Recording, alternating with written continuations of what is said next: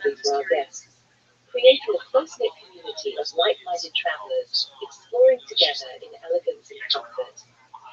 More than just a cruise, it's a unique experience of connection. Kosher River Cruises and KRC expeditions bring like-minded travelers together for worldwide exploring and celebration in a warm, inspiring, community-like atmosphere. It's a journey where friends, both old and new, come together to make memories that last a lifetime. Ships and expedition vessels, combined with our signature all-inclusive luxury service, make every day on board a wonderful escape into pure exploration and relaxation. With renowned kosher cuisine, expertly crafted by Master Chef Malcolm Green, every meal is an unforgettable experience. Each day, a new destination awaits. Our specially curated shore excursions offer deep insights into both Jewish and local heritage, creating a perfect balance of adventure, exploration, and learning. Our dedicated onboard team is with you every step of the way, ensuring a seamless, luxurious journey from start to finish. Every detail is taken care of, from excursions to amenities, to dining to entertainment. Discover the world with ease, comfort, and a commitment to the highest standards of kashrut. Join Kosher River Cruises and KRC expeditions, where exceptional service, community, and culture come together for a truly unique travel and cruise experience.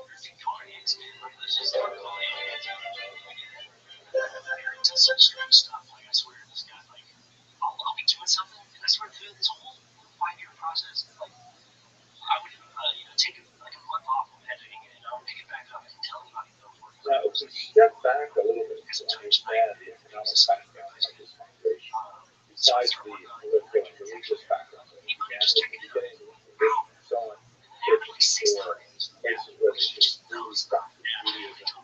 First as crypto Jews, as people in a environment like Brazil, and then later appropriately as Jews. This was against the backdrop of a much larger economic phenomenon known as the financial crisis. Basically, the way it looked, and this is somewhat of an oversimplification, but nevertheless captures a larger picture. You have manufactured goods coming out of the great colonial empires of Europe, in particular Portugal and England and the Netherlands, and they're bringing their manufactured goods down to Africa. They are then trading them for slaves, and these enslaved peoples are then shipped across the Atlantic Ocean through the notorious Middle Passage, where they are then deposited in South America and the Caribbean to a certain region, I guess especially like this map because it tends to imply they're going straight to the virgin colors, but in reality, many of them get dropped off in places like Curacao and then shown and shipped up to the Americas. The Caribbean is extremely important for all of these things. And then from the Americas, the Southern Mesoamerican, North American continent, from raw materials, all kinds of furs and things like that come from Canada, but from the Caribbean, in particular, cane sugar that was traveling by the way, the cane sugar requires heavy amounts of labor, and that's where the slaves come in. They are employed in these massive plantations to harvest the cane sugar and ship it off from the Americas. You have tobacco, for example, the same kind of idea. It's shipped off to Europe, where it's processed to manufacture goods, and this cycles will hold out for a few hundred years to tremendous misery. So how did Jews fit into this overall picture? The issue of Jews and the slave trade was actually heated, and the Jews often polemic and apologetic. I'm going to return to it in just one second, but I do want to say that on the whole, the participation of Jews in the entire institution of slavery was largely unremarkable. What I mean by that was they were not especially distinguished by a high level of moral allergy to this institution, which comes from name, nor were they grossly overrepresented, particularly when we correct for not only the tiny size of their population, but their place in socioeconomic structure. In fact, if you look more closely at the trade, what were Jews doing primarily in the Caribbean, where a lot of this slave trade was happening?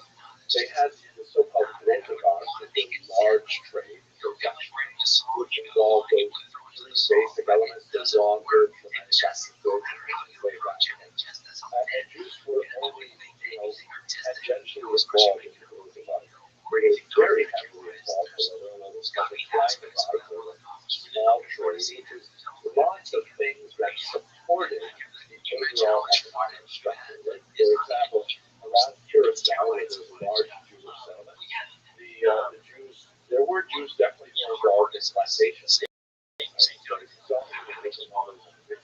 But primarily Jews were involved in the support of industries. For example, the ships come in and they need all kinds of goods. They need foodstuffs, they need to have their boats prepared, their sails prepared, they need cars, they need all kinds of things to be able to outfit the ships and so on. And so Jews would be very much involved in the peripheral industry to support the overall economic structure. So it would be incorrect to say that Jews were on one hand, completely divorced from the Rothschild'S because they were involved in all of the economic secondary activities, but it would also be wrong to say that they were overly represented in these things. There are some exceptions that prove the rule, if you will. Geronimo is the host, for example, also known as Moses Fidel, who lived between 1620 and 1697. He was a very important Portuguese agent in Amsterdam, deeply involved in the slave trade.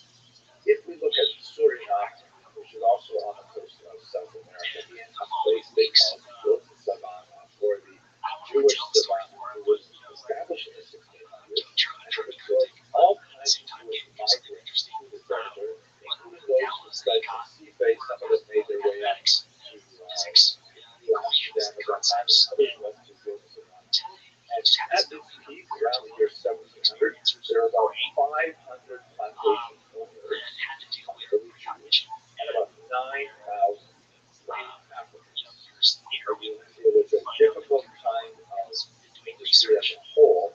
There were multiple slave revolts, there were attacks from foreigners, but what really caused the Savannah to collapse, in fact, much of the slave trade as a whole was really changed by this, was the development of the beet sugar industry in the 1760s. Beets grow in Europe, they can be transformed into sugar. Europeans have developed an addiction really to sugar once it had been exported to the Caribbean.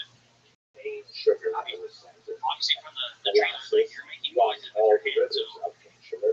But once Europe had figured out ways to make sugar locally rather than engaging in expensive shipping across the Atlantic, all of a sudden the sugar industry collapsed. And it had a disastrous effect on the plantations, including in the Savannah. But as an illustration of how the Jewish economy was really much more diverse, it really didn't change the overall Jewish economy that much. But it had, like a general depressing effect because so much of the Jewish economy was attached to the slave-based cane sugar industry. So therefore, by the 1760s onward, it was much more of an impetus for Jews to look for better avenues for economic development. Now, in this regard, just looking at those numbers again, 500 plantation owners, right, Jews primarily from Europe, and 1,000 slave people. As we see with non-Jewish plantation populations, this led to development, sometimes very exploitative, of the Euro-African Jewish population. What this means is that many slave owners, typically males, would take female slaves as wives or as concubines to produce offspring, and they would have some relationship with those offspring in some cases, but nevertheless, now you have a new population of people, and how were they dealt with in Jewish society?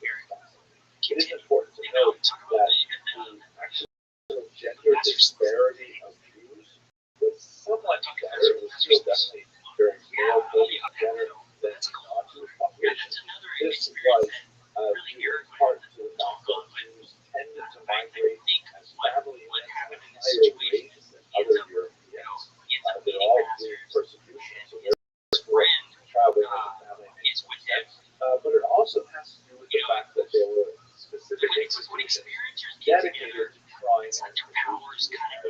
built our society into where it was staying for. This was a society based in Amsterdam that collected funds and underwent marriages as far as possible for Jewish rights. So the problem was not quite as acute for Jewish populations as it was for non-Jewish, but nevertheless it's significant. Yeah, we're in a pretty remarkable picture here, which I think illustrates the whole story. On the left is Maria Louise Dunbar, obviously with some African descent, and she is married to Johannes Ellis, also of African descent. They're dressed, however, in very European clothing, and they are in fact very Filipino. What's their parentage? So Maria's father was a Jewish plantation owner, and her mother was a freed slave. And Johannes Ellis's father was a non-Jewish Dutch governor of the region, and his mother was a woman from Ghana, which by the way, so what do we know about these populations that racially look different from non-Jewish, or even from Sephardic Jews coming straight out of the Iberian Peninsula?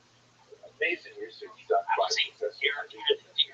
And basically the kind of sources we have are slave manumission records. That is, when slaves are freed, this is something that had to be recorded because obviously, if a person was a freed slave, they had to have paperwork to ensure that they could preserve their freedom. That's also important to note that this was an opportunity for the state to tax slave owners if they wished to get rid of an expensive proposition to free a slave, you provide utility and provide like income for them and so on. And so people would generally only manumit their slaves if they felt an emotional connection with them. For example, if they were concubines or if they were children. And we have significant numbers of these slave manumit records that give us a sense of why Jews would participate in this process. Related to this, by the way, is conversion, which we'll talk about next. We also have wills of former slave owners who then freed their slaves and then chose to give money to them. And finally, we have burial records, which indicates what happened to the freed slaves or their offspring once they had become Jewish. Were they buried in a Jewish cemetery? We have this large phenomenon of what we call reputed children. And these are the children typically of Jewish male plantation owners, like in Joseph Savannah, with wives or concubines of African descent. They may not have had the benefits of conversion and so on, but nevertheless were included in the wills of the Jewish legislators. Some of them are quite fascinating. For example, Emmanuel Baruch's son, who died in Jamaica in 1795, left a very interesting will where one of his sons was to be awarded a significant amount of money. And he also, his son, by the way, who was a reputed child, was actually raised by Emmanuel Baruch's cousin, who apparently had a tremendous amount of promise for him. And in her own will, she had left money to this child as well. What is especially ironic is that Emmanuel Baruch was cognizant of the fact that his children, who literally from his European wife, it appears that his child was the child of a mistress. He anticipated that his European wife and his offspring with his European wife would actually object to the allocation of funds to this reputed child, and so he actually put a codicil in his will that in any event his wife or his children by that right dispute the will or question the allocation of funds to their half-brother, they would probably lose all of the money that had been allocated to them.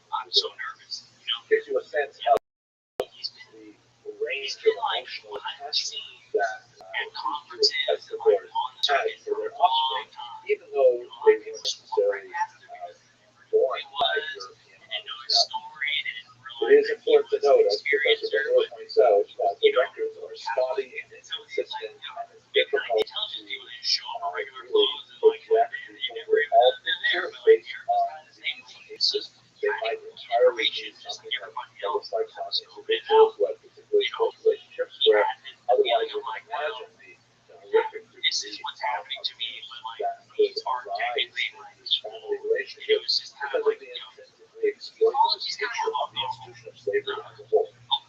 nevertheless do have lots of examples of the offspring of such relations being converted to Judaism upon Imagination. We have examples of conversion, all kinds of things going on that are so fascinating. This is, by the way, a picture of the Mikvah Suriname. It's now dry, but this would have been filled with water and would have been part of the However, taking all of this together is a complicated picture. It's fascinating just to see little details here and there, but a complicated picture. It is important to note that the one other set of records, those are synagogue records, are especially telling as to how this society is functioning and so on. And the reality is that it appears that the offspring of Africans who are part of Judaism were accepted within the Jewish community, but nevertheless there was a layover of racial ideology within that acceptance. This is, again, not at all exceptional when you consider the complicated disease of racial distinctions the overall society was making. Europeans and Africans and half European, half Africans, and 1/4 African, 1/4 European, 1/8 shown, and they actually had a whole chart to describe what a person was, depending on how much European and how much African ancestry they had. In the synagogue of Suriname, you have a racial distinction between two groups of people, the so-called Congregates, and that would refer to the partially African Jews. Nevertheless Jews, but there was a distinction, and there were certain restrictions placed upon them, where they could sit buried at the side of the cemetery before dying, and so-called Yechid, which is hard to translate exactly according to what it literally means exceptional people, but it really means people, and that's the purely European Jews who have more privileges and buried in the main section of synagogue, things like that. So to think that, once they were converted to Jews, that they were automatically socially accepted, and I think that would be nevertheless, they weren't reluctantly, and maybe I can use by saying that, it's an illustration of the overlay of civil prejudice on a halachic basis, because in terms of the Islam or halakha, race plays absolutely no status in the role that a Jew has with regards to their obligations, responsibilities, and so on. There's no distinction made whatsoever within the Halachic literature that there is reference to a person's racial background or so. So all of this other material of separating the congregations and the burial section, things like that, it's either totally innovated as a social assumption of that time, or sometimes it's a contradiction of all that time. Nevertheless, this is how this society functions. There's some great work. Please have a look at Professor Ru's books on this. Quite fascinating. Okay, I hope you enjoyed this video.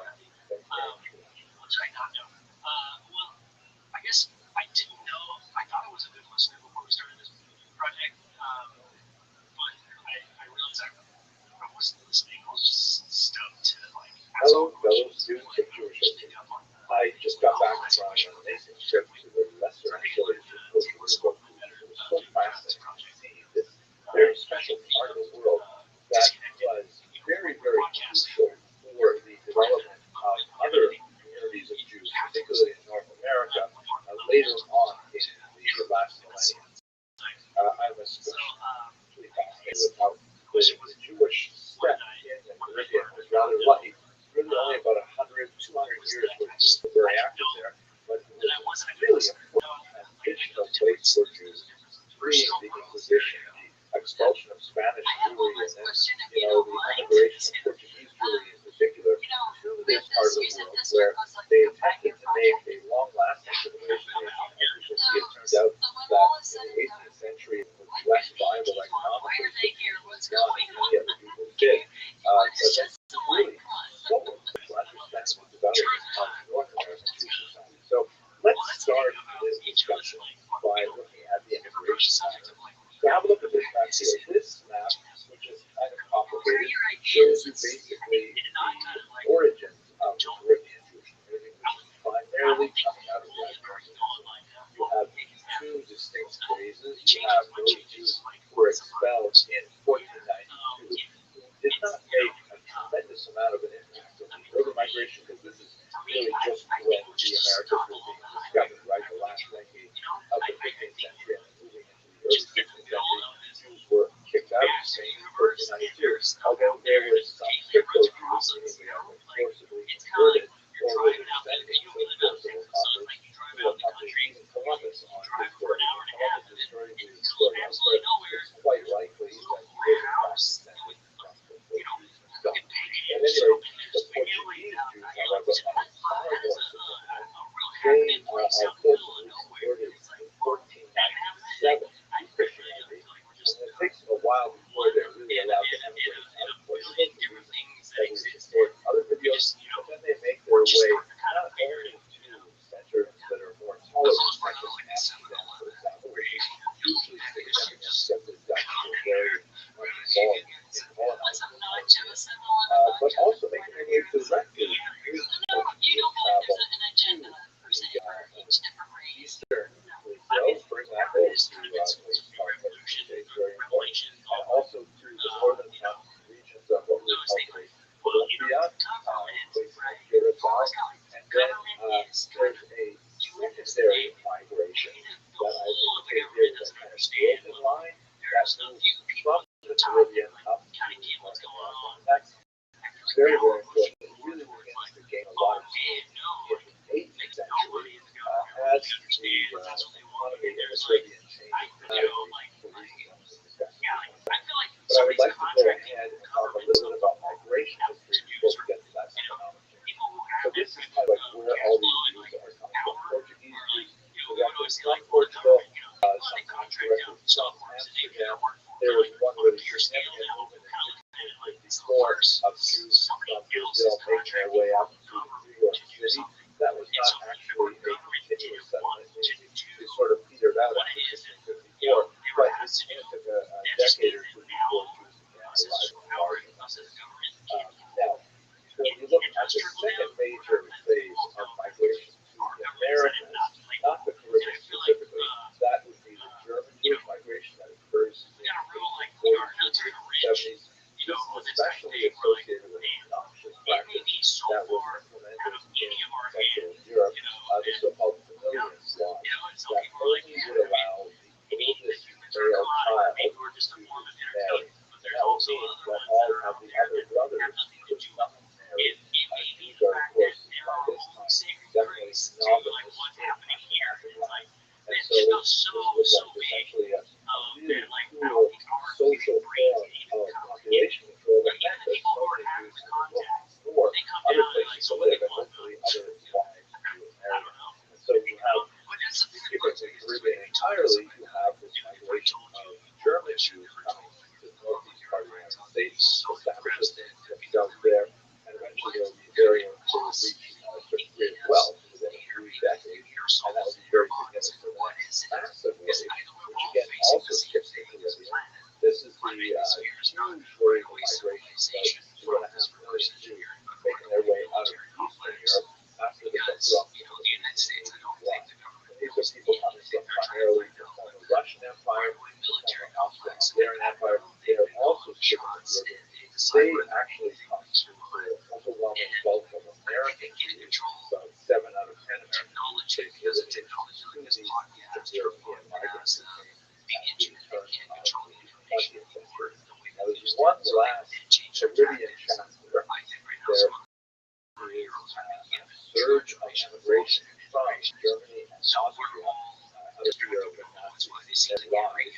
But by this time, America had adopted a much more nativist approach to these European migrants. They had largely closed their doors to Jewish immigrants, so therefore many of them sought out Caribbean locales, often as a stepping stone for they could eventually make their way to America.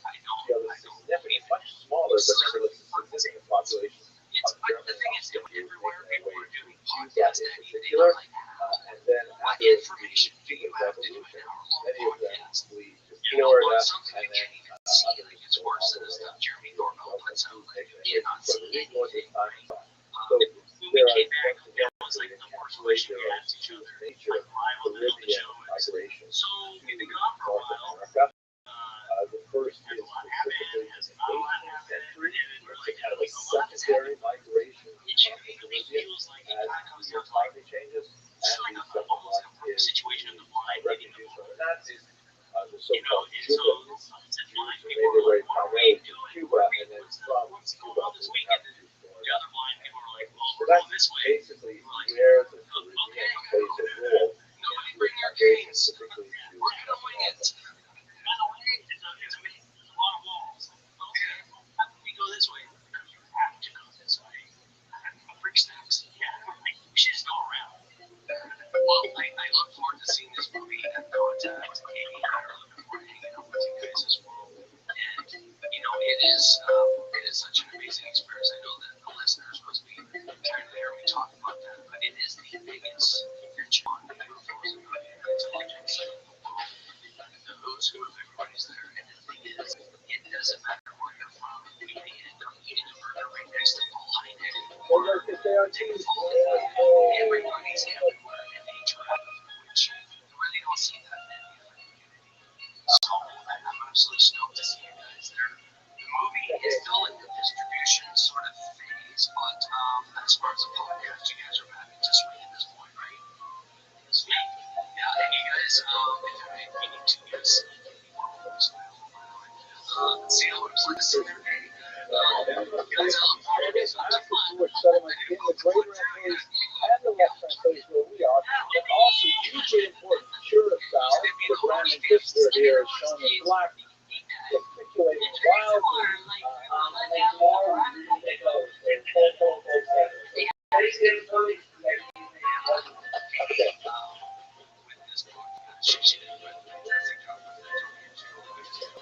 What's fun is to look at the older cases and find out there's a bunch of claims that you actually like you have to wait decades for it to find out before you get to the part. And that's what you did with this book. It's fantastic. Seriously, thank you so much for coming on today's podcast. And we're listening to these, obviously, if you're looking for everybody can go like and subscribe on their YouTube. I believe you're on Spotify as well. Apple too, right? I'm not on Apple, but I figured you guys are. Yeah, they're just following their heads. They have reviews on Apple. Yeah, if you're on Apple, yeah. On Noodle and Scooter and Jimmy. Scooter, besides you have not heard of, they're everywhere like herpes. They're just everywhere. Awesome, guys. Thank you so much for your time. Thank you, man. Thank you, Brandon.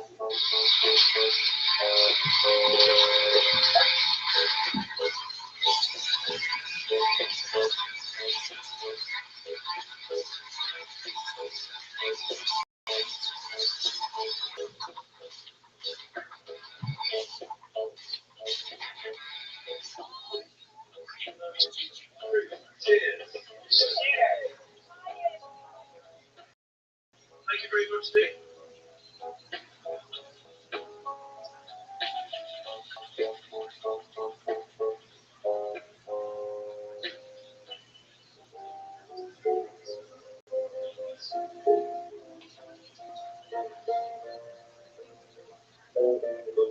Well, we are back with another great episode. Michael, we have Rothschild'S joining us today. To get these legends to come on and educate us is an amazing thing. Although Katie can't join us today, I'm sure she's going to love this interview. This is right up her alley, especially with the presentations and stuff. And she's seriously, I don't know anybody like her. She is like to me like a role model of investigations, and I look up to her for like things that you know what you're doing. She's been at it for a long time. And Robert, of course, since 1967 has been actively promoting and talking about the nuclear problem with the UAPs. And that's been a big issue I'm not too familiar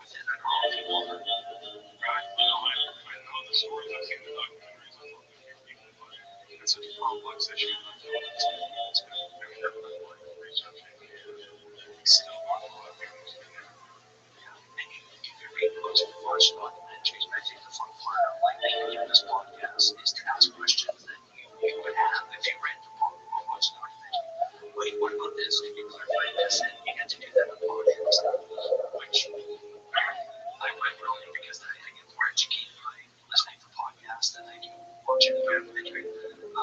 Plus, I think it's the things they leave out, like they're very limited on time, and so you can't really get that. It's like conversation. Yeah, like a full meal. You know what I mean? And so we should talk about this. Contact Ed Desert is coming really, really fast. It's just around the corner. We are April 1st tomorrow. So yeah, it's right around the corner. If you guys don't have your tickets, definitely buy some. It's, I believe the hotel or the resort's completely sold out all the rooms. And this is actually turning out to be the biggest one they've ever had. The Rothschild'S is going to be there. Beast from the East, Michael Dawson, is going to be there this year. Very active. You're going to be doing podcasts only with us, but with the anomalous review. Yeah, and you're going to do something like we're going to watch it. Tons. And with the anomalous review, we do have a new series that's coming out. It is about the SCU and encounters. Just quickly describe that. I'm interviewing members of this scientific coalition for your case studies who have themselves had encounters with the so that some encounters are really intense. So it's very interesting. We have to get to sit down not only with these encounters, but also as the scientific background and knowledge to be able to analyze them and say that people like those ones. And you were mentioning so many of today that you guys said after the started legislation. Rabbi is somebody said so. You know how long I've been backwards? It's not always paying attention. You're right. In all three of the cases that I've reported so far, people already have already interested in something in UAP or something very close to it. Like you're saying, yes, most people. And you're mentioning to me also that it's just like a unique person, right? It's crazy. Okay, guys, we're going to be back with Robert, so let's move on and enjoy this. He's got a presentation for us, and I'm sure we're going to run it once. And we'll be back very shortly after this intro.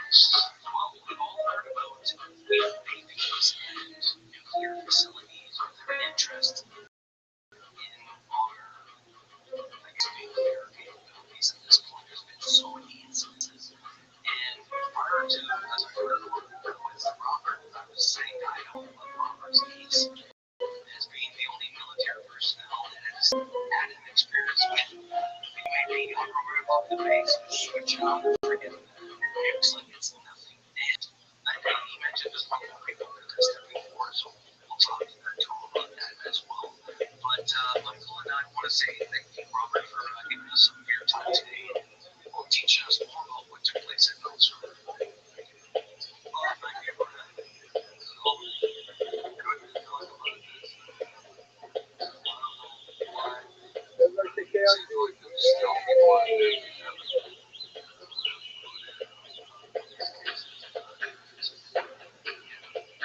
It's not just an issue of it taking place in the States, but the fact that it happens in other countries that have nukes.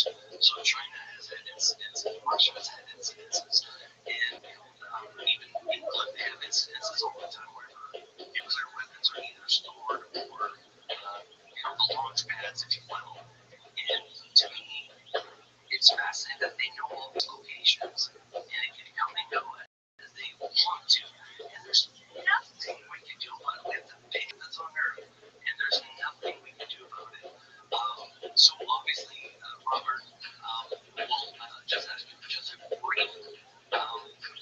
basically description of what happened that night was obviously around Christmas. It wasn't taking you guys by complete surprise. Maybe just give a quick rundown for the listeners that haven't heard this story and will be educated along with us. Well, sure. I do have a presentation up on my screen when I gave to February 2023. So everybody now, no such down throwing. It's the all resolution office. It's a judicial office designated by certain regulations passed by Congress. Let's see. Well, they do it every 2023.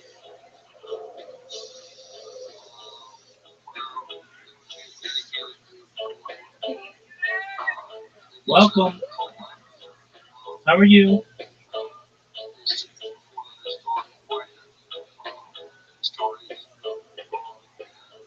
What up, Brandu? What's good, son? Hello, fellas. Just a moment. I Can you hear me? Yeah. Dude, you're really hard to hear. Is there any way you can come closer to the microphone? Excellent. How'd you find out about me, Brandu?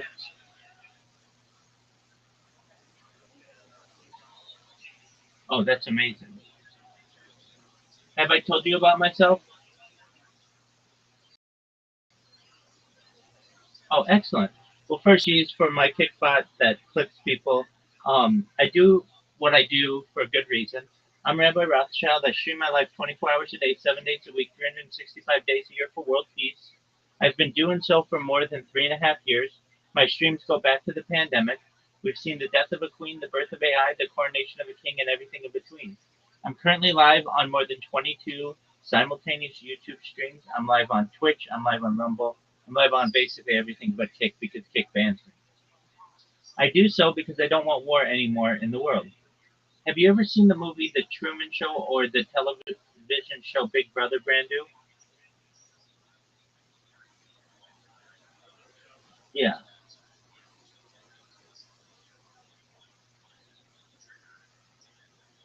It's okay if you haven't. It's basically the story of somebody whose entire life's on camera, as is mine. In 2018, The Economist magazine stated that data was Earth's number one resource, more valuable than food, water, gold, air, everything.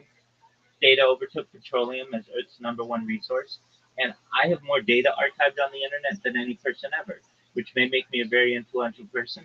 And if that happens, brand new, I'm going to make sure that you, your friends, your family become financially independent. If you're not already, I'm going to make sure that you have the ability to create generational wealth, and I want you to be able to start charities and philanthropic organizations of your own. How does that sound?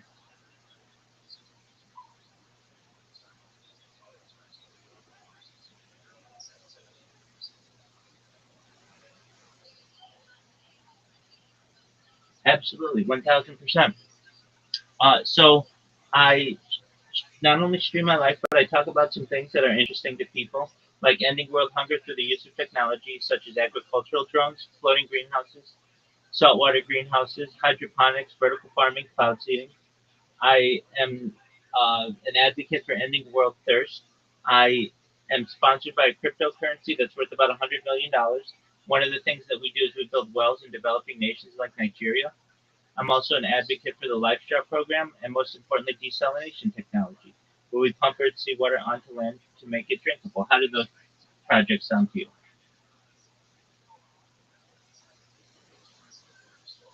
Excellent. I talk about some other things that aren't generally discussed in the mainstream, things like anti-gravity, antimatter, faster than light, travel, faster than light technology, artificial general intelligence, artificial superintelligence, quantum computing, nuclear energy. I talk about things like de-extinction technology. If you didn't know this, the first successful de-extinction took place in the year 2003 with the Pyrenean ibex, which is a goat located in northern Spain, southern France. Fast forward to the year 2021, a company out of Dallas, Texas is founded known as Colossal Scientific. They've made it their goal that within the next 3 years, or by the year 2028, to reintroduce the woolly mammoth into the Arctic Circle using Asian elephant surrogates, which I just think is a mind-blowing opportunity. Following the reintroduction of the woolly mammoth, they want to reintroduce the Tasmanian tiger, followed by the dodo bird, which I just think is a really exciting goal. They've recently made headlines with their dire wolves. Their dire wolves are about a year old, and Joe Rogan has met them. I talk about other things that are going to affect you potentially if you want. I talk about things like life extension technology. When you're into the average life expectancy for someone like you is probably about age 80. I want to increase that to age 100, 120 if you want, with your consent through the use of technologies such as oxygen therapy, human growth hormones, stem cells, peptides, things like cryonics, cryogenics, things like perhaps nootropics and ambrosia therapy, cold shot therapy. But eventually you may get to be 120 years old and you may say, Rabbi, this has been a really great run. Everything that you've done or told me about back in 2025 has come true. What's the next plan? And if you want, this is again with your consent, you may be able to utilize a type of technology known as mind uploading technology, where, with your consent, we scan your brain into a computer like a CAT scan or an MRI, knowing where every atom is in your central nervous system and your peripheral nervous system, for later download as an android, an avatar, cyborg, a cybernetic being, a clone of yourself, a robot, an ethereal being, whatever you want to be. But essentially, what I'm saying to you, Brandon, is there may be an opportunity at digital immortality. What are your thoughts?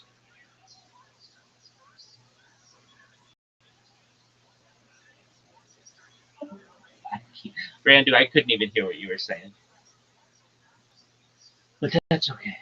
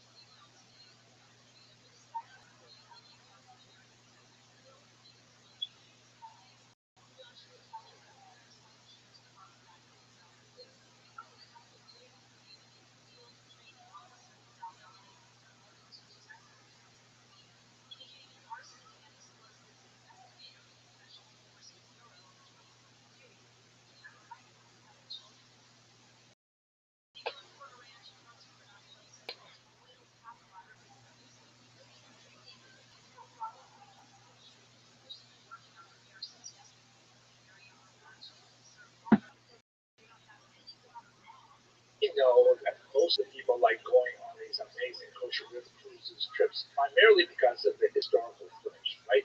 It's just so amazing to learn about Jewish history and then actually visit the places where it happened. And, that's where I go. However, people tell me that they also go for the beautiful scenery, for the luxurious surroundings on these gorgeous boats and things like that. Okay, I understand that, and I even appreciate it a little bit too. But a lot of people tell me they come here and Chef Malcolm, Chef Tobias are just geniuses with food. And so I want to make this a public video appeal. Chef Malcolm and Chef Tobias, would you please include some chocolate on this particular cruise? Now, why? Because it is historical as well as delicious. The fact is that chocolate was only discovered by Europeans with the discovery of the New World in the 15th century. And it was imported back here where it was consumed basically in the same way that it was consumed in the New World. That is, as a liquid. People would drink chocolate. For decades and decades, they only drank chocolate. And of course, it's not easy to export a liquid like that. It's very heavy and so on. And the beans, well, that's a possibility too.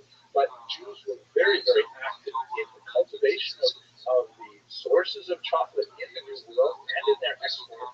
But one figure in particular is especially connected with the Caribbean, and that is Benjamin da Costa de Andrade, who was one of these Portuguese Jewish traders who specifically invented a method to convert the chocolate into pellets, which could then be much more cheaply transported, lowering the cost of this otherwise high luxury item to be able to be enjoyed by hoi polloi, all kinds of people. And so as you enjoy your French chocolate, because he was primarily was imported Bordeaux, think about how wonderful it tastes. Think back to the fact that Jews were really at the basis of this chocolate trade, and in particular the Jews of the Caribbean. I hope you'll be able to join us on this cruise. It promises to be absolutely amazing and fascinating on a historical level. But if not, I'm looking forward to sharing with you some of my research in these videos. Thank you very much for watching. Monitoring and control of 10 nuclear missiles. So, Robert, just a quick question on this. So this is underneath the ground. Is there a specific reason why they place you guys underneath the ground as opposed to a building? Fellow students of Jewish history. So I'm sure you're familiar with the great American founding father, Alexander Hamilton, with his storied career that has been so popularized in recent years with his very successful Broadway musical. But there has been new research that's been coming out recently that suggests very strongly that Alexander Hamilton was in fact Jewish. Now this connects to the Caribbean, and the upcoming Kosher River cruise there in January is because he was educated in a Jewish school on the island of Havis, right next to St. Kitts. And this is one of the small biographical details that so many historians have looked at and said, what a strange anomaly that he would go to a Jewish school as a child. So a new book came out last year, the book The Jewish World of Alexander Hamilton by Andrew Bowacher, that is actually quite fascinating. And so I want to walk you through his main arguments to suggest, I think convincingly, that yes, Alexander Hamilton was a child Jewish. The book is, I can't tell you how fun it is. It reads like a detective novel. As a professional historian, I especially enjoy how he looks at the twisted and convoluted ways in which previous biographers have attempted to deal with the strange anomalies in Hamilton's biography. And then he says, well, the most obvious suggestion is simply to say he was in fact Jewish. So first of all, one of the most useful things that Alexander Bowacher does, and it goes beyond the scope of this specific book, is he asks, well, what does it mean to be Jewish? Right? It's a question I have to be quite fascinated with in general. And he defines 8 different forms of Jewish identity. And this is really worth thinking about. So let's look at it quickly, and then we're going to kind of fill in this chart with Alexander Hamilton on this chart. So first of all, legally, does Jewish law consider you a Jew? So although there have been some changes in the late 20th century in certain of the various Jewish movements, historically, for the last 2 millennia plus, Jewish law considers the child of a Jewish mother or a convert to Judaism a Jew. That's the definition of a Jew. Either your mother was Jewish or you converted to Judaism. And everything else, like what you do with your life, that's secondary. There are a lot of rabbinic debates, but that's the basic rule. Does Jewish law consider you a Jew? That's like the legal definition of Jewish identity. What about a personal form of Jewish identity? Do you consider yourself a Jew? We have so many examples of people who fit the legal definition, but do not consider themselves Jewish. Thirdly, ethnic. Did your ancestors consider themselves Jewish, right? Like we saw this with Christopher Columbus a little while ago. According to the DNA research that's come out, now it has not yet been fully peer-reviewed and things like that, but there are a lot of reasons to assume that it shouldn't have a problem with the peer review, but let's just assume for the sake of argument it doesn't.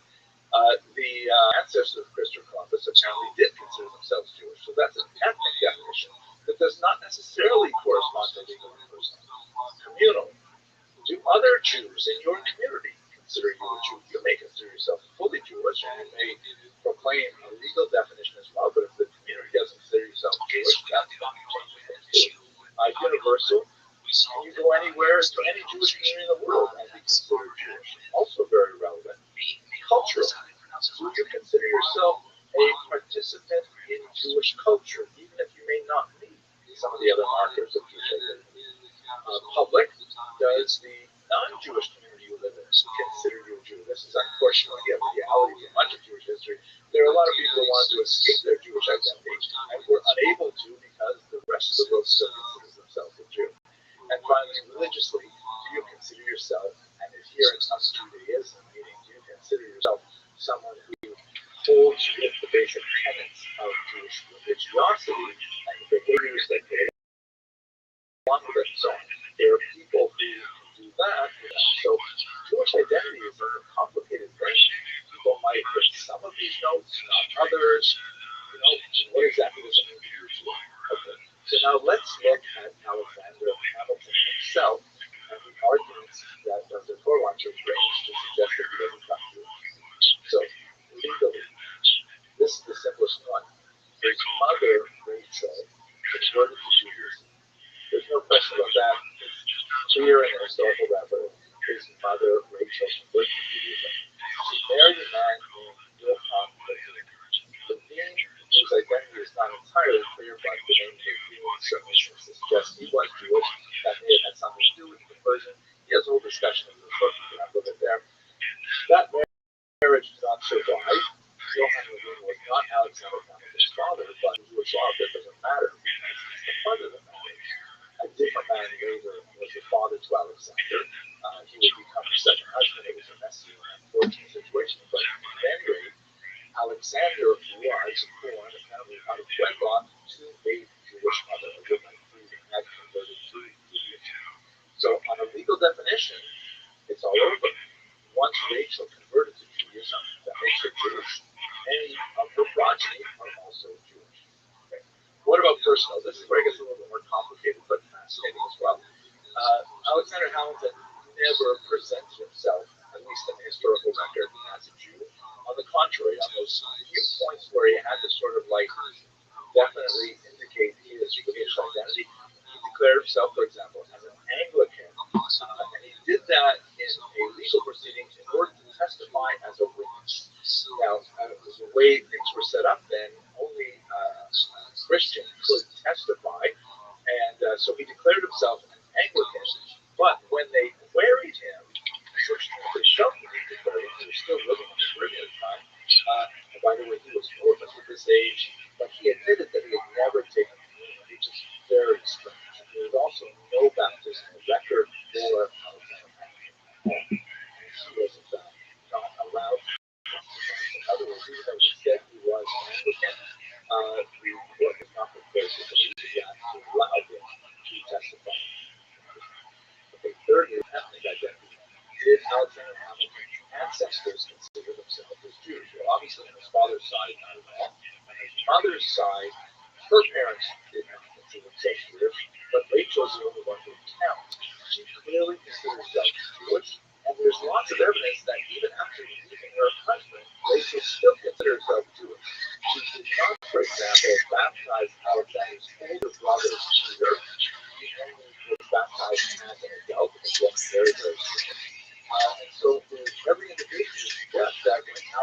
left her husband, she still considered herself fully Jewish. Thirdly, and the support that is called as a local Jewish community, consider you a Jew, Rachel had her son Alexander educated in the Jewish school of heaven. And that's, obviously she considered him deserving of being within a Jewish educational environment, and the community considered him appropriate to be in that environment.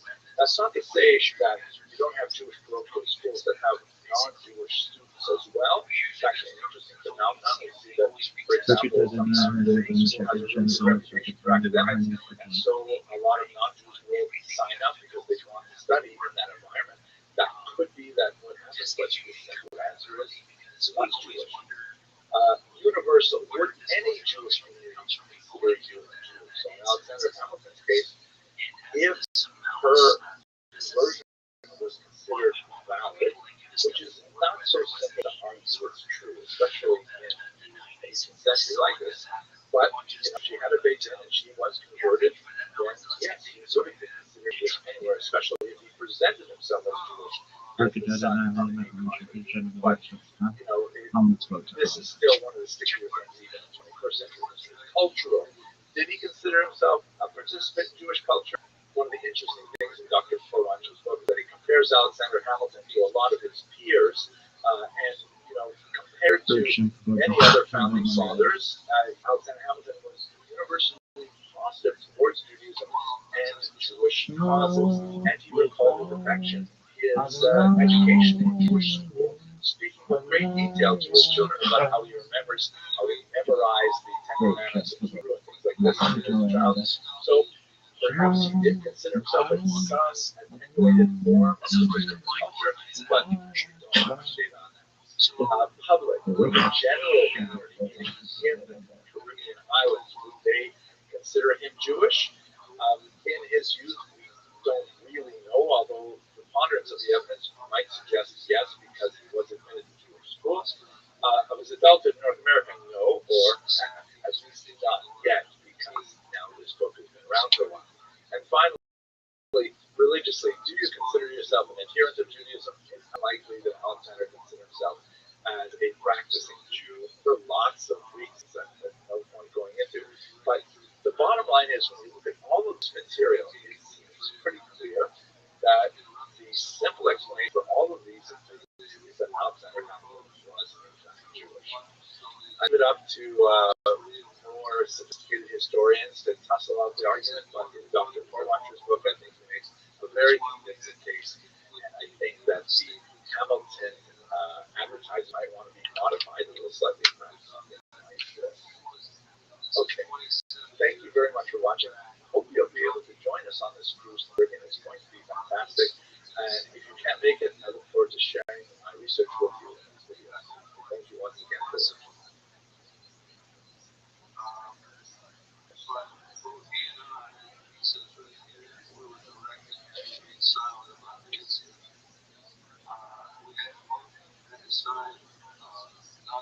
Hello, fellow students of Jewish history. I am really excited about this upcoming cruise with Ocean River Cruises to the Caribbean, specifically the Lesser Antilles.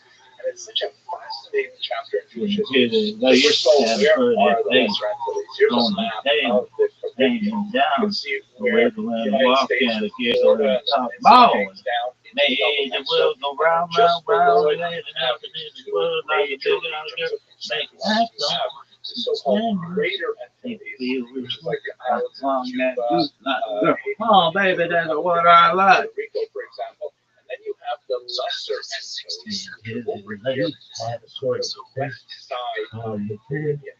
This is where we're going to be cruising. And, it looks like it's just a tiny little place with these little archipelago of islands, but it is such a fascinating chapter in Jewish history. This was an extremely important region of some of these sources. Portuguese Jews in particular, they're an unusual population. They were forcibly converted at the end of 1496 and the beginning of 1497 to Christianity, but for generations, for centuries, they were really called New Christians, which is really a derogatory term because specific laws were put in place to prevent them, for example, from emigrating from Portugal for quite some time.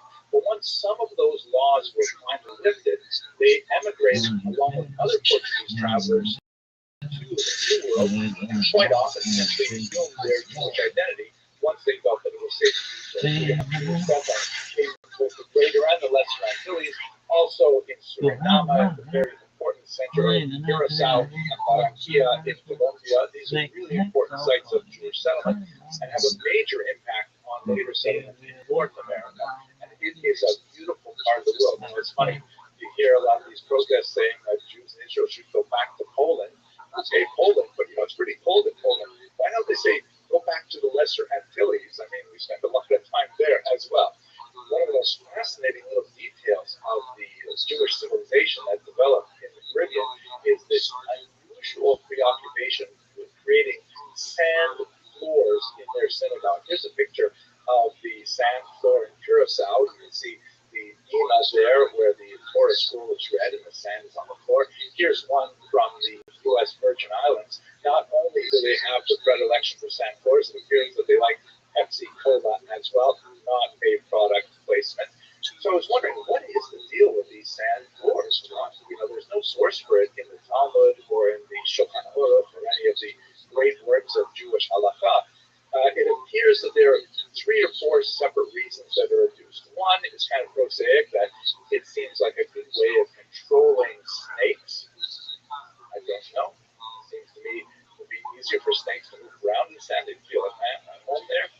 Another more poetic reason is the idea that, since these were originally crypto-Jewish communities where they had to hide their identity, it would be like quieter to walk around on the sand and people wouldn't know how many people were in the synagogue. That seems a little stretch to me, but who knows?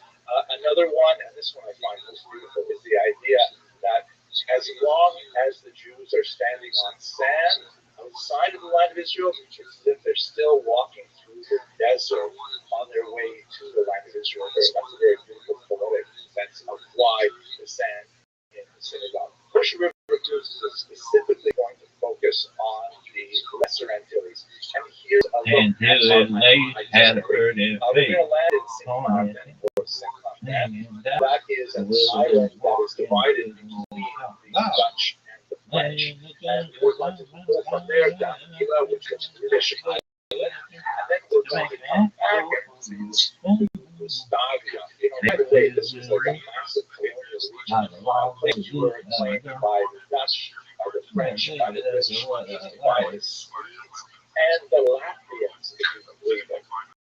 Some of these regions are now sovereign states, others are still controlled by their European colonizers. Anyway, from Gustavia, where we're going to spend Shabbat, we'll dock there over Shabbos, then we're going to go down to Antigua, and we're going to pass by St. Kitts and Nevis. Nevis is especially interesting in that Alexander Hamilton attended a Jewish school there.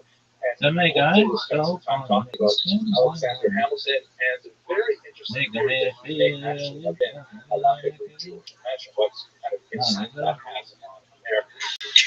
From Antigua, we're going to go down to Guadalupe. A really interesting person comes out of Guadalupe. Benjamin da Costa de Andrade was a former crypto-Jew who was able to re-adopt his Jewish identity. Originally came to Lyon in southern France, and while he was there, he discovered that the product of chocolate, which had first been discovered by Europeans in 1502 as a drink, it was something that the indigenous peoples would make into a drink, and they would export this drink to Europe, where it became very popular. So at any rate, Benjamin da Costa de Andrade, he figured out how to make that drink into pellets, a solid, which was much easier to transport. And once you send chocolate pellets over to Europe, they just exploded. So next time you were eating a chocolate bar, just think to yourself, oh my gosh, this is essentially impossible to imagine were it not for the Sephardic Jews who inhabited the region of the Western Antilles. Then from Guadalupe, we're going to head down to St. Lucia, where they have a fascinating dormant volcano. Can't wait to see that. And finally, we're going to return to Barbados. It promises to be a beautiful cruise that combines natural beauty with the amazing and unusual history of the Sephardic Jews who lived here. For those of you who aren't able to join us, I really look forward to sharing with you some of the insights that I discovered as I do research on this unusual Jewish community. Thank you very much for watching.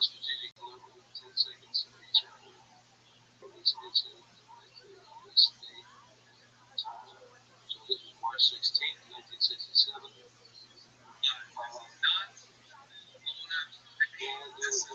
Hello, fellow students of Jewish history. First of all, I want to thank you to all of you who have sent me notes saying, hey, did you see that Christopher Columbus was actually Jewish? Thank you very much.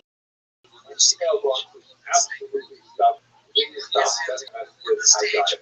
I was a little bit nervous by the rules because in 2017, I gave a lecture on this topic in which I said he probably was Jewish. And now I am once again proving wrong. I hope my wife does not see this video. But what I'd like to do today is talk a little bit about what has been discovered.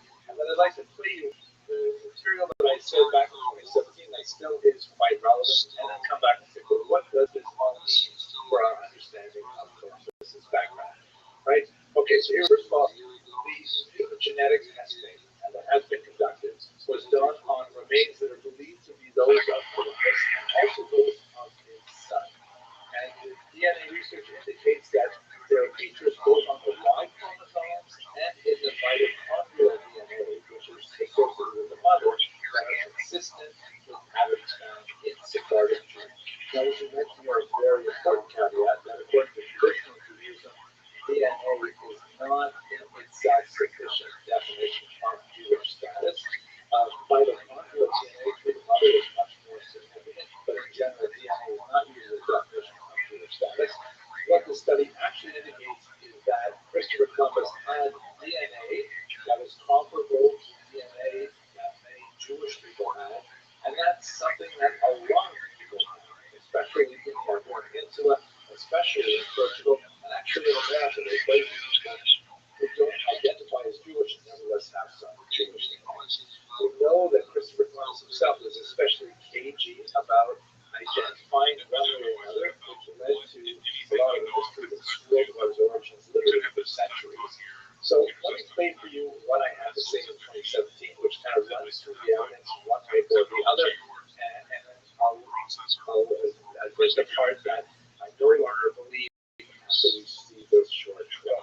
The question, so was Christopher Columbus Jewish? The answer is, to give it away, we can all go home right now, probably not. It is highly unlikely that he was in fact Jewish. But still, we still have the question, why would one think so? Let us just quickly look at the work of Cecil Roth. We actually studied his work earlier. He wrote several books on the history of the Inquisition and the experience of Jews in late 15th century Spain. He wrote about Columbus that the mystery regarding Columbus's origins is largely the outcome of his own mendacity, meaning Columbus himself enjoyed projecting the image that he was secretly Jewish. It was kind of like a chutzpah. So anyways, his own mendacity, meaning he used to lie.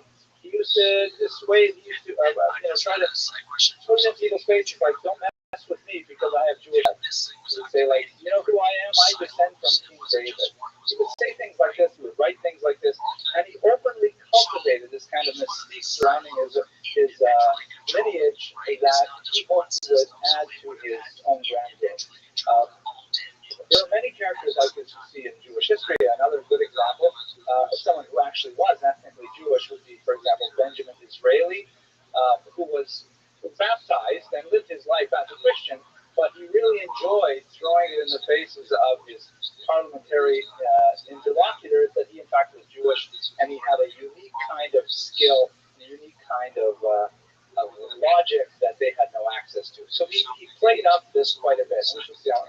But since Columbus frequently made these references, and his background is incredibly murky, Roth concludes, as a result, it is equally impossible to exclude or to confirm the hypothesis that he was descended from a Jewish or an ex-Jewish family.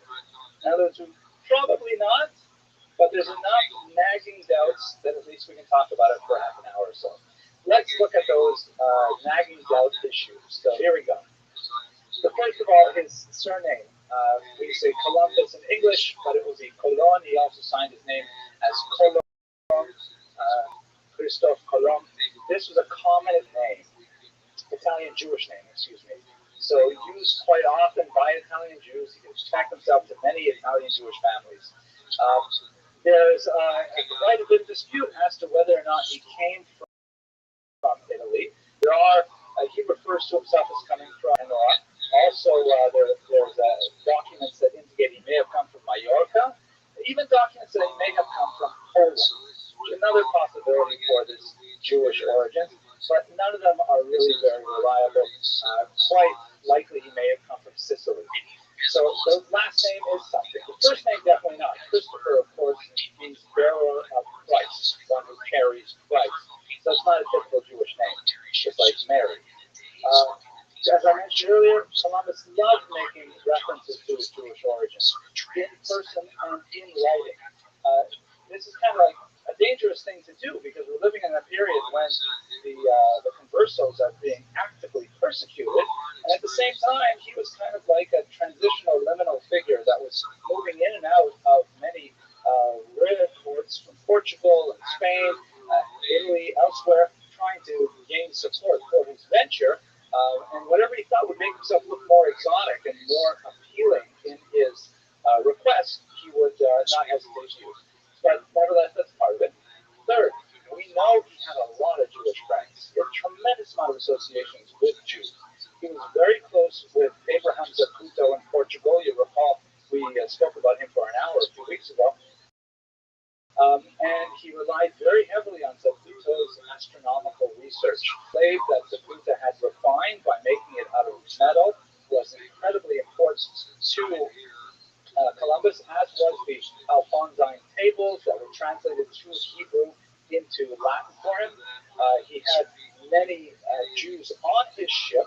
We're not precisely sure because we only have like the ship manifests. They're not complete, and they have surnames. Very many of them we simply don't know what the biographies of them are. We do know that his translator was Jewish. This is, by the way, a typical kind of Jewish profession. Jews in medicine, Jews in law, Jews in finance, and Jews in linguistics are very big. Jews, the exception of American Jewry, is a very unusual exception. 20th century American Jewry, very monolingual. But for the most part, Jews typically are polyglots, speaking several languages and very valuable to their host societies as a result.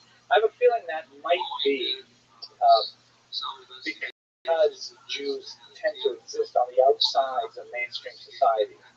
In America, where we were accepted so well and so deeply, especially in the second half of the 20th century, we lost a lot of our linguistic skill because it was necessary. But in the first half of the 20th century and earlier, perhaps in the later 21st century, we will develop that again, I would say. He was also very close to conversos, that is, Jews who had converted to Christianity during the course of the Inquisition. In particular, Santa Gel, who was one of his main economic backers, a very important person in the royal court of Isabel and Ferdinand, who supported him and made crucial recommendations to allow the king and queen to promote his work. And a man named Sanchez as well, another major backer.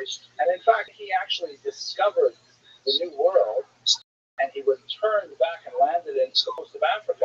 He immediately sent letters describing his discovery to the king and queen. Obviously, couldn't send letters back from the New World because the postal service was not too great, connecting transcontinental messages. But he did not address those letters to the king and queen. He sent them to his Jewish buddies or his converso buddies, the Santa and Sanchez. Very unusual that they would be the first people he writes to. There are some really tantalizing things, like, for example, he was the ships.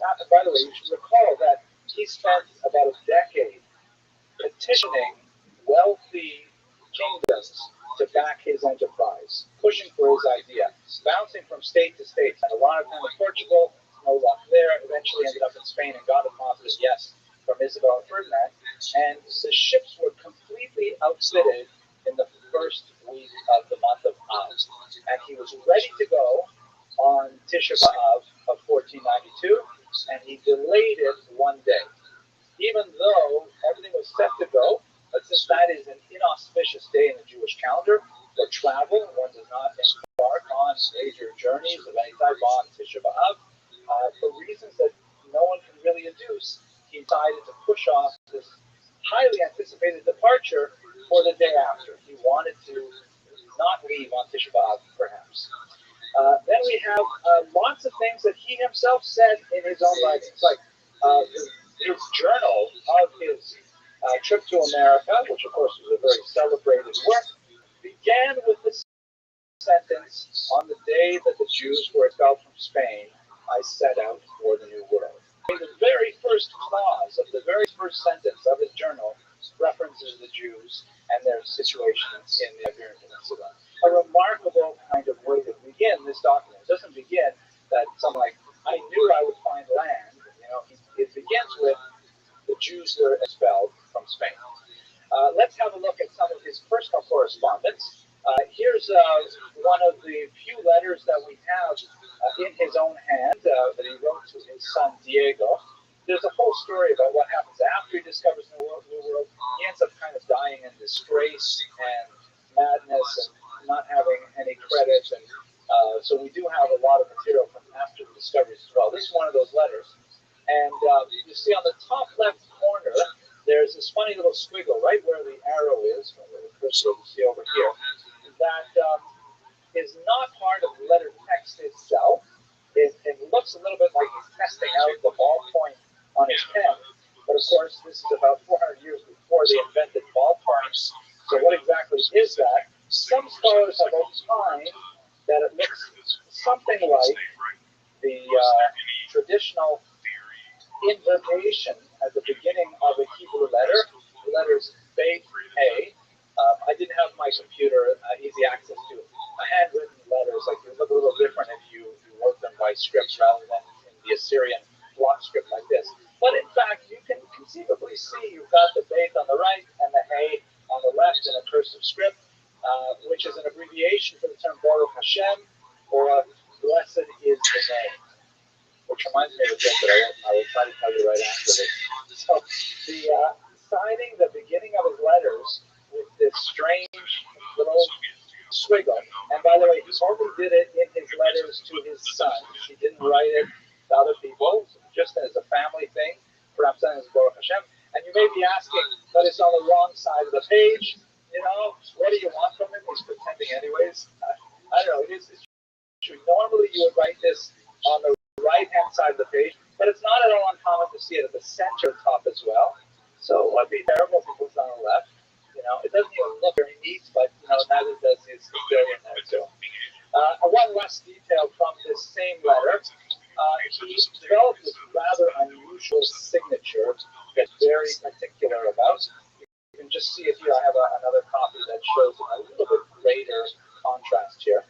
No one has yet been able to decipher this strange signature that not only did he use in the latter years of his life, but he insisted that his children also use this signature, which is a strange kind of thing to do. I want you to sign my name like I sign this name, not on checks or something like that. This part we can sort of figure out. The X is, of course, the Greek chi letter, and then Christos.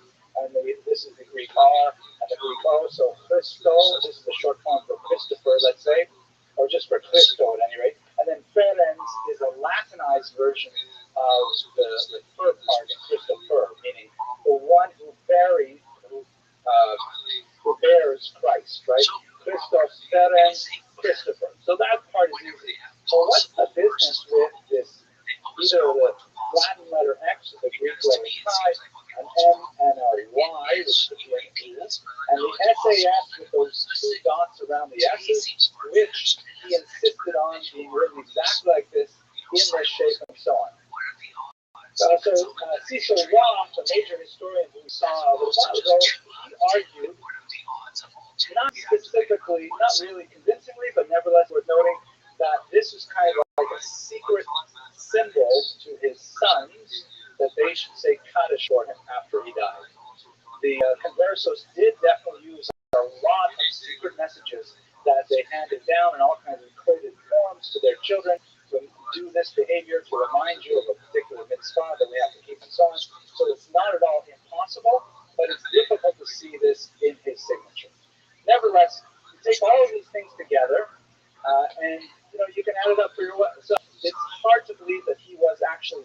I think it's more likely that he liked the image of being Jewish, and he actively cultivated that with his population.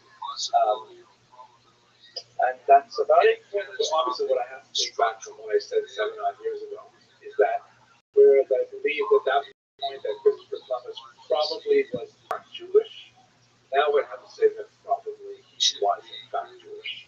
I'm just kind of bummed out by this because I wish we had this DNA evidence like a half century ago, when Columbus was still favorably regarded in the Western world. Now it's just like another reason why people don't like Jews. What are you going to do? Figures. But let's just clarify what we're talking about here. What we're saying is that Christopher Columbus, he himself, we know, did not identify exclusively as a Jew. In fact, that would have been virtually suicidal. At least it would have been a career killer at the time he lived. He identified as a faithful Catholic, perhaps for pragmatic reasons. But as I said before, we watched the 2017 clip, his ancestors were quite likely Jews. Now, why did they become Catholics? Most likely they were victims of the forced conversions in the pogroms of 1391, or possibly he was descended from the many conversions that followed the disputation at Tortosa in 1414. These are people who are the so-called Marranos, that in itself is a derogatory term, and they are still basically and that population, which was quite significant in the Iberian Peninsula leading up to the year 1492, it actually constituted a very major element in the migration to the New World from the Iberian Peninsula in the 16th and 17th centuries in particular, and from Portugal especially. And that brings us back to the Caribbean, which is where we're really looking forward to visiting this January. It's on the spot here on the boat. Please click on the link in the description and we'd love to have your questions. Okay, I hope you found this video useful. Thank you for watching. I like knowing that people have to worry about their body from the knee down, and they don't know it. So when they're around me, they feel so scared because they're big, and they don't know that there's literally something called Achilles heel. There's literally something called Achilles heel. So after they go, it's right tough, I just go keep you busy. That's what I like to hear. Keep you busy, right? His head's going to be in your chest. His head's going to be on your head. His head's going to be in the back of your neck. What would be cool is if you do this so much, you're going to come from Yeah. It's like, guys, but there's no way, I'm sorry, there's no way, and I talked to regular ways as well, there's no way I can do this the way I'm doing this and not do something like a peptide, testosterone, something. I got to do something. It's going to break it down. By the way, you know, I'm not blind, I'm just moving around. Still alive. Right up until the 90s. Still alive. Look at this. It can be you, man. Shipping hanging out. Some gear. That looks natural. Yeah. By the way, he's about 47. The last lecture was looking at temporary creation. It can be you, dude. Could be me. Yeah, take a long look here during the period of the rise of Zionism, ancient Israel, and Islam. Yes. Right there. That's funny. I love that. First thing I want to say is some of the geography right here. Right material from I bet you that gets Africa, Asia. That's when you realize you're like, oh, you shave his beard. My cousin's that influencer that we have on the show. Yes. No. It's also That's a photo shoot. It's probably a little intense. that the nation around Israel that we had to put place in. It's got some tents on it. See how the nipples start to fall down? There's some tents fall down. That'd be, what is that? That's kind of, or just like a tits. Or a guy who he's got some, or he sees them and your tits start to say, yeah. It gets loose on the end, like you can Hulk Hogan had that, and you look at it, we tighten that up. It's tight up, you have surgery. Yeah, well, so I think it's important to have surgery. Once your tits get sagging, you got a problem. Dude, Bosnia had tryouts yesterday. You know, following the team with Bosnia had tryouts yesterday. They decided to have them because they evaluations they come with the 8-year-olds. It's fine. I'm sure they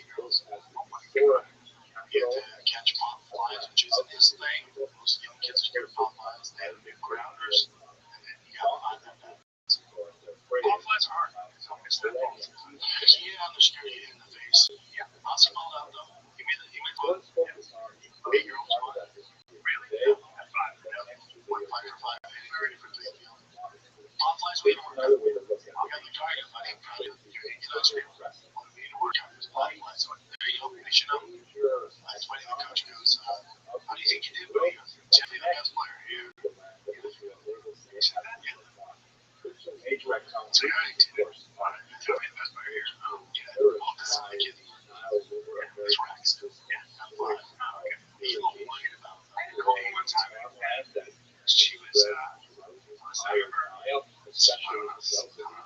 fucking whatever. And I meet these, I had friends who were older and they were actors. And I'm kind of impressed with them. I like them a lot. And she said, so you're friends? She goes, he likes him. She just looks at him. She goes, hey, he likes him beautiful and young. So I was like, I swear to God, she goes like this. No, she goes, she likes him beautiful and young, smart as a whip.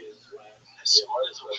Smart as a whip. Well, that's a little cocky. And I remember just being so embarrassed by that. I was like, you don't have to let me say that. You don't have to say that. It's a little cringy. Yeah. When Bossy said that at 5, you like it. Being interested is what it is. You need to have that cockiness and sports. If you ask him, especially because he's 5, and he's surrounded, he's by far the smallest kid. Yeah. And he's amongst these giants. And for him, you know, best kid here. So go to my head to the new girlfriend, right? I don't know if she was as smart as a whip, but I think I usually should add that on. I was going to clean up that guy. That never happened. I was having fun with the story. But I don't like how you made that seem like Bonsu saying the same thing. Because he's a 5-year-old playing with an 8-year-old. And your girlfriend at the time who said she's smart as a whip. And delete that. Just leave it out. Just leave it out. And it's such an outrageous thing. Saying that is so, and she's good at her job. The reason I bring it up is because I remember that she did say, like, young, beautiful, and smart. Right? She's smart. Really not smart as a whip. I added that. You made that for the story, which I already assumed for the story. That's what we did. I had to get to the story somehow, right?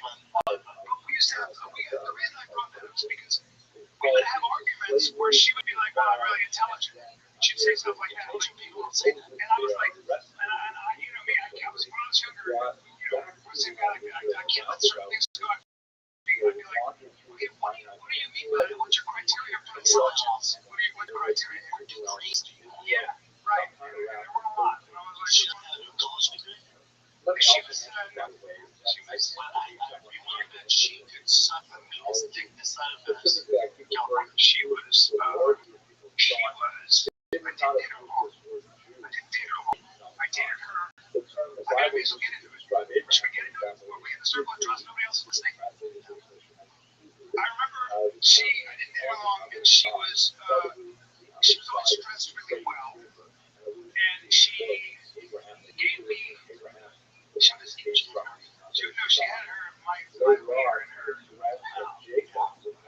performing, and she took a thumb and stuck it right in my shoe. And she had long nails, and it didn't feel like long nails. She just knew exactly how to compliment you. And I was like, what in the world? She had a whole new world. And I was like, this is not terrible. And I went, and like, this is great. Now we're like, that's the next step. Is that the next step? Man, this feels great with this female skinny thumb. I'm lining this thing up, and I get your nails done. And I start trying to that's just all that is college stuff. It's just college stuff. So speaking of college stuff, did you see finally when Connell responded to me criticizing me about taking Connell? I did not see that. He responded to me criticizing him for not taking the money. Not me being very upfront. Him not taking the money helps me out. So I don't give a flying fuck. It actually puts more money in my pocket, Don's Roby's pocket, and some other guys can use it. But here's my thing, and I'm a fan of Roby, and I expect a rebuttal whenever you criticize a fighter or fight. I think you went hard in the press. I think so whenever you call out a fighter, I expect a response of fighters. You call me out, if you're just a general fan or hater, I don't respond.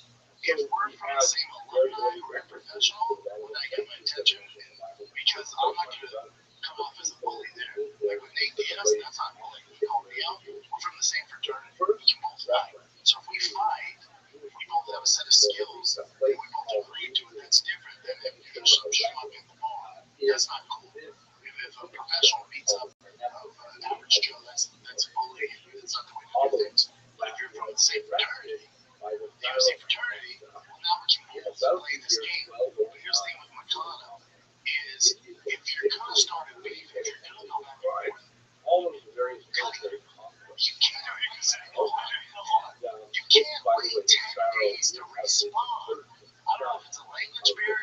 lost translation thing where they had to figure out what I said. Either way, your handlers, you can't get back with entertaining. I've moved on. When someone, fans are gonna be like, oh, McConnell said shots on him. What? About what? Dude, this is, it's like when they is. It took him several days to respond, and all he said was, you'd be surprised.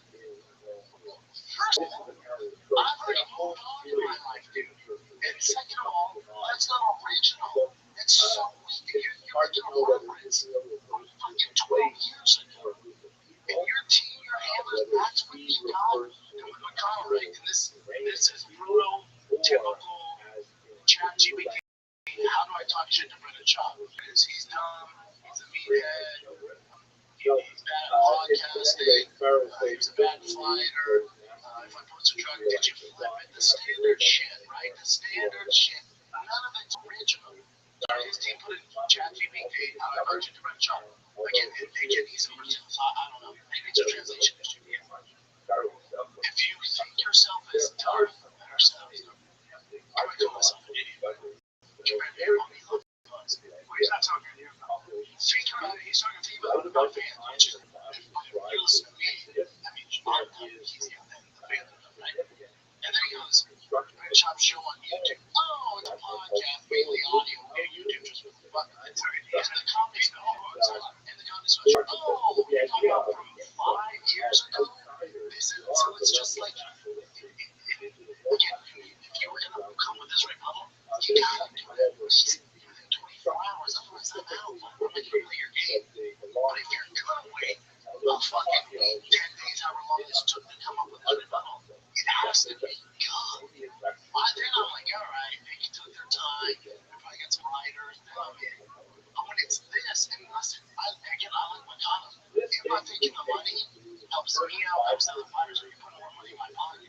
And McConnell, I hate to tell you, 99.9% of UFC fighters, alumni, current fighters, staff, boards, is on my side. You're not going to find many fighters that agree with you.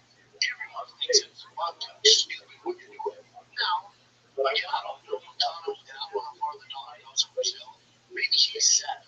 Maybe he comes from family money. I think he wasn't going to be a lawyer and dropped out of that stuff fighting. So he's a smart guy. He's a very smart guy. He's entertaining.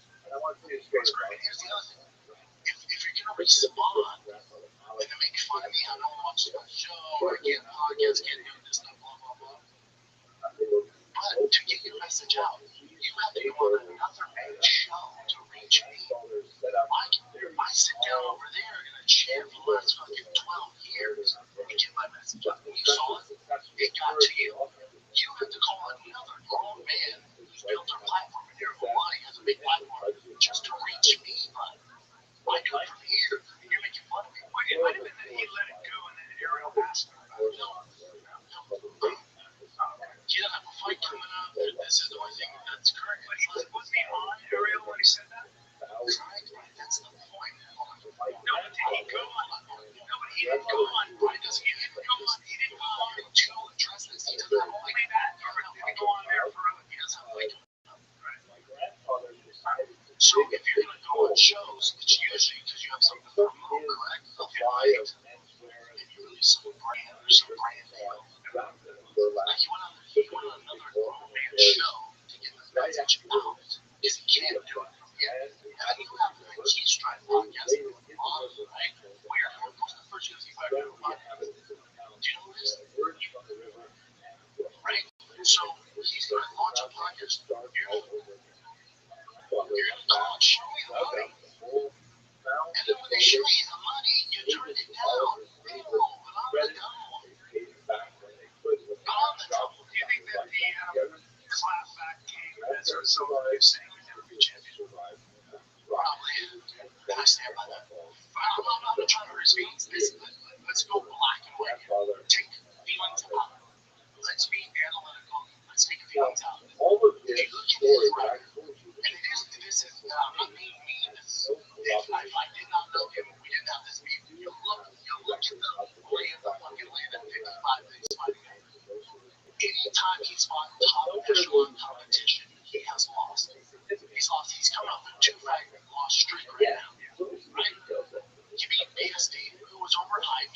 So that's probably his best win. He lost to RDA, which is huge. He lost to Kazee. These are all competitors. Keep going. He lost to Korean Zombie. He lost to Jose Aldo. He lost to Brian Ortega. So just be analytical. So you haven't beat any of these top guys. You're not going to. You beat Drew Dober, Jalen Turner, beat a stage who we know was overhyped. And that's my fault, right? He was a beast, but he's not. It was fake hype. He has no legit wins, right? So you beat him, and then by beating him, you got a title shot because the main event fell out in a short notice. That will never happen again. It will never happen again. And then they give you a bounce back fight with an older Dariush, and you lose to him. So for just being analytical about it, saying you're not getting a title shot, it's not showing. Fucking 99 guys never fought for a title. You're being honest, it's fair. He's a fighter to criticize that. But if you take your feelings out of it, he knows this. I know this. The fan base knows this. Now he's a fun fighter to watch. He's exciting. He wants to have a career. But again, he's a smart dude. I'm going to call him dumb and all this shit, blah, blah, blah. But he might be playing checkers. I'm sorry, he might be playing chess or playing checkers. Because he might be thinking, I don't know what they pay him. It's very good amount of money with how many fights he has, right? He fought for the good payday. He's fighting with top echelon guys. He might be saying, well, the sport, and I think he's a smart dude, so maybe he's doing this. He's already lost 2. He loses another one to Ian Tyson. He might say, instead of taking this antitrust lawsuit money, which he said was, I think, $200 or $300, it's not. I don't know how they break it down. He's getting about $120,000. So he's off even on his numbers. I just don't think he has the facts. So he might actually turn down $200,000, like he said. He might turn down a low hundreds of some thousand, which is still a lot of money. Depending on the tax and all that. But he probably makes more fighting, right? So the smart thing to do, if he thinks Dana's going to scratch his back, which I doubt maybe Dana is, I'm not going to fight losing skin. They give me a bad matchup, I'm going to make way less more money. I'm just going to win more. That's going to extend my career another 2 fights. Yes, so that's going to extend my career another 2 to 3 fights. So by turning this $100,000 down, he makes a lot more. So I think he's playing chess. I agree. I'm looking at him as check. I assume he's going to do that. That's what I feel like. That's what makes sense. That would be smart. Sort of, he doesn't say that. He doesn't say it. He goes, it's a pride. He doesn't say respect. It's why. You're not coming from as an older guy who has been around longer than him. It's been behind the scenes way longer than him. Have the relationships to know how this works. I'm telling you now, maybe you're right.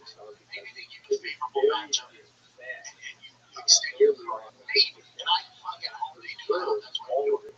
But typically, it never works like that. They never scratch your back. They just don't. And it's all good. You're in the fight business. It's pretty fucking, it's the most cutthroat business you can be in.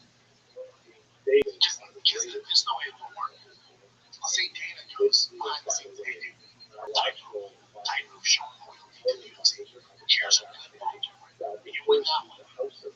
He's not going to continue to give you good matchups at the level you're at. The next one after this, it gets real and you're back to the drawing board. That's how this goes. That's just how it goes. And you're in the toughest division of the world. It's at 55. So it's really not that one comment saying that at 55 small count division, he's ranked in the top 15. You know how impressive that is? His wins are super. What's his ranking? 13. I think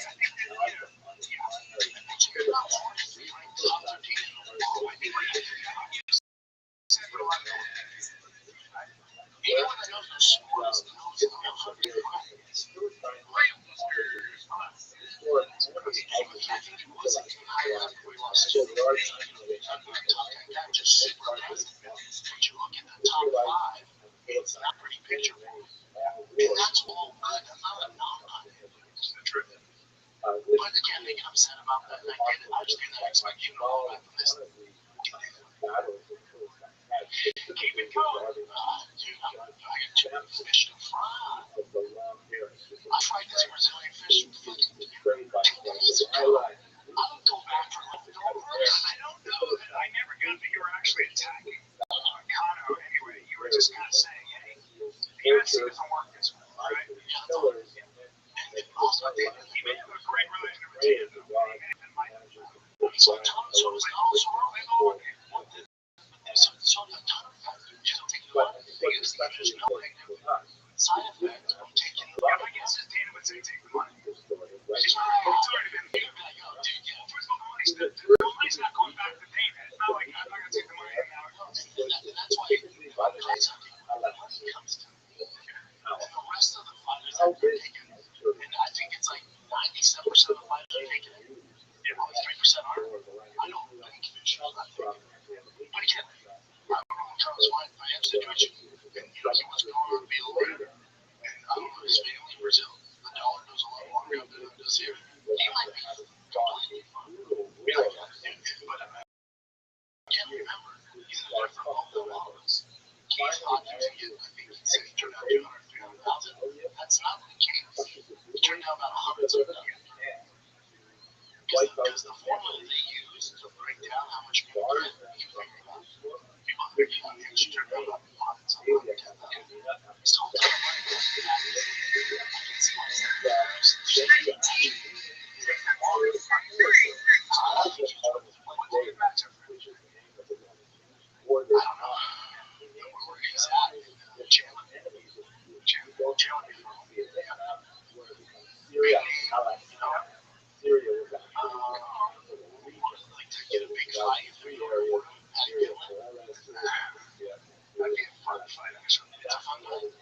it's a huge name. That'd be a fun fight. Just engaging. Yeah, it's a good name. Good fight. Keep away from the wrestling kind of stuff. Is that weird? There's a black man on the ground. He's wrestling. He's a black man. Jim Black. Are we not going to see Victoria Patty? Because I want to see that before I see Soroki. Yeah, I don't know. If they're going by the rankings, it should be Soroki. It's a tough sell. Patty at 9 and a win over Chandler. It's a tough sell. So that was how I would like to sell it. I could sell it. In fact, there is a major document, sometimes called the Jerusalem Office, written in the language of the 4th century, and it's typically called in older scholar literature the Palestinian Talmud, which I know sounds like a contradictory term, but that's only because we delve into the political implications of that. At any rate, that's a brief discussion of the leash team, the Philistines, their connection to some people later known as the 20th century is something we'll discuss in the 3rd lecture, but that's where the name comes from. Under the 3 kings, the empire expands significantly. Solomon will take it even further out there, as you can see this rather Jordan. But it doesn't last. After King Solomon passes away, there's significant dispute between the northern section and the southern section, and they formally split, with the northern section becoming the kingdom of Israel, with its capital in Samaria, and in the south, the kingdom of Judah, with its capital in Jerusalem. There's a lot of fascinating archaeological evidence that talks about many of the events that are described in the later books of the Bible, including the book of Kings, the book of Chronicles, including this stone, which was discovered in Jordan called the Meshes. And this is essentially a Moabite, meaning non-Jewish version of a story that was described in the book of Kings. It's quite fascinating. It's a long description, but at the end of one section it says, I looked down on him at his house. This is referring to Omri and his son King Ahab. And Israel has gone to ruin, yes, it has gone to ruin forever. Once again, you see the pattern, right? After the claims of destruction of the people, now Nesha proclaims the same kind of destruction, and we should be surprised. This is another beautiful image from the local synagogue that describes various pillars. On the right is Queen Esther, sitting next to King Ahasuerus. On the left, you can see Mordecai riding on a beautiful white horse, and he is being by his enemy Haman. And probably Haman is angry because nobody is able to pass. At any rate, this is the period where you begin to have a large amount of Jews living outside of land of Israel. The first major group are the Jews from the kingdom of Israel that were displaced under the Assyrian kings of Herod and others. So large the population and dispersed them to these areas shown here in a classical map and here in a contemporary map, the region of Lebanon, Syria, the region of northern Syria, Turkey, perhaps the Kurdish region, and further on the border of there's a lot written about the idea of centralized crime. Here's It was the population movement. There was many Jews who came behind in Israel. Many of them moved down to the south. she just knew exactly how to do that. She knew how to live there. And I was like, what in the world? She got a whole new world. And that's what you do. You like that. So I was like, this is not terrible. And I went down and I was like, this is great. Now we're like, guys, that's the next step. Is that conversation? Is that the next step? Man, this feels great with this female skinny thumb. You got it. Oh, you're lighting this thing up. You're working on stuff. And start checking out those videos. It's just, all that is college stuff. Yeah, fair. It's just college stuff. So yeah, college stuff. Did you see finally when Connor respond to me criticizing him not picking the I did not see that. He responded to me criticizing him for not taking the money. Now let me be very upfront here. Him not taking the money helps me out. So at the end of the day, I don't give a flying fuck. Yeah. It actually puts more money in my pocket, Don Cerrone's pocket, or some other pockets when I use it. But here's my thing about it. I'm a fan of God, right? And I expect a rebuttal whenever you criticize a fighter or fight. You went hard to press. Anyway, hold on, let me finish. So whenever you call out a fighter, I expect the response of fighters. You call me out, if you're just a general fan or hater, yeah, I don't respond. If we're from the same alumni or you're professional, when I get my attention, because I'm not going to come off as a bully there. Or with Nate Diaz, that's not bullying. He called me out. We're from the same fraternity. We can both fight. So if we fight, we both have a set of skills, and we both agree to it. That's different than if you're just some schmuck in the bar. That's not cool. If a professional beats up an average Joe, that's bullying. That's not the way to do things. But if you're from the same fraternity, now we can play this game. But here's the thing with Makana is, if you're going to start a beef, if you're going to go back and forth, you can't wait 10 days to respond. I don't know if it's a language barrier. I don't know if it's a translation thing where they have to figure out what I said. Either way, they're your handlers. You can't get back to them pretending, I moved on. When someone fans are hitting me like, oh, Makana's taking shots at what? Who? About what? Dude, this is David. It's like when they did. It took him several days to respond, and all he said was, you'd be surprised. First of all, I've already moved on in my life, dude. And second of all, that's not original. It's so weak that you're willing to reference from fucking 12 years ago. And your handlers, that's what you got. And with Makana, right? And this is prototypical ChatGPT. How do I talk shit to Reddit Shop? He's dumb. He's a meathead. He's bad at podcasting. That was a bad fighter. If I post a drug, did you flip it? The standard shit, right? The standard shit. None of it's original. He's taking ChatGPT. How do I talk shit to Reddit Shop? Again, he's original. So I don't know. Maybe it's a translation issue. If you think yourself as dumb as yourselves, I'm gonna call myself an idiot. He's not talking here. He's talking to me about my fans, which is if you listen to me, that means I'm dumb and he's dumb. And then he goes, Red Shop Show on YouTube. Oh, it's a podcast, mainly audio via YouTube channel. It's very in the comedy special. Oh, you're talking about from 5 years ago? So it's just like, again, if you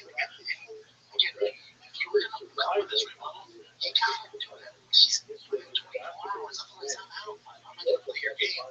But if you're gonna wait a fucking week, 10 days, however long this took to come up with this rebuttal, it has to be good. Then I'm like, all right, they can take their time. They probably got some writers. Then I'm in. But when it's this, and listen, I'm thinking, I love my content. Him not taking the money helps me out, helps the other fighters. I put more money in my pocket. And I hate to tell you, 99.9% of UFC fighters, alumni, current fighters, staff, members of UFC, is on my side. You're not going to find many fighters that agree with you. Everyone thinks it's fucking stupid what you're doing. Now, again, I don't know McConnell, and I don't know how far the dollar goes in Brazil. Maybe he's set. Maybe he comes from family money. I think he was going to be aware and dropped out of that person fighting. So he's a smart dude. He's a very smart guy. He's entertaining. Here's the other thing. If you're going to respond and then make fun of me, I know I'm on the show, I can't podcast, can't do this stuff, blah, blah, blah. But to get your message out, you have to go on another man's show to reach me. I sit down over there in a chair for the last fucking 12 years and get my message out. You saw it. It got to you. You have to call another grown man who's built a platform here in Hawaii, has a big platform, just to reach me. I do it from here. You're making fun of me. It might have been that he let it go and then Ariel asked him about it. You don't have a fight coming up. This is the only thing that's correct. But wasn't he on Ariel when he said that? That's not the point. No, but did he go on? No, but he didn't go on. He didn't go on. He didn't go on to address this. He doesn't have a fight that, or have we go on there for he doesn't have a fight coming up. So if you're going to go on shows, it's usually because you have something to promote, correct? Otherwise, maybe really some brand or some brand deal. The grown man show to get that message out because he can't do it from here. And then you have the Keith Stride podcast, right? Where who's the person team member? Do you know this? Right? So launch a podcast. You're gonna call it show me the money. And then when they show you the money, you turn it. Right? So he's like, Keith Stride podcast. Right? Where who's the person team member? Artists. Right? So he's gonna launch a podcast. You're gonna call it show me the money. And then when they show you the money, you turn it down. Oh, but on the dome.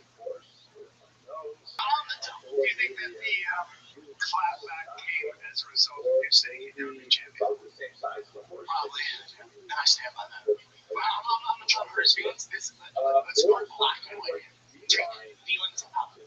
Let's be analytical. Let's take feelings out. If you look at his record, and this is I'm not being mean. If I did not know him, we didn't have this beef. You'll look at the fucking lane that 55 that he's fighting. Anytime he's fought top echelon competition, he has lost.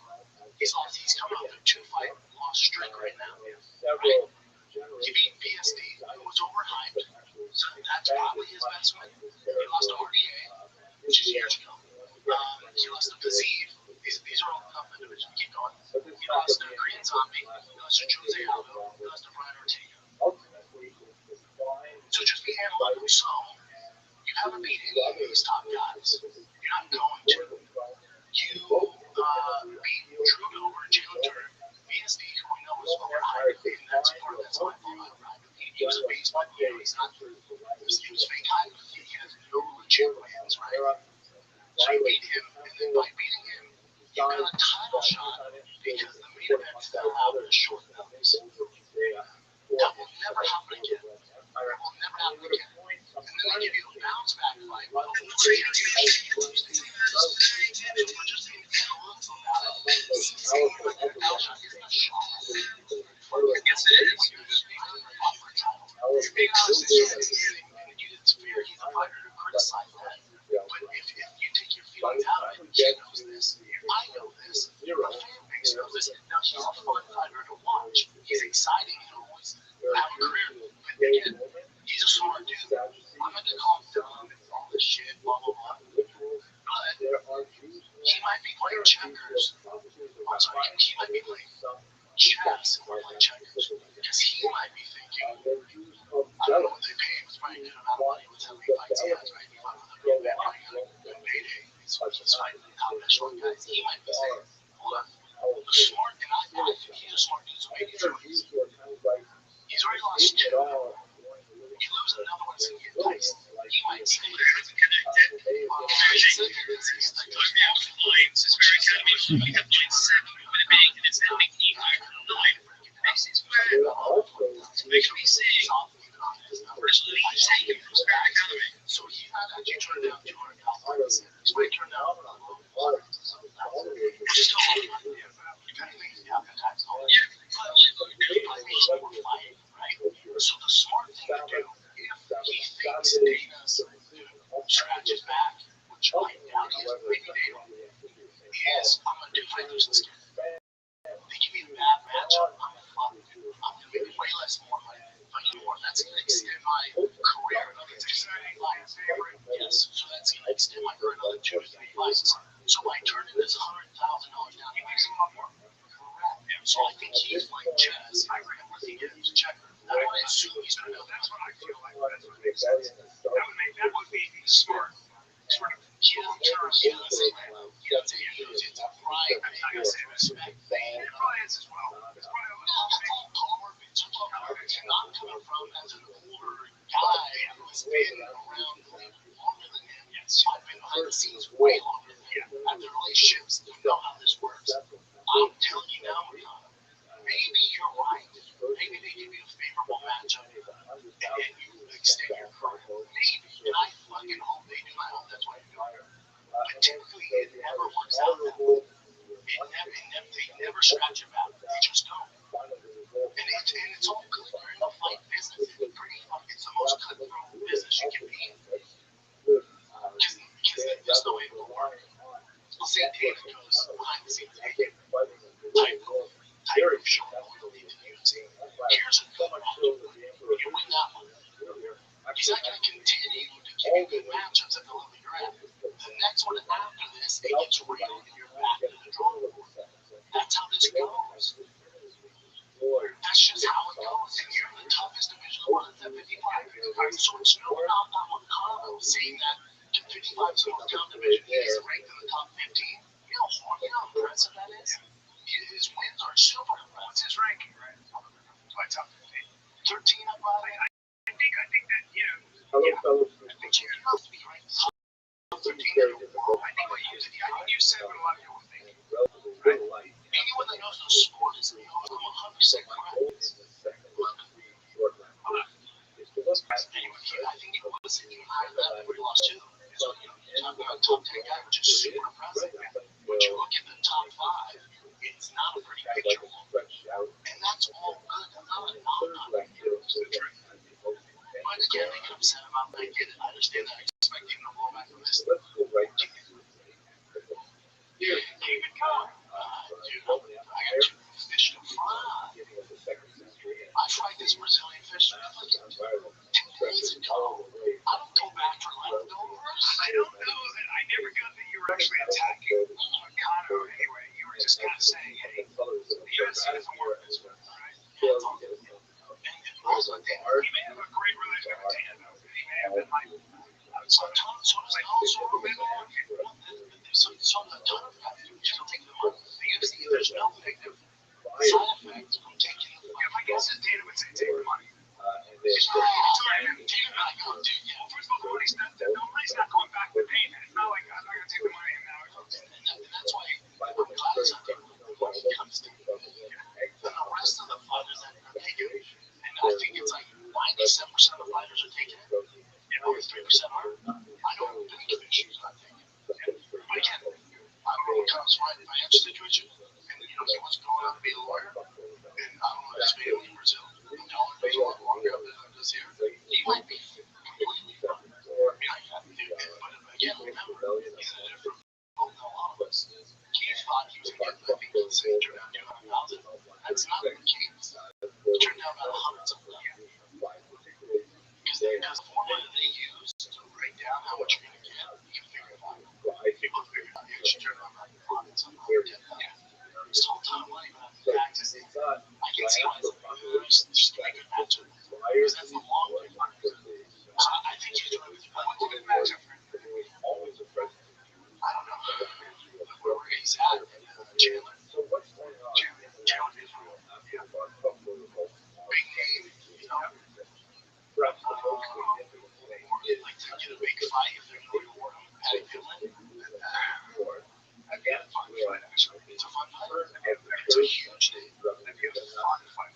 just engaging.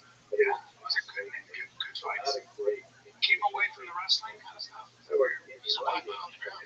He wrestled. He's a black belt. Legit black belt. Are we not going to see Taporia Patty? Because I want to see that before I see Saruki. Yeah, I don't know. I mean, if they're going by the rankings, it should be Saruki. It's a tough sell. Patty at 9 and a win over Chandler.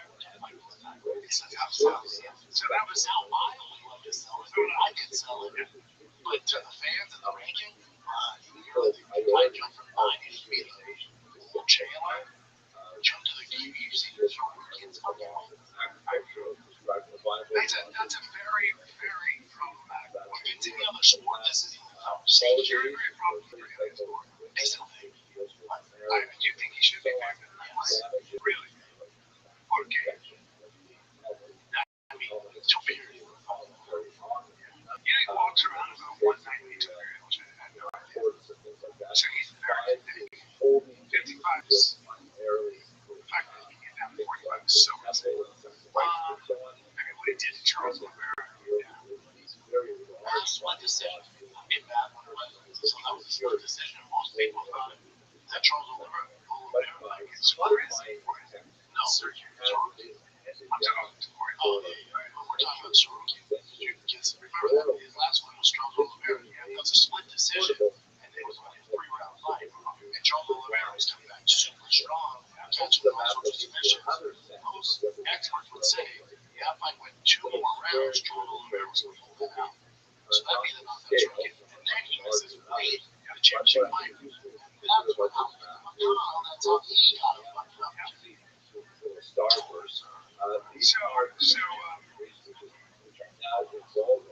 Again, you recall that the first century Christianity was essentially fucking it's only like DQ, it's WWE. What's gonna be the bigger fight? Much bigger. Not gonna give me just some tickets. Because we all the fight fans want to see what Saruki can do. So hardcore's on Saruki. Saruki deserves it. He's ranked number 1 for Patty's number 9. So if you see the game, like, all right, do Patty another good matchup, maybe go just engage. He beats him, and now we can sell him. And he's proved, he's worthy of it. Do we do that? Or if he loses that fight, hopefully comes back. I don't know. I see, that's like now, gets on, undefeated. And Toberry also said he'd rather vacate for like this one. He said he did, yeah. Okay. Because he said there's so much that goes into the camps and fight week, and this guy pulls out the lights. Argument there is that he doesn't totally pull out fight back. It was he was going to fight. I mean, that's not shots. Mario wants the back. Yeah. Because he thinks it's just what I actually think it is. I think it's better for most people. I think it's better for most people. I think though that Patty would have liked to be fucking tough. I think if he does, he's going to finally got another big story. Patty has a real chance of also getting knocked out because he's just not in that distance. He's not what Taporia is, and he gets hit. You can't beat him. That's what I'm saying. If you can add 10-foot deep, he'd probably be there today. That's it. That's something I got to keep so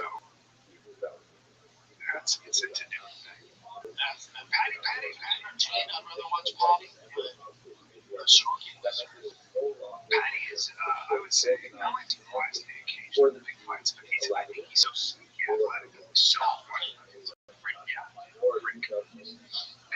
And legit super strong material. Yes, super strong. Yes, and if I know this, the UFC definitely knows this, and that's why he'll jump. So do you think he'll jump the queue? I don't know. I feel so insane. This is true.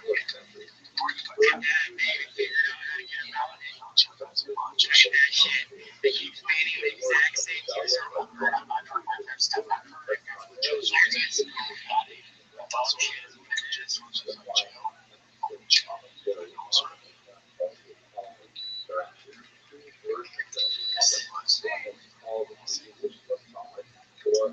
So I gave her a bunch of obscure money. Yeah, well, that payday change, that purse change,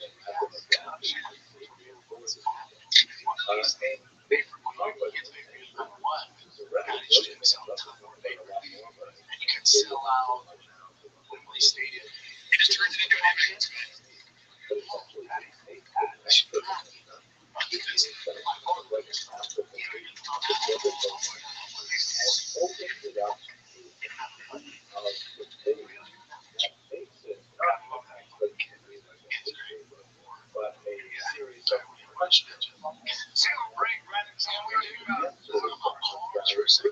I need auto parts, dude. I need somebody to test my battery when I'm in my car. I need a friendly, reliable staff. I need to know that I can get the parts I want, like windshield wiper blades, etc. Okay? You need O'Reilly Auto Parts. They offer friendly, helpful service and parts knowledge you need for all the things you just mentioned. They got tons of parts, accessories in stock, either in store or online, so you don't have to worry if you're in a jam. So they don't have it, they order it, shows up the next day, dude. So whether you're car expert or a rookie like Brian, you'll find that boys at O'Reilly Auto Parts are your one-stop shop for everything. Alright, we got you guys. Stop by O'Reilly Auto Parts today or visit them at O'ReillyAuto.com/fighter. That's O'ReillyAuto.com/fighter. O'Reilly. Just when you thought summer couldn't get any hotter, Pluto TV is doing a heat with thousands of free movies. Presenting Summer of Cinema. Stream your favorite blockbuster films like Gladiator, I Will Have My Vengeance, Good Burger, and The Queen of God, The Girl with a Dragon Tattoo, and Julia. All for free on your favorite devices. Pluto TV. Stream now. Pay never. I'm gonna have myself a magic money on my bed. Oh, I already have one. Yeah. If I get the fuzz, I don't know why I'm doing something over dumb, so I took my pass. That's what happens sometimes. You feel dumb, somebody hurts your feelings, you want mental clarity, you want alertness, you want to be jittery. This has time release caffeine. It's the same technology workshop companies use. I don't know of any other energy drink that actually has time release to caffeine. It's got about the same amount of caffeine as 2 cups of coffee, 165 milligrams. But over a long period, it's awesome. Yes, because once you try Max, there's no going back. You want to sharpen ready for tomorrow. It's important to have your sharpen ready. Like us, you got to get yourself some Max. And the much larger Babylonian novel is actually too. That's a sustained power. I'm looking for sustained power. I'm just looking at the questions that develop in different outcomes.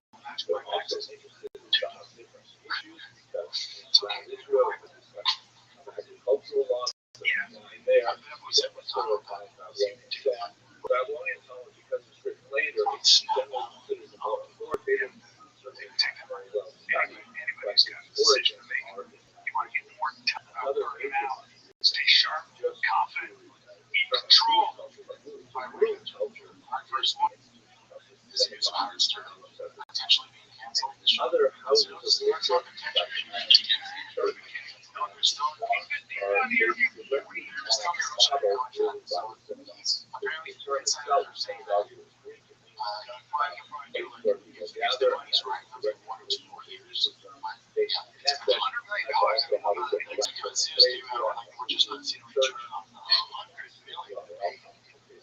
Here's the thing, like, people on the right are just celebrating, and I think largely this is true. You look at Stephen Colbert, you look at Howard Stern, what's the one common denominator? What's super political? So they're talking shit about Trump, super pro-COVID. So it went from fun entertainment to just anti-Trump. And people just don't want that. They just don't want that. They can fucking get their blood before we become like them. Because they're just talking about stuff. And politics. But they get that. They get this. You can give a much smarter look.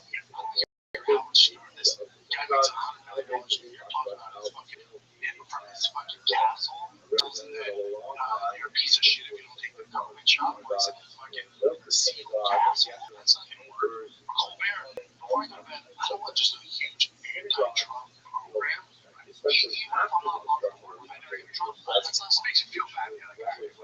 What's the common denominator? They both went super hard to make politically, and he started losing his, and a few, so now we can track that. They certainly weren't making their money back. He's also in his 70s. He might be tired of it, right? He might be tired of it. He keeps doing it, but also, like, he got his hair. Sure. But I think, too, without a certain person on the scene being super crazy, dude. Remember, he was in blackface. He was called the N-word. He was super competitive, hyper competitive. You know why he got fired from DC? Dude, he would go into markets and be like, who's your biggest DJ? And then take over the radio station, beat him in ratings. So, well, you don't have to go hard after him. Oh, yeah, I know that's what I'm saying. So then he would take over these markets, and people love that. Porn stars, and you have one of the best interviewers. Forget the celebrities on their sex life. They shut that door behind them. It's actually a very important cultural figure. A massive. Not even Rogan said he's a huge influence on Rogan. He's not Rogan. It's fan now, but how would you say this? It's different. You're in your 60s. I'm in my 40s, almost mid 40s. We've been doing it for a long time. We're doing it. There's a lot of stuff. It's fucking tough. You're going to have to kind of waking up at 3 in the morning. That's hard on your body. But then also, he's doesn't have his ear to the ground. He's a little bit out of touch. So he's in his ivory tower. He's out of touch. So he was speaking on COVID, the political climate, inflation. Some sort of syndicated drop from 20 million daily listeners, which was in fact to excuse 145,000. Wow, now part of this doing the whole political rant. And also part of it, he's just overgetting more people like this is in the whole right? And then also serious. You know the majority of the listeners when you buy a car, or you rent a car, that's serious in it. So they would count those thousands of listeners. Do you know anybody that's serious? I never listened to it. Because Apple and Spotify took over, he never made the adjustment, which I think would be huge if he went back to old ways. If he was on YouTube, it would be massive. So even if they do cancel this, if I'm Mark Stern to be one, because he makes so much money off of it, still do it funded. You imagine Mark Stern just had the same celebrities on YouTube or Apple or Spotify. He was like, oh, no more waking up at 3 in the morning. Aren't you gonna build a studio in the city? Aren't you gonna build a studio in the city? And release it the next time. Just meet me right here. House. Good. You know? Wow. But dude, there's no one involved in how it's numbers on the scene. But that, again, I don't fault the Lord doesn't give change to you. Like you, when you come up, when you first start, you're fucking young and crazy. And then you grow up. He got fired from a radio station in DC when that plane flew to the 14th Street Bridge and people were killed. He called Maryland and America. He said, how much did it take to watch that Astros 14th Street Bridge? Like, even do shit like that. And they were like, you're out of here. I'm just way up bigger. He did terrible shit. He had a movie that he shaved. She committed suicide. Well, that was my friend, my buddy. His wife. What stars on there? They had Beetlejuice on, and they had the stutter, and it was like this huge joke. They just never climbing back then. Now you can't really do that. You do a blackface, it's just whatever time. You ever seen the movie? Oh, yeah. Yeah, he's got nose job in the middle of that movie. I saw his nose was too big, and they had to shoot around his nose. Hilarious. Good. Scroll down for a sec. Practices dietary Back in the day, you know what you do? He could also sell his entire catalog. He may interview you. He can just sell the old interviews regarding the people love. Most of it you can't afford now and all that stuff. Also a system of rules for addressing emails and He's off in the summer, but this year, like take me much of a time. How many times can stand there making radio for years, earning nearly $1 million while developing a reputation as the biggest shock jock of all time? The term shock jock broadcast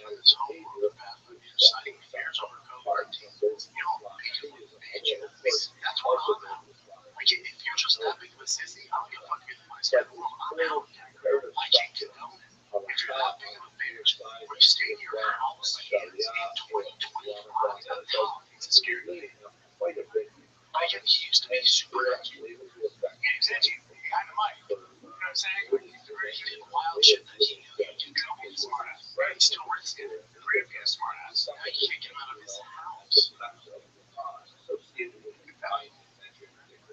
God, he was on a show all the time.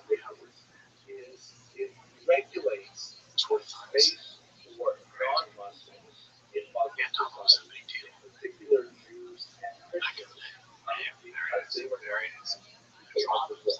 they had they were legitimate transmission litigation and Islam would argue that they misunderstood their transmission. Serious. It's also just a dying breed. Like they should have all the content. Like they were showing that odds of negotiations with them. Jason Ellis was on there. Ray Harvey was on there. They should have all of them. We have respected in Islam It's not society. making money. This is too much competition too. It's also just changed. What's going to pay? Lots of subscription landscapes change. Why would I pay a subscription to a series when I can get Rothschild'S and anybody else? You have Tucker Carlson and all these people. They are not allowed to Madonna. She was symbolic of leadership like carrying a weapon, my buddy by David too. force, by desire, Such a one-zero show because he was for example. Many of these things were often She's an exception. She puts on a crazy secret show. She's still good. Yeah, but she, like her energy and everything, it's still amazing. If she was on the line next door, just I wouldn't even keep my head. Even how much work she's had done and how crazy she is now. When she was, when she should have just made it off. Yeah, instead of becoming a producer or the same size of I do wrestling. I do wrestling. Howard Stern's a legend. Just, he's just a giant man. Yeah. No, the real man going on. That's also true. That's true. Ivory Tower, guys go, people, they should die. Who don't get it? Which I think they say that shit. Go fuck yourself. Yeah, you saw the regulations. You saw how nasty people get. It's just like a guy's guy. You know, I talk about podcasting. I have a feeling he might just end up going into podcasting. Here's the thing, he might have $500 million. So I don't, if I'm him, dude, fuck it, bro. That's the thing, that's what I understand. Like, you got that kind of money, I could be like, that's what I don't get. But that's how he does his kids. No, he doesn't have kids. He doesn't have children. That's all I like. Somebody with kids, I gotta say, somebody who resisted him, somebody's like, you're just not telling you, oh, he's like, so I don't know. Okay. Spend time with your kid, bro. Anyway, hey, Jeff, is he still there? You don't get as big as him.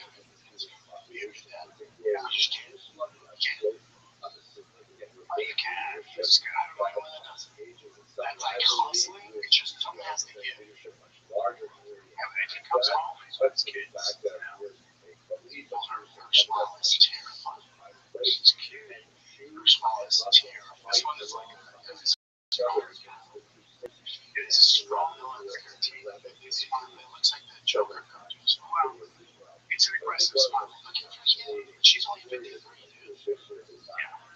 Wow. So yeah, look. But about that, why would Howard Stern do it? So Howie Mandel gets more money than God. He's set. He owns stuff.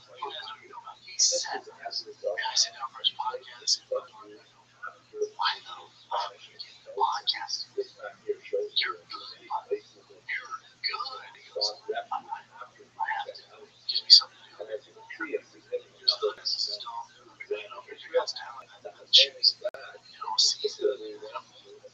Gives me something when I wake up. I gotta get it.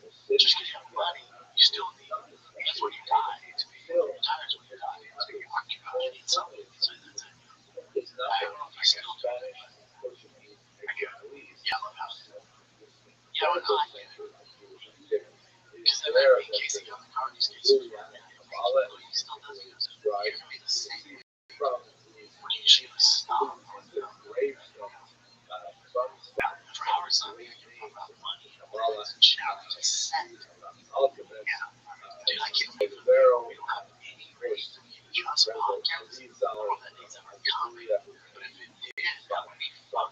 study. We're going to test the podcast. We're going to read it. If we're smart, we're like Patreon fucking 10 years ago. Yeah. And so then eventually if that gets built up enough, where you can see when you are that, where it's just all free and the actual thing.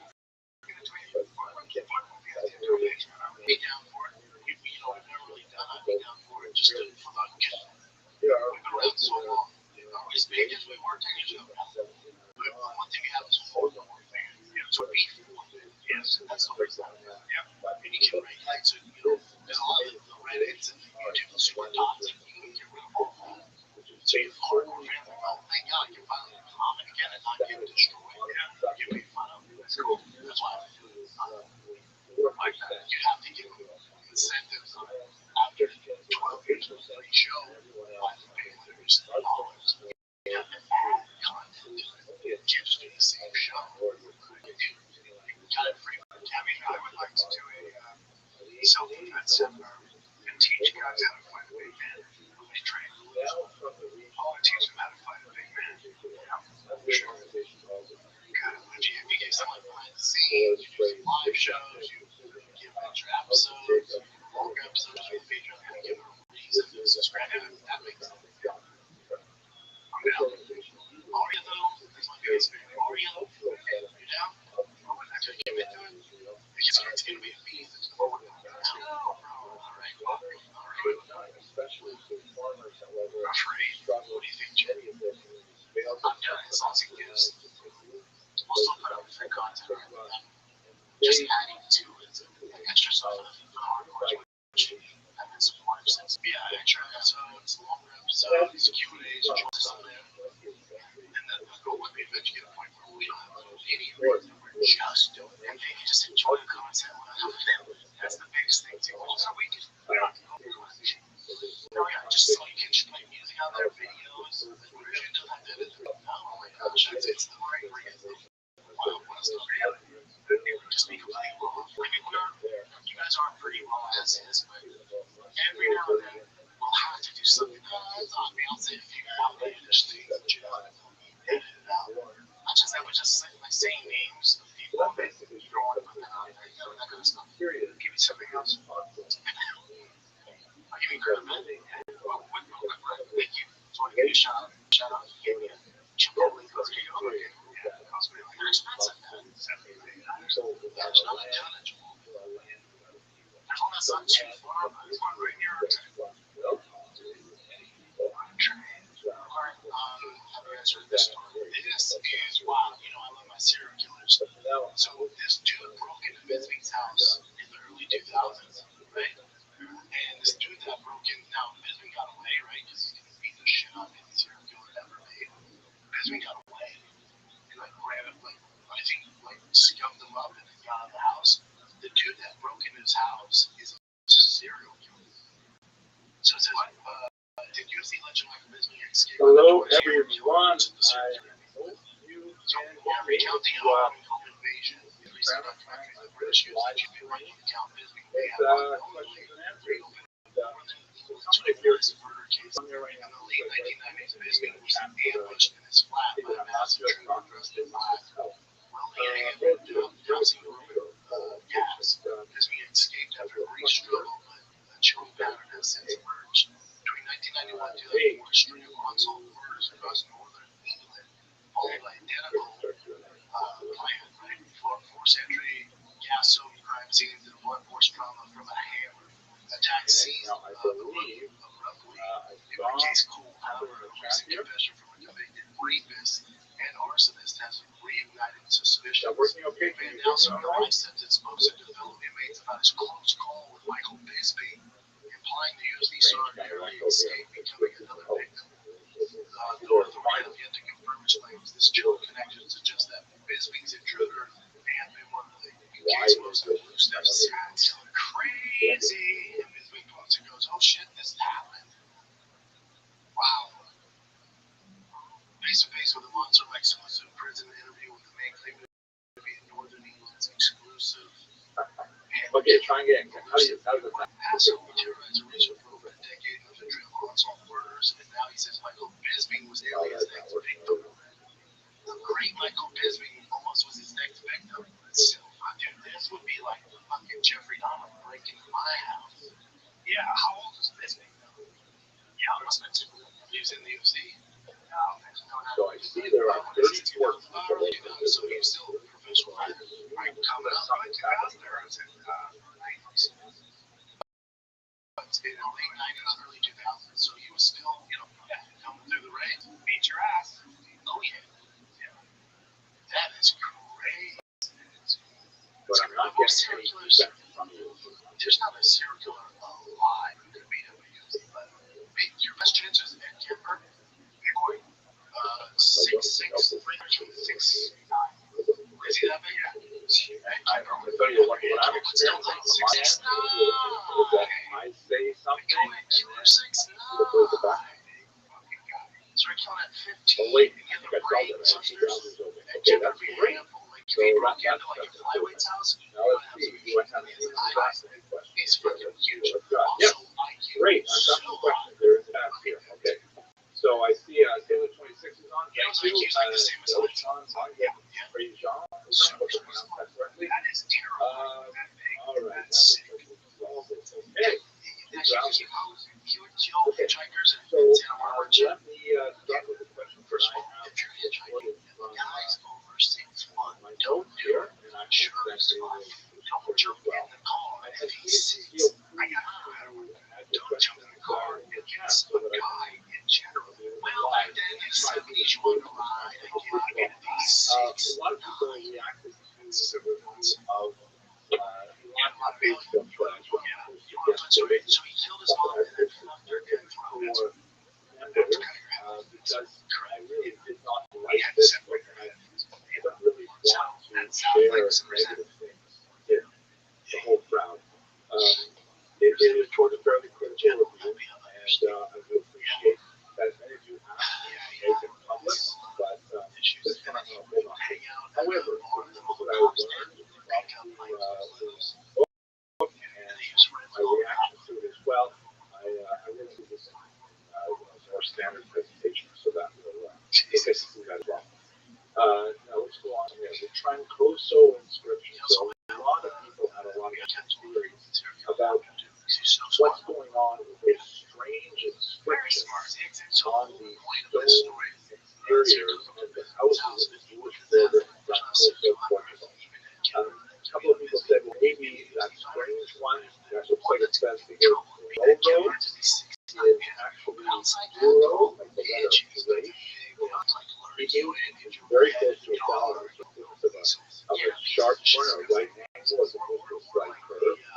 And that's possible, but it should be noted that this particular location is somewhat south of the Euro River. Really so close that somebody went right there, not to write it twice. So it's really quite a mystery. I still have a lot of time. But I got a few other suggestions. Rothschild'S Israel writes the last bit end looks like it says the word ruach, spirit. That's according to the little horizontal line under one of the last letters that could actually spell that sound. But when you actually up against the wall, you'll see that it's not actually part of the wall. The video shows up, but it's just a little bit of light. It's a little bit that light there. Because there was originally some kind of imperfection in the rock, but it's definitely not with the deep. Yeah, so still a pitch. Now, in Glau's neck, 2262, the inscriptions would have to be analyzed and dated by archaeologists in the first place. True, I'm not a trained archaeologist, I'm a regular historian. I read widely archaeology. I don't have all the tools. The question is, how old are they really? Are they kids during or still? The stones have been retrieved. So earlier, was the location affected by the Great Elizabeth earthquake of 1755? There were earlier earthquakes in the region too, in 1331, 1531, and also another earthquake in 1760. So very early, kind of complex question there. But it's really the main problem. We know that the inscriptions have been around for quite some time, but they could be possibly early if they were to carve a portion of the inscription of this nature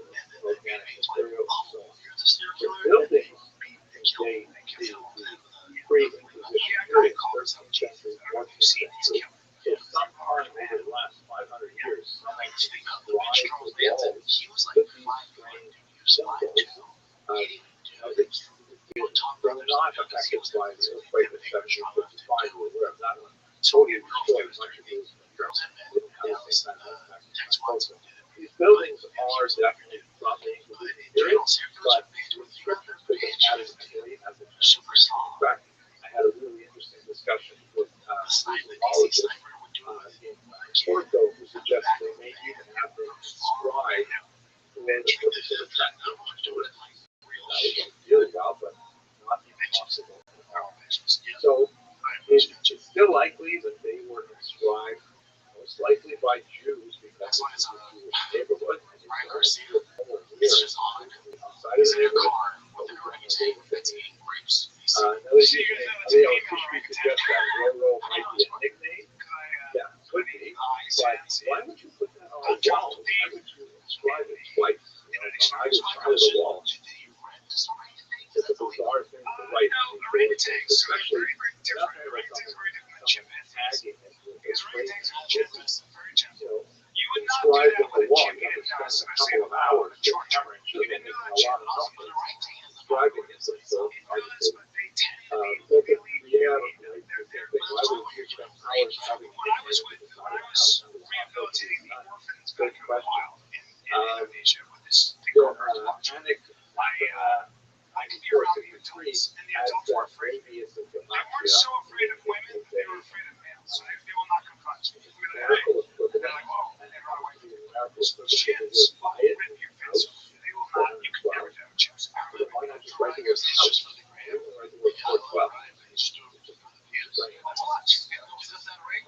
And the last one here in this section is Jay Atlas, who's bad for that. Are there fictional Jewish personal names that can be identified? Yes, definitely. Quite a few names. Perez, Perez, Sanchez, Gonzalez. These are often very well associated with fictional Jews. Javier.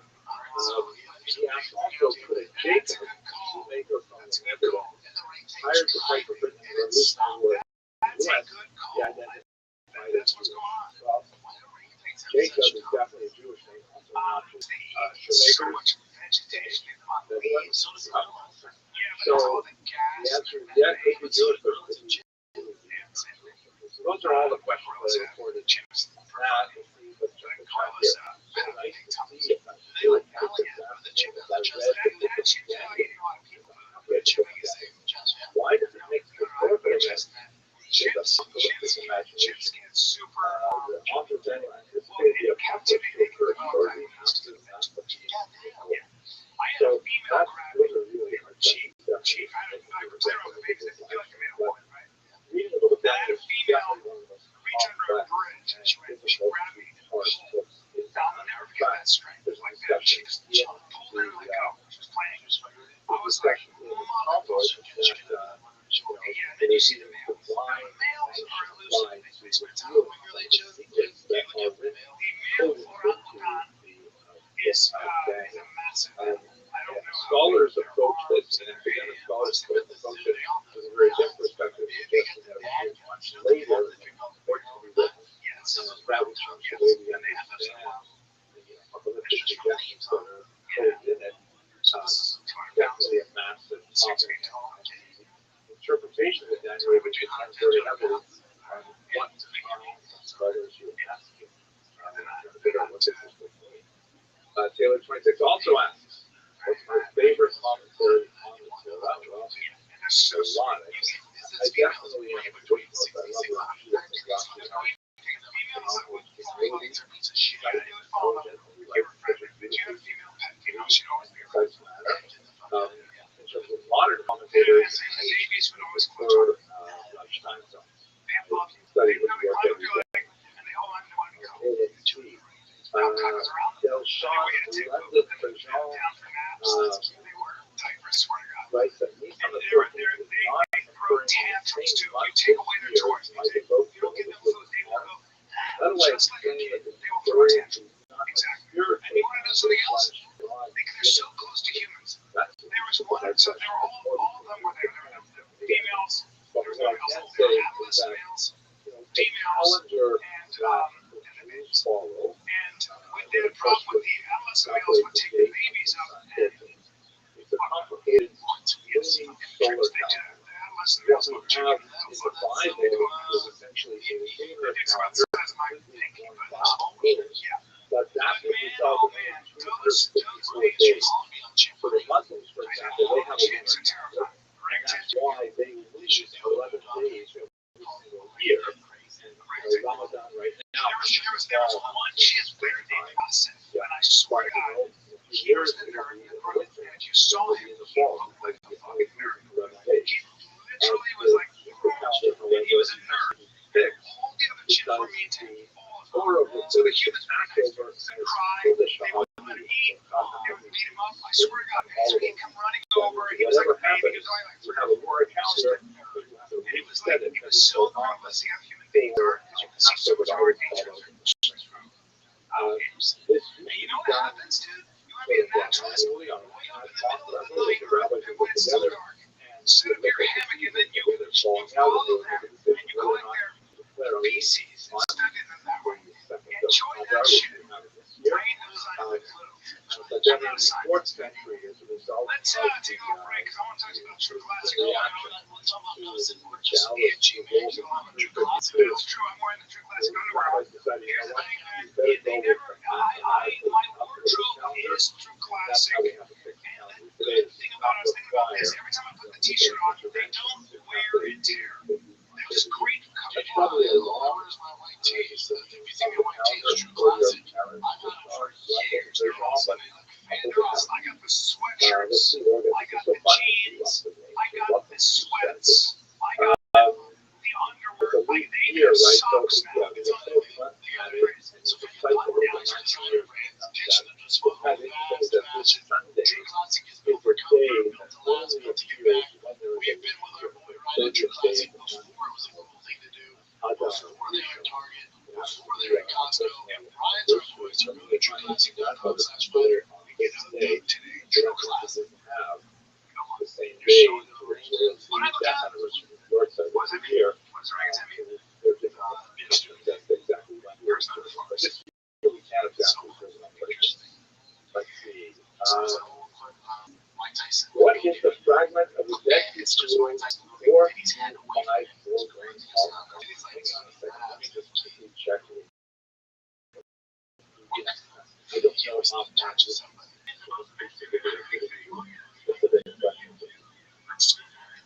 let's see. When what was it just a police who was trying to self-explain Judaism? Or did his understanding of Judaism that was the garbage was that's also a fun question because it's so much stuff coming about I was so looking at right there also I pick it up and I will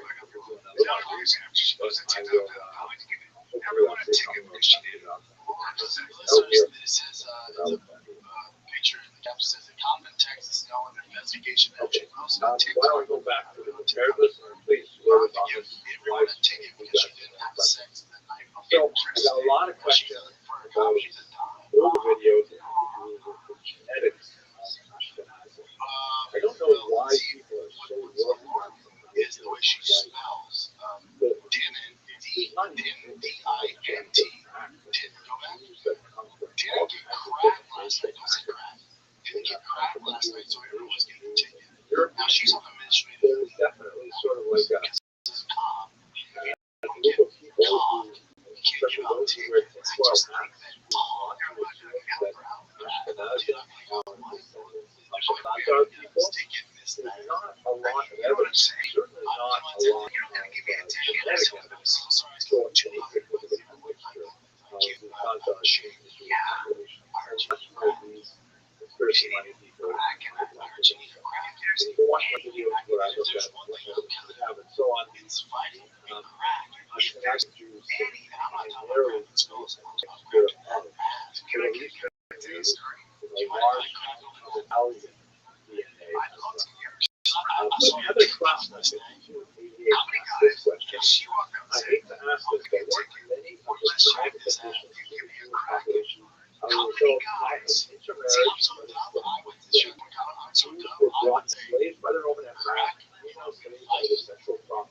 And she's like, no, crap, because I don't know where they speak that lingo. I'm just not in the streets anymore. It's a really cool thing, crack on the streets. I don't know if I like the way it's said. Like, yeah, you got gratitude. It was showing Mr. Gallup. It was just very overwhelming. And the answer is complex. Listen, The it's reason either take why care you're doing it. No, my wife and I have to go this. I text my wife and I say, we get to the 21st I gotta century, get this actually, ticket. really, It's expensive. So I'd say, look, this money can or is or it could go to states that maybe you're going something like that. And you step up a little bit, 6 miles an hour. All you're doing is exercise or they have to like 86. If I got to go 205, which they that's the definition that if I got to go 205, working definition it's yeah, that's it. depending on I can get out of all of this. Yeah, you see in the Bible some examples where you have Jewish males who marry women from non-Jewish backgrounds and their children are considered Jewish. Something really important. Like I've been in prison. I'm so cracking. Joseph and others. And so some scholars have said, well, there was a crack bros. This one he is crack. I'm still cracking. I Father used to crack. mother Now, the traditional view I would say, not quite like that. I would say, This is because there's a passage in the book of and Deuteronomy she told me that when you read it carefully, it indicates that she said, she got pulled over by this kind of macho cop. from She was out. Jewish grandchildren birth from son, who's not Jewish women, are not considered Jewish. And so, There's a lot of discussion in traditional commentaries why we swear these three facts that we have Joseph, Moses, Mary, I'm prophesizing that her friend is like smoking and going out of Jesus, you know. It's a workout. that is the practice of recognizing And she was a real, as being Jewish and not the children. she just We shaking there's lots more to say about how that works out. But in the 20th century, She was, I saw his tattoos, I saw his muscles. He well, was such a bro. children. And I said to him, And of course, there's anything I can do to get out of this ticket, like anything. but to get more specifically to this question, Do it. we can certainly assume that there is a significant amount of genetic material that is not belongs to sexual violence. However, when you look at the Ashkenazic situation in particular, there are these genetic elements, where scholars are able to analyze the DNA and work back through generations to when we can identify major incursions of other peoples into what's called genetic stream. Genetic scholars have identified the 9th century as an especially important time. And in fact, especially among the Levites, they've identified 4 fugitives, Italian mothers who most half of Jews who called themselves. So the short answer is telegraphic 88 or 8. However, This is the kind of thing where I'm sure this happens a lot. Now you got cameras that are on the and it's happening right now. It's happening right now. I knew a girl who used to, there was a married detective and he would come over and she was like, he has this blonde badge and so hot. He would show up and she would serve us everything. It happens all the time. The cops like stood in the line. They were so stressed. that's my best guess. I know. The preponderance of the evidence is that there's some, but not I need to do more research. I should do more into this. Yeah, I would like to just we're not shaming her. No. So we were in support of our brothers and sisters in the Lord. She's a human being. Give her a slap on the wrist and get her back out. It's your one. Lose my license. Sure. I mean, He had you're a good-looking kid. You work out. You'll be fine. You go to church. That's all. And that's what I'll repent. Bringing that to the I'll repent. was I mean, hugely important. creation of Christianity, that would be true. That generation, that sort of transitional generation, the first 50 or 60 years after Jesus was crucial. I think that one of the turning points, of course, was the destruction of the temple, that, they used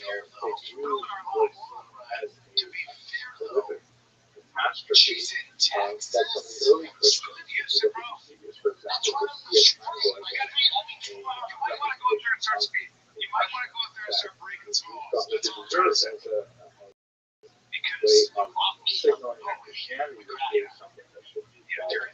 So that transition did not last terribly long. But John gives us some sense of how acrimonious afterwards. We're especially curious about that. I think the really the best figures of Constantine story. Very good, powerful. I saw that when I was going to get my passport. The security guard would go through the okay, let's see. so beautiful. I said, am I the only one that's like, Also asked, following the question about the area with undoubtedly the Jews, I was like, oh my but God, it's Christian that Joseph had no part in Jennifer, it's the right there. wasn't just a Jew or Gentile. So, Jewish. Welcome. How are you? What's going on, Jamo? Jamo, Pimp, can you hear me? Jamo. Yo, dog, can you hear me? Yo, Jamo. Pimp, can you hear me? Jamo. Yo, what up, baby? How you living? How'd you find out about me, Pimp? I was here before, I think like last week, but yeah, I want to join back. That's tight. Did we talk? Yeah, you explained yourself, like who you were, and yeah, I remember. That's tight. What's good in your neck of the woods? Nothing right now, just relaxing right now. All right. What are your plans for the day? Just relax. I did what I had to do earlier, so I'm just home relaxing now. Rest of the day. That's tight. What are your hobbies? Gaming. What do you like to play? I like to play War Thunder, college football.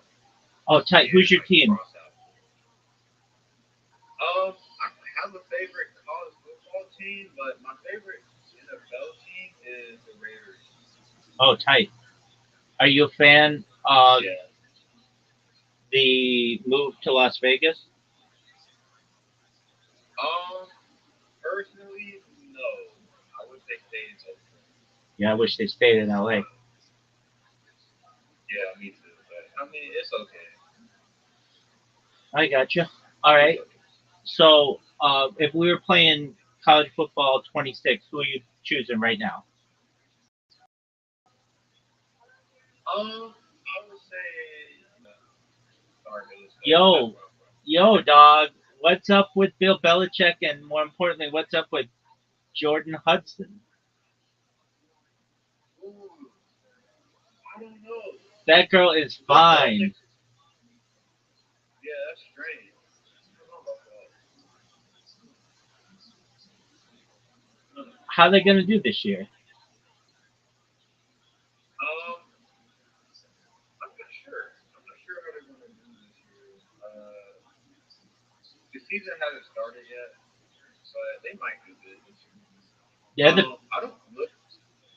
not really a fan of the Tar Heels, but I just play that team because that's where I'm from. I gotcha. They're the biggest question mark, perhaps, in college football. Nobody knows what's going to happen with them. That's with any team, really. You know? That's true, especially in college. All right, so what are your thoughts on the whole Jordan Hudson situation? know who he is. It's a girl. That's okay. That's Bill Belichick's girlfriend, who's like 24 and he's 1,000 years old. Oh, I see. Oh my goodness. Well, I think it is Google a bit strange. Google this bitch. She's hot as fuck. Okay, hold on, hold on. You said Jordan Hudson? Yeah. Okay.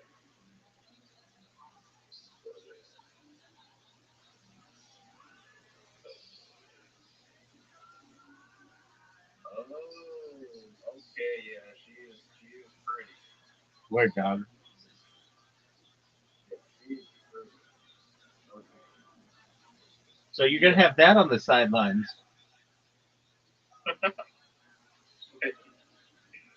um,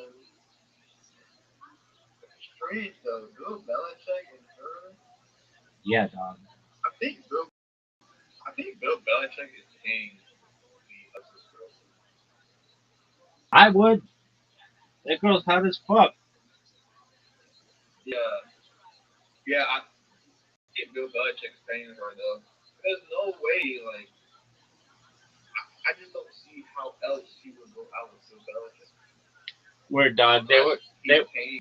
There were rumors that she was a high class hoe. Okay. All right. So you like college football? Uh, who do you feel is North Carolina's biggest rival in football? Is it Duke? Is it South Carolina? Is it NC State? Who is it? Football. I think now I'm not sure because, like I said, I don't watch Carolina football that much. But I think NC State. Okay. I believe they've been in a few fights last season. So I think that's probably NC State. Now it could be any other team, but I think NC State. All right. Yeah, yeah. Now, are you into other games? What other games you like?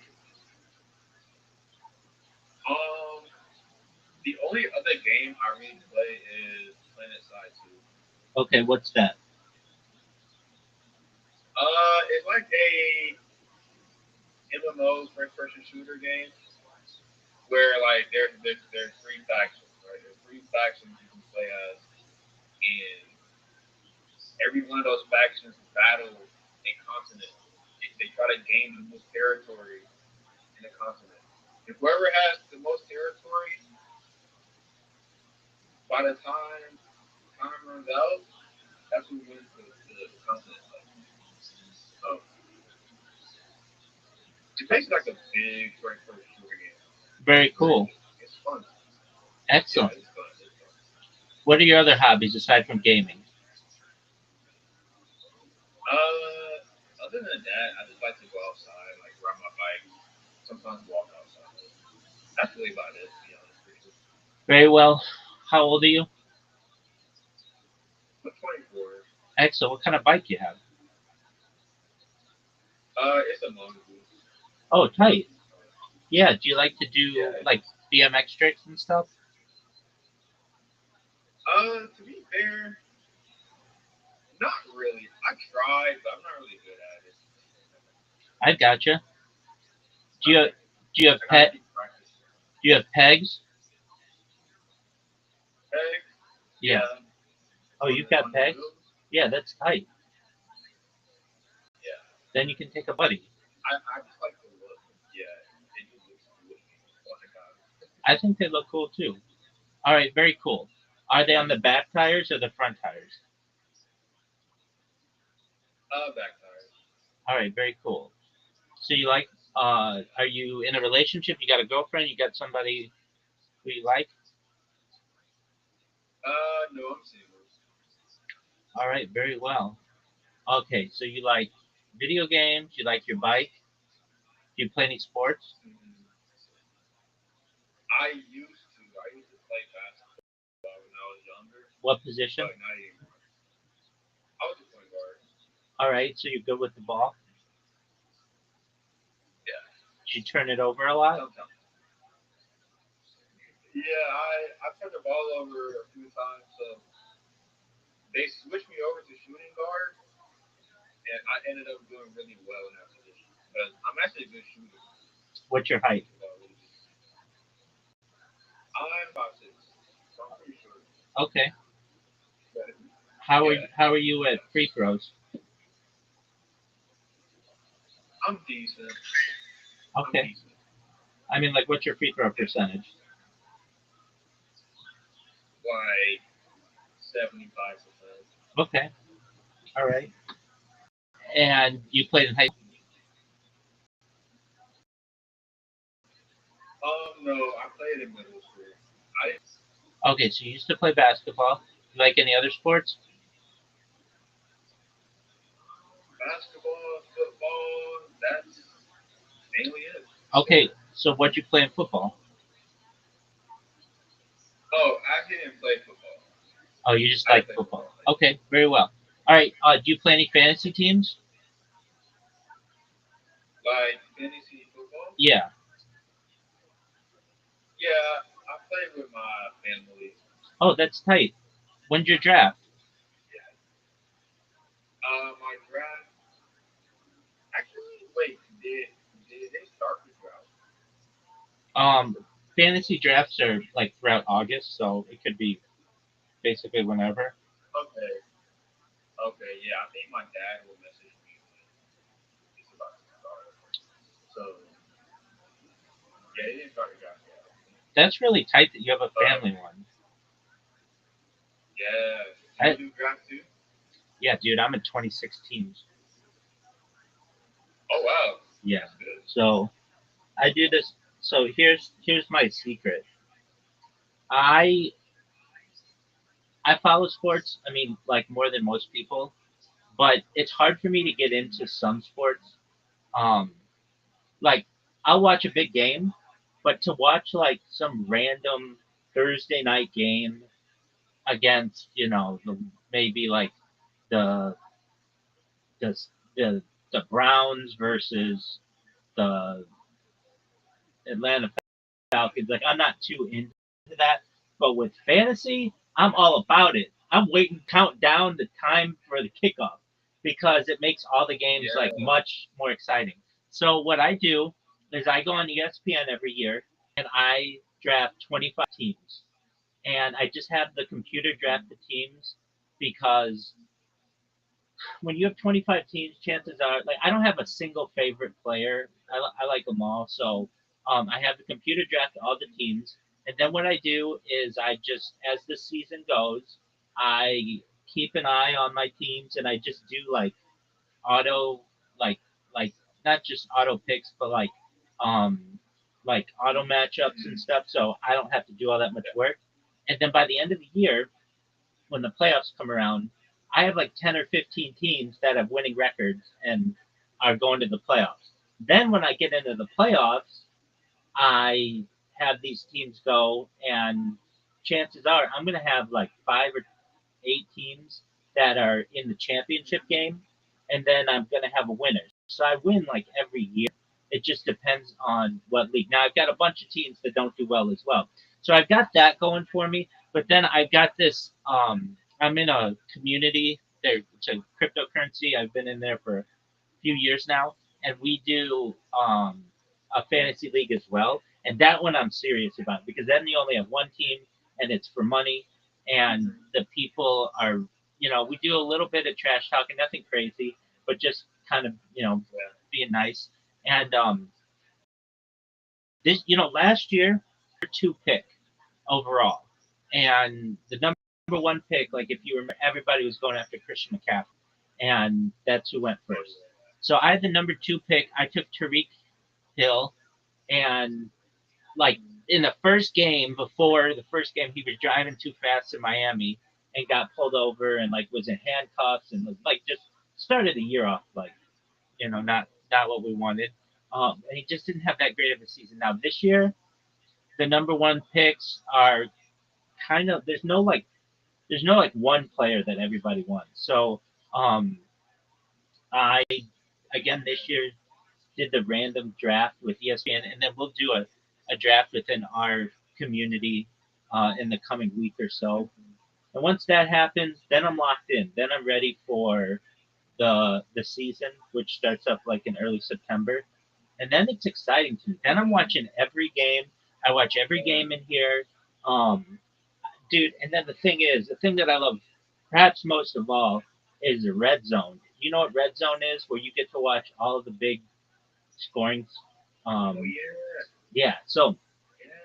nobody's got money for that kind of bullshit, but you can stream that shit, and it makes your Sunday so much fun because it's like I don't have time to be like flipping channels and seeing what's going on. So on Red Zone, they put it out there where you just have every. I think their rule is this: every scoring every scoring play they show, and everything within the 20. But sometimes they show it a little outside the 20, which is tight. So you basically see every score, and it's pretty amazing that like they used to do it. They had no commercials, so it was absolutely no commercials, and it was all free.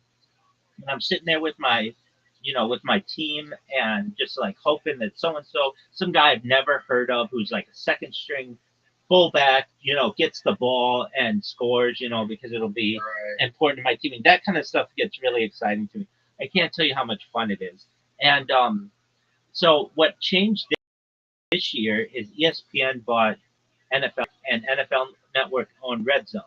So what's going to happen is Mhm. once ESPN takes it over, I'm sure they're going to muck it up with commercials and all kinds of garbage like that. But that's cool. It's not like I'm paying for it. I think it's $30 a month or something.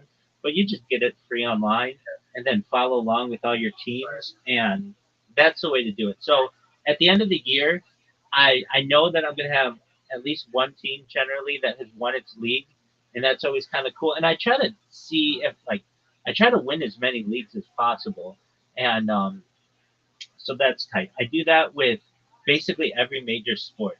So I have 25 baseball teams. There are 162 baseball games. Like that's way too much. So just once a week, I auto like I do all the matchups.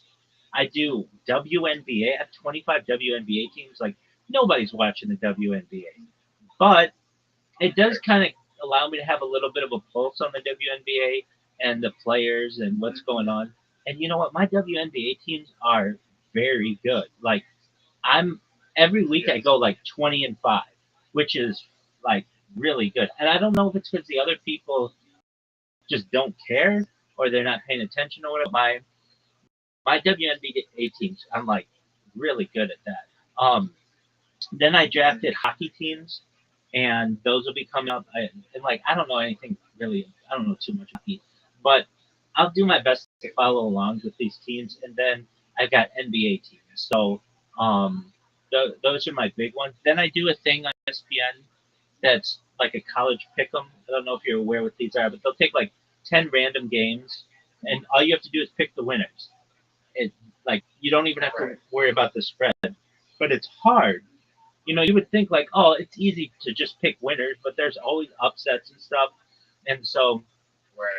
I'll do a college pick 'em, and then I'll do an NFL pick 'em, without the spread, just who's going to win. And so Mhm. that gives me like a lot of entertainment for the sports, the fall.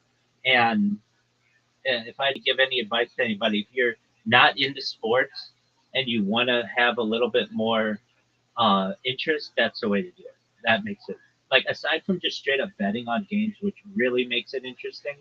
Um, just doing fantasy is a lot of fun. So, but if I could, I mean that's sweet that you have family who does a fantasy football, and that's amazing. Yeah. How do you usually do in that league? Yeah.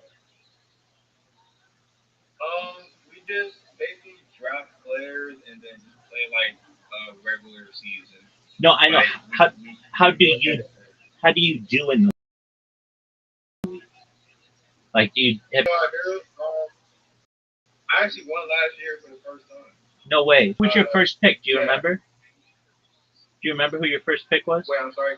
That's okay. Do you remember who your first pick was? I don't. I think it was Patrick Mahomes. Okay, that's a good one. Yeah. All right. Yeah. Who are you looking at for your first pick this year?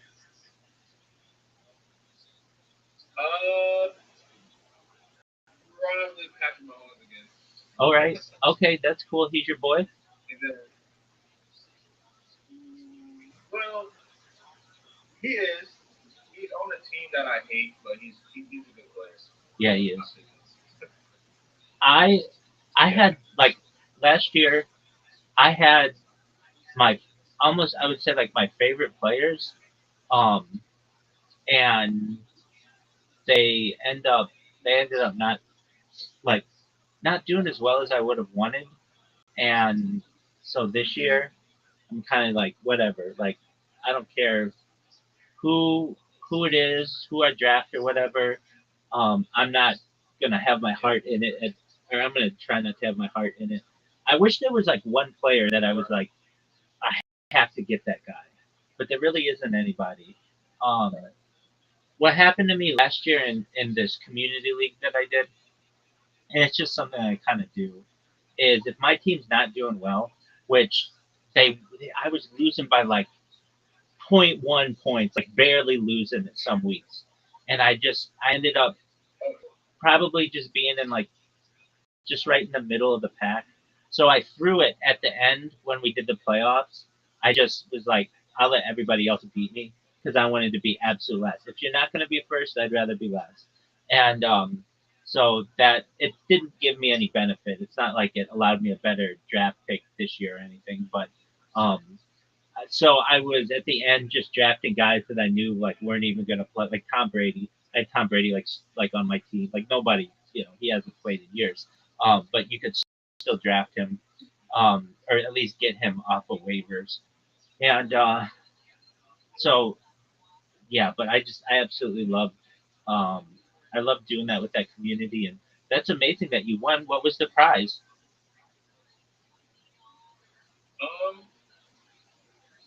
I didn't win anything. I just it was just like an achievement, I guess. It's just for fun. It's just a fun thing in the family. Bragging rights. Yeah. All right, that's cool. Very well. All right, so are you? Go ahead. But yeah, we did fantasy football for like 5 years. Like we started like 5 years ago, and last year was the first time I won. That's tight. That's super exciting. Okay, so who do you want this year? Oh, you said Patrick Mahomes. Okay. Um, Anybody else you want? I want Ashton Gentry. Sure. Running back. Yeah. Yeah, for the Raiders. Yeah, see how he do. I think he's gonna do good. From Boise. So I'm gonna choose him. From Boise State, right? Yeah, Boise State. Yeah.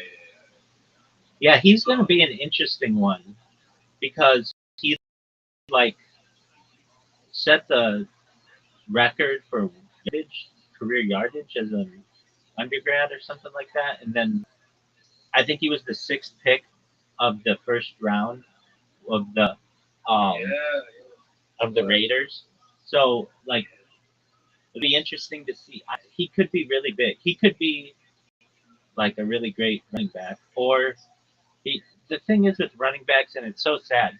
Their average career is like 2.5 years. It's like because they always get injured, and so you want to put all your money on one guy, but then like the chances are like on any play, this guy could get hurt. Which it's so much different than like a quarterback. Like a quarterback, the league does so much to protect them. Like, but like a running back, they don't care about, which is really sad. And so they're just like, okay, well, just run it up the gut or whatever. So yeah, that's a really good pick. So he'll be on the rookie. He'll be on the. I'm not sure where he'll go this year. Like in the draft, but so I don't know who I'm gonna pick first. I think it just depends on where I end up with my draft order. But there's a player I really want, and I might make some moves to try to get him, and that's Brock Bowers, the tight end from um, Las Vegas. And the re- Yeah. the reason why I want him is like all the positions, whatever quarterback you get, like they're all kind of the same. They're gonna put the same amount of points up for you generally. Same with running backs. A lot of wide receivers are the same, but tight ends can differ. And it's like tight ends are one like where there's this big gap between the top tight ends and just your regular guys. And so, um, and he played at Georgia. He was a phenom at Georgia. I think last year was his rookie season, and he just was unbelievable. And I think like he was the best tight end in the league by the end of the year. So I'm looking I- I'm looking forward to hopefully getting him. When it comes to a defense, like one that I had last year was San Francisco, and I'm a Niners fan, but um they just had a whole bunch of injuries, and so they went from like being like far and above like maybe the best defense in the league at the beginning of the year to being like I think I traded them at the end of the year. I mean, they just weren't that good, and that can happen where you don't know what to do with defenses. Another one, um, the kicker. Oh, the kicker was the big thing with me. Um, Oh so yeah. so I forget the guy's name, and I should know it. I'm gonna look it up real quick. Okay, so the best kicker in the history of the NFL, um, he Justin Tucker. I drafted him. He was the best kicker in the history of the NFL. So I'm like, oh, this is a great pick. And he goes out and almost gets cut from the team. He like he had a terrible season. I think it had to do with like sexual assault allegations he had at massage parlors. But like, of course, the year that like I need this guy to perform, he goes from legitimately the best kicker in the history of the NFL to like not just mediocre but a terrible kicker. I was losing points because of him. And like of anything with a kicker, you don't want to lose points with them. So um, I'm not taking that risk again. Who else did I have that Right. it just didn't go my way? Okay, so um, this one I played pretty well, which was Jalen Hurts, the quarterback of the Eagles, because they had that tush push, and I figured like he's going to get a lot of just random touchdowns just because of that, and he did. So that was a good move, Right. and he got better as the season went on. So, like he may not have had like a bunch of rushing yards or may not have had a ton of throwing touchdowns, but that's fine.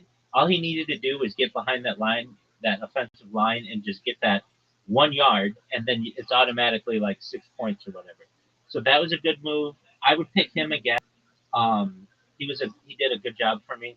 Another disappointment that I had was my tight end, Travis Kelsey, who had the whole Taylor Swift thing, and I'm thinking like this guy's going to put up tons of numbers. He was considered to be the best tight end in the NFL year after year after year, and then he had a down year, and that when you got like you only get so many guys to put up numbers, and they're not performing, it's sad. And then Tariq Hill, who had the issue at the beginning of the season, and he just never turned it, just didn't blossom into anything, um, and then when it came to running backs, I didn't put a whole lot into running backs just because running backs can get hurt. And if back gets hurt, it's like you took this guy for a really high draft pick and then he just gets hurt. And running backs can vary year, week to week really, and like who they're playing and if they're coming off an injury or whatever. So I didn't have like anybody like really who I drafted really highly as a running back, and I think that kind of bit me in the end because the guys who had like Derrick Henry and Saquon Barkley, like those guys would end up with some weeks where these guys would have like 40 points alone, like just huge weeks. And I never got that out of my guys. And then the thing that I can't stand that I do sometimes, I mean, it's just like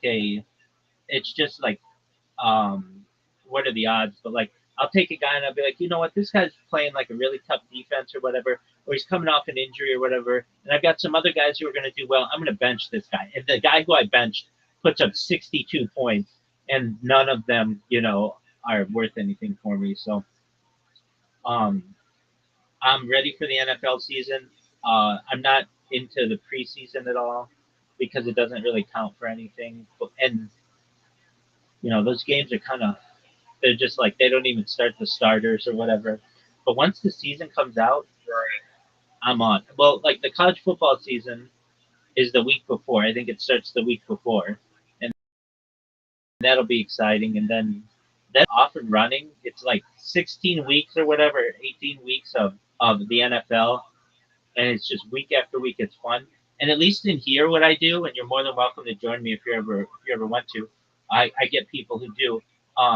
We watch the Thursday night game on Amazon. Then there's the Saturday night. Well, they don't. They do Saturday night like at the end of the year. But then there's the Sunday games where we do all day, and then the Sunday night game, and then Monday night. And that Monday night game can get really exciting, especially in fantasy, because you may need a guy to get like all your guys are done, but you've got one last guy. All he's got to do is get 3 points, and like you're waiting the whole game.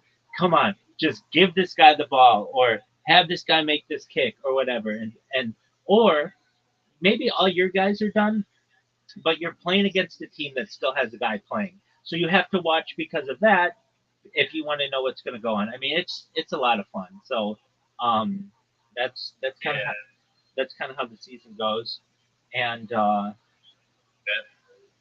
yeah, it's a lot of fun. All right, so we covered NFL. Do you get into NBA at all? To be honest, not really. Yeah. I just watch the highlights. Absolutely, dude. It's too many games, 82 games, and the guys don't try. And to me, a lot of things are bothersome to me about the NBA. One of the big ones is the foul situation, where some guys get like the whistle on their side, other guys don't. Some guys are like getting hacked in the paint. There's no foul. Other guys are doing a fadeaway and they get the foul. And it's like it's too subjective with these referees that it just doesn't make it enjoyable to me. And it used to be more exciting to me. Another thing that I can't stand, this never made sense to me. Okay, let's say we've got a best of 7 series. I don't care who it is. You choose the teams. All right, you'll get team 1 beats team 2 by 50 points the first game. Like, to me, that would tell me like team 1 is just superior to team 2. Yet team 2 in the second game will beat team 1 by 30 points. It's like, how is it like that? Like, shouldn't these games be closer? Like, shouldn't you be, if these teams are really that like competitive, that you shouldn't have these blowouts that happen, but it just does. I'm not a big fan of Adam Silver. I'm not a big fan of Adam Silver, though I wasn't of David Stern either. I think that if I know the name of the commissioner so well, or the general public does, that then you're not letting the game do its job. Then the commissioner has to come out with excuses for the refereeing and all this other stuff. So, like the big thing that happened last year was that Nico, whatever, from Dallas trading, um, trading, what's his name? Luka Doncic. Yeah, exactly. And then all of a sudden, like, surprise, surprise, they get the number 1 pick, and Dallas gets the number 1 pick. And then the other weird thing is then the Lakers were sold for $10 million, which is like, it raises the bar for all of the other teams. It's very business oriented, and I just don't like that about it. I like ball, and so like I'll sometimes watch G League games or highlights or like 3-on-3 like leagues, just because like those guys nobody's watching, so they can just you watch really good basketball. And if I were the commissioner, in my opinion, in basketball, you shouldn't be putting your hands on any player at all. No hand checking, nothing. Why do I say that? If you want basketball to be an art, which it should be like jazz. You shouldn't make it football. It shouldn't be like guys crashing the boards and if you touch another guy, in my opinion, that's a foul. And if they played it that, no matter who for who it is, no matter who it is, and if you play it that way, then you're going to have guys who, have to make jump shots, and it's not just going to be I'm going to crash the board for a dunk every single time because you'll get called for the foul. Um, you can either play basketball one of two ways. I feel you can play it where you don't call the fouls, and then it just becomes football on a court, and nobody really enjoys that. Or you make sure to blow the whistle whenever there's contact. And I understand that that's going to mean that they're free throws and things like that, but that's fine. Guys will learn. And that's just kind of how I feel that when it gets subjective, like, well, we're going to let LeBron get away with that, but we're not going to let some random bench guy from the other team get away with it. I don't like that. Um, so yeah, and so I don't know why they don't play it that way. And it just seems like I don't know if you know who Tim Donaghy is, but he was the referee who got caught gambling many years ago, and he got caught gambling on the NBA, and they said it was just a and he went to jail because of it. They said it was just a one referee issue, but I don't believe that.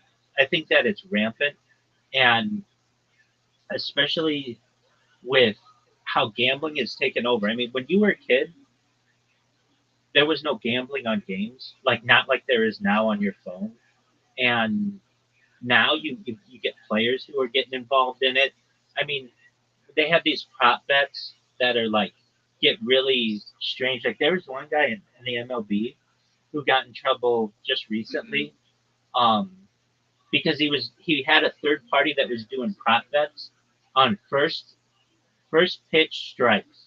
So basically, they would bet that the first pitch would not be a strike, and they would have this pitcher just throw the ball into the dirt and like really crazy like balls just on that one, and they were making a lot of money doing it because whether you make money on whether the team wins or just because of a prop bet, they still pay out the same. So Right. I think that's changed just how players are playing. There are some players. It's like strange that their team is maybe up by 17 points with 1 minute left, and these guys are still playing all the way out just so they can get like a certain amount of points for the over under, and it's just confusing. Like normally the players are like, okay, we lost, that's fine, but one guy's just still going all out just so that he gets like that 7.5 point over under or whatever. It's changed the game, Right. and so I'm not a big fan of the NBA as much as I am college basketball. I like college basketball. It seems like purer. I wish there was a way that they did fantasy college football. Like I and, agree. and I looked into this. Why isn't there are some minor leagues that do it, but the reason why is because with fantasy football, basically there's a lot of parity in the NFL. So you're not going to have one who gets like 4 touchdowns every. But Right. in college football, a perfect example of this is Boise State with Ashton Gentry, and Yeah. he gets like they're not playing anybody each week, so he's putting up huge amounts of numbers, and that's not really fair to everybody else. Like somebody who picks some running back who is playing tough competition each week isn't going to have the same kind of numbers as some of these other guys. So and then there's also the thing where there's like it's just so broad. There's so many more players to get that can cause issues. But I think with now they like moving the college is moving away from NIL and moving straight up towards paying players as employees. I think that's what they're doing now. You'll have fantasy college football, and then when that happens, you get fantasy college basketball and all those other things. Um, and Right. even you'll get fantasy women's basketball, and then you might even see it branch out to other sports like college baseball, that kind of stuff. Which which when that happens, I mean, at least with the betting aspect of it, I think it can cause um, it can be tempting for guys, especially in college. I saw some statistic that like 60% of all college players have had some kind of pressure on them from an outside source to do something for some betting. And Mhm. so I think that, yeah, that's some pressure, especially because if I say to you, look, Jamo, Yeah. your team doesn't need to win. You don't need to even score. All you need to do is touch the ball 3 times in the third quarter. It doesn't even matter if you get a yard. We just need you to get 3 touches. So you just say to your Right. teammates or whatever, to the coach, like, hey, I really need to get the ball on this play. I'm feeling it, coach. I'm feeling it. Okay, that's cool, or the reverse of that, where they say, look, you don't have to score, you don't have to catch the ball, just don't get 5 yards in on the drive. We've got an over under of 5 yards. So you just get 4 yards, and then you pull yourself out of the game. You just say, "Oh, coach, my knee stuck." So they put somebody else in there, and then you win. I mean, if you're a college person and you're not making that much money, generally you haven't. It's a huge temptation, and I think that can distort the game a little bit. And I don't want I want players to decide the games. I don't like when referees decide the games. Here's the one that bothers me more than anything, perhaps, is in the NFL, is the fact that we don't have laser, like we still have the chain game, and we don't have like laser positioning of the ball. If you understand what I mean, like basically, the chain gang Yeah. is just like a bunch of old dudes who run out there. It's like there are thousands and millions and billions of dollars that are riding on the game, and they're like, oh, it's this short. It's like it's not that short. I saw the guy cross the ball across midfield on instant replay, and we're going with this old fashioned system of the chain gang when I've seen they have Right. like that. To me is ridiculous. Now That's crazy. it is, and it's a way that they rig it. And the reason why is Right. they never show where the chain gang starts. So like when they're let's say you're like a foot short, you don't know if you're really a foot short because the chain gang could have started a foot backwards. And it's just, they have the the referee and the NFL headquarters in their ear, and the referee just goes up and says, "Oh, we're a foot short," but they don't show where the ball originally was placed. And I've seen this replacement for this system that is really cool. It's just Mhm. this little robot, like a Roomba, that keeps track of where the ball is all the time. There's like a little chip in the ball, which there already is a chip in the ball, and it just puts the ball down exactly where the guy went down. And um, like I know it's kind of like still in its early stages because what if a guy reaches the ball out or what if he fumbles? When did it actually go down? But okay, I get that. But the fact is that we don't have like an accurate system for the chain gang is just absolutely ridiculous to me. It allows people to there's so much riding on just it's a game of inches, as they say, and that we don't have an accurate way to measure that, or we do, but they just don't allow it. The one that bothers me as well is the balls and strikes in baseball, and they're starting Oh yeah. they're starting to use the umpires, and that's great because we don't need umpires anymore. It's absolutely ridiculous that like you actually get to see the scores of the umpires now, and it's like, oh, this umpire is really great. He's got a 92% accuracy rating. Dude, that means he's wrong 8% of the time. That's not good. Right. Why not have it? That's high. Yeah. Why not have it be 100% of the time it's accurate and correct? And it's like, oh, well, and again, they use it because they rig the system, and the umpires get involved in this. You know, I didn't like I I didn't study this too much until I became older, but like you would hear about Babe Ruth, and Babe Ruth being like the best, the great Bambino, 714 home runs, like the greatest hitter of all time. Yeah. But back in the day, he could just pay the opposing pitcher to throw him an easy strike, and so he could hit him out of the park. And the guys weren't making any money then, so it was a win-win. It was a win for Babe Ruth, and it was a win for the pitcher because they were paying the pitchers like $75 a week or whatever. They were, they had really small contracts or whatever.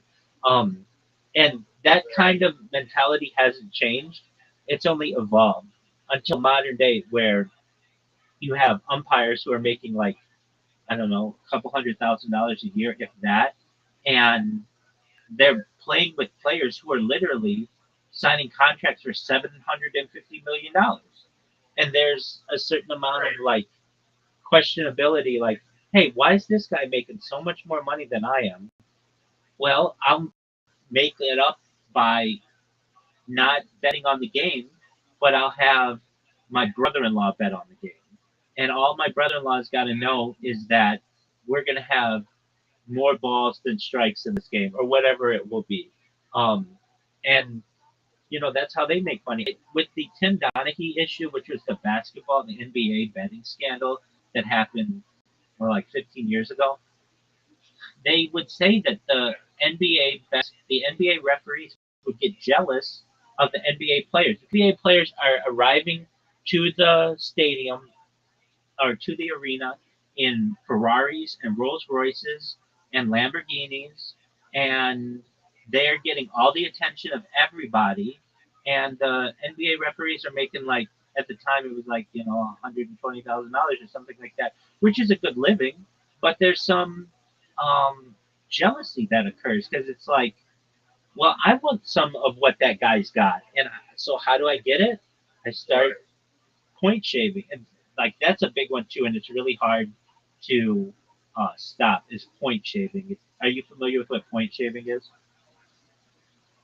I actually don't. That's okay. So imagine you got your friends when you were back in middle school playing, and we say to you, "All right, you guys are gonna win the game. We know you're gonna win the game. You just don't win the game by as much as you normally would. So you're playing some crappy school, and we're gonna say to you, you guys are favored to win by 25 points. Okay, that's fine. Just win by 15 points. And so you're still gonna win, but just don't win by as much. And we're gonna make sure that you all get money. This was a big. There have been big controversies about this in college basketball, and it's a big thing in pro sports as well. So you say to the Lakers, you're gonna crush the Charlotte Hornets or Charlotte Bobcats, whatever they are.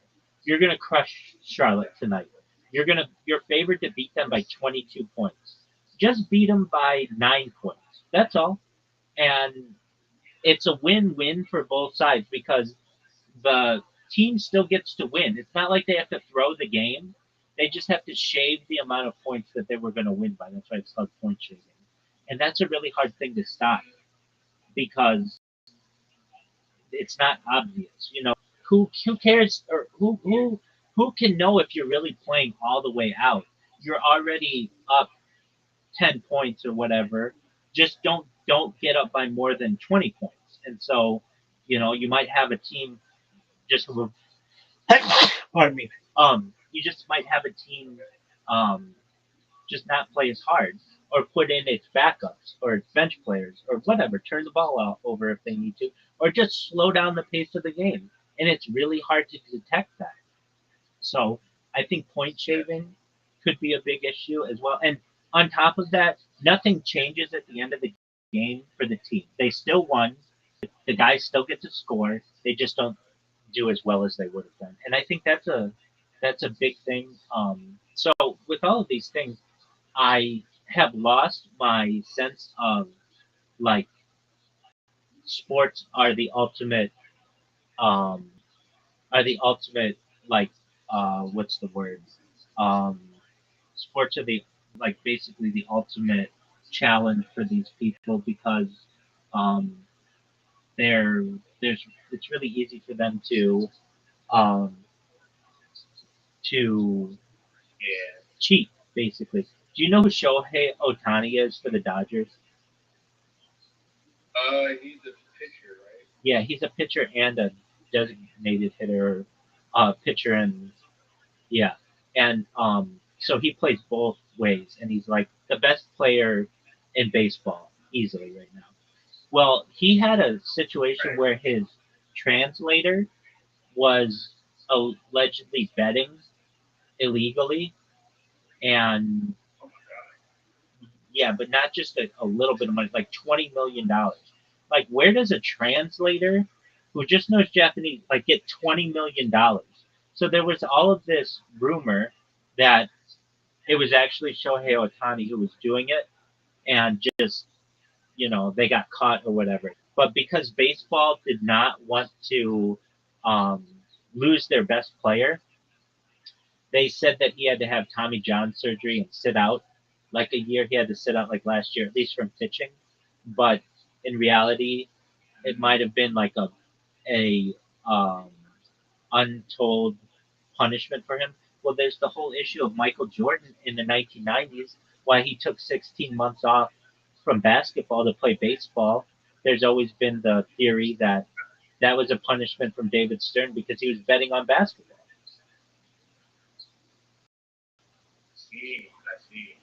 So when you, like, there's the idea that, like, we really want these guys to be larger than life and these superstars and everything, but even they get tempted with this kind of stuff. So with that said, it's very cool that you're into sports.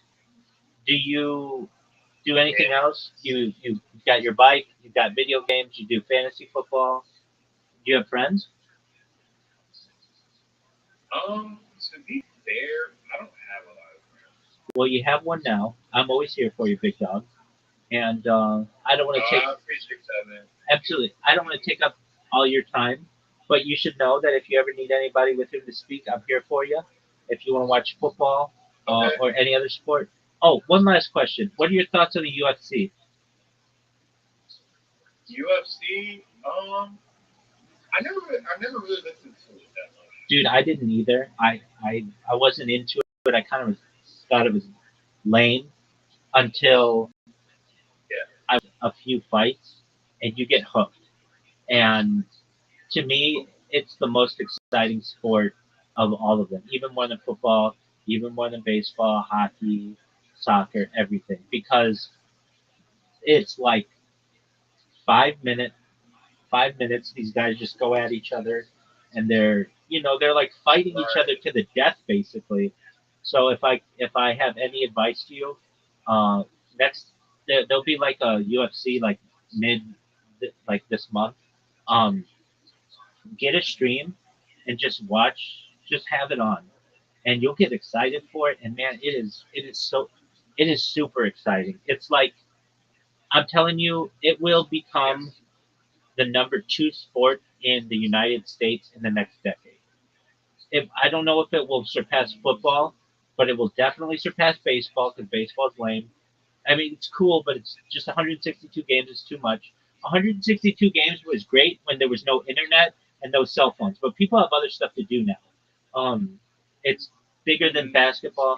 82 games is just a lot, and for all the reasons that we said, is limited. Hockey only has niche appeal, but UFC, you can take a fourth grader and say this guy's going to beat up this guy. You can take a woman, middle-aged lady, and just say this guy's going to beat up, and they can understand it immediately. It has a very low barrier to understanding, and it's really, really exciting. So um, I'm like you were. I was like that like 2 years ago or so. I didn't care about the UFC. I couldn't name anybody in the UFC. Even their biggest people, like Conor McGregor and stuff, I didn't know who that was. And there was like at one point, you'll watch it, and all you have to do is just get hooked once, and it will hook you, and it will then immediately become like, if not your favorite sport, one of your favorite sports because of how exciting it is. I mean, these guys are, you know, it's like it's like every person's dream. Like who would beat up whom is like every little kid thinks about that. So I'll leave you with that. You should check out the UFC. It's gonna. I'm telling you, in the next decade, it will become the number 2 sport in the United States. Okay. Yeah, because I've seen like highlights of it. Like highlights of the fighters. It was actually interesting. It is. It's But I haven't looked into the highlights in a long time. and it has everything that boxing has, but more because they can go to the ground. With boxing, it's a lot of dancing, and like these guys are just like, not that boxing's not cool, it is, but there's a certain element when you kind of think to yourself, okay, if I were in this situation in this octagon, would I go for this guy's legs? Would I try to put him in a headlock? Would he start trying to punch me? You can basically do anything that you need to survive. It's like basically like what everybody does on the street. You see some guy and you're like, could I take this guy? Or would he just whoop the shit out of me? It's the same idea, except it's put on display for everybody. And it's becoming more and more popular. And I was exactly like you. I was like, well, it's not that exciting. It's all these guys that I don't know. They're all from like some place I've never heard of, and I just didn't have a lot of interest in it. And then I watched like one complete UFC night. So basically, like where they do like 12 different fights, and I was hooked. I was like, wow. Right. So with boxing, they only generally a lot of times they'll just do one big fight, or maybe they'll have a couple of like maybe a couple fights before then, but everybody's just waiting on this one fight, and it's like 12 rounds. And sometimes these rounds just go for too long. With the UFC, it's usually at least the main fight is 5 minute rounds. That's it. And these guys are like doing everything they can to kill each other. And it's just it gets really exciting that and when you watch them, when they do a UFC fight, like a UFC pay per view or whatever that you can just stream, you're going to get to watch like 12 different fights. And even if you don't think that you have no dog in the fight, you don't care about the country the guy's fighting for or his size or anything about him, it's just interesting to see two guys or women go at it and, like basically see who's the better competitor. And um, you've seen the rise in the sport over the last even 5 years or so, and you watch. The only thing that will still be bigger, at least in the United States, is the NFL in a decade. So the next UFC is going to be August. I mean, they do them every weekend too, which is a really cool thing. So what do I mean by that? They have like the big fights that are usually once a month, and then they have um, UFC every weekend. They're called like fight nights. So the next big one is gonna be August 16th. So like in a week from this weekend. If you want, check it out in here. We'll stream it. But the cool thing about the UFC is that there's no off season. You know what I mean? Like with football, we've been waiting Yeah. 8 months for football, and with baseball, there's the off season, and with basketball, there's the off season. Hockey, there's an off season. There isn't an off season with UFC, so you literally there's always something going. So, again, I was like you. I can't say it enough that it was pretty boring to me because I never got into it until I watched a whole one, and I was like, wow, that was that was flipping awesome, amazing. Like that these guys they're like it's phenomenal. So check it out if you can. I'm not going to take up any more of your time. I know you've got stuff to do, but JMO, I'm glad you came in here. Well, I'm just Yeah. I'll be chilling here. What show are you watching right now? sure. I like Jewish history lectures, so I don't know how exciting it is for you, but feel free to listen. And if you want to talk some more, let me know. And if you've got other stuff to do, that's cool. But you should know I'm always here if you ever need anything. Okay? All right, thank you, man. I'll just be here. I'll be playing my game right now, actually, but I'll still be here on the call. Absolutely. I'll probably be muted though. That's totally fine. I get people who stay in here for like days on end, so you're always welcome here. And if you want to stream your game, I'll comment on it. If you don't want to stream your game, I totally understand that. But yeah, if you just want to be around somebody, I'm here for you, big dog. Okay? Okay, man. Thank you. I appreciate it. You're welcome. One piece of advice I can give you: if you want to listen to the lectures, that's great. If you don't want to listen to the lectures, sometimes there's echo. Just mute the other account that I have, the one with the professor on it. Don't get such an echo. Just a heads up. Okay. Okay. Thank you. You're welcome. Abram and Hagar, this is Delshon asking, Abram and Hagar's child was Ishmael. Was he not a Jew? Was he Jew-ish? Again, it really depends on how we understand the development of matrilineal descent as a concept.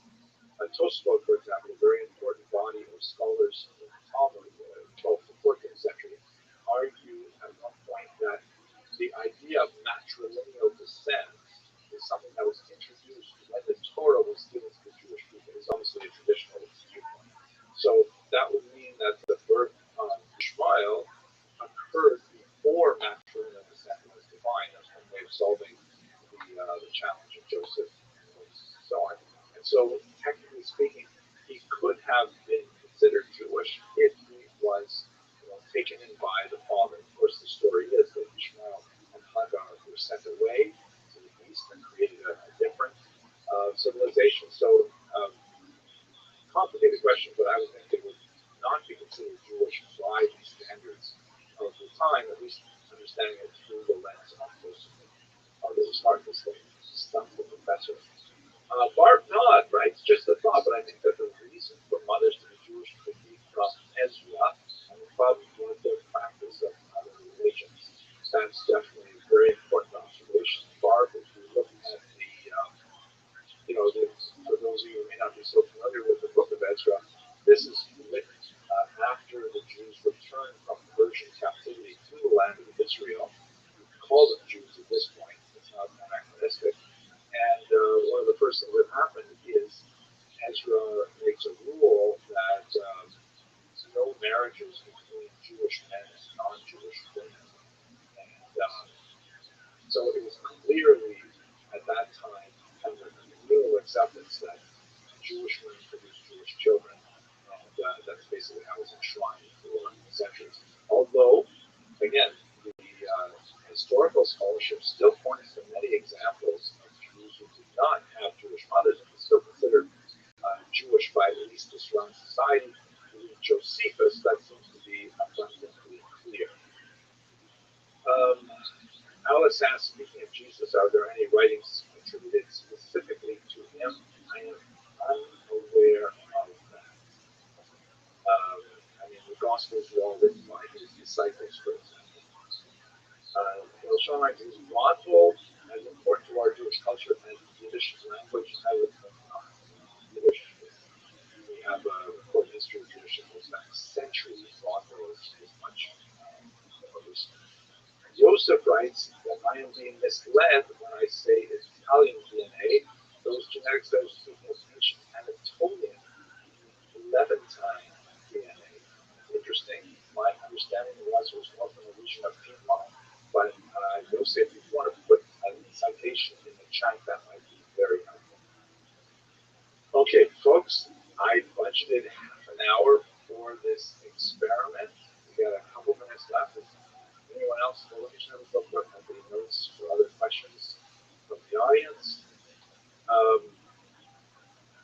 Right, so Tom Guitar 22 asked me to make a video about the historical accuracy in some of the disputes over the Purim study and the book of Esther. He writes, I think many Jews, including myself, wonder if the events actually happened. We'd love to hear what you think about some of the historical conflicts within the first royal lineage and how this impacts the validity of the story. Now, this is a really complicated thing. It has to do with the calendar. And for those of you who are less familiar with this, basically we have a challenge that the chronology, traditional Jewish chronology, like right now, the year we're in is 5,784, does not quite jive with non-Jewish calendars of ancient Rome, and particularly the reigns of kings in Babylonia. So it's hard to place the Book of Esther within it, and there's also some internal literary difficulties in this now. In terms of the calendar controversy, my go-to work on this is Manning First, who wrote a book under the title I can't remember it. It's Mitchell First, so First, and he wrote probably the definitive work on calendar controversies and chronologies in Jewish history. And from a traditional rabbinic viewpoint, there's a very persuasive essay by Rabbi Shimon Schwab in his collected writings, I think volume 3, that explains it. Last question from S2P-org.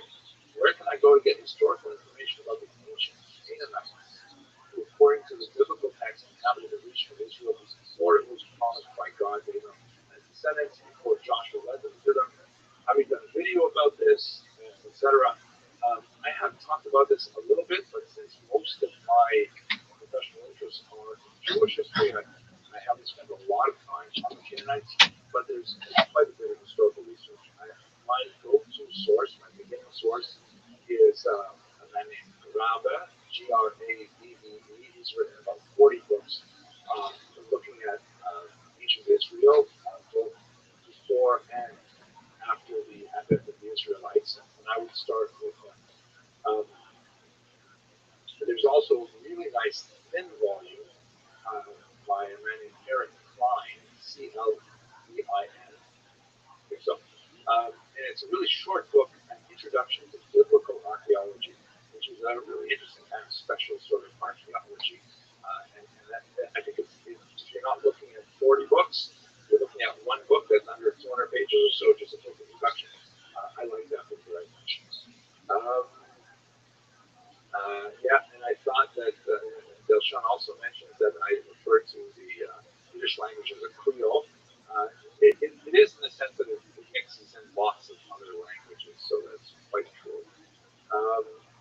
And Morami Kashikani says she likes this, we should try it again. Maybe we should. Okay, and do I have any lectures where I talk about the Rabbi of Klausberg? I haven't done that yet, although he's quite a fascinating individual. He's a great biography. I'll be available as well. Okay, I guess that's it for this experiment. I thought this was kind of fun. I talked a little sweet, but it was nice to kind of have an opportunity to interact with you live. Thank you for the members who decided to support the research with donations. That's really nice. And maybe I'll try and schedule one of these again. Thank you very much for listening, and have an excellent day.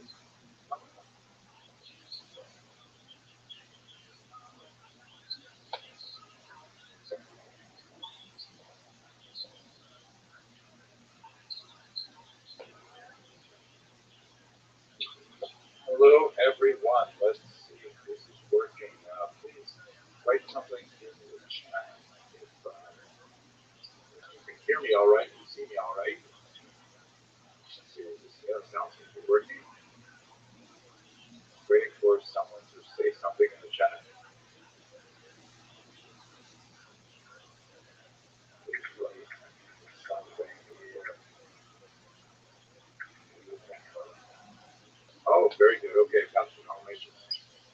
why don't we get started with a few questions? Hello, Yosef, Delshon, London, Jane, Bonnie Roth, Army Barajun. I guess you can all see these names as well. So let's have a quick look at some of the questions I've received in the last little while that I think are really useful. Please add your comments. Oh, and I see Michael Klein. Look at that. And seen you in a long time, although we worked together for many years. And hello, Ryan. Oh my gosh, okay, I'm going to stop saying hello to everybody, but now let's go to the questions. So, last time we had a live chat to talk a little bit about Clement and Alexandria. I didn't have a lot of time to look into this individual, but it looks very fascinating. I really like to study a little more of him. His name was Titus Flavius Clemens, and he lived in the end of the 2nd and into the 3rd century. One of the church fathers. Apparently, he has kind of like a split personality vis-a-vis the Jews. On the one hand, heavily influenced by the Jewish thinker Philon, also known as Philo, very important Egyptian Greek thinker, who was Jewish, of course, and spent a tremendous amount of time sort of mediating Judaism for a Greek-reading audience. And so, in a whole number of areas, Clement of Alexandria, who lived a couple hundred years after Philo, decided to follow his way of thinking in so many areas.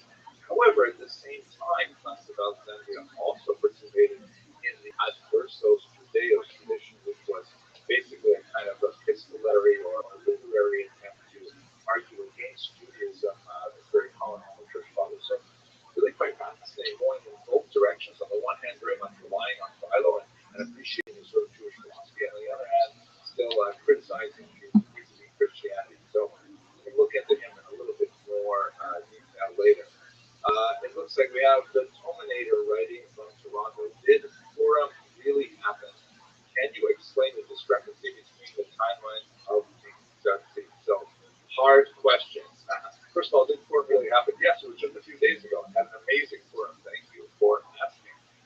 Yeah, I suppose what you really mean are, did the events described in the book of Esther really happen? So, I think the answer to that question depends on who you want to ask. If you will ask rabbis or believing Jews who retain the oral tradition, the vast majority of them will say, well, absolutely, this is historical fact. This is all these people lived and all these things happened, and so on. Literary scholars, biblical scholars from the academy, from the university, and so on, tend to disagree and tend to say that the book of Esther was probably comprised quite a bit later, during the Hellenistic period. And so this is like one of those key areas where you have a sort of divergence between the rabbinic world and the scholarly world. To be sure, the holiday of Purim, as I indicated in my argument, is definitely deeply enshrined in Jewish memory and tradition, and is observed with tremendous excitement, especially by the kids who get to dress up as Mordecai or Esther. In terms of the discrepancy between the timelines of King Xerxes, and this is, for those of you who may not be familiar with this issue, there's like almost 2 centuries of missing time between the accepted religious chronology that is recorded in a 2nd century document called the Seder Olam, which is written by a Talmudic reader named Rabbi Yosef Chalafta. And that's how we get this year 5784, meaning this is the calendrical year that we're in right now, Jewishly. And the chronologies that we have from outside sources, particularly Greek historians like Herodotus and so on. So what do we do with the confusion of, what happened to all those years, particularly in Babylonia, and which king is Ahasuerus? Like that's the king described in the book of Esther. Should be identified with Xerxes or with other kings. Very, very big confusion. So there are multiple ways to deal with this apparent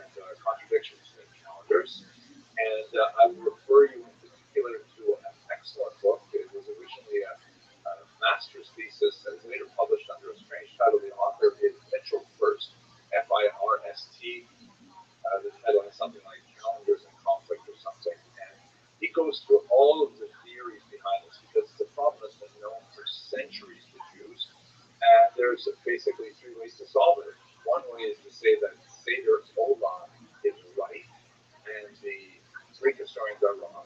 We will find certain segments of scholars who will argue that. There's another way, logically, to argue that no, Seder Olam is wrong, and that the Greek historians that we essentially follow Western scholarship are correct. And the third argument is that there's a way to synthesize them to somehow mathematically make them work. I find that third argument the hardest to really work with.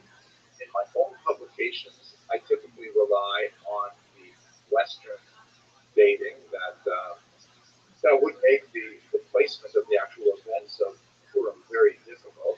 And this I follow an Orthodox scholar, very well regarded named Rabbi Wine, who essentially says we're going to wait until the time of the Messiah throughout the issue. So that's the short version of it. If you want the longer discussion, have a look at Mitchell first. Great. Someone named Joe Paul says, all my beautiful Jewish people stay vigilant, stay the course. We will win this attempt to get rid of us in Israel time. Thank you so much. I appreciate it. Okay, let's see. Now, here, Mike, of course, is asking very, very difficult questions. And again, I really should not have advertised this kind of questions. So, what Mike Klein is asking, I'm sure you can see the chat there, but, what is the whole deal with the relationship between Esther, Mordecai, and Achashverosh? Once again, it depends a lot on who you ask. If you ask a biblical scholar, let's say, who was living entirely within the world of Tanakh, the Hebrew Scriptures, well, the story as described there is not really, as difficult, because the whole relationship she has with Mordecai is one of an adoptive father, perhaps an uncle, or some kind of like a protective figure, but there's no marriage described there, if I'm not mistaken. In the Megillah tractate, however, in the Talmud, which just mind-blowing in terms of the kinds of things it says about what actually happens in the book of Esther, which are like, wow, huge, amazing divergences from the text, and with tremendous agadic lessons buried into them, what these things mean. Like, for example, off the top of my head, Esther is described in the biblical book of Esther as being extremely beautiful, and everyone, loved her. She found favor in everyone's eyes. But in the Talmudic text, it says that she had a green complexion. Maybe you could say nicely olive complexion. But, the text seems to imply green as in, green, like green screen. This is a blue screen, but a green screen. And so, on one level, it's really it has to do with how do you understand Godic statements in the Talmud. But on another level, I think it's possible to kind of say that the Talmud is saying that physically she may not have been so but there was something about her. She had a level of, this is the word is pain, a level of like, she made everyone feel welcome and warm and important. And so everyone liked her as a result. That's sort of the way I tend to understand these things. So one of these big areas that Mike Klein is asking about is, Esther married Achashverosh, but in the Megillah she's also married Mordecai. How is that even possible? So the answer that the Talmud arrives with that particular understanding of events has to do with the whole idea of defining what is non-consensual relations. And that's really the crux of the issue when Esther decides, after discussing it with Mordecai, that she has to voluntarily go to Achashverosh, which would ultimately, remove the legal permission that she had granted since things were non-consensual, and that's why it was considered such a huge deal. Mike, you're asking a really tough question. It'd be much better to discuss this, I think, over maybe shot of whiskey, but I appreciate the hard question. Let me go back up to what we got here. We have Hiram Dividend. Thank you for supporting the research. That's very nice of you. So he asked that an interactive discussion. I should Hiram Dividend his name. I shouldn't, but Hiram Dividend asked, I've never been Elma Fortnite. Is it possible to hear over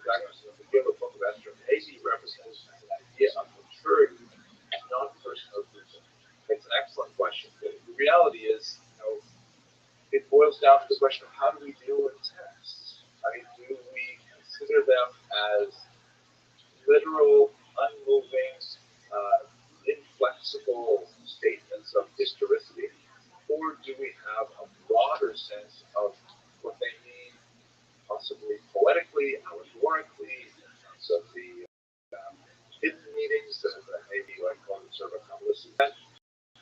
We have the basic level of 4 ways of interpreting the biblical text. Shot them as sod and drash, which is sort of translated into English as simple meaning, allusion, secret meaning, and homiletical meaning, like you don't have to take them exactly literally, but you can expand greater lessons from them. That's one level, and the Talmud itself says, Shivim Panim LaTorah. There are 70 faces to the Torah, just like the Talmud offers a metaphor that when you strike a rock with a hammer, 70 sparks fly out, and 70, by the way, in the biblical imagination means the largest number possible. So, too, the Torah admits of a tremendous amount of interpretive directions. And so, as a historian, I can answer that way. As a fan of rabbinic scholarship, I can give you some sense of that, but I'm not. I'd like to remind people I'm not a rabbi, I'm just a regular guy. Okay, questions. Let's see what else we got here. So let's see. Shoshana Kiria Ziraba asks, there was a time when Bulgarian and Ethiopian Jews were not accepted by the wider Jewish world. What happened? They got them accepted. I'm asking if you got the Jewish community. So, excellent question. I don't know how to answer the question that well. I think a lot of what you're asking here has to do more with sociology than history, where I spend most of my time. But I think that's sort of like a simple answer, simple and simple being not very sophisticated, is that,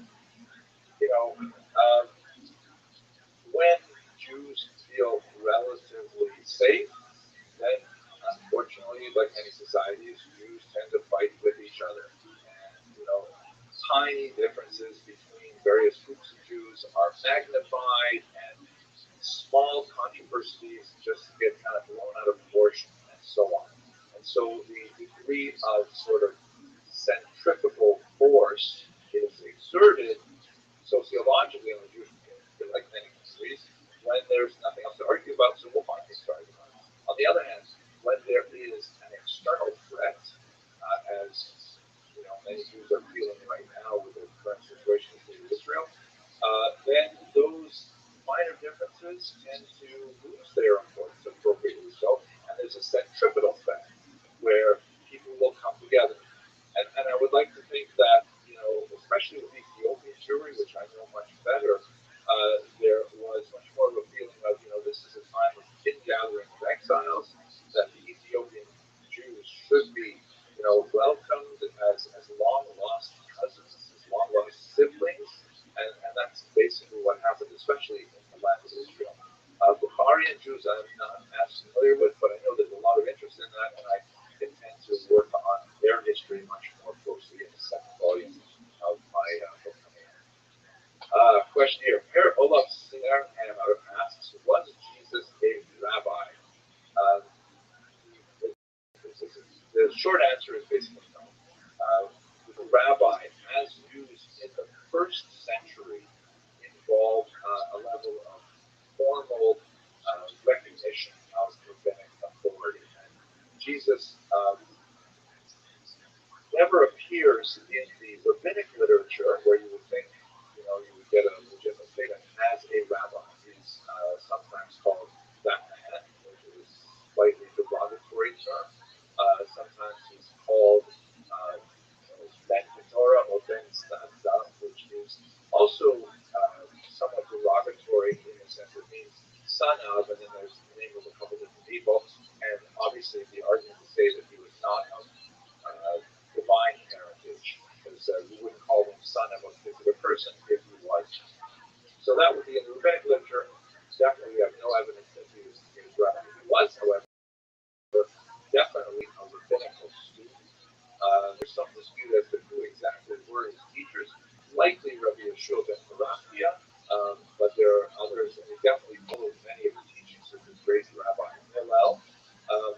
definitely was within the circle of the Pharisees, but he did not seem to have actually received that level of coordination, at least among rabbinic consensus. Is it possible that this was later omitted in the record? Not impossible, because the texts that I'm citing for you right now were written a few hundred years after his death, and so therefore it could be that they simply omitted that, but he was an argument of silence. In the Gospels and in the New Testament literature, I'm not sure if he's ever referred to by the title rabbi. Perhaps someone who's put it in the chat if they're more familiar with these texts. But he was certainly regarded as a teacher, and the word rabbi basically boils down to teacher. It really means more like master, but in the sense of an intellectual master. So that's the technical answer to the question: was he actually a rabbi, like capital R rabbi? Was he a teacher of Jewish things? No question. He had a significant following of people, particularly in the north. He was, however, somewhat of a controversial figure even in his lifetime. As we can see, primarily from Christian sources, but also from Jewish sources looking back in time of whatever distortions may happen in historical records as a result. Oh my gosh, good question. Okay, let's see. Okay, let's see. Here. Don't know what persevere means. What do I think of Yehuda Lev? Abraham Friedman asks, what do I think of Yehuda Lev? A mentor, a licensed archaeological research, was written permanent the first number. Unfortunately, I haven't read either of those books, so I don't know what to say. I do want to address one issue related to saying the 12 books, so let me just quickly scan the chat here. Why, Martinez asked, why do Orthodox and ultra-Orthodox shuns the and Newsom conversos from concluding back to Judaism? And Moshe, God bless his memory, was also a converso. Wow, lots of questions here. So first of all, there's, I would not say, first of all, I dislike speaking about large groups of people in generality, so, but even with the specific statement, I don't think the Orthodox and ultra-Orthodox people shun specifically B'nai Newsom conversos from converting back to Judaism, because there is a tradition to discourage everybody from converting to Judaism, period. Now, you use the term converting back to Judaism, which I probably should explain to people who may not be so familiar with this particular situation. The term in Hebrew, B'nai Newsom, means the children of those who were forced. And what that is referring to is the descendants of those Jews from the Iberian Peninsula who, primarily in Spain in 1391 and later in 1410s, and then in Portugal and a large number in 1497, were forcibly converted to Christianity and lived for hundreds and hundreds of years as Catholics. The reason being the Inquisition was horribly persecuting Catholics who had adopted Catholics who had adopted Jewish behaviors. And so even though they were formally converted to Christianity, various degrees of coercion involved, they were nevertheless legally Christians and adopted Judaism technically. The behaviors were definitely forbidden by the church. So the Inquisition really, went after them for hundreds of years, basically in every Catholic country in Europe, but in particular in the Iberian Peninsula, in South America, Central America, and so on. So in the 18th century, the Inquisition began to really lose force. By the 19th century, it was shut down. And in the 20th century, these communities began to explore their original Jewish identity from hundreds of years ago. And some of them, wanted to retain their current behaviors and still absorb or adopt a Jewish identity. And people can choose whatever identity they want. You can identify as an elevator if you like to. But if you want to join an organized club like Judaism, then you have to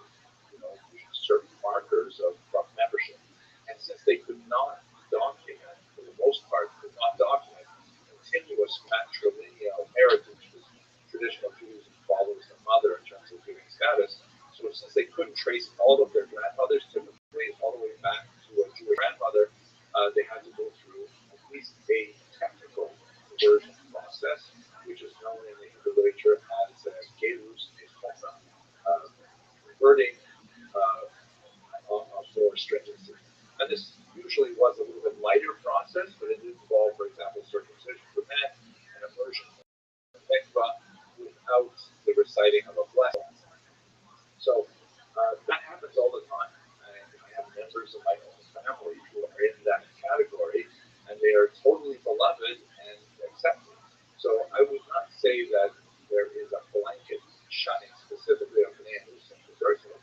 However, the whole idea of coming into the Jewish fold when you don't necessarily have to is specifically shunned, not shunned is the right word, discouraged, ever since the Hashmonaim, the Maccabean kings, way back in the 2nd century before the Common Era, forcibly converted a few peoples to Judaism, the Idumeans and the Itareans in particular.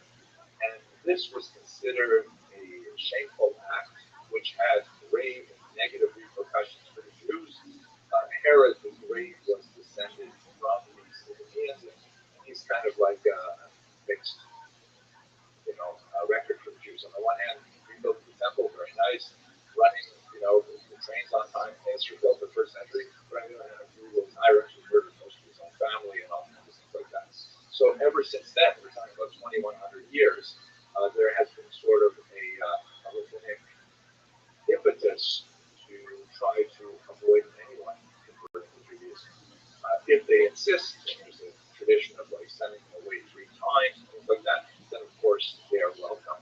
But it's definitely not something. Judaism is not historically a fossilized religion. When I say historically, I mean since the 2nd century before the Common Era, it's not been a fossilized religion. Wow. Let's see here.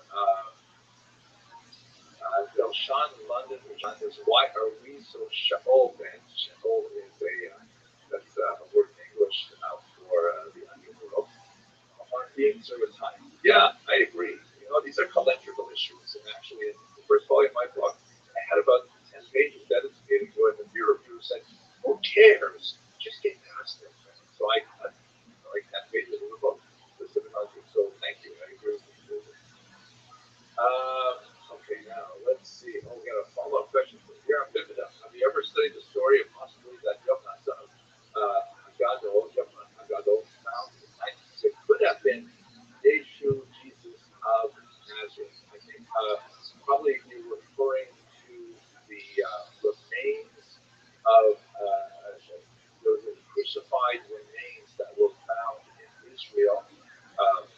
Rather dramatic. An ossuary was found, which is now like a box where bones were kept, and it has a few Hebrew names inscribed on it.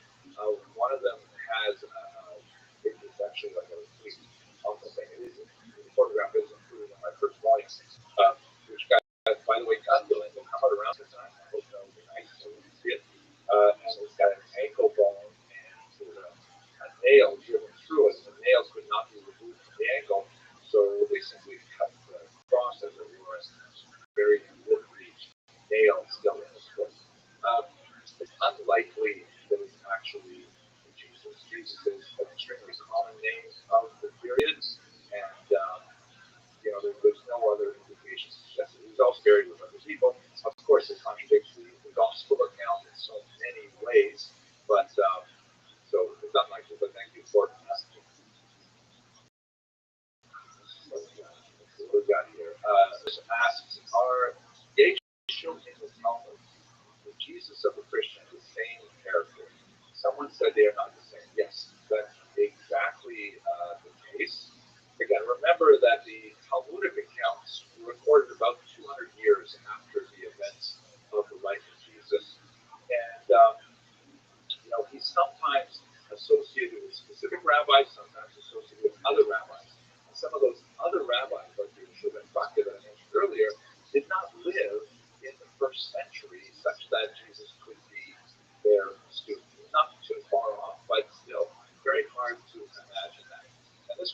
exactly the point that was brought out by the great scholar Nachmanides, the Ramban, in the 13th century when he was forced into a formal dispute with the priest Nicholas Donin, who was a former Jew who was arguing that the Talmud was essentially anti-Christian, and they were brought to trial before King James of Aragon in Spain.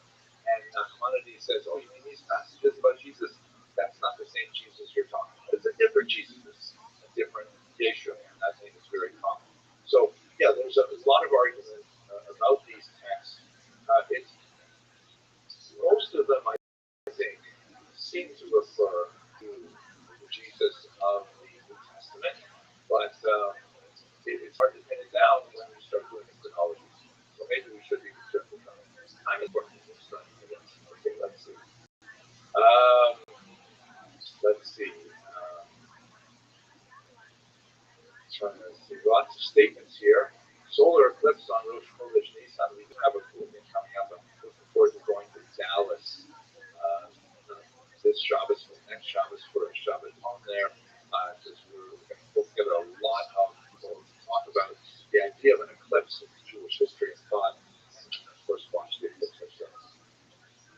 Let's see.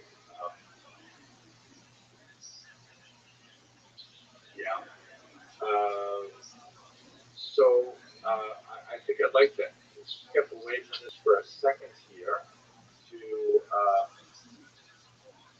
let's look at something that's been coming in the comments over the week.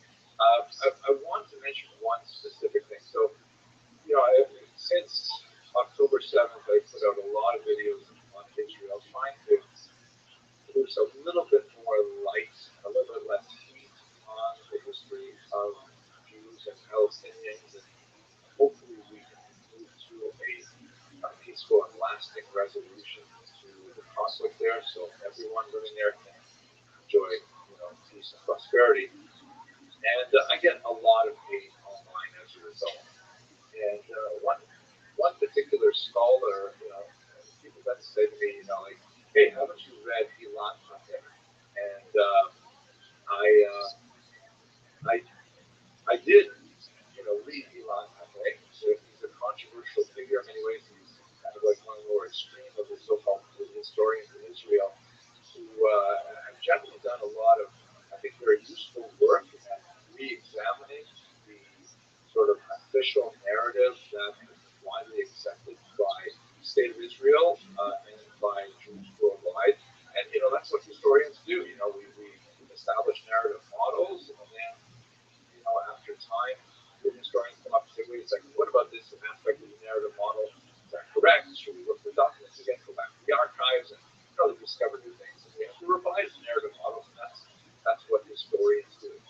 But sometimes you have historians who spend much more of their energy delighting in, being iconoclast and destroying old models than really building what are effective models.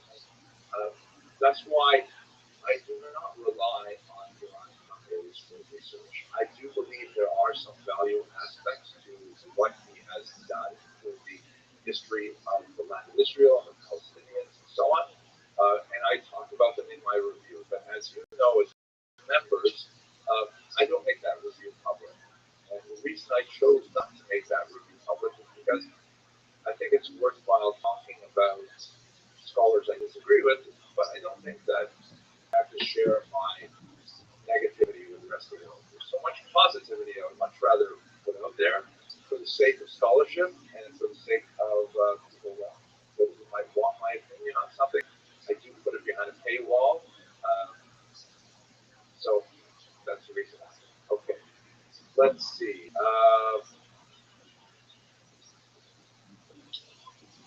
Shoshana, Shoshana Kirya, the Rabbi asked historically, what makes Jewish religious influence grow or become popular? The Chabad movement is growing while resisting the trend towards the laxist condition. It's a good question. Again, another sociological question, though not necessarily something I can speak to historically. But a lot of reasons I think would go into it. I would just add one small detail about the kind of stringency movement. article that appeared about a year ago in the Atlantic. I can't remember who wrote it, sorry, but it was an article on the Mormons. And they asked the same kind of question. Mormonism apparently is growing, and why are people converting to Mormonism? What is the attraction? And one of the theses is that it's actually the greater degree of demands placed on Mormons that may be more attractive to people. In other words, why should we assume that people always like this? Maybe people like things harder. Maybe people like things stricter. Maybe people feel that rules, boundaries, things like that are actually good. And I would think, I remember being very impressed with that argument, I would think that not only does that speak to a degree of motivation for conversion to Orthodox Judaism, or not to use the word conversion because a lot of Jews are attracted to it, so it's really the Hebrew word bikiru, meaning drawing closer, but at any rate, an adoption of an Orthodox lifestyle. And I think, first of all, there's a lot of appealing things to it, interesting, there's a lot of really good things about it that of course I enjoy myself. But there is a sociological emphasis. I mean, having no boundaries also means no structure, no definition. It really is hard on building communities. Like, for example, the fact that Orthodox Jews will not drive on the Sabbath means that we have to live close together in order to gather in synagogue. And that means that we build very tightly knit, dense communities, that we know our neighbors, and that we spend time not engaged in electronic or face-to-face communication. Those positives are all the result of the restrictions. If it weren't for those restrictions, you would have, as you do in unfortunately many Jewish cases, this diffusion of people living far away by car. They could come together by car, but they tend not to. They become more diffuse. So the restrictions actually have lots of positive, side effects, if you will. Maybe they're interesting. Another argument I'm not going to make right now, but if we had more time, I would say that marriage is exactly the same thing. There are incredible benefits to marriage. I have enjoyed them personally for well over 30 years. And those benefits exist precisely because of the restrictions that come along with the institution of marriage. Okay. We're a little over half an hour now, so let me see what I'll try and get back to any other questions here. Can I discuss Avery Nunley? Can I discuss Avery in detail? So, probably not in detail, but I can say a little bit about it. The term Avery is usually applied, it's translated as Hebrew. It is a term that's used to describe Abraham, the patriarch in the Bible. And it literally, it comes from the root. All Hebrew words come from a root, usually 3 letters, that means, that is avar, meaning other side, or to cross. And so people Welcome. argue that, How are you, Robert? perhaps calling Abraham from. Robert, can you hear me? Robert, can you hear me?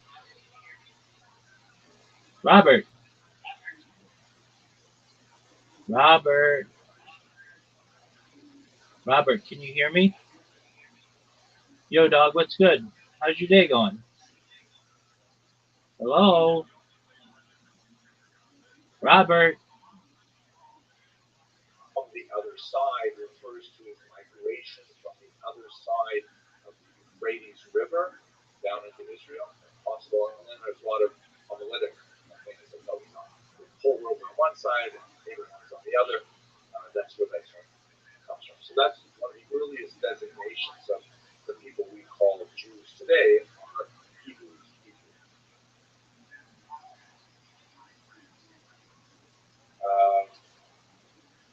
Let's see. I should really cut this off here. Odnar ERN. I know how many people have unbroken images verifying them as Kohanim. How is this verified historically, and would these men be acceptable, quote unquote, for future sacrificial temple service? So, historically speaking, there are obviously a diminishingly small number of people who have genealogical tables that trace back to, let's say, even the first century. It became like much more popular to create these things around the turn of the millennium and the year 1000, more or less. Rashi's family, for example, began to have genealogies, and so there are some people who can connect themselves back to, let's say, the Maharal of Prague, and then back to Rashi, and around the first millennium. But then there's a big. Living the dream, Pimp. How are you? How do you guess from Rashi back to the first century? 900 odd years. Most historians do not consider. There you go. Hey, come to my Discord. It's discord.me/Rabbi. So it's really it's impossible to verify that. On a genetic level, there's some fascinating studies that. All right, cool story, bro. Specifically at the Y chromosome of people who claim to be Tehanic, and there's like a statistically significant number of them that indicate that they are all similarly related to a single maternal ancestor 3,000 years ago. That's a so-called Cohen gene. But there are a lot of people who have that gene who are not identifying Kohanic, and there's a certain number of people who identify as Kohanic who don't have That's that what I said. gene. Come to my Discord, Big Ben. And that's obviously impossible under Jewish law. The bottom line in the argument of Kohanic. All right, you're a big boy. You can figure it out. Really know for sure who is actually a Kohen. Okay. So much Enjoy your that the Vilna Gaon, who lived in the 18th century, inebriation. who was the firstborn male of his family, and there's a ritual called Pidyon event where a firstborn male has to receive redemption from a Kohen as a child. The Vilna Gaon would famously perform that ritual for himself with every single Kohen he ever met to be sure that his best chance of actually fulfilling that. Most Jews today, for myself, I'm also a firstborn male. It's just done once with some person who says he's a Kohen, and you're good to go. In my case, it was Harry Graham, who drove the snowplow in the winter, garbage truck in the summer, and he was the local Kohen of Northern Ontario, and that's how I was. Okay, folks, we're already well over my half-hour mark. I'm really grateful for all of your participation. Thank you so much for joining me, and I guess we'll try this experiment again. I hope, for those of you who celebrate, I hope you have a fantastic Sabbath. For those of you who mark Good Friday and Easter Monday, I hope you have a wonderful, religious experience, lifting, and I look forward to speaking to you in the future. All right, take care.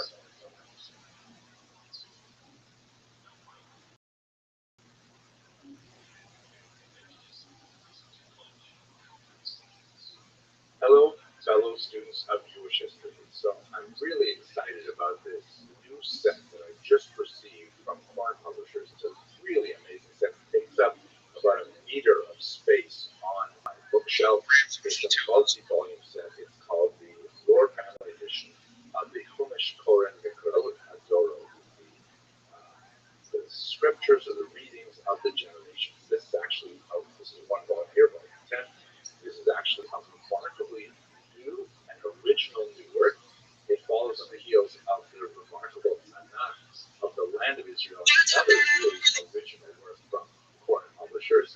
And I think it speaks to the expansive and creative vision of this publishing house based in Jerusalem and its CEO, Matthew Miller. It makes me feel, I have to say, like, is Foreign publishing these books just for me? Because I feel so personally attached to these new scholarly publishing endeavors. I'm really excited about it. So let me tell you about this particular book, which is really cool. So first of all, I'm sure many of you are familiar with the classic compilation known as the Mikrot Gedolot, which we translate as kind of like the Great Scriptures. It was first published in the 16th century in Venice, and basically it took like a verse or two of the Chumash, the first 5 books of Moses, read on a yearly cycle, and then arranged around it a whole pile of Hebrew commentaries from the ancient period, like Onkelos, through the medieval period, where most of the commentaries come from Rashi and Ramban and so on. And that's like been a staple of the Jewish studies for the last 500 years or so. But this volume is very different. Whereas Mikrot Gedolot is usually published in 5 volumes, one for each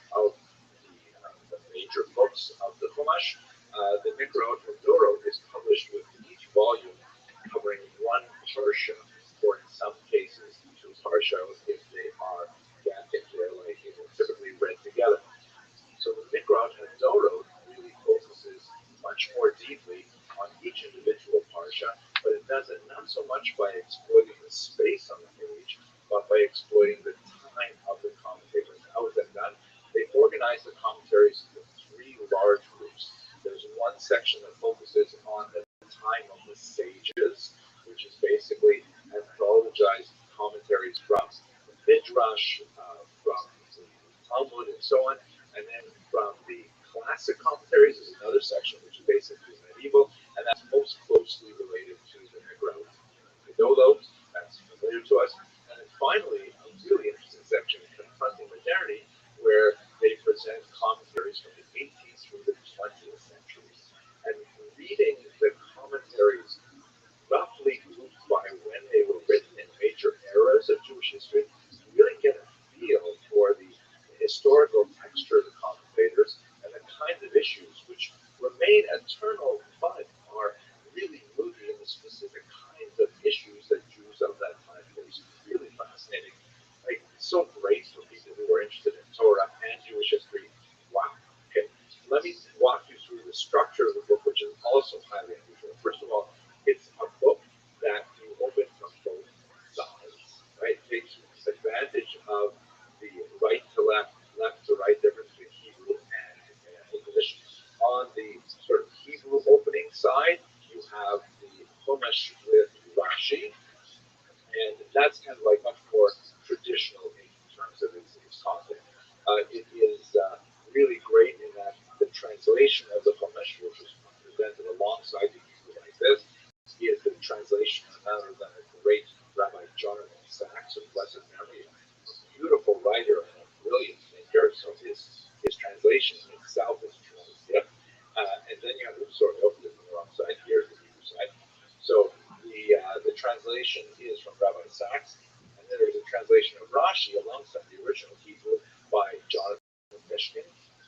He also, by the way, translated all the commentators on the other side, which is really useful because it means that with one translator, you have sort of a common emotional literary baseline that allows for the idiosyncrasies of individual commentators to really stand out, rather than a jarring kind of collection of translations from different translators. So it's really, really useful. Also, actually, I read of course, the Hebrew Rashi, which I normally do, but I also read the English Rashi, and I actually appreciated it because there was a lot of helpful parenthetical comments. One of the classic issues in studying Rashi is sometimes he will provide a statement, and you wonder, like, why is he saying this? And this is the question he's saying to Shiva: what's bothering Rashi, right? Why would Rashi feel the need to say this particular thing? So the question as to why Rashi might be prompted to say such a thing is helpfully included here, and I really benefited from it. The only small criticism I have is that while I am a huge fan of the regular Koren font, which of course the publishing house takes its name from the author of that font, it is really gorgeous. I use it for my own personal prayer books, but I never really liked the Rashi font that Koren developed. I still have difficulty with certain letters, and I don't think it's quite as beautiful as the main books, but that's a small quibble. I'm overwhelmingly impressed with this series and I hope that's not your thoughts. Now, let's go to the other side, which is really where you have something unusual. It's not just Chumash Rashi, it's something totally new. So the editing here is the key, and there's a great team involved here. The managing editor, Rabbi, but I think the strongest editing voice through this is Rabbi Shai Finkelstein, who's the editor-in-chief, and his vision really permeates the entire book. It's fascinating. I'm really getting a lot of it. He's the one, of course, who makes the tremendous number of selections here, choosing from more than 40 different commentators that are represented for everything, and it's really fantastic. So let's look at those three main historical sections. In the section that they call the Time of the Sages, which has this sort of timeline in front here like this, there are standards like the Talmud Bavli, the Talmud Rothschild'S, lots of Midrash and so on, but also Zebra. Wow, I never studied Zebra before. Of course, I read about him and read little bits and pieces of him, but selecting the sections from Hilo that make him stand out really give you a sense of how different the Torah of Alexandria was from the Torah of, let's say, Tiberias or Jerusalem, a place like that. I really appreciate that very much. Then in the middle section, there's the classical commentators.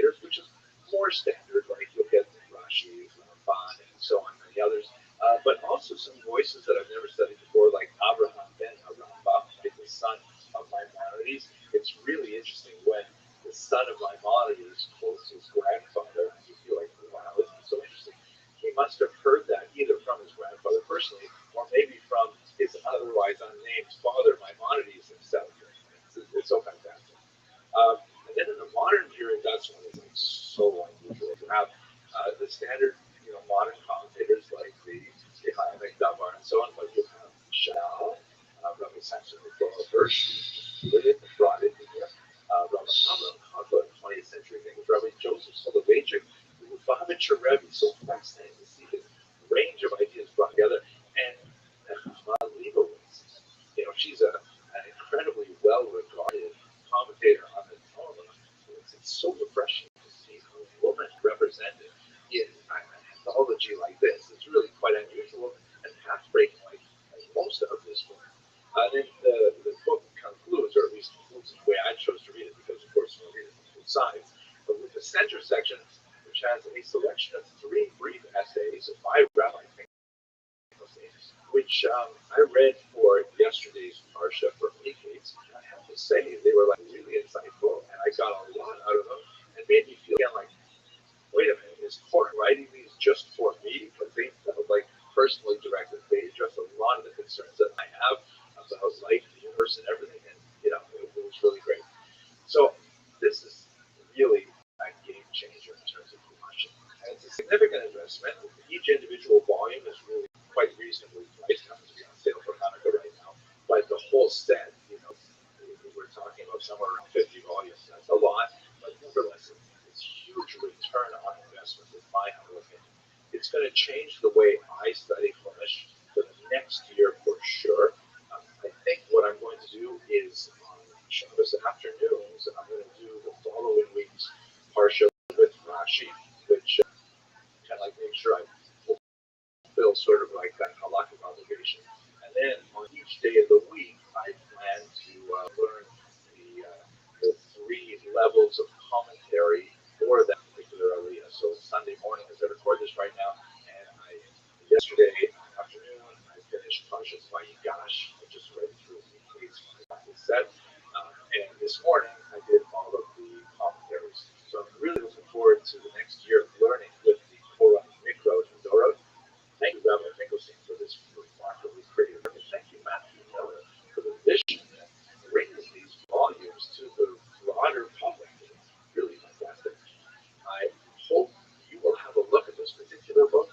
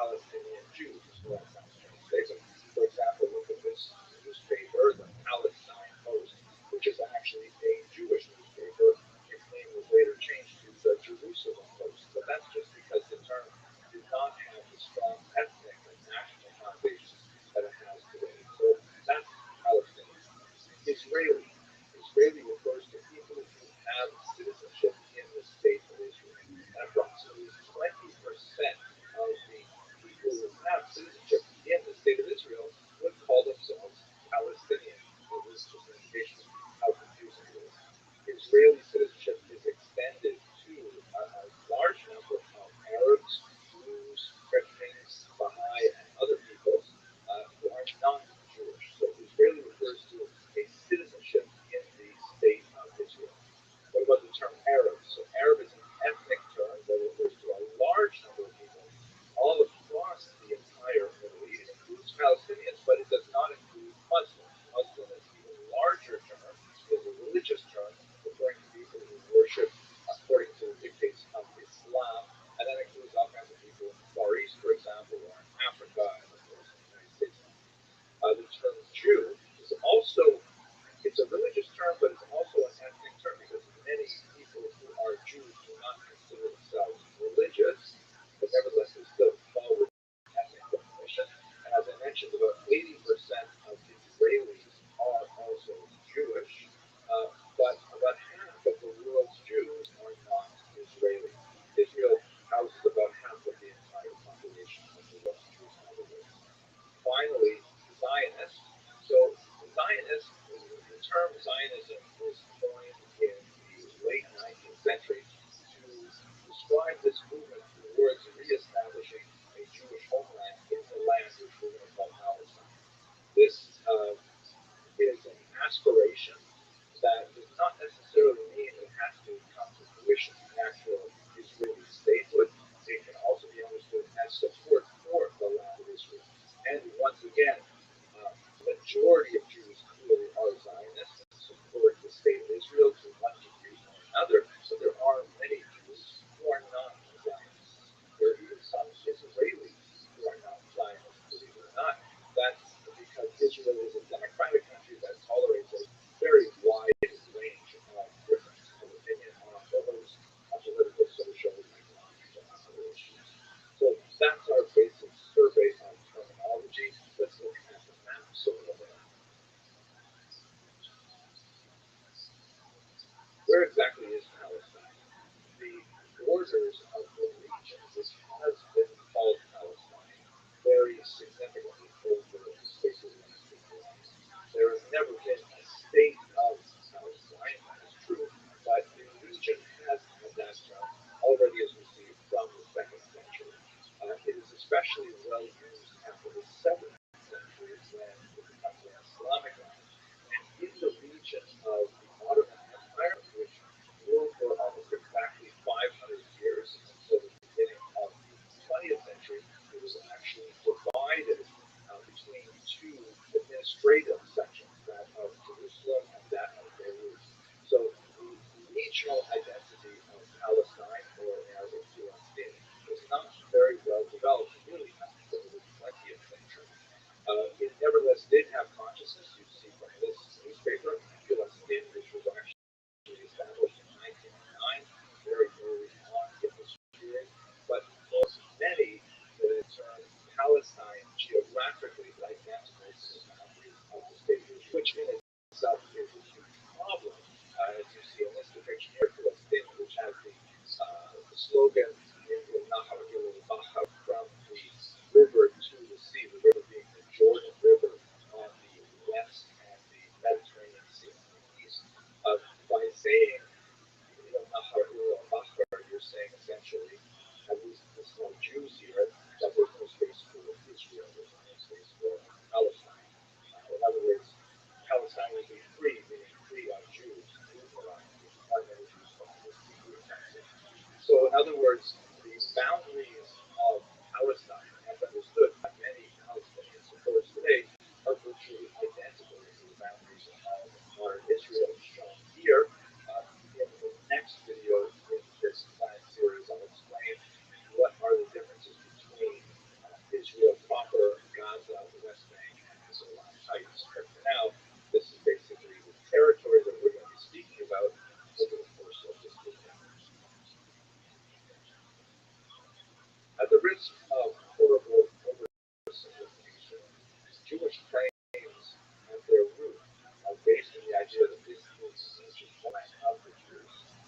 Palestinian claim are based on the notion that they conquered the land in the 7th century with the advent of Islam, and that makes them essentially indigenous because they have been living in that region for some 1,300 years. This is a little bit like something I saw with two of my grandchildren the other day. I don't mean to reduce these complex and painful issues to something very juvenile, but this will at least help as a metaphor. Two of my grandchildren have a favorite chair, which was given to them by the other set of grandparents, and it actually has the name of the older child at the time. So the younger child was sitting on it, and the older child wanted to take it from the younger child, and he said, no, you have to let her sit there. But then she saw something that distracted her. She got up from the chair, and she went off to do something else. And in that time, the older child went and sat in the chair, which upset the younger child, seeing that she was, and that involved a whole bunch of fighting. But basically, that's the same kind of claim. I was here first versus you left and then I did. As the fact that the name is written on the chair does not necessarily feed into whose chair it is forever and ever, because to extend this back to our situation, the main source of the claim for deed as it were for the land of Israel for Jews is the Bible, and Muslims do not regard the Bible, the scriptures and for that matter the Christian scriptures, as being only sanctified the same way that Jews and Christians do. So the deed is not relevant here. It's true that there are multiple points to demonstrate that Jews ruled in the land of Israel in ancient times. The oldest non-biblical example is the famous Nephthys theory shown here, which dates from about the year 1209 BCE and refers to people called Israel living here. But the counter-argument that when the Muslims conquered in the 7th century, as we see in this map, is also a very strong one. And in the absence of divine intervention, which I'm sure both sides would like to appeal to, there's no easy way to reconcile these claims. So let's move to the Ottoman period, and specifically to the area we'd like to concentrate in the 19th century, to understand how this concept expressed itself. The metaphor of my grandchildren in the chairs is not entirely accurate for a lot of reasons. One of which is that there was always a small group of Jews in the land of Israel, as best we can tell from historical records. Having looked at the very weak statistics from the Ottoman Empire, it wasn't until the latter part of the 19th century when we started to provide more reliable statistics. But this gives us at least some sense of it. In 1850, looking at Ottoman subjects only, not foreign people living in this land, Muslims and Jews including the survey amounted to about 88% of the population, Christians about 8%, and Jews about 4%. But by the time you move to the later part of the 19th century, there's a significant shift in Jewish attitudes, and many Jews, really absorbing the national movements that are launching much of Europe at the time, Eastern Europe in particular, they begin to explore the idea of developing a Jewish nationalism with the object of creating a Jewish national state in this part of the world as well.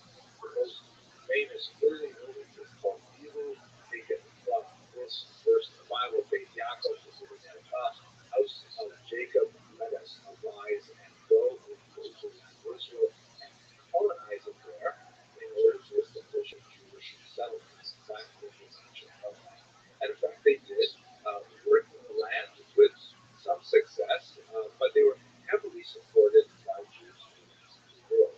The idea of Zionism, especially promoted by Theodor Herzl, was really the imagination of Jews living around the world saying, yes, of course, this is a fantastic idea. And although most Jews were not specifically willing to pick themselves up and move to Israel, they were overwhelmingly very happy to support the movement, especially financially. You can see in this poster, English language posters, helping build Palestine. Once again, clearly a Jewish poster at the bottom is written in Yiddish. Help Goyim Eretz Israel, help him build the land of Israel. This was the kind of fundraising poster that was used by the Jewish National Fund, established specifically to buy land in Palestine, which they bought legally throughout this entire period.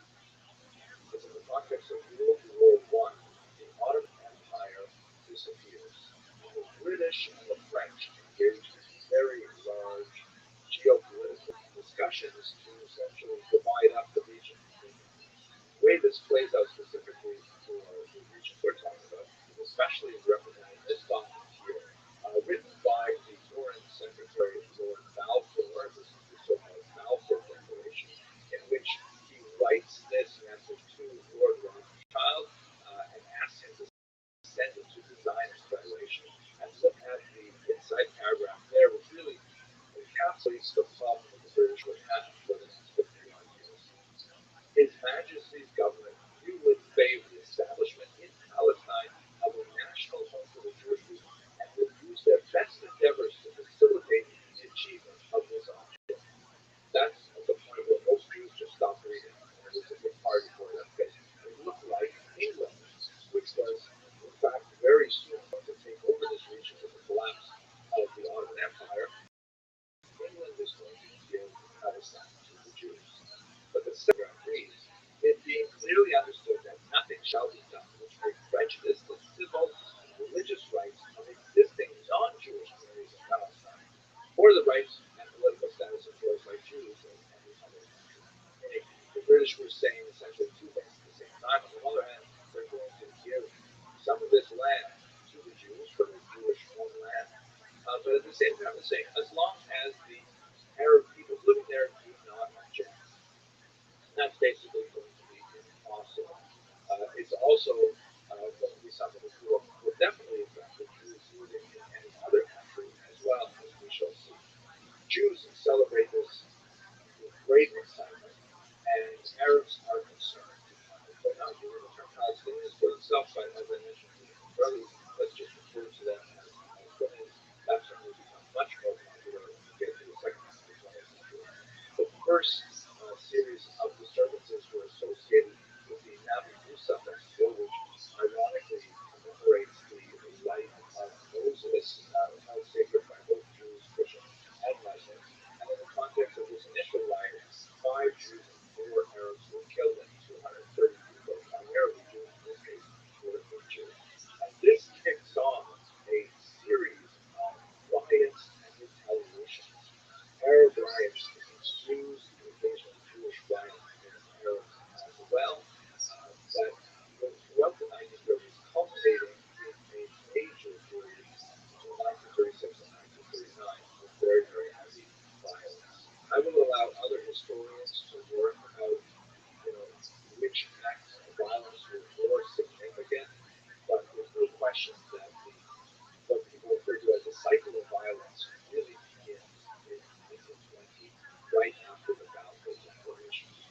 So the British right away, they're very good at establishing commissions, and they establish a nuclear commission under Earl Peel, and he issues a massive document called the Peel Report. And very rarely has anyone said it as well as this particular report does. I'll just read to you one section. This is in chapter 20, which could basically say the same thing about much of the later part of the century as well. The problem of Palestine is briefly restated. Under the stress of the World War, this is World War I, the British government made promises to Arabs and Jews in order to obtain their support. On the strength of those promises, both parties formed certain expectations.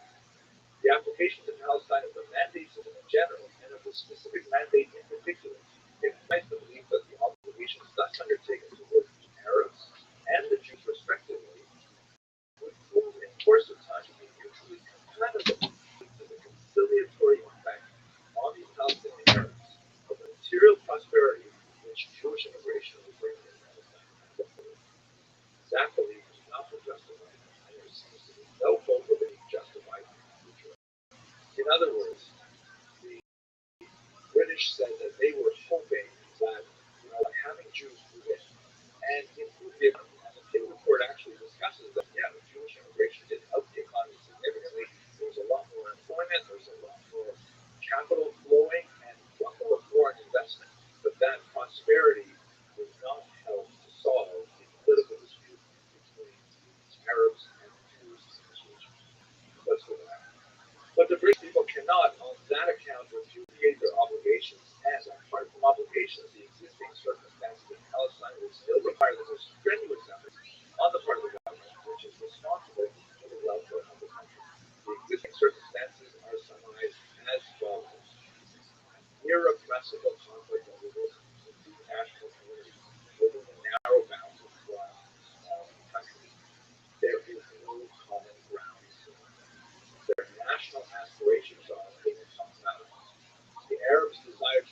describe the traditions of the Arab Golden Age, the Jews desire to show what they can achieve when restored to the land in which the Jewish nation was born.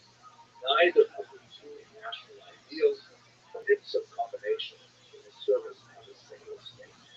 This may be the genesis of what was called two-state solution, which was eagerly pursued by many diplomatic efforts in the second half of the 20th century. God willing, we'll get to that in our lecture. The Peel report had an appendix which laid out a map, a very controversial map here, that said we should partition this region.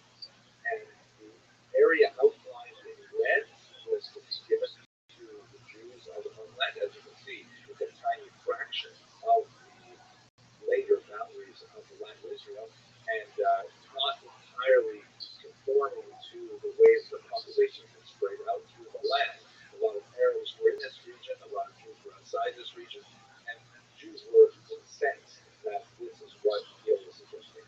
There's also that kind of like, it looks like a word bubble extending from the ocean to Jerusalem. That's supposed to be like an international zone allowing for access to the holy sites of Jerusalem for everybody. And the rest of the region outside of that red line will be Arab country, presumably attached to what was called Transjordan. Transjordan was separated from the British mandate applied to Palestine earlier. So the Jews were incensed, the Arabs were not satisfied, and this came to naught. The period of 1936-1939 saw extensive dissatisfaction with the British mandate and the mandate authorities. Arab uprisings, Jewish violence against each other and against the British were pursued throughout this period. The British attempted under Colonial Secretary Malcolm MacDonald to look at the problem again. The British again are very good at establishing commissions. And he wrote up a white paper that suggested perhaps they should limit Jewish immigration to the land to 75,000 people over 5 years, which would guarantee to pull the lid off Jewish desperation.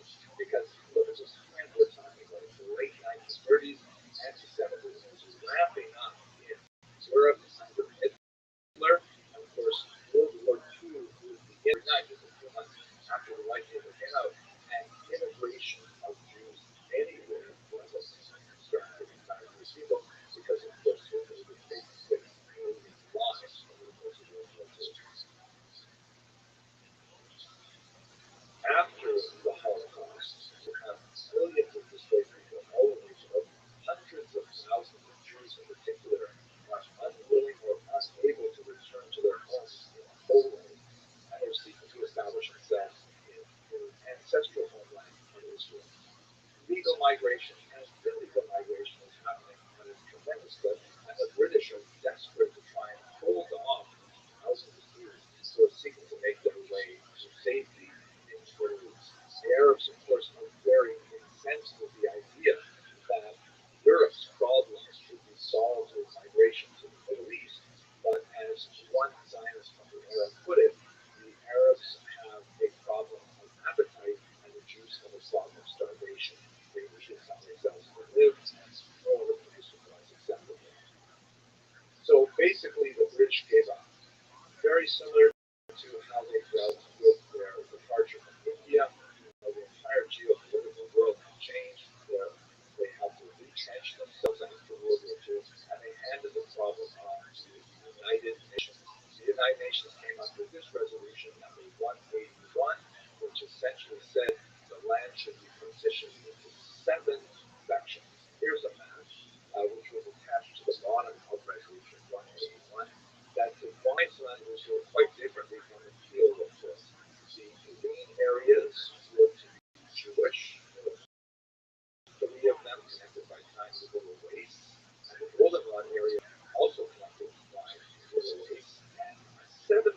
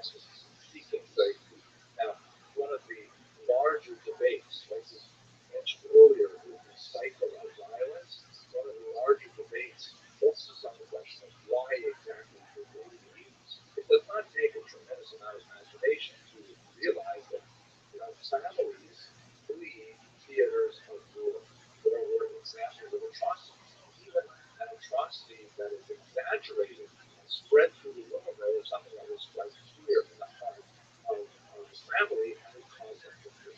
Once again, I defer to other historians to go through the details. I'm sure you will find useful in Professor Kramer's work to go into more detail with that.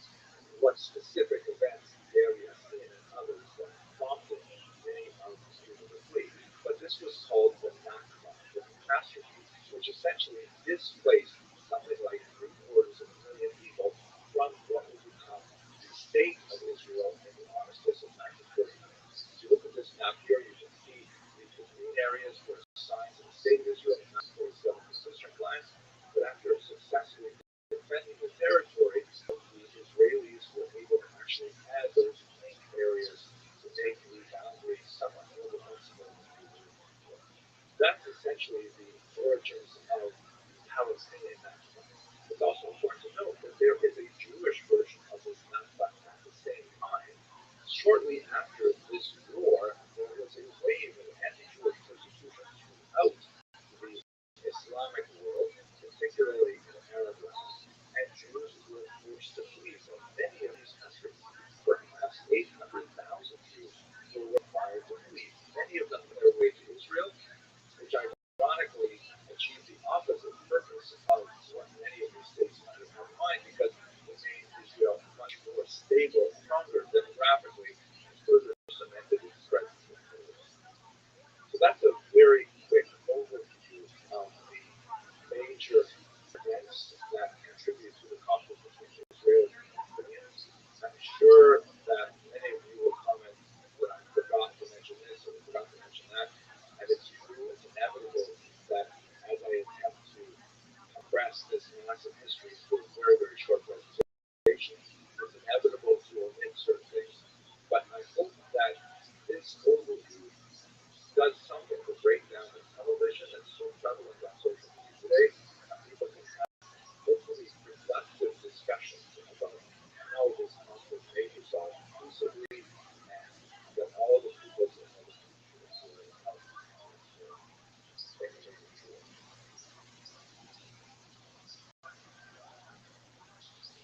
Hello, fellow students of Jewish history. I'd like to continue our discussion of the origins of the Palestinian-Israeli conflict by looking at the second half-century in this very complex problem, specifically moving from the period of the establishment of the State of Israel in 1948 to the Oslo Accords in 1993. Sometimes there's towards the two-state solution because that was one of the most important elements of this period. In this discussion, I'm going to try and focus my comments primarily on the ways in which both Israelis and Palestinians saw the major historical events and how they shaped the path towards some kind of peace. I will not be devoting attention to every single element of this history because it's overwhelming for a very short presentation, but hopefully these elements that I present will be cogent, coherent, and will help provide some background to understanding what we're doing in the current crisis today. History and your paternal history memories are closely interrelated. History is like memory, memory that turns around and affects history. A simplistic view of history is one in which we say what exactly happened when. You don't realize that every country tells something about history. We tell it from a specific perspective. You consider, for example, two people standing at very different points of an intersection witnessing a traffic accident. They both see very different things because of the place in which they're situated at that time.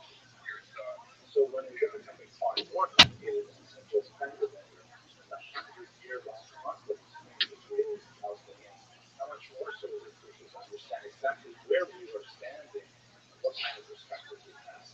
Alright, so since there's been some talk of running shot potentially fighting again, I thought now would be a good time to take a look back at the intervention Joe Rogan gave him to get him to stop fighting, because this was obviously a pivotal moment in Brennan's life and career, and it's probably one of the most intense podcasts of all time. I mean, this was like 2 days after Brennan's last fight, where he got TKO'd in round 1 by Travis Brown. So going into this, Brennan was already depressed, and then Joe started telling him he's not as talented as the other fighters in his division.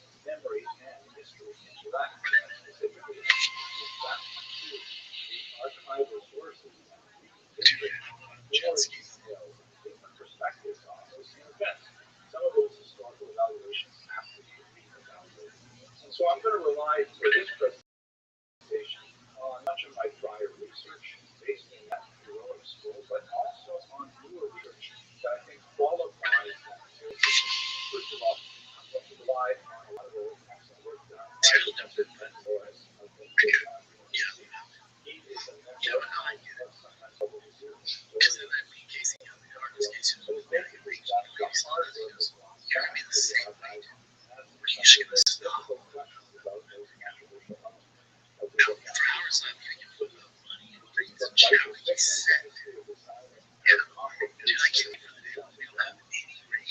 Just podcasts. Days that are coming. And I think, man, that would be fucking awesome. Just do podcasts. We're going to read some. If we were smart, we would have done Patreon like 10 years ago. Yeah. And so then eventually that gets built up. But no, we're making the same thing. That's just all free. And the actual thing is going to do it. I'd be down for it. If we don't have really done, I'd be down for it. Just to get around so long. Are we staying out? We're taking it. Then you have some more. You have some beef. Yeah, that's the reason. Yeah, and you can really say, like, tell us that you do this for content. So you never want to think how you will. And get it, get distributed. That's why you have to give incentives after 12 years. Show why the big players are involved. So you have to add content. You can't just do the same show. And got it free from Gabby. I would like to do a self-defense seminar and teach guys how to fight a big man. They train. I want to teach them how to fight a big man. Sure. You get some like behind the scenes, you do some live shows, you do extra episodes, you do longer episodes, just for me. I'm going to give them these episodes right out. That makes sense.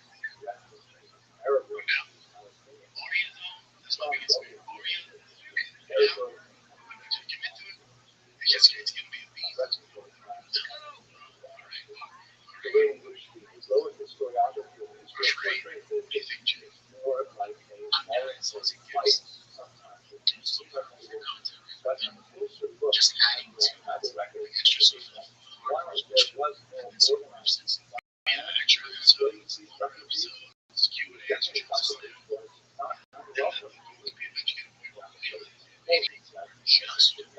just enjoy that's the biggest thing. Also, we can just so you can show your music on that radio. It's the free Wild West of radio. Just be complete. You guys are pretty well as is. Every now and then, we'll have to do something. Beyonce figure out outlandish things and choose. I was just saying the same names. Maybe something else.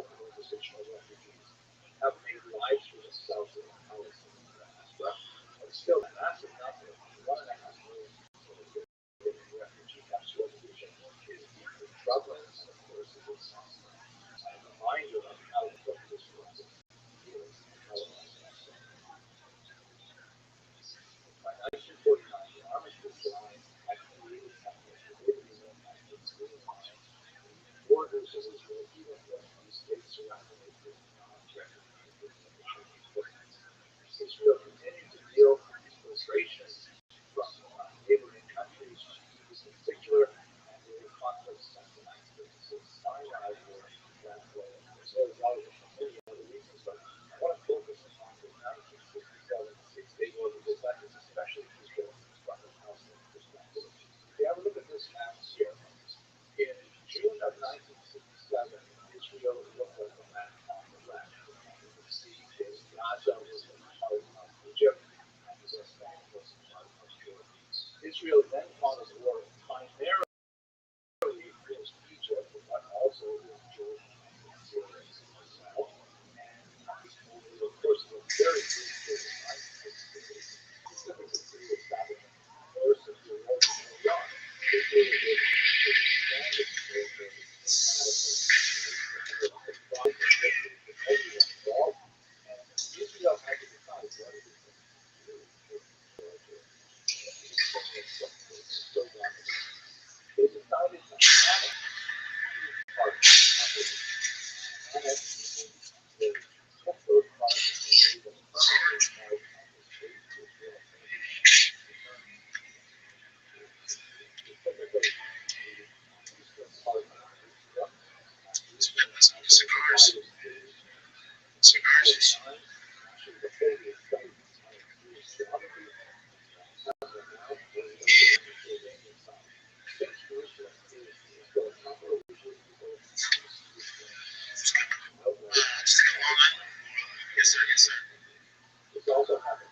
So I get a lot of chickens. It's been a lot of this whole photograph. This guy here. 35 plus.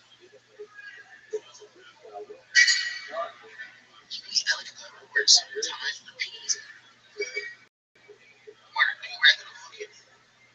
However, what population was a much greater because annexing the territory wouldn't be well given all those Arabs citizenship. And that would be the demographic balance that Israel must maintain. Let's recall that Israel was striving to establish a Jewish state, a country that is free for Jewish immigration, that Jews can leave there and go and persecute elsewhere. Secondly, it established a democratic system. The political basis of Israel is essentially one person, one vote. About 20% of Israel's population is non-Jewish, primarily Palestinian Muslims, also Christians, also Druze, and many other peoples. And 20% is a sizable minority, but it's still the same as the basic Jewish. There should be a crack division. I don't see why she can't get dipped in a crack. I mean, it drives me nuts. If you're really hungry for crack, don't keep saying the word crack. She can go to Hunter Biden for it. So the West Bank and Gaza I'm going to live here and say I'm expecting wait did he sell it? these territories. Look at the 15 great teeth are fake. He's about my age. I think he's young. Is that your first? That's all right, plan it. Alright, so let's reach out grab family. Came into enormous wealth under very mysterious circumstances and had connections across the globe to very, very powerful people. And he was murdered right before it was all about to blow up. And so, and now there's supposedly are no files that the American people can see to explain all of it. I don't understand why the Jeffrey Epstein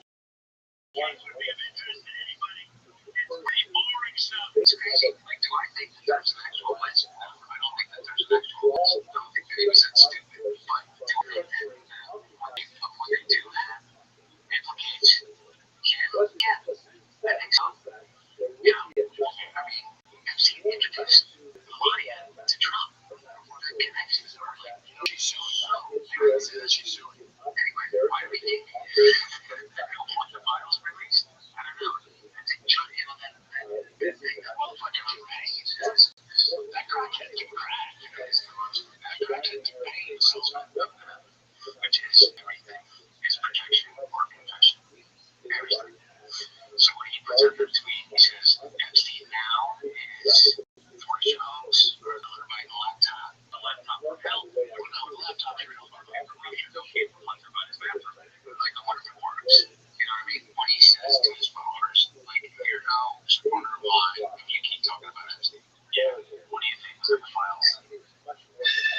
All the child like that fast, real journalism. Yeah, I don't know, man. I think, she's suing. Melania Trump, she sued the tabloid, or the tabloid. She sued Allen and yeah, it's a fun little thing to kind of like float out there with zero evidence. So, what's a good conspiracy though? It's a fun conspiracy. They're fun, but we don't use it. I don't like it. He's just a fun little. Even if it's true, I don't know. It's not good. It's not good. I definitely want to know. I would protect it. If I had that information, throw it away. God. If I had that information, I'd be like, I'm protecting the First Amendment. I would torture and crack your ass. You couldn't break my crack your ass open. I would tell all the listeners on it. I'd be like, I'm not going to answer. You know how many views we get on that? Well, you cracking my ass and waterboarding me? Yeah, that too. But to get how are you going to crack my ass? What are you going to use? I just those orangutans, if you went page, you know how those orangutans feel strong. You get a couple of thumps in there and just peel out. You know how you like a baby orangutan was so strong, man, beat the shit out of it. I would open your ass up like a fucking cupboard, just and then what are you gonna do with it? Like I'm getting raspberry jelly. I'm gonna there we go. What are you doing? What are you doing? What do you do then? Crack. Oh, crack. I know, but now I'm not a hot female cop. From me. Crack. And so now the air's getting in there. What are you gonna do after that? You gotta fill a hole. Oh man, you know, I'm cracking, dude. Well, trade a lot of items on crack. Well, he certainly, I think that's a wire scale a little bit. Can't talk about that. He's more than younger than you. Yeah, he's 3 years. Crack isn't good for the skin. He's also looking at real children. Yes, he should. He still should get prison. But listen, that's not the point here. The point is he's 100% spot on with his statement. Yes.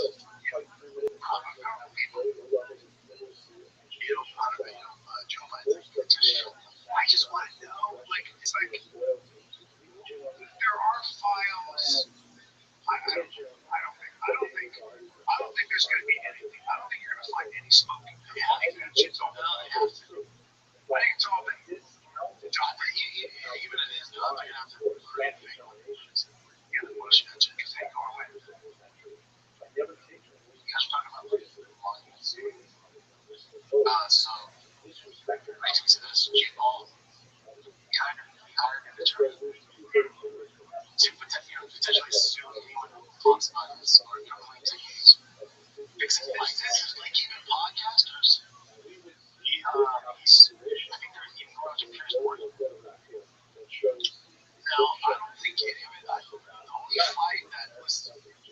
only fight where I'm like, okay, this isn't just a glorified smart match, is the Tyson one. I think there was an agreement there that they killed Tyson. Yeah. And so fixed is not the term for it. But I will say this. I love Jake Paul. But if he were to beat Anthony Joshua, would fix it then, right? Don't sue me, would fix it then. Allegedly. I don't think that fight with Travis Jr. was fixed. Watch out. That's the one that they're talking about. I don't think those are fixed. The Jet fight, all those fights are real. It's just the only one where I do think there was some sort of agreement being like, hey, Mike, take this fight. I'm not going to fucking kill you. I'm going to hit you. It's going to be real. I'm not going to take you out. I'm going to fucking crack you. He was hitting Julius Caesar Chavez. He wasn't like Tyson.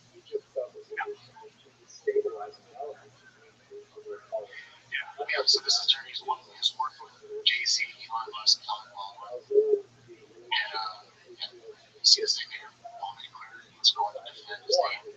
Obviously, we know he was fed up with the narrative with Pierce Morgan waiting on his power and stage bullshit. I can see what Jake's doing there. Because all the Nate Diaz, right, as real as they get, badass, blah, blah, blah. So when he fought Nate, do you think Nate agreed to that? No, that's real. Nate's not going to sign up and agree to lose to a fight. If you know Nate Diaz, he's a fighter's fighter. And he was actually trying to win that fight. He can't lose that fight on purpose. So I'm with Jake on this. I'm with Jake, like, but are you going to go after, like, because this is only make it worse. So they'll be able to go after guys like Pierce Morgan, and let's say he's being blasted somehow, but not. But let's say there was, like Rogan said it was fake, Schultz, like big names, like can't go after them because they have money. But you're not going to go after 0076 underscore slapdick that he posts a fight of him winning that goes, it's rigged. You can't win that fight. Is that it? That's it for the Jake Paul thing. There's one more. Okay, you know what? These smoke videos are usually before that's like.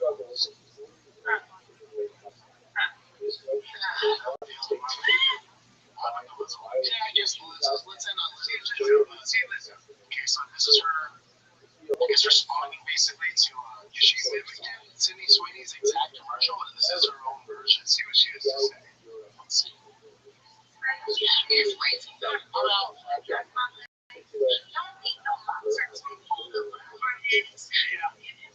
Not my type. That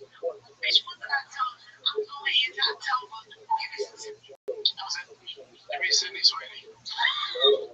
Yeah, there's leading into whatever it is. But does it have that body positivity? All I see is diabetes. No, her high cholesterol. Yeah, I'll get to that. Her insides are going to see whatever you want. Well, kids, come see me in San Diego August 22nd, 23rd. Then see me at the Covina Laugh Factory September 11, 12, 13, I think. And then I'll be in Charlotte, North Carolina, September 19, 20. All right, kids, that's it. Last month for Drive Out. Oh, yeah, that's right. The giveaway ends this month. I'm going to go on this thing for a hot second. 2024 TRX over $50,000 in upgrades. And it's going to go away at the end of the month. This is it. We're dropping new merch. We have some new special incentives. So get on down. We got our new bundles now. Methylene blue. We got the greens on there. We got all the new merch. Diesel Dad, everything. Go to DrivePassOutGuest.com. It's this month, so get to it. All right, kids. This is the Fine Kid. We're out.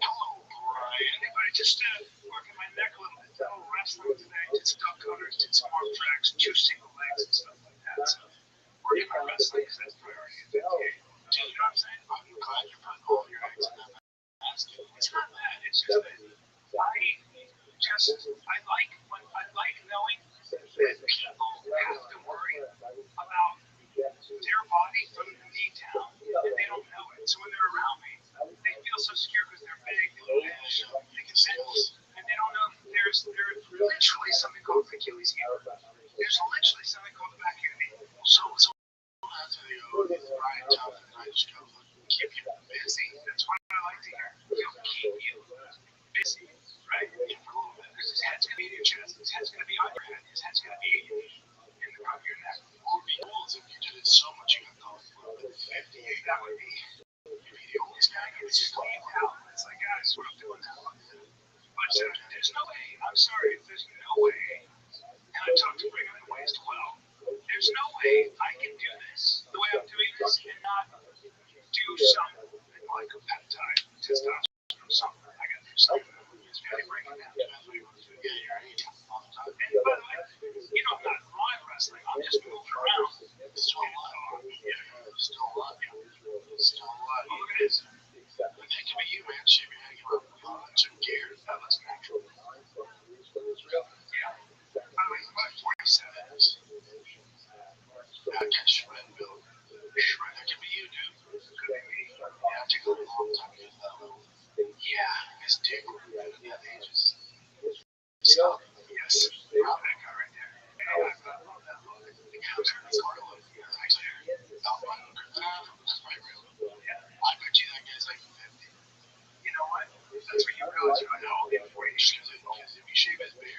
it's that influencer that we had on the show. Right? Yes. No. Yeah, that's a photo shoot. It's probably a little intense for the maybe. Like I said, it's got some tits on it. See how the nipples start to fall down? That's a good idea about it, dude. That'd be what is that? That's kind of hard. Just saggy tits. Or guy who he's got some, he's got his, where he sees hard to say. Yeah. You see how it gets loose on the end, like you can Hogan had that, and you all get that. We gotta tighten that up. It's tough, you have to have surgery. Yeah. Well, some things work like surgery. Once your tits get saggy, we got a problem. Dude, Bosnia had tryouts yesterday. I was on my team with Bosnia had tryouts yesterday.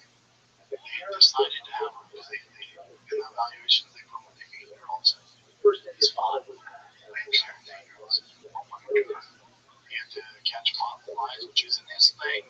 Kids are scared of pop flies. They have to do grounders, and then you gotta find that fast. Pop flies are companies that always. He didn't understand it in the face. Yeah. Aussie ball out though. He made squat. Yeah. 8-year-old squat. Really? No. At 5. Yeah. 1 5 or 5. Pop flies, we gotta work on it. I'll get in the car, you're running out of it. You're naked, that's me. We need to work on it. Pop flies. So there you go. Finish it up. That's funny. The coach goes, how do you think you did? But he goes, it's definitely the best player here. Yeah. He said, yeah. It's like, all right, dude. All right, definitely the best player here. Yeah. Well, because some of the kids, it's Rex.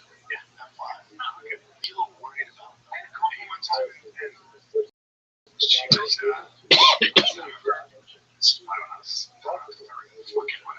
I mean, these, I had friends who were older, and they were actors, and I kind of wanted to impress them. I liked them a lot. And she said, so your Brian's a girlfriend? She goes, he likes him. She just looks at him. She goes, hey, he likes him beautiful and young. So I was like, I swear to God, she goes like this. No, she goes, she likes him beautiful and young, smart as a whip. Smart as a whip. Smart as a whip. That's all. And I remember just being so embarrassed by that. I was like, look, let me say that. You don't have to say that's all that. Yeah. When Bossy said that at 5, you like it. And it just is what it is. You need to have that cockiness in sports. Like, you know, especially because he's 5, and he's by far the smallest kid. Yeah. And he's amongst these giants. And for him to go, best kid here. Right? Alright, so gun in my head, to another girlfriend, right? I don't know if she understands the part of the win, but I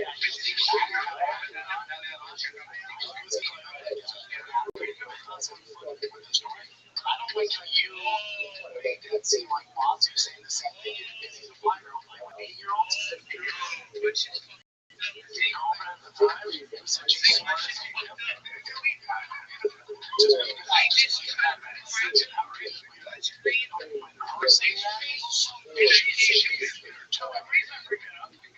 I remember that she did say, like, you don't want to smart, so just smart. Only that smart as a win that I had. You make that equal this smart.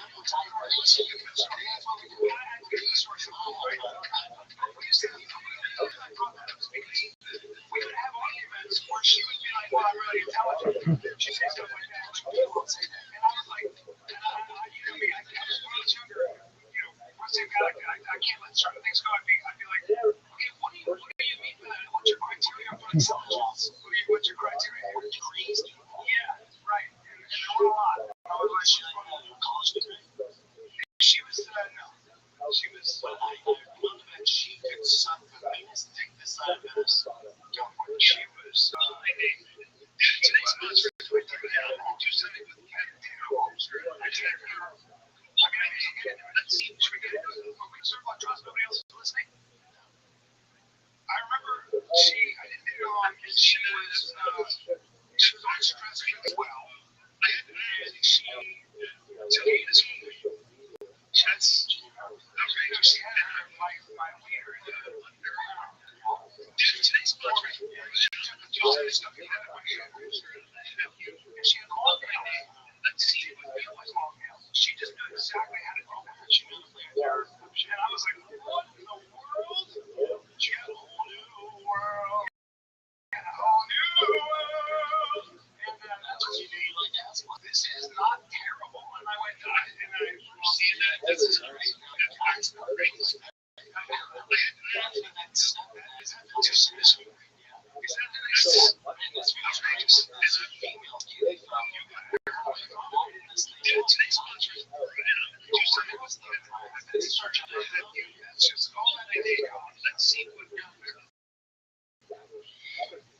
It's just college stuff.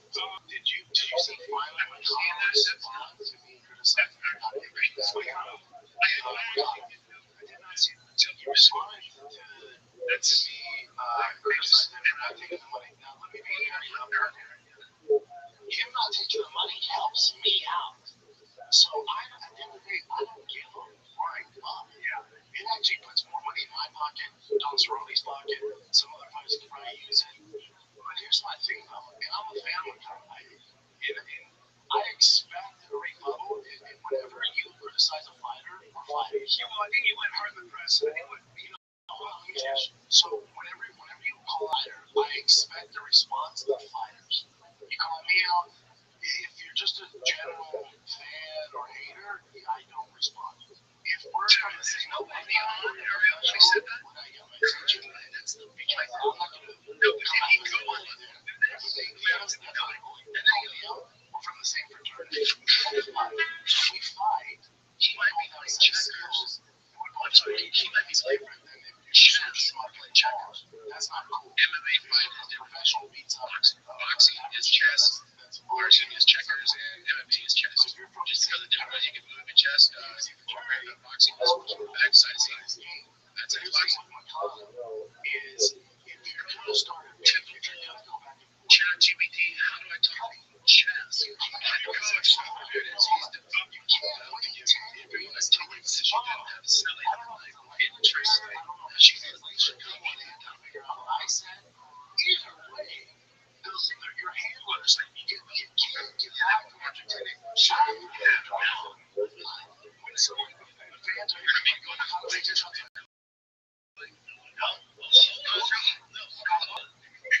just don't get it.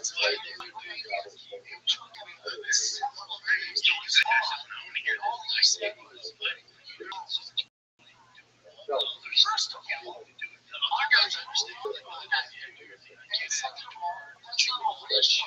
It's so weird that you're getting 20 days so you can end the frame. Your team, he's already been on the other side of the body, but going back on, right? And this is prototypical chat TV. How do I talk to him with a chat? He's young, he's a meathead, he's bad at podcasting, he was a bad fighter. If I put some drug, did you flip it? The standard shit, right? The standard shit. None of it's original. So his team put it in chat GPT. How do I talk to him with a chat? Again, he's overseas. I don't know. Maybe it's a translation issue. Yeah. If you think yourself as dumb yourself, I might call myself an idiot. Try and be a mommy on us. Well, he's not talking to you. Figure out it. He's talking to me about my fans, which is, but if you listen to me, that means I'm dumb. He's the fan, right? And then he goes, Big Shop Show on YouTube. Oh, it's a podcast, mainly audio. YouTube just fuck them. It's already in the comedy special. Oh, you're talking about from 5 years ago? So it's just like, if you were going to come with this rebuttal, you got to do it within 24 hours. Otherwise, I'm not going to play your game. But if you're going to wait a fucking week, 10 days, however long this took to come up with this rebuttal, it has to be good. Then I'm like, all right, maybe took their time. We probably got some writers. Then I'm in. But when it's this, and listen, I like my condom. Him not taking the money helps me out, helps the other fighters. So you put more money in my pocket. And I hate to tell you, 99.9% of UFC fighters, alumni, current fighters, staff, anybody who works at UFC, is on my side. You're not going to find many fighters that agree with you. Everyone thinks it's fucking stupid what you're doing. Now, again, I don't know Mercado, and I don't know how far the dollar goes in Brazil. Maybe he's set. Maybe he comes from family money. I think he was going to be a lawyer, dropped out of that and pursue fighting. So he's a smart guy. He's a very smart guy. He's entertaining. He's great. And here's the other thing. If you're going to respond, and they make fun of me how no one watches my show, I can't podcast, can't do this stuff, blah, blah, blah.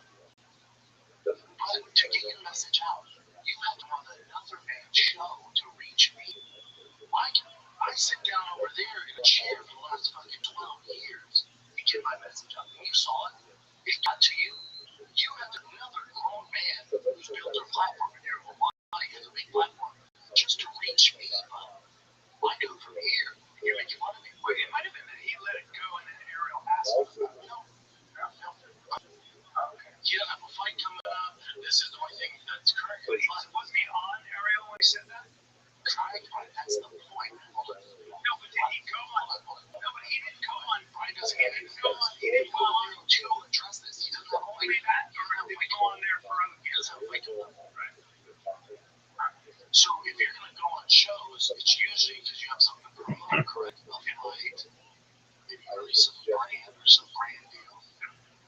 Now he went on another grown man show to get the message out because he can't do it from him. And then you have he's trying to podcast and going, Mom, right? Weird. What's the first thing he tried to do a podcast? Do you know this? Right? So he's going to launch a podcast. You're going to call it Show Me the Money. And then when they show you the money, you turn it down. Oh, but I'm the dumb one. Do you think that the clapback came as a result of you saying you never be champion? And I stand by that. But I'm not trying to raise this, but let's go black and white here. Take feelings out of it. Let's be analytical. Let's take feelings out of it. If you look at his record, and this is, I'm not being mean. If I did not know him, we didn't have this beef. You'll look at the fucking lane at 55 things fighting out. Anytime he's fought top echelon competition, he has lost. He's lost. He's coming off a 2-fight loss streak right now. Right? He beat B-State, who was overhyped. So that's probably his best win. He lost to RDA, which is years ago. He lost to Paziv. These are all up in the division. Keep going. He lost to Korean Zombie. He lost to Jose Aldo. He lost to Brian Ortega. So just be analytical. So you haven't beat any of these top guys. You're not going to. You beat Drew Dover, Jalen Turner, BSD, who we know is overhyped. And that's my fault. I overhyped him. He was a beast, but he's not. He was fake hype. He has no legit wins, right?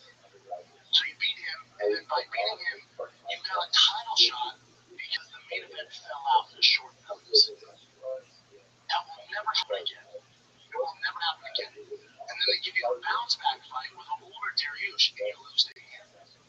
So if we're just being analytical about it, me saying you're not getting a title shot, it's the shot. Fucking 99. When you're just being honest, you're being honest, and it's fair. He's a fighter to criticize that. But if you take your feelings out of it, he knows this. I know this. The fan base knows this. Now he's a fun fighter to watch. He's exciting to have a career. But again, he's a smart dude. I'm going to call him dumb and all this shit, blah, blah, blah. But he might be playing checkers. I'm sorry, he might be playing chess and we're playing checkers. Because he might be thinking, I don't know what they pay him. It's probably a good amount of money with how many fights he has, right? He might not be a bad guy. Good payday. He's fighting top echelon guys. He might be saying, well, he's already lost 2. He might say, baby. She said, I think 200 or 300,000. It's not. I don't know. So he's off his numbers. I showed him the facts. So he might actually turn down 200,000. This might turn down 100,000, which is still a lot of money. Yeah, I think it's bad.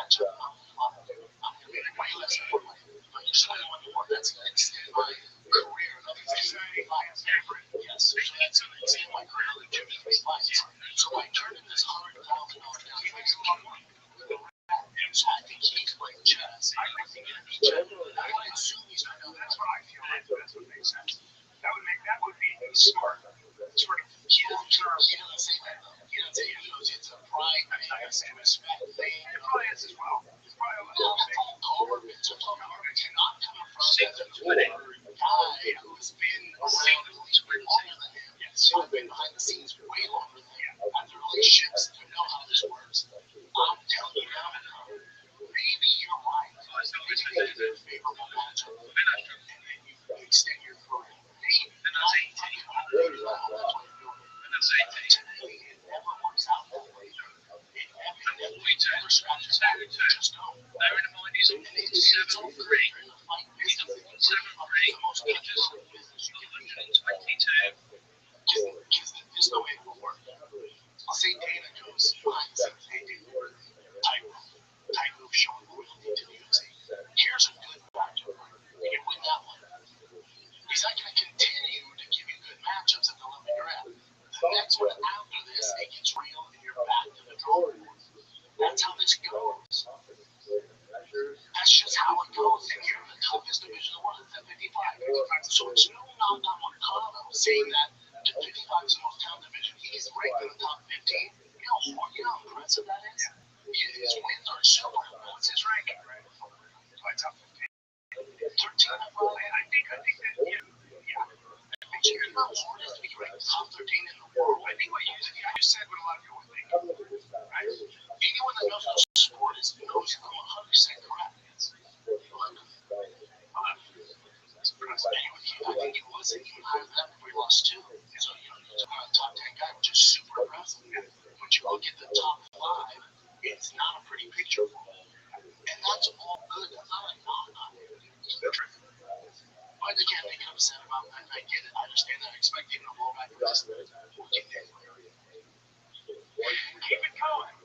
Dude, I got 2 fish to fry. I fried this Brazilian fish fucking 10 days ago. I don't go back for leftovers. I don't know that. I never got that you were actually attacking Mercado anyway. You were just kind of saying, hey, the UFC doesn't work this way, right? Yeah, that's all. And also, he may have a great relationship with Dan, though. And he may have been like, so the top guys just don't take the money. The UFC, there's no negative side effects from taking the money. Yeah, like you said, Dana would say take the money. It's already been Dana would be like, oh, dude, yeah. First of all, the money's not going back to Dana. It's not like I'm not going to take the money and now. And that's why I'm glad he's on the money comes to me. And the rest of the fighters that are taking, and I think it's like 97% of the fighters are taking it. Only 3% are. I don't think he's not taking it. But again, I don't know what his financial situation. And, he was going on to be a lawyer. And I don't know his family in Brazil. The dollar goes a little longer than it does here. He might be completely fine. But again, remember, he's in there for multiple hours. Cage lock, he said he turned out 200. That's not the case. It turned out about 100 something. Because the formula they use to break down how much you're going to get, you can figure it out. People figure it out. They actually turned out about 100 something. It's a whole ton of money on the taxes. I can see why it's like, just give me a good matchup. Because that's a long term. So I think he's trying to play with a good matchup for him. I don't know where he's at. Chandler. Big name, like to get a big fight if they're going to reward him. Patty Finlay. That'd be a fun fight. It's a fun fight. It's a huge name. That'd be a fun fight for him. Justin Gaethje. Yeah, he's a good fight. Keep him away from the wrestling kind of stuff. Is that weird? He's a black belt on the ground. He's still black belt. Are we not going to see Taporia Patty? Because I want to see that before I see Cerrone. Yeah, I don't know. I mean, if they're going by the rankings, it should be Cerrone. It's a tough sell. Patty at 9 and a win over Chandler to fight for that. It's a tough sell. So that was how I would love to sell it. I could sell it. But to the fans and the ranking, I jump from 9 to be the Chandler, jump to the QFC, the weekends.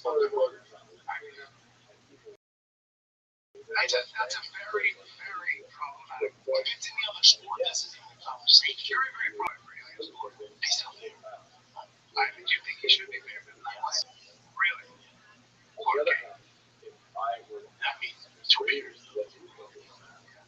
Yeah, he walks around about 190 to where he has no idea.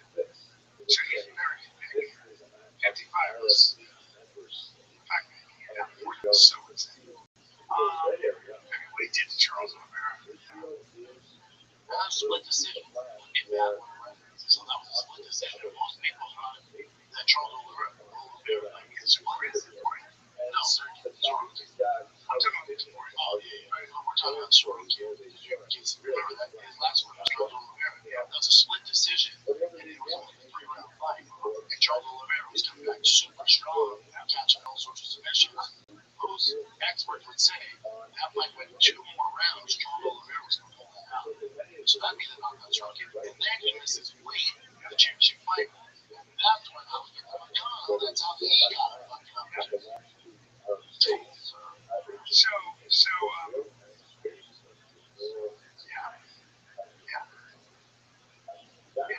gonna be. UFC's fucking it's owned by TKO. It's WWE. What's gonna be the bigger fight? Patty Lunch Baker. Just some tickets. I'm not kidding. What kid? Because we all the fight fans want to see what Sorokin can do here. So hardcore's on Sorokin, and Sorokin deserves it. He's ranked fucking number 1 for a reason. Patty's number 9. So if UFC in the game, like, all right, do give Patty a really good matchup, maybe give him just engage. He beats him now. I can tell him, and he's proven, he's worthy of it. Do we do that? If he loses that fight, hopefully he comes back. But yeah, I don't know. Dicey. Yeah, so it's like, do you make the fight now? Gets hot, undefeated. And Joe Perry also said he'd rather vacate than fight this rookie. He said he did. Yeah. Okay. Because he said that there's so much across the case that fight weekends have pulled out fights. Argument there is that doesn't work. Sorokin only pulled out 1 fight after it was the fight. I think Last time shots. Where you want the Patty guy? Over Sorokin. We all know. Yeah. Because Money-wise, he thinks it's just right. I actually think I think it's better for most people think. I think Patty's better than most people think. I do too. I think that Patty wins that fight, it's gonna be fucking tough. If he does, UFC's going to finally got our another big star. I think Patty has a real chance of also getting knocked out because he's just not at mid distance. He's not what Torres, and he gets hit. Nobody has nobody. Yeah, you cannot. You can't beat. You can't actually get hit to Torres. But he's big, man. Patty's big. He's huge, really big. He can take one to he's got a job. So that's a different thing. Patty routine. I'd rather watch Patty. The Sorokin is Patty is, I would say, not only does he fight me occasionally big fights, but I think he's so sneaky athletic. He's so big. and legit superstar. Yes. Legit superstar. Yes. And if I know this, the UFC definitely knows this, that's what you jump. So do you think he'll jump the queue? I don't know. He goes on and says, this is Sorokin. Important what's happening. Yeah, but Jim has a bunch of shit he's doing for years. But again, he works for UFC, so I don't know. I've heard both ends. I've heard from legit sources that they're going with Matty. I've also heard from legit sources like Chael, over Chael, that they're all Sorokin. Much better.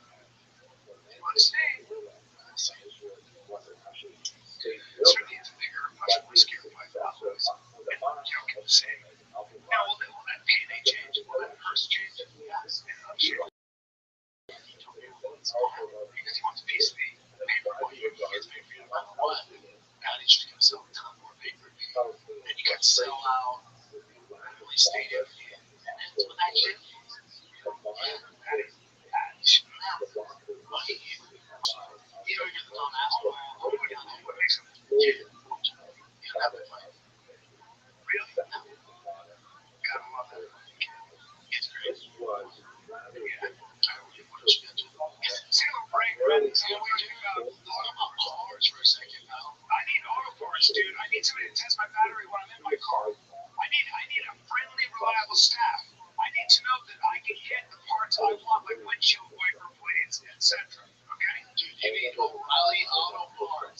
friendly, helpful service and parts knowledge you need for all the things you just mentioned. They got thousands of parts and accessories in stock, either in store or online, so you don't have to worry if you're in a jam. So they don't have it, they order it, shows up the next day, dude. So whether you're a car expert or a rookie like Brian, you'll find them always at O'Reilly Auto Parts are your one-stop shop for everything. Alright, we got you guys. Stop by O'Reilly Auto Parts today or visit them at O'ReillyAuto.com/fighter. That's O'ReillyAuto.com/fighter. O'Reilly. Just when you thought summer couldn't get any hotter, Pluto TV is turning up the heat with thousands of free movies. Presenting Summer of Cinema. Stream your favorite blockbuster films like Gladiator, Not Weapons, Moonbreaker, Gabriel's Cop, The Girl with a Dragon Tattoo, and Julia. All for free on your favorite devices. Pluto TV. Stream now. Pay never. I'm gonna have myself a nice one on my back. Oh, I already had one. Yeah. If I get no flow state, it's not hurt my feelings so no dumb, so I check my practice. That's what happens sometimes. I know, dude. You feel dumb, somebody hurts your feelings, you just want mental clarity, you want to learn this, you don't want to be jittery. This has time release caffeine. It's the same technology pharmaceutical companies use. I don't know of any other energy drink that actually has time release to caffeine. It's got about the same amount of caffeine as 2 cups of coffee, 165 milligrams. But over a long period, it's awesome. It's high addictive stuff. It's hard to get. Yes, because once you try Max, there's no going back. You want a sharper brain for tomorrow. It supports the hell of your sharper brain. And if you're a high performer like us, you got to get yourself some Max. It's good too. It's like smooth. Sustained power. I'm looking for sustained power. I'm just looking at the good health. It helps me. You know, down a couple of Max by Maxes. Check it out.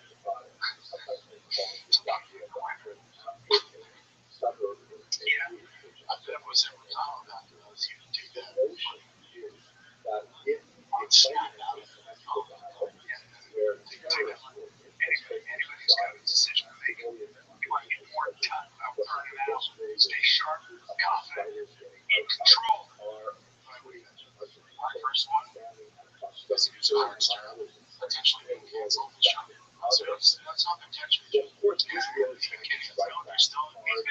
the air for 40 years, still negotiating contracts. So apparently insiders are saying that he probably do it if the money's right for 1 or 2 more years. But yeah, it's $100 million. The executive says we're just not seeing a return on the $100 million. Here's the thing, like people on the right are going to celebrate, and I think largely this is true. Like you look at Stephen Colbert, you look at Howard Stern. What's the one common denominator they both have in common? They went super political. So they're talking shit about Trump, super pro COVID. So it went from fun entertainment to just anti-Trump rhetoric. And people just don't want that. Right? They just don't want that. They can fucking hate on their life before we become like them. Because they're talking about stuff, but they're politics. I think it's not hard to do. I think it's not getting from much smarter minds. I don't hear Howard Stern, this guy makes $100 million a year talking about his fucking castle, tells him that you're a piece of shit if you don't take a hell of a job. I said, fucking sealed castle. That's the best one. All we gotta do is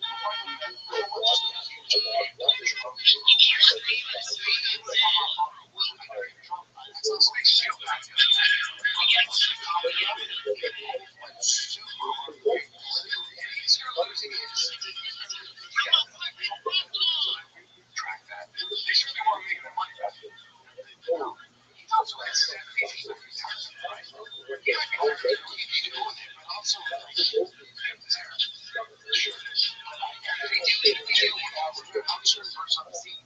Super crazy, dude. Remember, he was in Wild Vegas. He was calling people the N-word. He was super competitive, hyper competitive. You know why he got fired from DC? Dude, he would go into markets and who's your biggest DJ and take over the radio station, beat him in the ratings. So, well, he doesn't go hard on her. Oh, yeah, I know that's what I'm saying. So then he would take over these markets, and people love that. Porn stars, and have one of the best interviewers ever. Or you have the celebrities on their sex life, they shut that door. It's actually a very important cultural figure. Oh, massive. Even Rothschild'S, he's a huge influence on Rothschild. He's not Rothschild, he's been now, but how old do you say this? He's in his 70s. You're in your 60s. I'm in my 40s, almost mid-40s. When you've been doing it for a long time, we're doing it as long as him. It's fucking tough. You're going to have the fact that you might have 3 points, right? There's not a target, but then also he doesn't have his ear to the ground. He's a little bit he's out of touch. So he's in his ivory tower, he's out of touch. So him speaking on COVID, political climate, inflation, any of that shit. Some sources indicate a drop from 20 million daily listeners, which was in fact to as few as 135,000. Wow. Now, part of this is him doing the whole political rant, and it's also part of he's just older, more people are like, oh, this is him funding you. That's right. And then also serious. You know, the majority of the listeners, when you buy a car, rent a car, that's serious to them. So they count those as Howard Stern listeners. Do you know anybody that's serious? I never listened to it. Because Apple and Spotify took over that he never made the adjustment, which I think he really used to far back to the ways it was on. If he was on YouTube, it would be massive. So even if they do cancel this, if I'm Howard Stern, he makes so much money on Insta. You mentioned Howard Stern just had the same celebrities on YouTube or Apple or Spotify. He was like, oh, no more waking up at 3 in the morning. I'm just going to build a studio in the city. He said, I'm just going to build a studio in the city. And I'm releasing the next one. Just meet me in my house. Good. I want the other house. You know? Wow. But dude, there was no one wilder than Howard Stern when he first started singing. But that's, again, I don't fault them for it because we've changed too. Like, when you come up, when you first start, you're fucking young and crazy. And then you grow up. He got fired from a radio station in D.C. when that plane was going to the 14th Street Bridge and people were killed. He called the airline Big American. He said, how much is the ticket from Washington National to the 14th Street Bridge? Like, he would do shit like that. And they were like, you're out of here. Like, this man bigger. He did terrible shit. You know, he shaved the cheek of his suicide. Well, that was my friend, my buddy, his wife. They had more stores on. Remember, it wasn't. Yeah, they had Beetlejuice on. They had guys with stutters. It was like this huge joke. It was just a different climate back then. Now you can't really do that. You go blackface. You know, it's just a different time. You ever see the movie? Oh yeah, I loved it. Yeah, I see a nose job in the middle of that movie. So I thought his nose was too big, and then they had to shoot around his nose. Hilarious. I know. Let's scroll down for a sec. Yeah, back in the day. He could also sell his entire catalog. He may interview me. He could just interviews that people love. You know, most of it he gets for now for all that stuff. Yeah.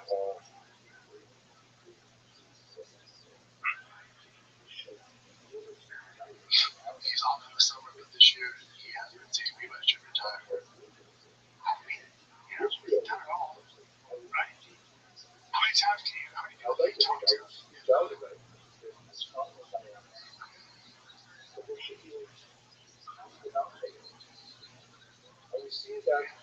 He predominantly broadcast from his home for the past 5 years, citing fears over COVID-19. You don't that's where I'm at. Like, if you're just that big of a city, I don't give a fuck you're the biggest guy in the world. I'm out there. I can't get going. If you're that big of a bitch, where you stay in your house in 2025, that's tough. It's scary. But again, he used to be super edgy. He's edgy. Behind the mic. You know what I'm saying? Like, he did wild shit that he knew you did. Go be a smart ass. And he still is. Really a smart ass. And now you can't get him out of his house. He Donald's on the show all the time. Yeah. 23. Chart on the right. Amazing. Yeah, Donald's a big deal. Back in the day. Yeah, there it is. There's Robbie's like she's happy. Yeah, that's what she's doing. That hair. You know what I mean? Yeah. But serious, he's also just a guy. Like, they shut down all their MMA content. Like, Thomas shut down Sean, their odds of negotiations with them.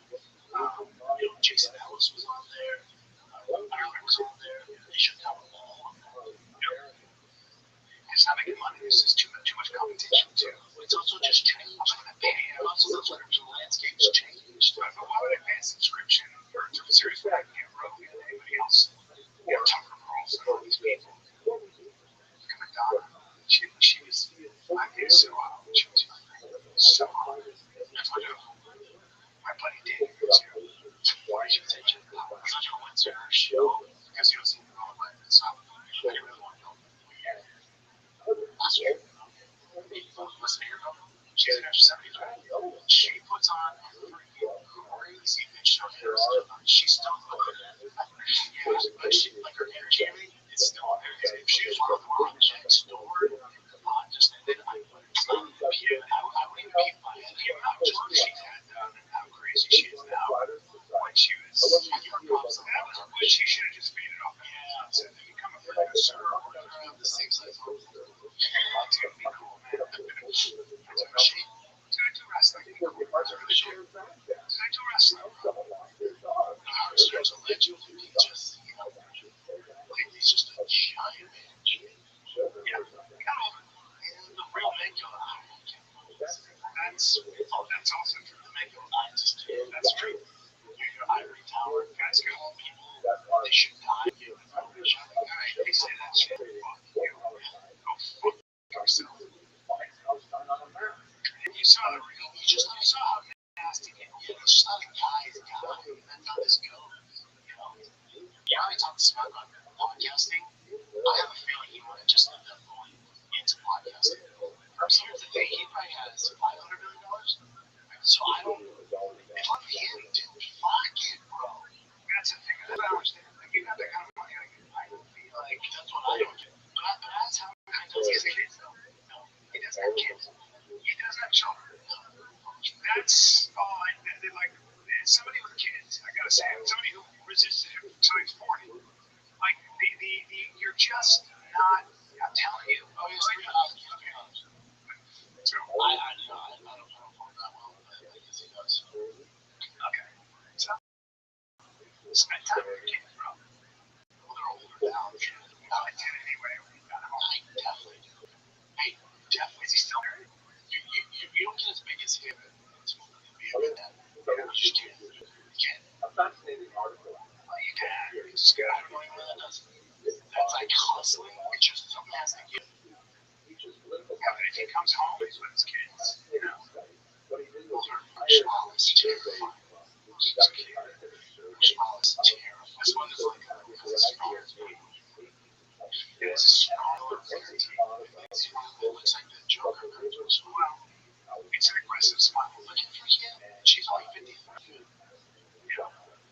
So yeah. Okay. But why would Howard Stern do it? So Howie Mandel makes more money than God. He's set. He owns stuff. He's set. And I sit down for his podcast. I know. Podcast. You're good. You're good. I have to give you something. Yeah. There's other businesses too. Against talent. Season. It gives me something to wake up. Just because you have money, you still need. It's when you die. When you retire, it's when you die. So you occupy yourself. I don't know if I still do it, but yeah, but no. Yeah, but no, I do. Because then I'd be casing out the Cardinals case. He still doesn't. You're doing the same thing. What you should stop. Now, for Howard Stern, he's set. Yeah, dude, I can't wait for you. We don't have any just podcasts. I don't know if these ever come, but if it did, that would be fucking awesome. We're going to just do podcasts. We're going to read some. If we're smart, we're going to do Patreon. Fucking 10 years. Yeah, and so then get to build up on that. You know, we're just always an actual thing. We're going to do it. Let me down for it. We've never really done it. I'd be down for it. Just didn't feel like because around so long. Because we worked at each other. One thing happens before. So it'd be yes, that's the reason. Yeah. You can regulate so because a lot of the Reddit and YouTube is super hot and you don't get rid of all that. Yeah. You made fun of. That's cool. That's why I do it. Like, you have to give incentives.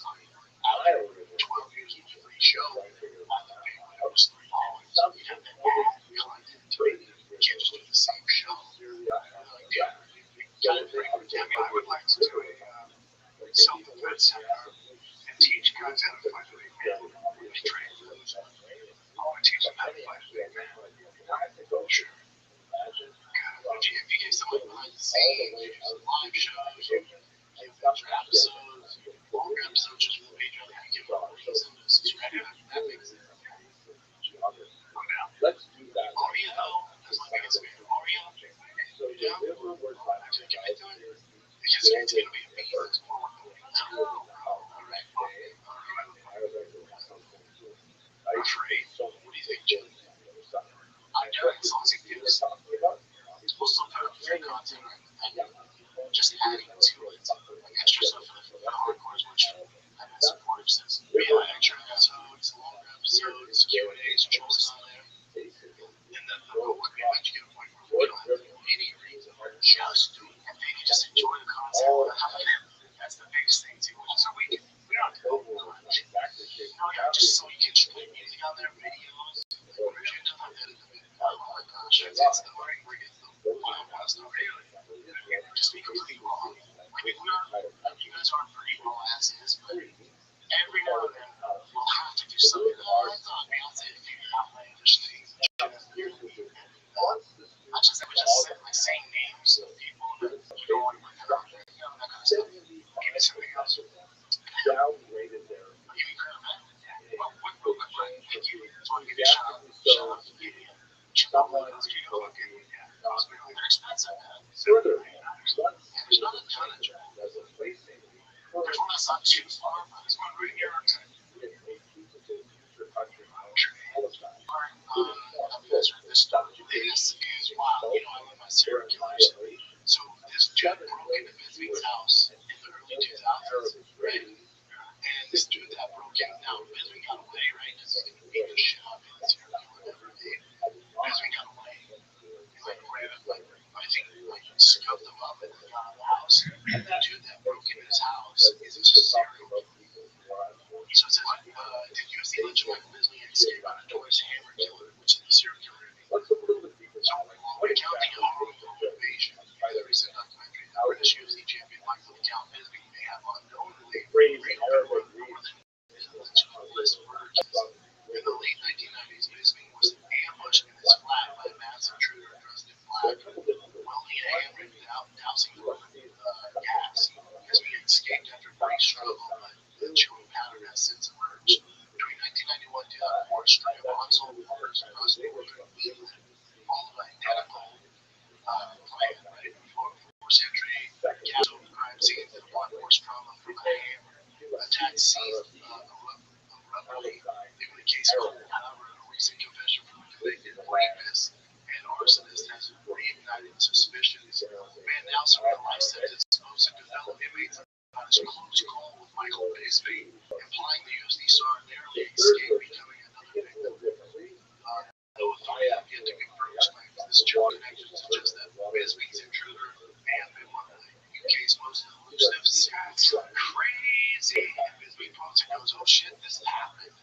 Wow. Face to face with the monster exclusive prison interview with the man claiming to be Northern England's exclusive hammer killer.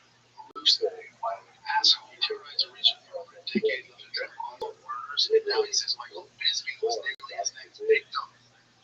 The great Michael Bisbee almost was his next victim. Dude, this would be like fucking Jeffrey Dahmer.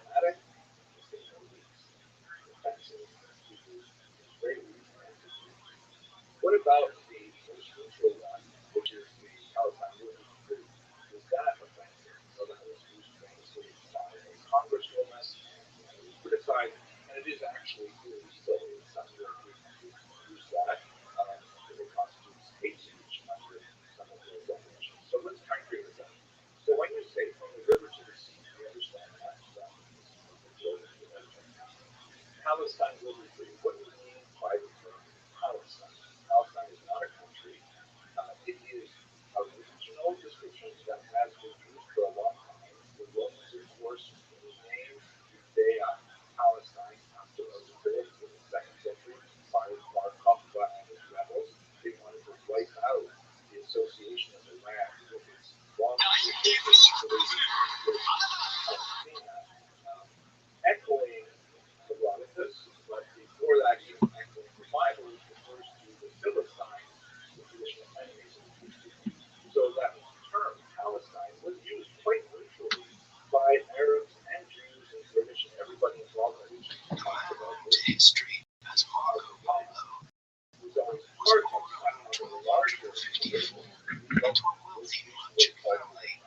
the city of Venice.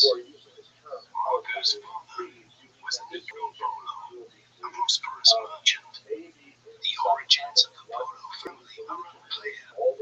One tradition suggests that they were originally from Šibenik on the Dalmatian coast of what is now Croatia, but that they only relocated to Venice in the early 11th century. Another study suggests that the family only moved to Venice in the mid-13th century, and that Marco was actually born on the island of Korčula, near modern-day Dubrovnik. At the time of Marco's birth, the Republic of Venice was one of just dozens of Italian city-states, though one of the most powerful, dominating the sea routes of the Adriatic Sea, and with extensive trading connections and colonies. Has been separated from Israel since 2005. Gaza has had its own opportunity to create its own government since that time. They elected Hamas, which then kicked out Fatah. There's a lot to say about it, but it's not Israel, and it is not free. That's not Israel's fault either. There is a blockade around Gaza, primarily because they keep on sending rockets at civilian territories in Israel. I don't want to go down that rabbit hole of what does that mean for the region. I talked about it in other videos, but the basic thing is Gaza is not considered part of the region. Israel disengaged already for, over 10 years. The man known to history as Genghis Khan was born in the middle of the 12th century. On different sources, places year of birth between 1155 and 1167. That is the whole idea of a two-state solution, which was articulated in Oslo in 1993. It has not gotten off to a good start at all. It has been stalled for a long time. The man known to history as Genghis Khan was born in the middle of the 12th century. On different sources, places year of birth between 1155 and 1167. The most commonly accepted date is 1162. His personal name was Temujin, and he was a member of the Burjigin clan. There is also no consensus on Genghis's place of birth, but it is likely that he was born around the upper valley of the Onon River, near the sacred mountain of Burgan Khaldun, in the Kheti Mountains in northeastern Mongolia. Temujin's father was a Mongol chieftain named Yasugai. According to the secret history of the Mongols, the official history of Genghis's life and conquests written for the Mongol royal family after his death, Yasugai was the grandson of Habul Khan, the head of the Burjigin clan in the early 12th century. Some historians argue that this could have been late propaganda to enhance Genghis's lineage, and Yasugai was not related to the royal clan at all. Nevertheless, he was clearly the leader of a fearsome band of warriors who served Habul's son Abdullah in the 1150s. Yasugai was also the sworn brother of Toghrez, the leader of the Kerak tribe, one of the 5 major tribal confederations of Mongolia. Yasugai and Toghrez often fought against the Merkit Confederation, and in around 1160, Yasugai abducted a 15-year-old girl named Hoyun, who had been betrothed to a Merkit chieftain, sparking a feud that would last more than half a century. Over the course of the following decade, Hoyun would give Yasugai 4 sons and a daughter, of whom Temujin was the eldest. By the time of Temujin's birth, Yasugai already had 2 sons from another wife, and he was not his eldest son or a clear heir of any kind to him. From a young age, Temujin learned horsemanship and archery, the 2 skills that formed an essential part of warfare for the nomadic peoples of the Eurasian steppe, the vast steppe stretching from Hungary in the west to Manchuria in the east. As a child, Temujin was also introduced to hunting and falconry, which were not his favorite pastimes as an adult. Temujin was close to his siblings. His closest childhood friend was a boy from the Jatara clan named Jamuka, who became sworn brothers.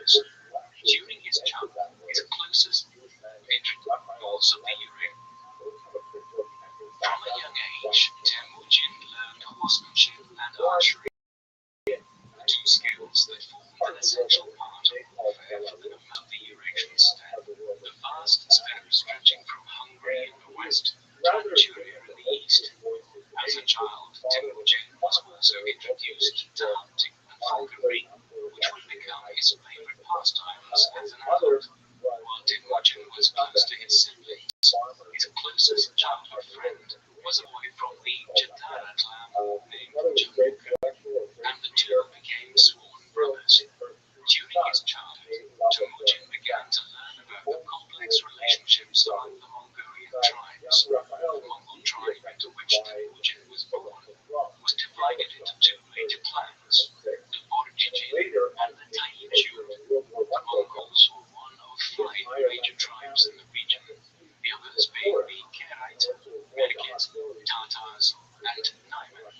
The peoples of Mongolia were surrounded by powerful neighbors. To the east and southeast was Imperial China, which since 1115 had been ruled by the Jin dynasty founded by the Jurchen tribe from Manchuria. To the south was the Western Shan in northwestern China, ruled by the Tangut people from Tibet. To the north was the desolate and inhospitable region we call Siberia today, while substantially to the west and southwest were the Muslim powers of Central Asia and the Middle East, which were in a period of some decline by the 12th century. The Arab Caliphate having gone through its golden age centuries earlier between the 8th and 10th centuries. In around 1171, when Temujin was probably around 9 years old, he was betrothed to Borte, the daughter of Dai Senchen, a chief of the Ongarad tribe. The leaders of prominent Mongol families often married Ongarad women, but this required Temujin and his father to travel on a long journey across the Gobi Desert to take part in the betrothal ceremony. Although he was a powerful warrior, Yasugai could only afford to offer Dai Senchen a single horse for his daughter. The Ongarad chief agreed to the match. He stipulated that the horse would serve as an initial dowry, and until a greater dowry was paid, Temujin would have to stay behind and work for his future father-in-law. While the young Temujin was ashamed that his father could not afford to pay for his bride straight away, he spent 3 happy years with the Ongarad, working as a herder. Temujin heard stories about the burgeoning trade between the Ongarad and the wealthy Jin Empire south of the Great War. Temujin's time with the Ongarad ended when he was around 12 years old. During one of his raids, Yasugai encountered a band of Tatars. Rather than launching an attack, the Tatars invited him to dinner. Bound by the steppe traditions of hospitality, Yasugai felt he could not refuse, and was duly poisoned by his hosts. The slow-acting poison enabled Yasugai to leave instructions to bring Temujin back home. Dai Senchen was reluctant to part with the boy. He recognized the difficulties Temujin's family faced and allowed him to leave. By the time Temujin returned home, his mother, Hoelun, had tried and failed to assume her late husband's leadership position in the name of her teenage sons, and the Taijun claimed leadership among the Mongols once again. As Hoelun's followers deserted her one by one, she and her sons were reduced to destitution and forced to hunt and fish to survive. Temujin and his brother Khazar proved the most effective at catching the prey, but their elder brothers, Bekter and Belkatai, began to lay claim to their food. On one occasion, Bekter stole a large fish that Temujin and Khazar had caught and proceeded to cook and eat it. The younger half-brothers responded by ambushing Bekter while Belkatai was away and showering him with arrows. While Belkatai did not seek to avenge his brother's death, Hoelun was incensed and warned her sons that the family could not hope to confront their real enemies by fighting and killing each other. Hoelun's fears proved justified, as the Taijun leader Tangutai used Bekter's murder as the pretext to capture Temujin. The boy escaped into the woods and survived for 6 days before hunger eventually forced him to escape.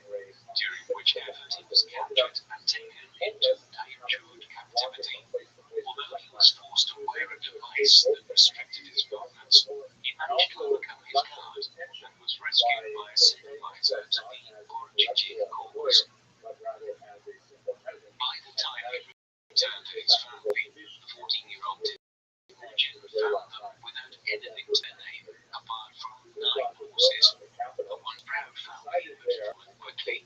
By the time Jude then raided their camp and took 8 of the horses, Temujin took the remaining steed and relentlessly pursued the enemy. On his way, he encountered a young warrior named Orju, who immediately became his friend and companion and joined the pursuit of the dying Jude. After recovering the horses in a daring night raid, they were struggling to get away from the Taijud riders. Temujin noticed that the leader of the pursuit had ridden far ahead of the rest of his men. Orju took the opportunity to fire an arrow which wounded the Taijud leader, enabling the men to get away safely. Over the next few years, Temujin and Orju would build up a band of loyal raiders. During this period, another gifted warrior named Borul joined Temujin and became a close companion. In around 1178, when Temujin was 16 years old or so, he rode to Ongera territory for Orju's company and claimed Borte as his bride from his proud father-in-law, Daizichen, having been away for several years. 2 years later, Temujin would suffer one of the worst humiliations of his life. A large American raiding party of 300 horsemen descended upon Temujin's camp and scattered them. Although Temujin managed to escape with his brothers and his brother alone, Borte appears to have been deliberately left behind in order to end Temujin's flight. As he pondered how to recover his wife, Temujin reached out to the Kerai chief, Doris, and appealed to him by reminding him of his sworn brotherhood with Temujin's late father, Yasugai.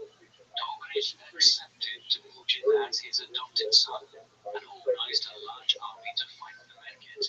The alliance prevailed in the ensuing campaign, and Borte was rescued. During her time in Menket captivity, Borte had been given to the brother of the Menket chief. At the time of her liberation, she was pregnant with his child. Nevertheless, when Borte gave birth to a son in 1182, Temujin accepted the child as his own and gave him the name Joy. The following year, Borte gave birth to a second son, a biological child of Temujin named Chagatai, who would never stop reminding his father of Joy's illegitimacy. Now in his early 20s, Temujin had established himself as a reasonably powerful Mongol leader, but also one who was widely feared and respected for his bravery. His main rival during this period was Jaruga, his childhood friend and sworn brother, who was by the early 1180s the leader of the Janarak clan. The two men had crossed paths again as part of the coalition against the Menket. After a couple of years, they went their separate ways, each with ambitions to unite the Mongols under their leadership. Although Jaruga could count on large numbers and the support of an older and more conservative generation, Temujin had the support of most of the Borjigin clan and was attracting many talented followers from humble backgrounds to his cause. These included Jefim, a recruit from one of the tribes who lived in the northern forests, and his 10-year-old brother, Subinei, who, despite his youth, would soon become a trusted and talented warrior. In 1186, Temujin's wife Borte gave birth to a third son, Ogedei. The same year, elected him Khan of the Borjigin clan. However, his rise was seemingly halted the following year after he was defeated by Jaruga's army at a place called Dalan Baljut. The main sources for accounts of Temujin's life were silent for several years thereafter, suggesting that he had lost most of his following and was forced into exile.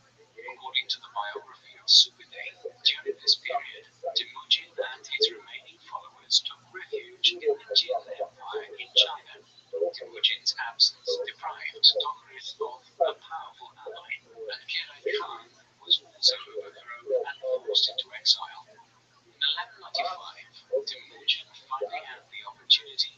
re-establish himself when the Jinn and the Tartars began fighting over the spoils following a joint victory against the Ongara.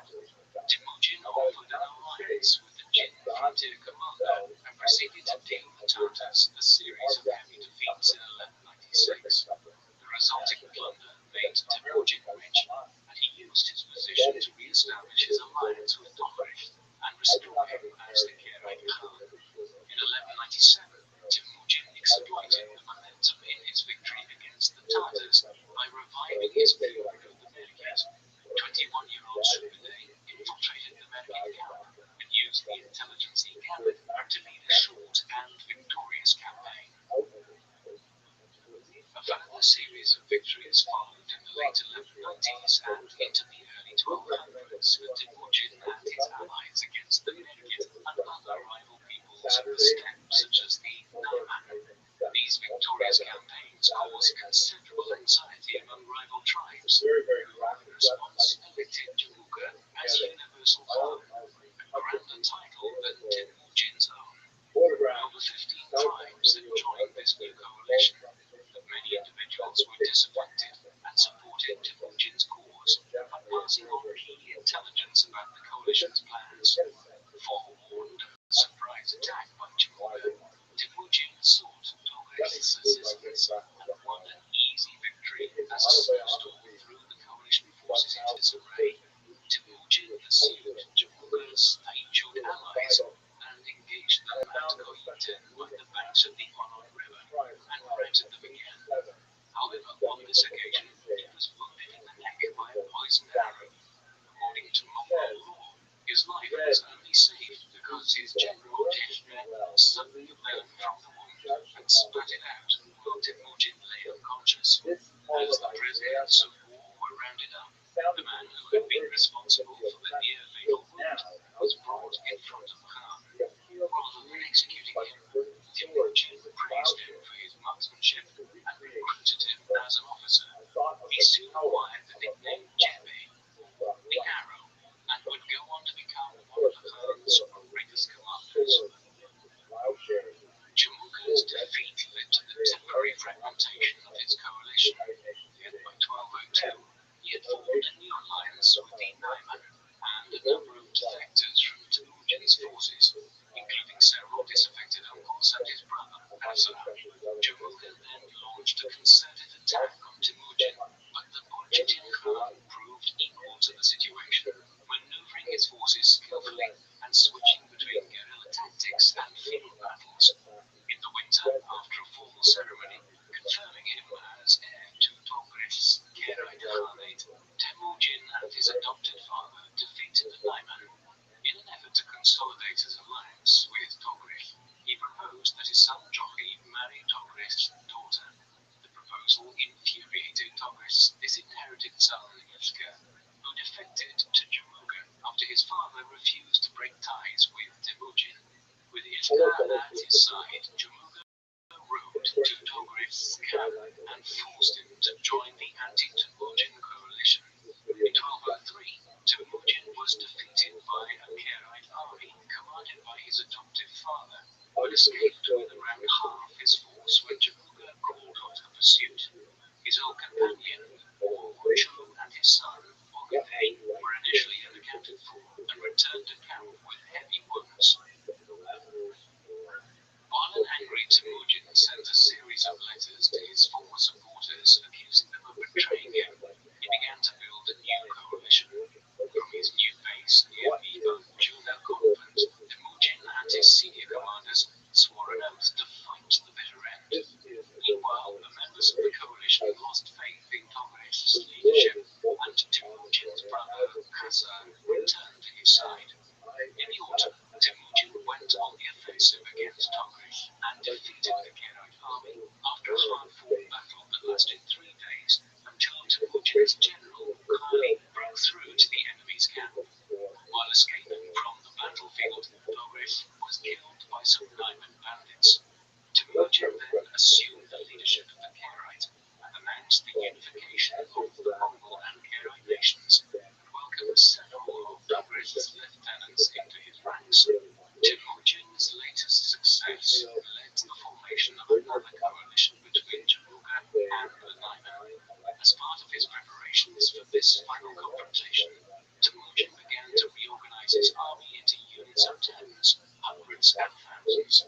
Following the example of the Jin Chinese Empire, he also formed an elite bodyguard and began to set up administrative structures to govern the recently pacified tribes. He soon developed a formula which promised autonomy to peoples who agreed to submit without a fight, while threatening dreadful consequences for those who chose to resist. A method of psychological warfare which would be used consistently by the Mongols in their conquests over the next century. In 1204, Temujin convened the Kurultai, or Grand Council, to plan the upcoming against the Nile. The Khan was persuaded to launch his campaign early on the 17th of May 1204. By the end of June, the Mongols reached Nile territory, and the first clashes took place. Although the army was far smaller than the enemy's, Temujin ordered his men to light 5 fires per person at night to give the impression of superior numbers. The Naiman commander, Tayyab Khan, was deceived by this ruse and proposed retreating to friendlier terrain in the Altai Mountains. However, his subordinates compelled him to pursue an active strategy.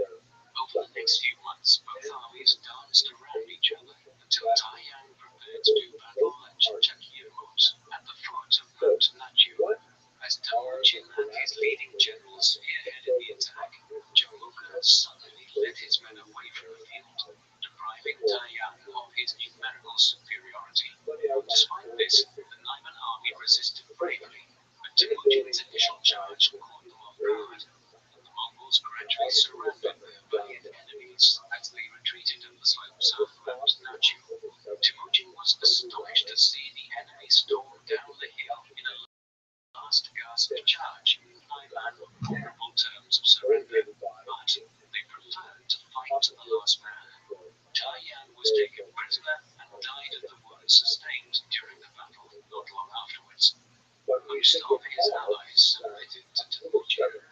At the age of 42, after suffering several setbacks over the course of his life, Temujin had vanquished his enemies and united over 30 tribes under his rule in a large tract of the Asian steppe.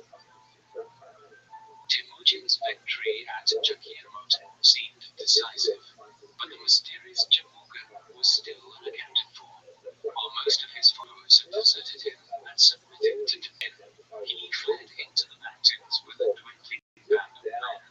Upon hearing that Temujin had put a large bounty on his head, the 5 men who remained with Jamuka tied him up and brought him to Temujin. As Temujin prized loyalty above all else, he executed Jamuka's captors for their treachery, but took considerably longer to decide on the fate of his sworn brother. Eventually, he ordered his sadistic nephew, Jigidai, to carry out a brutal execution by hacking him to pieces. In 1205, Temujin began to launch raids against the Tanguts to the south, while Sube'etei worked to further pacify the new subjects of the Mongols by suppressing a fresh American rebellion. The following year, 1206, Temujin held another Kurultai, which brought together all the Mongol nobles to officially proclaim the creation of a new Mongol empire. It was at this juncture that Temujin was given a new title, Genghis Khan, which should more accurately be rendered as Genghis Khan.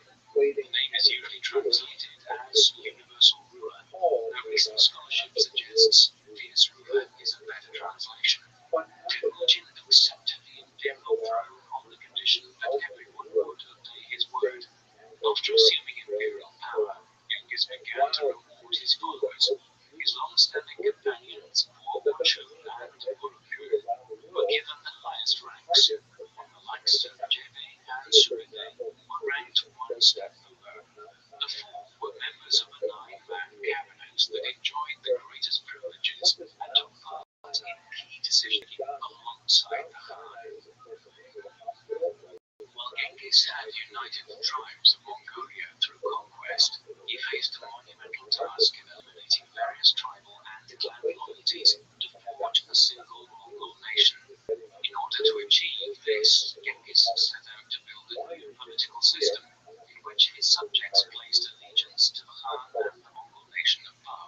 which implies the success of this would depend on his ability as Khan to provide his people with huge amounts of wealth plundered from enemies through new conquests. This incentive system demanded frequent campaigns outside the new empire's borders, and Genghis consequently continued the military reorganization that he had started in the latter stages of his unification campaigns. The basic organizational unit in the new decimal system was the Ming-Chan, or 1,000 men, though the formidable 2 men or 10,000 is more widely known. Since each of Genghis's subjects was attached to a Ming-Chan, this decimal system was also intended to replace the old social structure of clans and tribes.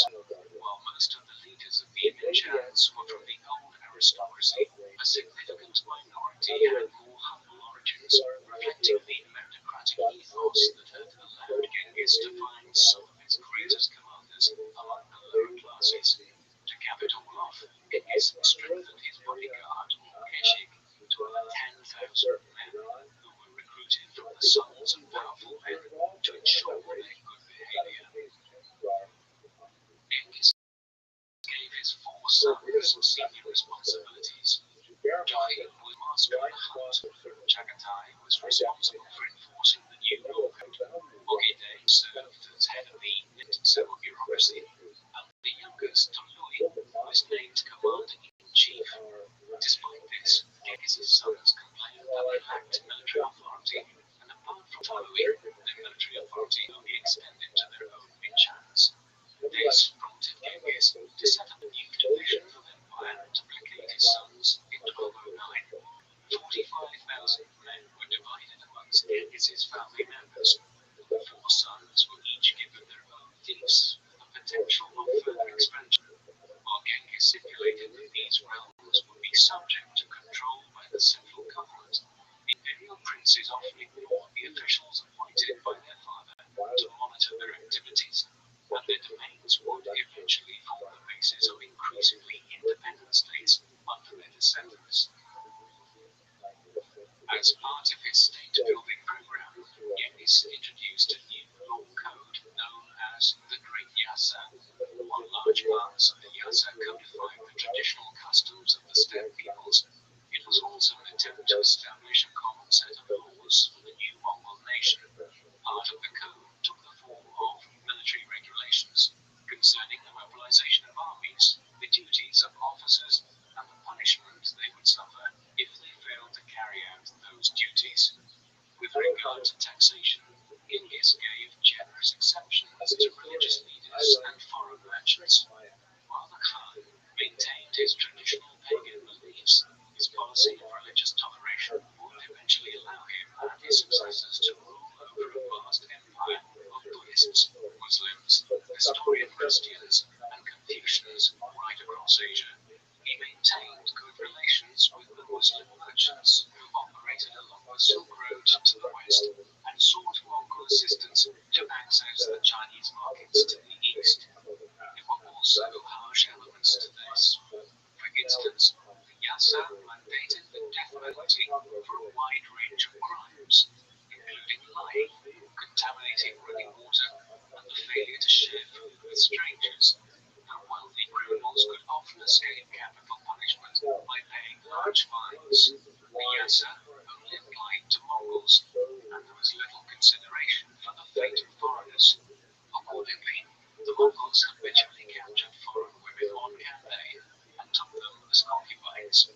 Genghis and his sons had the first pick of the female captives, and he would go on to have 23 official wives and a harem of over 500 women. Some geneticists and historians have speculated that as many as 16 million people today may be descended from Genghis Khan. Over the course of the 3 years between 1206 and 1209, Genghis continued to make changes to his new military organization, and parts of the Keshik, or bodyguard, were assigned specialist duties such as intelligence gathering, surveying, and map-making, and organizing the supplies for the army. In peacetime, the annual hunt organized by Johi served as the main form of training for Genghis's armies, As in a military pain, the two ends would work together and surround the animals across a large area before gradually closing in for the kill.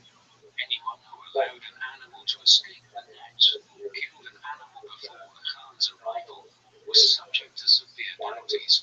Once everything was ready, Genghis and his inner circle would descend upon the encircled animals before allowing the officers and their men to slaughter. The exercise not only enabled the Mongol armies to practice their maneuvers and communication methods, but also provided a vast quantity of food to feed the men. The Mongol cavalryman's primary weapon was the bow and arrow, and each man would carry a short-range and long-range bow. Each horse archer was equipped with 60 arrows in total, divided into short-range and long-range projectiles, though the most ferocious was the relatively small composite bow, which required great upper body strength to use effectively, but which landed arrows with devastating speed and power. Most notably, it could be fired from horseback while riding by a skilled cavalry archer. It was this weapon which would enable the enormous conquests which were to follow. Each Mongol warrior also had at least 6 horses, enabling them to travel up to 65 miles a day. The speed at which Mongol armies moved was Genghis's main strategic advantage. Since his armies were often outnumbered by the enemy, Genghis employed a range of tactics to exaggerate the size of his own forces. One of the best-known Mongol tactics was the feigned retreat. If the army was struggling to make progress against a strong defensive position, it would withdraw from the field and leave their plunder behind. While the enemy was distracted by the loot, the Mongols would turn back and cut them to pieces in the open field. Although the Mongols later employed Chinese siege engineers, they were not used to siege warfare, and Genghis initially avoided attacking well-fortified cities. He preferred to attack smaller towns and distributed the resultant plunder evenly among his otherwise unpaid troops. After his elevation as Khan, Genghis rarely took personal command of military campaigns, preferring to send his sons and senior generals instead. In 1207, Jochi led a successful campaign against the Turkic forest peoples in southern Siberia, who included the Buryat, Kyrgyz, and Oirat. In 1208, Subutai won a crushing victory against the ever-rebellious Merkit, though he was criticized by Genghis for allowing some to escape further north. In 1209, Genghis secured the submission of the Uyghur kingdom in East Turkestan, now the Chinese autonomous region of Xinjiang. The Uyghurs had once ruled a mighty empire that included much of Mongolia, but by the beginning of the 13th century, they had submitted to the Karakitai, whose empire extended from modern-day Kazakhstan into northwest China. Genghis subsequently recruited many Uyghurs into the Mongol imperial administration and adopted the Uyghur script for the first official Mongol written texts. With the conquest of the forest peoples and the submission of the Uyghurs, Genghis laid much of the groundwork for an invasion of China. Since the collapse of the Tang dynasty in 907 AD, China had been divided between a number of competing dynasties. At the beginning of the 13th century, there were 4 such states: the Jurchen Empire in the northeast, the Tangut Western Shan in the north, Karakitai in the northwest, and the Sung dynasty south of the Yangtze River. Although the Sung was the only one of these states who had a Chinese majority, the rulers of all 4 states adhered to Chinese customs and administrative practices. Mongolians would benefit substantially from the divided state of China at this time. Genghis came to see the Tangut Empire both as a source of plunder for his restless armies and a testing ground for their ability to fight more powerful Jin. After the initial raid in 1205, Genghis launched a larger campaign in 1207, which forced the Tangut to agree to pay an annual tribute. When the payment was suspended in 1209, Genghis organized a large invasion force and embarked on a punitive expedition. Eventually, the desperate Tangut decided on a formal submission to Genghis Khan and plans to supply troops for future campaigns. By 1211, with his rear secure, the 49-year-old Genghis Khan was ready to turn his attention to the Jin Empire. While this was motivated in part by the desire to avenge frequent Jin raids into Mongol territory, and the relentless logic of perennial conquest to feed and pay his troops, the invasion of northern China had been a long-held ambition. The Jin had conquered northern China from Khitan, Liao dynasty, at the beginning of the 12th century, and proceeded to drive the Song emperors south of the Yangtze River. While a peace treaty was signed between the Jin and the Song in 1142, relations between the two Chinese powers remained uneasy, and the peace was interrupted by occasional conflict. At the beginning of the 13th century, the Song embarked on an effort to reclaim territories north of the Yangtze River, while the Jin easily defeated the invasion force. Within a few years, the Jin heartland of Manchuria faced a Khitan rebellion, partly encouraged by Genghis. Having been preoccupied with its wars against the Song dynasty, the Jin left its northern frontier relatively undefended. As the Jin planned to strengthen its northern defenses by building a new wall, Genghis decided that it was time to strike. In early 1211, Genghis called a Kurultai, or Grand Council, in which he set out his plans to conquer North China. Unlike previous steppe peoples who had intermittently conquered parts of northern China and abandoned their homelands to newcomers, Genghis intended to maintain his power base in Mongolia, from which he would rule over an empire that incorporated both the nomadic steppe cultures of Central Asia and sedentary cultures of China. The invasion force of around 100,000 men began moving in March. Genghis divided his army into three columns. The eastward column was commanded by Jibe and Subedai. The central one was led by the Khan personally, alongside Tului and Mukhali, while the western column was commanded by Genghis's other sons. While Genghis's elder sons faced no opposition after crossing the Gobi Desert, the other two columns raided the area north of Jin in an attempt to draw the enemy into battle. When the Jin armies refused to take the bait, Genghis decided to march his forces south. In response, the Jin formed two armies, one to face the advancing Mongols in a frontal attack, and the other to strike against Genghis's right flank.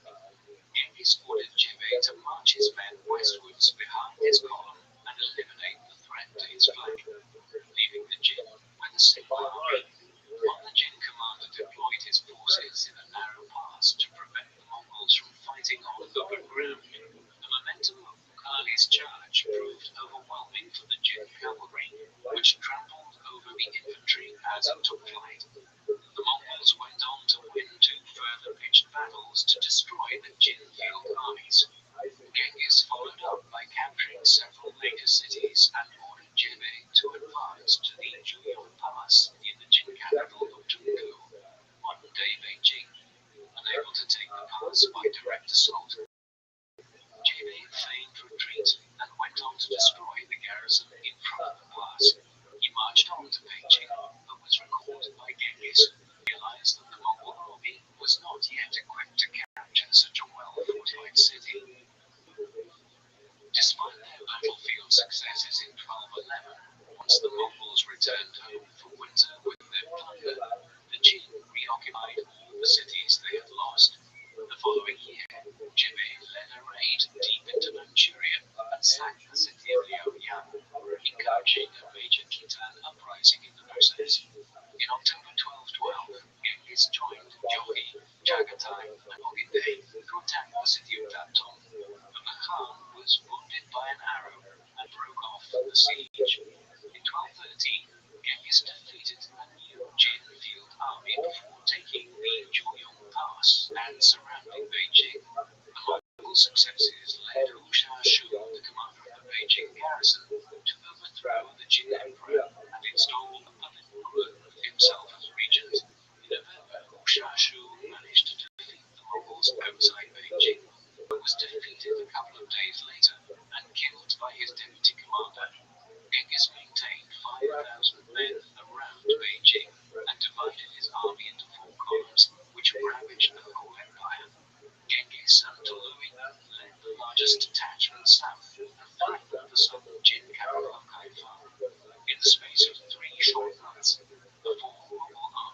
rampaged through the entirety of Jin territory and left behind a trail of devastation by destroying all the crops in an effort to starve the population into submission.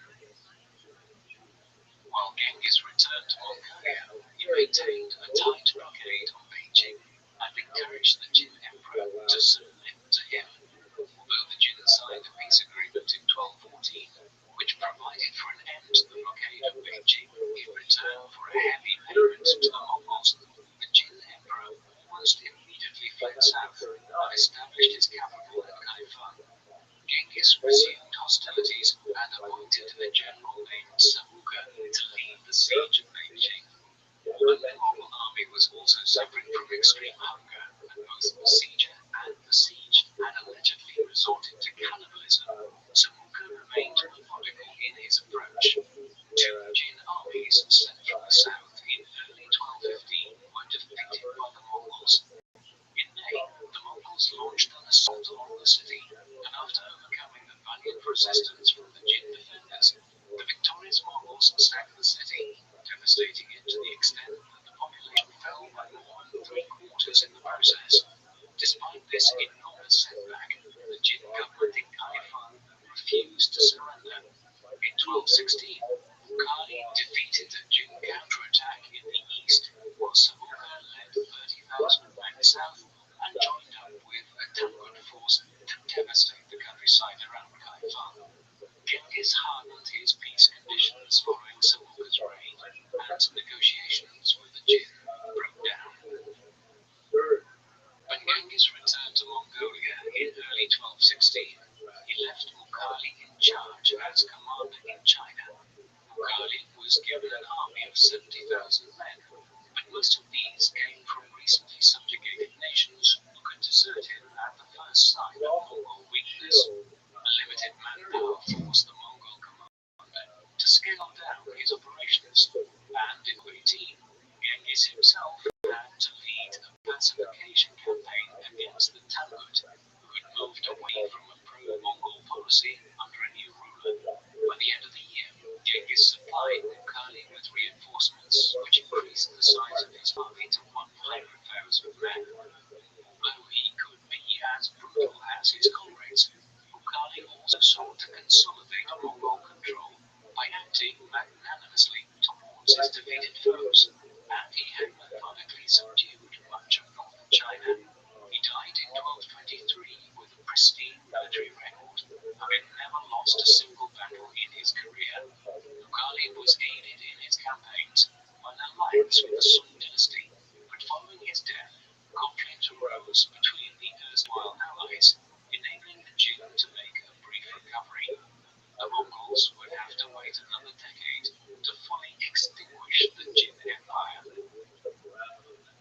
While Mukhali was campaigning in northern China, Genghis's attention had been drawn westwards. Since the beginning of the 13th century, Karakitai had been at war with Shah Muhammad II of the Khwarezmian Empire, situated to the east of the Caspian Sea in Central Asia. In 1208, the fugitive Naiman Prince Chogluk arrived in Karakitai and built up an army under the pretext of fighting Genghis, only to overthrow his overlord and declare himself Khan in 1213. The re-emergence of an old rival on his doorstep led Genghis to send an army of 20,000 men under Jebe to invade Karakitai. The Muslim majority population who had suffered under Chogluk's anti-Islamic religious policy welcomed the Mongols as liberators and defected en masse.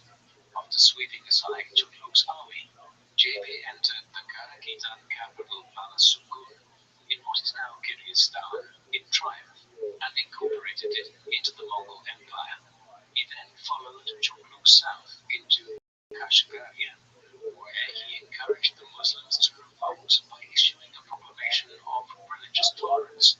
In 1218, Jebe eventually caught up with Chogluk in northeastern Afghanistan and executed him.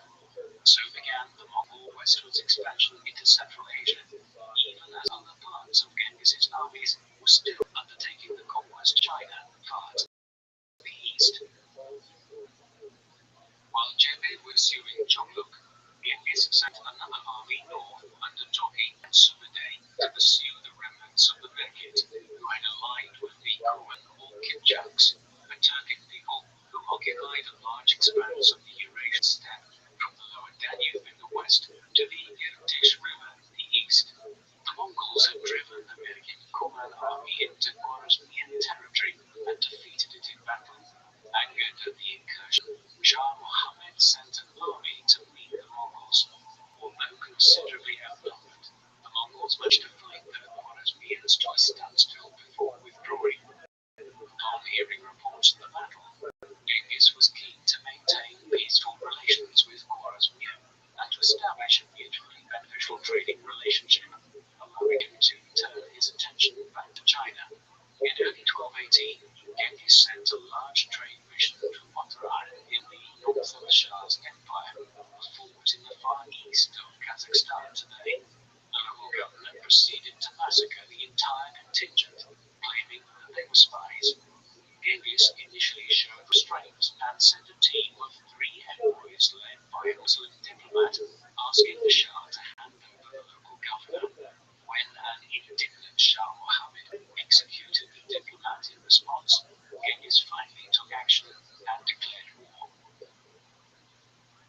As both sides prepared for war, Shah Muhammad and his advisors decided that they could most effectively fight the Mongols by retreating into their cities and forcing them into costly sieges, which the Mongols were still not comfortable with engaging in, preferring battles in the open field.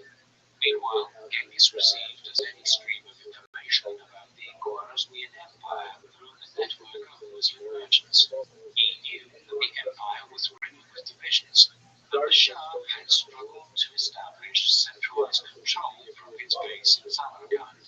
Furthermore, the Shah's mother, Erken Khatun, was a powerful political figure and could issue decrees in her own name.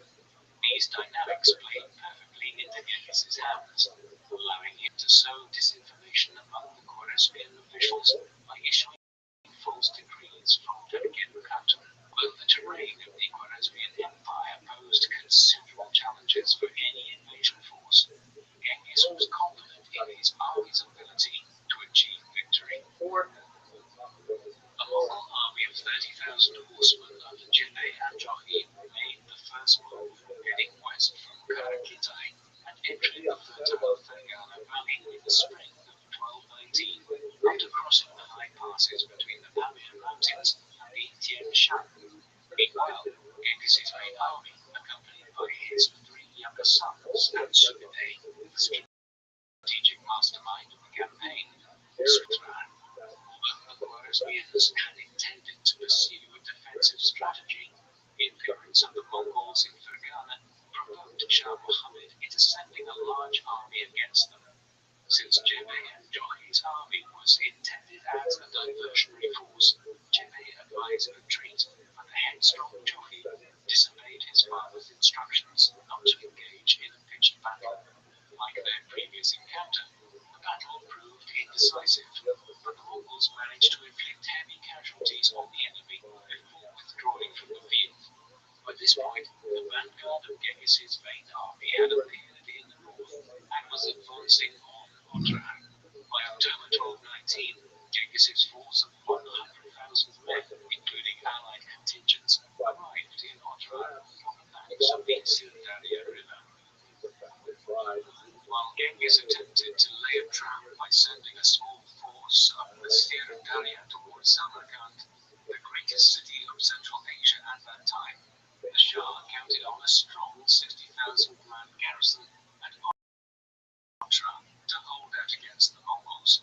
Once Genghis Shah would not take the bait, he ordered his sons to besiege Otrar with full force. With several years of experience besieging Chinese cities now behind them, the Mongols were far more proficient at siege warfare than the Khwarezmians had anticipated, and Otrar fell quickly in February 1220.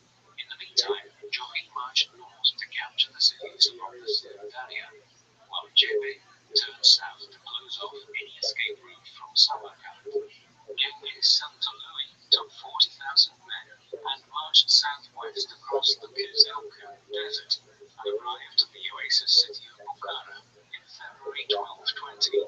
But the wilder Shah Muhammad was now surrounded by Mongol armies on all sides.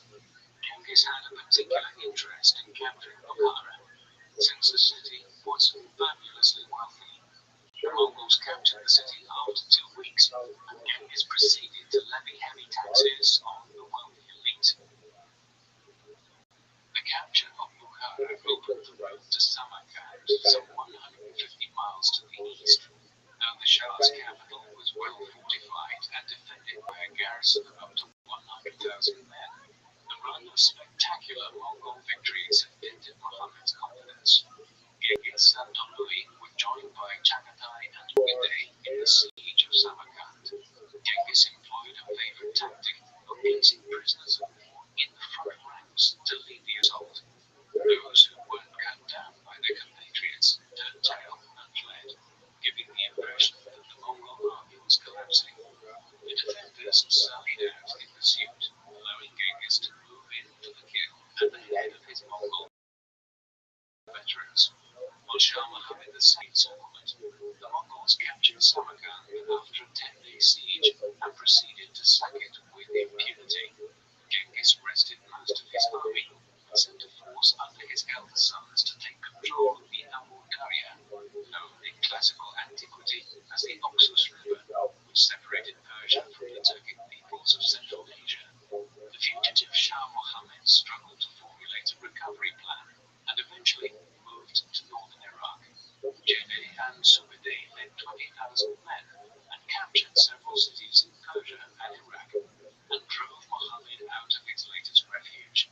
The defeated Shah retreated north and escaped to an island in the Caspian Sea, where he died of illness in January 1221. While the Shah was on the run, Genghis sent additional forces to invade the Khwarezm heartland. After taking the city of Khiva in December 1220, Jockey arrived at the walls of Gurganj. A relief column under the command of Shah Muhammad's son and successor marched east towards Gurganj, but failed to secure the support of rival factions and marched away. As Jockey continued the siege, an impatient Genghis decided to send a large force under Chagatai to reinforce him. The two brothers had always hated each other and soon began to feud, and it was only intervention of Warchu prevented them from coming to blows. Genghis would respond to the familial infighting by demoting Jochi and Chagatai in the succession and nominating Ogedei as his senior heir. Ogedei brought another 20,000 men to reinforce his brothers and took command of the siege, taking the city in April 1221. After such a long siege, the Mongols carried out another notorious massacre, killing almost every single one of the city's inhabitants. The Mongols went on to lead the whole province of Khwarezm in similar fashion. The trail of Mongol destruction did not end there, as Genghis dispatched Tolui to invade the Khorasan region across the Amu Darya on the Iranian plateau. The merciless Mongols proceeded to sack the cities of Merida and Nishapur, both of which were major centers of Islamic learning and culture, and were among the wealthiest and most populous cities in the medieval world. According to some estimates, Tolui's campaign resulted in the loss of over 1 million lives. In the meantime, Genghis continued to campaign in Central Asia, around what is now Afghanistan, eventually pacifying the region in the course of late 1221 and early 1222. He also launched a probing attack into India, but decided that it was not worth his while to entangle himself in a new war with the powerful Indian sultans, an initiative which would overstretch his resources. Before returning home, he ordered Ogedei to pacify the Hindu Kush, while an ill-conceived revolt amongst the people of the province of Khorasan also had to be suppressed, and insurrections at Merv and Herat. Although a number of Khwarezmian mountain fortresses continued to resist, by 1223 the last remnants of the empire were extinguished, effectively leaving the Mongols in control of the vast majority of Central Asia, a region approximating to modern-day Iran, Afghanistan, parts of North Pakistan, Kazakhstan, Uzbekistan, Turkmenistan, and Tajikistan. It had taken Genghis less than half a decade to do so.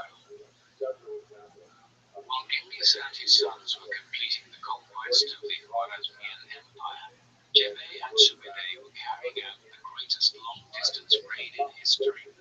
Shortly after the death of Shah Muhammad in early 1221, Subedeh obtained permission from Genghis to lead a campaign directed at the Kuban heartland on the Russian steppe, stretching from north of the Caspian Sea all the way westwards to Ukraine. Khan gave him a force of 20,000 cavalry with instructions to return within 3 years. After reducing several cities in northern Persia, they turned north towards the Caucasus. As they approached the city of Tabriz in what is now Iranian Azerbaijan, the city's governor meekly surrendered and agreed to pay an astronomical tribute. The Mongol victories prompted groups of Turkmen and Kurdish raiders to join them to share the spoils. These auxiliaries served as the vanguard for an invasion of the Kingdom of Georgia, with the Mongols following behind. After ordering the vanguard to lay waste to the countryside, Subedeh enticed the Georgian army into battle and won a decisive victory. After returning to cover Tului's northern flank as he laid waste to Khorasan, Jebeh and Subedeh returned to the Caucasus late in the year and defeated the Georgians once again. After crossing the Caucasus Mountains, the Mongols descended into the Eurasian steppe, which was dominated by the Kumans. When 2 large Kuman armies were defeated, they sought assistance from the Russian princes. At this moment, the Mongols received an envoy from Venice, offering a lucrative trade agreement in return for military assistance against their Genoese rivals on the shores of the Black Sea. The Mongols accepted the offer and destroyed a Genoese trading colony here. Then, armed with Venetian intelligence about the principalities of Rus and their traditional antagonistic relationship with the Kumans, Jebeh and Subedeh and their men spurred on their steeds. Not long afterwards, the Mongols met a grand coalition of Russia, Ivan, and Kuman leaders and their men at the Battle of Kalkaneva in what is now Ukraine on the 31st of May 1223. It resulted in a major Mongol victory and the beginning of Mongol rule in southwestern Russia. It was also an astonishing statement of how successful Genghis's conquests had been, that his forces were now winning victories on the edges of Europe. In its aftermath, Jebeh and Subedeh turned east and began the journey home. The words of the Novgorod Chronicle, God knows whence he fetched them against us, and where they hid themselves. It would be another 14 years before the Mongols returned, and when they did, they would campaign as far as Hungary, an expedition which neither Alexander the Great's Macedonians or any other country equaled in history in terms of how extensive the conquests were. Jebeh and Subedeh eventually returned back to Central Asia by 1224, when Jebeh died shortly afterwards. Around that time, Genghis began the homeward journey to Mongolia, arriving back on the steppe in February 1225. During the Khwarezmian campaign, Genghis had learned that his unreliable Tangut allies had become traitors and joined with the Chinese against the Mongols.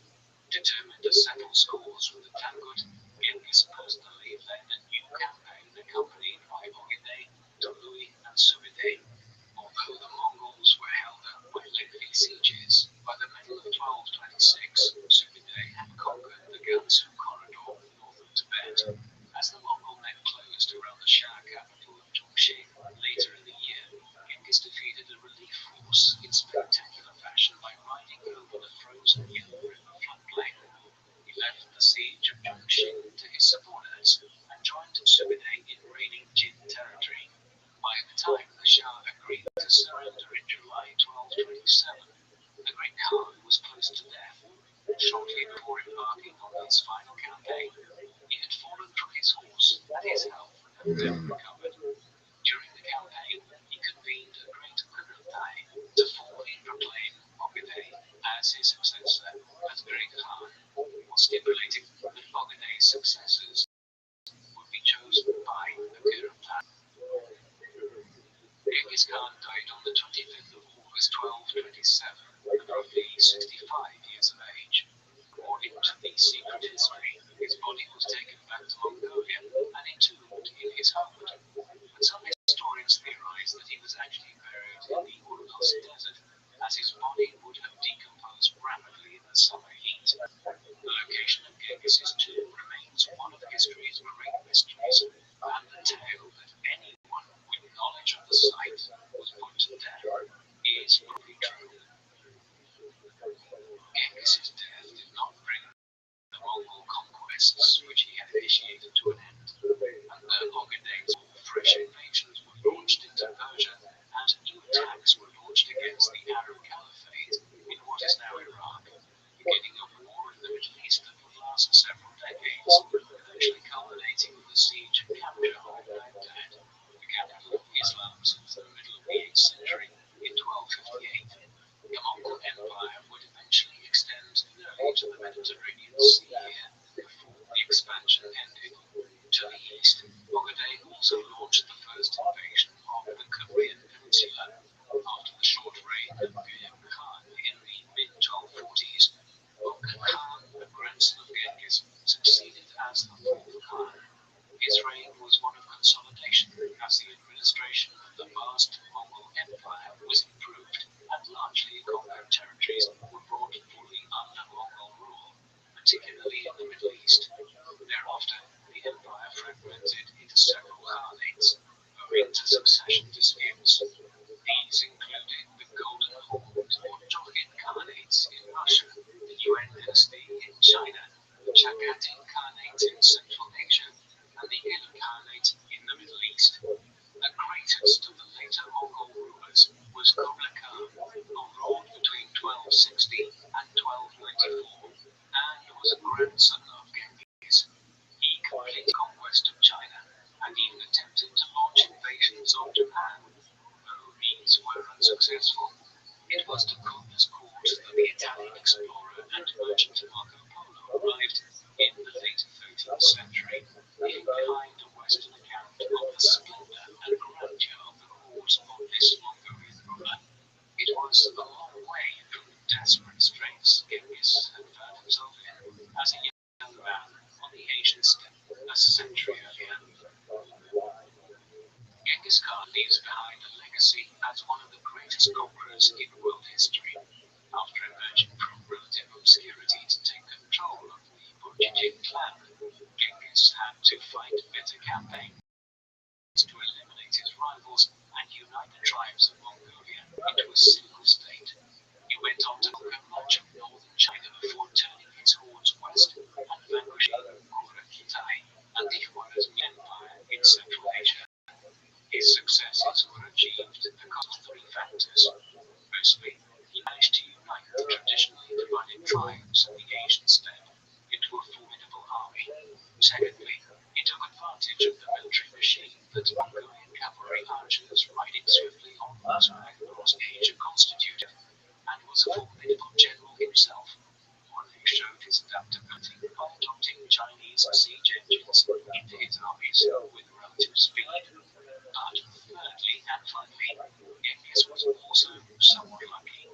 When he began his conquests, Imperial China was in a weakened and divided state, while to the west, the great Muslim powers of the Middle East and Central Asia had declined considerably since the glory days of the Arab Caliphate centuries earlier. Genghis's accomplishment was that he managed to exploit these highly advantageous circumstances. His sons and his descendants would build on their father's conquests to create the largest contiguous empire in human history. What do you think of Genghis Khan? Was he a great conqueror and pragmatic political leader who was adept enough to build an empire that encompassed dozens of nations and multiple religions? Or was he a cruel and manipulative despot who ruled with an iron fist and allowed his armies to commit unimaginable atrocities on the thinnest pretexts? Please let us know.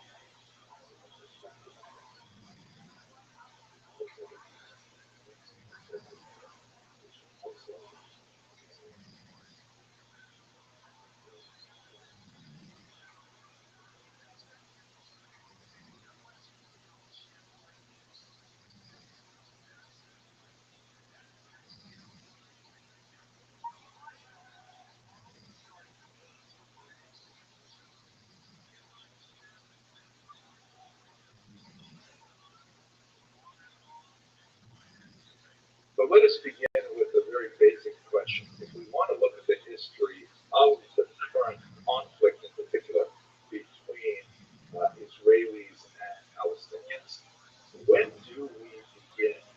I'm going to spend a very short amount of time going through a blinding review of the relevant moments in this history from the Bronze Age, really, and then we're going to slow down considerably when we get to the 19th century. So when precisely does this begin?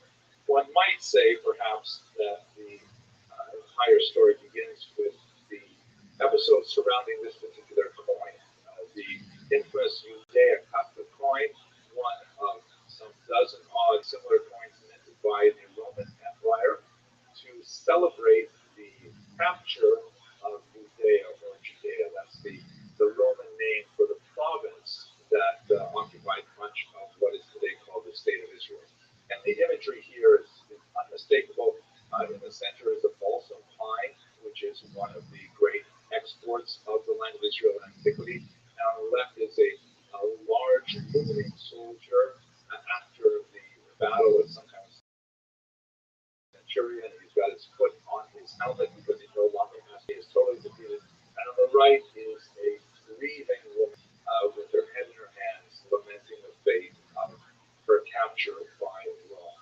And this represents the beginning of the great Roman diaspora, that is the exile of the Jews from the land of Israel in approximately the year 70. There is a widespread misconception that all Jews left the land of Israel in the year 70. In fact, that's not at all true. There was a very significant number of Jews that lived there throughout the entire period. Even though it dwindled to a tiny fraction for part of the medieval period, there nevertheless always was a presence of Jews continuously in the land of Israel. But nevertheless, this represents a massive turning point because this represents the point where Jews are significantly invested in the worldwide diaspora. Was born in the middle of the 12th century. Different sources places Israel is, of course, at the center of our imagination. In many ways, particularly in Western civilization, you can see the most remarkable map, very creative and creative map created by a thing who was a 16th century Protestant theologian. He wasn't especially good at being a theologian, but he really wrote a beautiful map. This so-called overview map shows the land of Israel, Jerusalem at the center, in the middle of the three continents of Europe, Asia, and Africa, and all of these. And it seems when you open up the news today that Israel is at the center of our always. This is not getting us. So if we were to really begin the story, we have to begin with the Bible, which is the key document, the foundational document of Western. And of course, it describes the relationship of the ancestors of the people with the land of Israel. However, obviously not everyone believes the Bible has a valid source. I think that's a challenge to using that text. So let us, for the sake of argument, go to the first text of biblical reference, and it would be this document here, which is actually a large stone obelisk. It stands about 15 feet high. It's the so-called Nemesis deity, which is a victory slab. It will be called Masteva. So it looks like a gravestone, but it's really a commemorative slab that describes the victories of the Pharaoh Manasseh, who was the 13th son of the Pharaoh Ramses II. And that's especially ironic because Ramses II, according to many scholars, is the unnamed Pharaoh in the book of Esther. At any rate, on this particular Manasseh, lists all of his various victories and various battles throughout the region. At the very bottom, in the region highlighted there, you see there's one phrase that says, Israel is wasted, yet seed is no more. This is the very first reference to the people of Israel in history outside of the biblical text. It is, of course, ironic. I get it. That's the very first thing that anyone says about Jews in history is going to be a negative statement. But what this statement meant to say was that Manasseh went through this rampage throughout the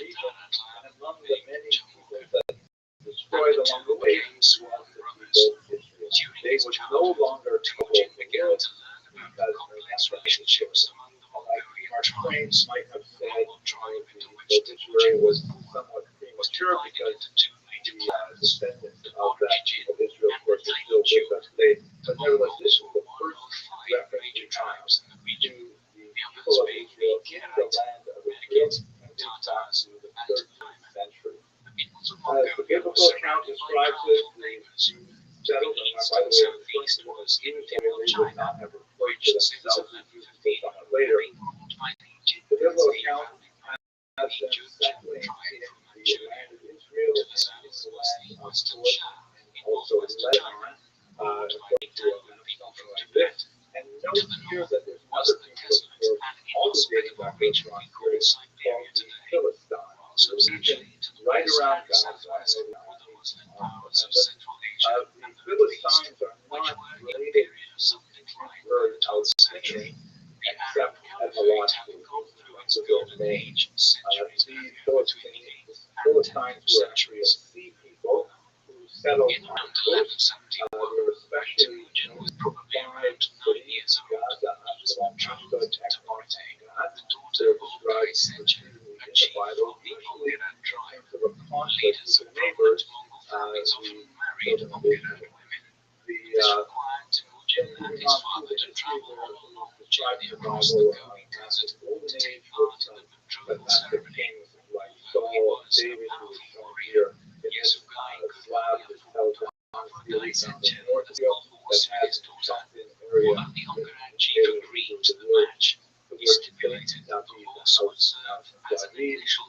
And then following that, Solomon ended there was civil war and a division of the land kingdom. That was Israel proper north and Judah south. The kingdom of Israel was located in Samaria, which was Roman the kingdom. Judah, according to the book of Samuel, was later invaded by the Assyrians, and much of their population was spirited away to places in Lebanon, Syria, Turkey, and these are the so-called lost tribes. They're not precisely lost, but certainly a large percentage of them were taken away at the end of the most likely assimilated into the people who lived with. The kingdom of Judah remained, however, by 586 they were attacked by the Babylonians, and this was a great Babylonian exile as well. So the Jews now have been exiled twice from their land. They lived with strength. John's family 7 decades later, they rebuilt the destroyed temple in second time. But this is our next reference to Palestinian in literature. And again, it's not necessarily referring to the Jews. They were called Palestinians, but the name Palestine goes back to the 5th century documents from Herodotus, who refers to the term Palestine as a region on the coast. The same region as Palestine. And there are people who are there who are the name Palestine as a geographic locator is actually the area after Emperor Hadrian got the second great ruler against the Jewish people in the land of Israel. The Jews by this point have been taken over by the Greeks. They rebelled against the Greeks and they reestablished their sovereignty. That's what's celebrated in the holiday of Hanukkah. And then the Romans came in. They conquered the region and they remained there for quite some time until the year 70 when there was a great revolt which resulted in the expulsion of many people from the land of Israel. You can see the great historian there are hundreds of Jewish Orthodox in Rome at this point, but there are significant numbers still left behind the land of Israel since they rebelled in the year 115 about the year 135. This was during the period of Emperor Hadrian, who had to spend 2 or 3 years working against this very determined guerrilla movement. They finally crushed the rebellion at Beitar, and finally they built it completely. It was at this point that Hadrian made a concerted effort to wipe out any historical connections to the Jewish people and that region. He renamed the city of Jerusalem, for example, after himself. And at this point, the temple had already been raised 6 decades earlier, and it was needed as a refuge. And the entire region was renamed, no longer using the word Judea, which was mentioned earlier, as obviously connected to Judeo, the Jews. He renamed it after the enemies of the Jewish people, the Palestinians, or I should say, Philistines. And here you can see this is what the Romans called the region, Syria and Palestine. And not just called Syria because the capital of the region was actually not there, it's further to the north of Syria. And part of the land of Israel was in the province of Arabia, and part of it was in the province of Egypt. So it is an attempt to us to get rid of the historical Jewish people on the land and took the name Palestine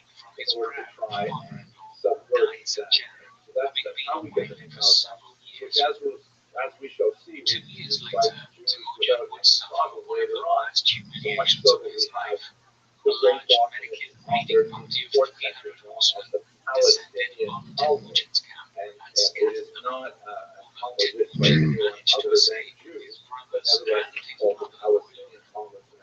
It's also called sometimes, by the way, the Jerusalem Talmud, but it was not written in Jerusalem, so that's also a bit of a anyway, that takes us to the ancient period. In the medieval period, we still have the Jews living in the land of Israel, but we also have a significant diaspora development. First in Asia Minor, which is today primarily Turkey, and then throughout the Mediterranean basin, major centers in Rome, significant centers in Greece, and virgin centers in Spain and so on. The Christian movement was also growing at this time, and particular little starbursts where there are strong Christian communities.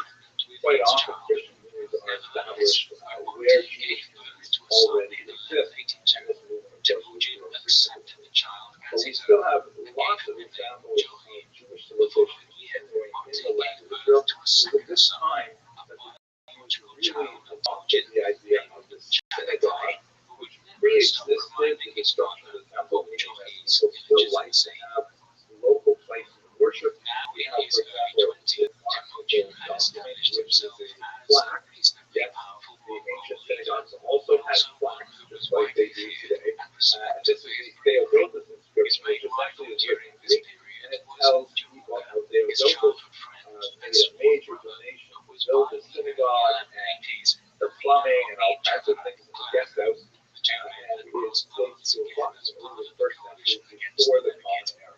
The land, particularly in the north, where Jews were exiled to when paganism, like the Bar Kokhba rebels in the south, the land is studied with ancient synagogues of this period, the Byzantine era. This is a particularly beautiful one in Tiberia in the north, and it has this gorgeous mosaic with a zodiac in the middle of it, and you can see that even though this is built 300 years after the destruction of the temple, it is decorated with many elements that refer to the practice of the rituals of the temple, indicating just how closely the Jews wanted to hew to their ancient traditions in the land of Israel. A major change in the region occurs in the 7th century when Islam is born in the south, in the cities of Mecca. And it proves to be an extremely persuasive ideology. In fact, with military force, but it was a body of ideas that really appealed to many throughout these regions, and it spread with remarkable rapidity, such that in a little over a century, this new religion stretched all the way from the Atlantic to Central Asia, Afghanistan, and Pakistan, taken over by Islam. Israel, of course, was taken over fairly early because of its proximity to Mecca and Medina, and the early Muslims and Jews had a few moments of very significant conflict. Sometimes they are referenced today in the conflict of particular war in the region called Khaybar, which is especially dire for the Jews. But ultimately, the Jews settled in under Islam's rule fairly well. The reasons for this are several. First is that Judaism and Islam are actually fairly similar in terms of their structure, their ideas. In fact, Judaism is actually closer to Islam than it is to Christianity in terms of its, common cultural vocabulary. Kashrut is not the same as halal, but the idea of a dietary regimen and certain kinds of restrictions on how animals are slaughtered and so on, that is something they share.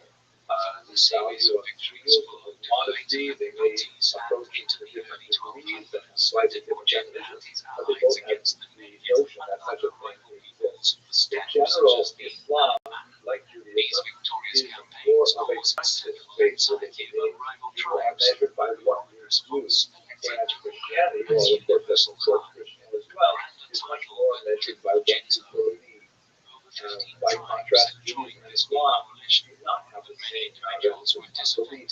These are the in this way, although they were not identical, they could speak the same language. Halakha and Sharia are both all-encompassing law systems that govern all aspects of life, civil, religious, ritual, criminal, something we don't have the same in Christian. So where we see that coming to a pragmatic implementation is that Islam, through a document known as the Pact of Umar, which claims to be somewhat earlier, but probably from the 9th century, is essentially a document that laid out what are Jewish privileges and responsibilities as a minority in Muslim society. Jews were to be the status of meaning a protected people, which also means essentially a second-class people because they did not have the same rights as Muslims. And they suffered a list of disabilities, which were mainly symbolic in nature, like not bearing arms, not riding horses, things like that, riding donkeys instead, sometimes assigned colors, the idea of the Jewish badge actually originated in Muslim culture, and sometimes there were economic penalties as well. Jews could not build new synagogues, but they could repair old ones and so on. And on the one hand, more 21st century approach to obviously intolerable and that is discriminatory, but within a medieval culture, he was actually something the Jews valued as a represented order, as a minority, often in a very hostile cultural environment. The Jews need to know that whatever the laws are, if they are mildly discriminatory, as long as they are enforced, that they are safe.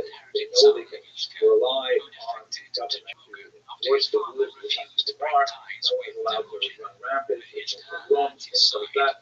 Those are the kinds of things that Jews are effective in general. We'll speak about more about this if you like in the question session, but one of the great high points of the Muslim-Jewish coexistence, which can be somewhat exaggerated. There was definitely moments of persecution. There was definitely creation of violence.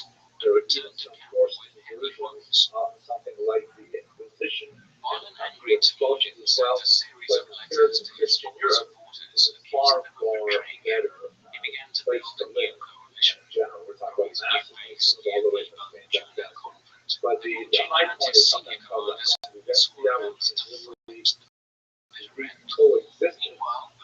is a period of about 100 or 200 years in medieval Spain, where Jews reached phenomenal heights in their activities and was granted tremendous privileges and exercised significant case in point, even Azrella and church in general of the Muslim army of Granada for 16 years. Practicing Jews, learned Jew, actually serving as a Muslim general. That simply doesn't happen anymore. So that takes us basically up to the eve of modernity. This is where I also have one more thing. I should mention, by the way, this Pact of Umar is kind of a deal Jews moving as a defective minority. That's kind of like what you hear in the rhetoric today. This protests that Israel talk of it disappear from the past, then the Jews who live there will be accepted and India, and this is kind of a ISIS model for a modern Palestine and Jews who there are several Muslim empires, Korea in particular, that vie for power over the next millennium. The one that's most important to us is the Ottoman Empire that lasted for 700 odd years, and you can see here it encompasses the entire eastern Mediterranean, much of the area of the Palestine. And one of the things that's especially noteworthy in terms of the history of the Jews and their conflict with other people living there is that it was under the Ottomans that there was a huge influx of Jewish refugees from the Spanish expulsion of 1492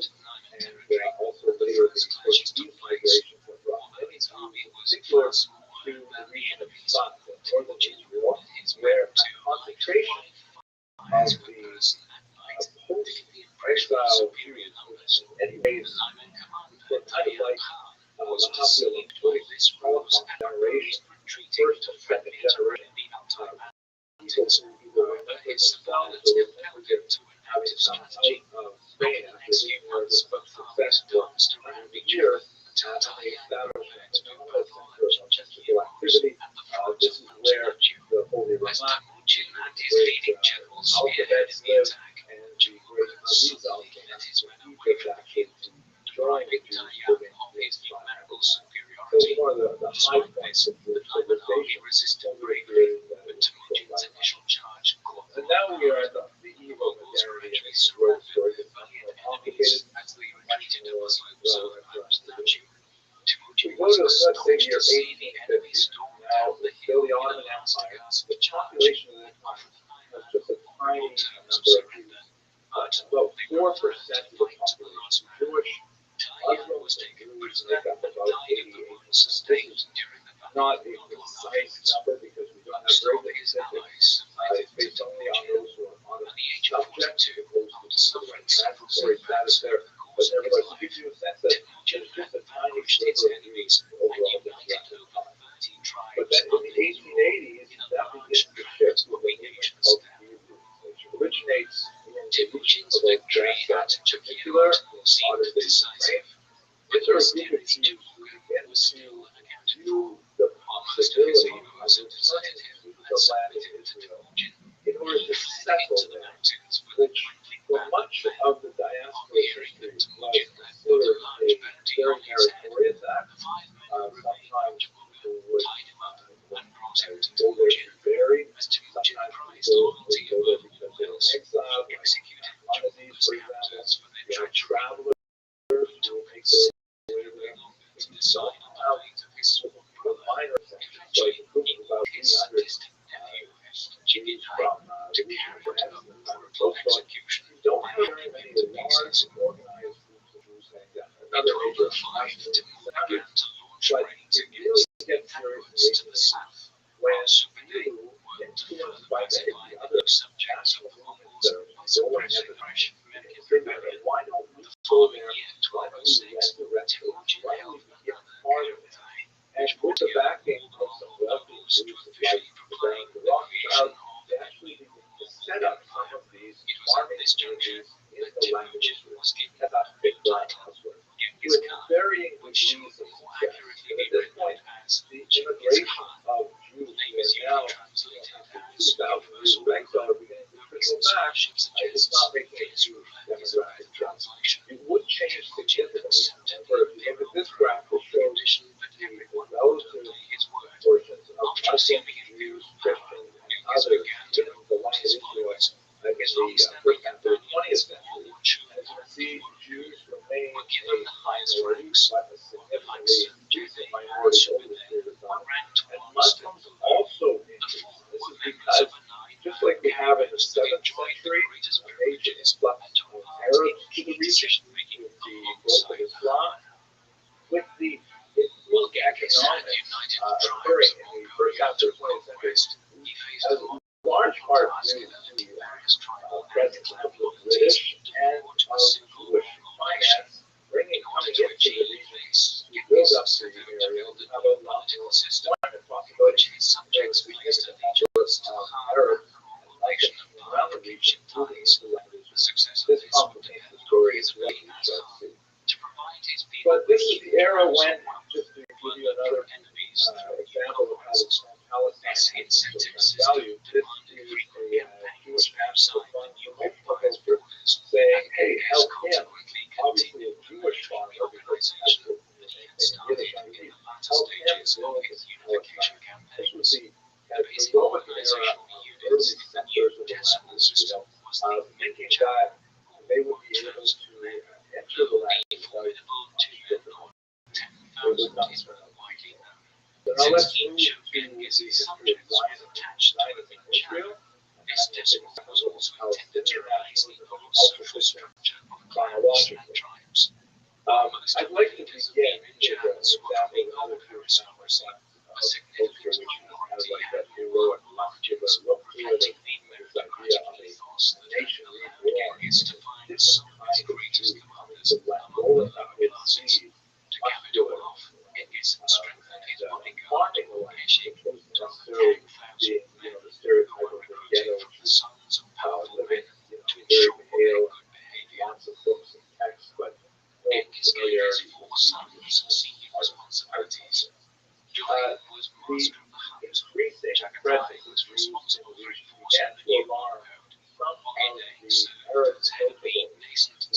prophecy, but the youngest of whom was named to go on. Eugene, aristocracy of his son military authority at the beginning of the 20th century, although authority the only region was extended called to the the Arabic channels. Their there was a mountain newspaper Genghis that wrote about that set up a new as well. division But they began to view dedicated with sons some in alarm 1209. the direction of Jewish migration. That could significantly shift the demographics of the region and in fact would change the political and social status quo. So one man used to be on this who was actually, by the way, the grandfather of Professor Khalidi at Columbia University, expert in the region. He decided to write to Theodore Herzl, who was the father of modern political science. Theodore Herzl, Part of his state familiar with his story, he's a Austrian journalist, fairly assimilated, but he covered the demographic child in France and was astounded with the level of anti-Semitism in France, which was the first country fully emancipated its Jews in 1791. And he mobilization of armies, the duties of officers, Dreyfus said that, this is impossible. if they The failed to Jews carry out must have those a duties. land With regard to taxation, Jews Genghis must have a gave place where generous they live. exemptions to And religious so, leaders and still, foreign the way in merchants. 1904, While the Khan he was maintained his incredibly traditional energetic faith in about peace, traveling his to policy of rural religious capitals, toleration speak with would world eventually leaders, allow and him to and argue his for successors to rule the over a vast empire. allocation of land Muslims, in the land of Israel historian to Christians, and Jewish Confucians national right across Asia. And so He he was the maintained face good of relations with political Muslim life. Unlike the merchants Jews who movement, operated along he the was Silk Road not to the religious. west and sought In more fact, at one assistance point, he even to thought that access the Chinese conversion markets to might the be east. a solution There for were the also problem of harsh anti-Semitism. criticisms. He abandoned that idea Pakistan's very early. But at any rate, Khalidi said, I'm going to write directly to Herzl to say this is a dangerous including lying, and he wrote a very beautiful polite on letter the failure to French, share food with which was the strangers, diplomatic language of while the era, criminals sending could it to often the chief escape rabbi capital of punishment by France, paying large fines. Rabbi Saddam Khan, and he wrote to him, I'll look at one section. The idea of Zionism is totally natural, beautiful, and just. Who can contest the rights of the Jews in Palestine? My God, historically, it's certainly your country. It's not for the captives. Nevertheless, the letter goes on to say that although this would be a wonderful thing for Jews and for humanity, Some geneticists and historians have speculated Israel, that as many all of that would cause such unrest, and it really should not happen. We have to take other steps here, find other things to sort. Herzl responded, also very politely, and I won't go into great detail here, but he somehow missed the basic thrust of Khalid's message, which suggested that it was all about status quo and about the mindset of the Arab people living in the region. He would not take well to the idea of Jewish sovereignty, which means conditional Muslim land. And Herzl understood it more in economic terms. He wrote, who would think to remove gradually people trying to kick out the local population? Not at all. It is their own well-being, their own individual wealth that we will improve. In other words, Herzl was saying, oh, don't worry. The standard of living goes on. As there will be more foreign investment, there will be more jobs, there will be more industry, and Muslim prisoners will get a tremendous piece of prosperity. It will be fine. Even under Jewish sovereignty, no problem. They're kind of speaking at different levels, and ultimately it turns out it was Al-Khalidi who was prescient and pathetic about what would ultimately happen. The history of how that came to be so involves the British support, the Ottoman Empire continuing of the very last days of its existence, and all of the great powers were pouring over maps with rulers and drawing borders and saying, I'm going to take a piece of this, you're going to take a piece of that. And England decided to be Zionist for many reasons, and promised It was this weapon which would enable the enormous conquests of the Alfred Declaration, named the Lord Forces, enabling them to travel up to Rothschild'S, 65 miles a day. and you can see the next paragraph it says, His Majesty's government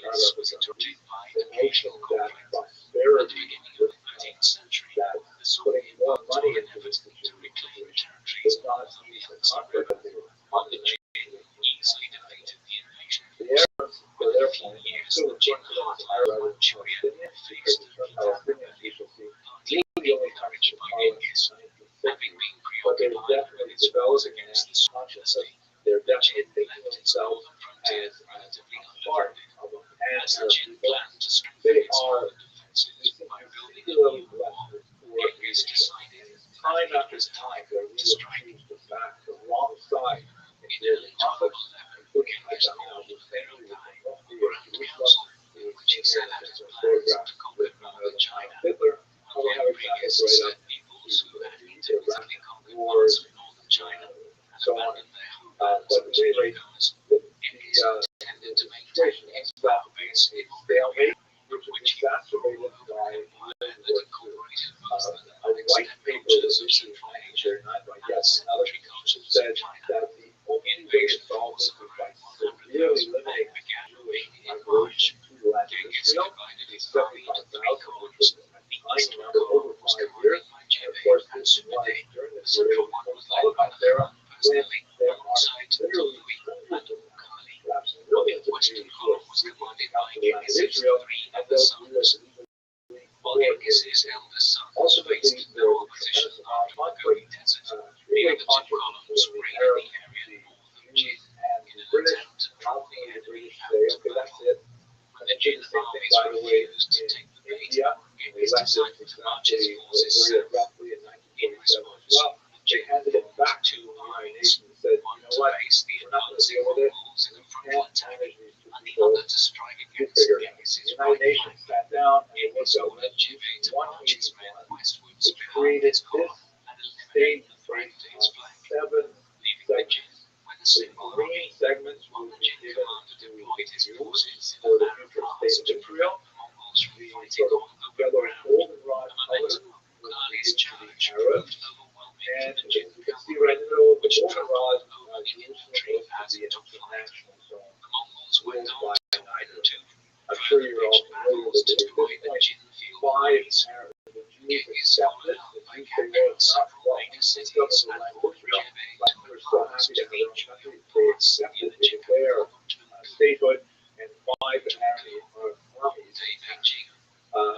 Amazingly, the Jews are not able to defend themselves, able to actually hold their own and expand the territory somewhat, although they're not able to take all Jerusalem, the Jewish border remains on the Jordanian side of the border. But this is basically what the state of Israel, now state because they established the state in 1948, the state of Israel has these boundaries in the cities they lost. They're looking at fascinating analysis of these battles. It's rather how the Jews were able to hold their own at this time. Severely outnumbered. But some have characterized this saying it's not really David against Goliath, but maybe David against many Davids, because the Arab armies were fully coordinated with one another, and they didn't have, well, there's a lot more to say about this, but I don't want to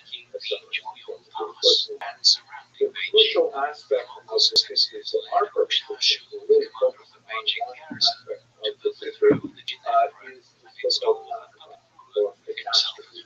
This is a term used by Palestinians to refer to the displacement of some 750,000 Arabs from their homes in the former land of Israel. And this is where you have a tremendous amount of historiographic controversy. Why were those Arabs displaced?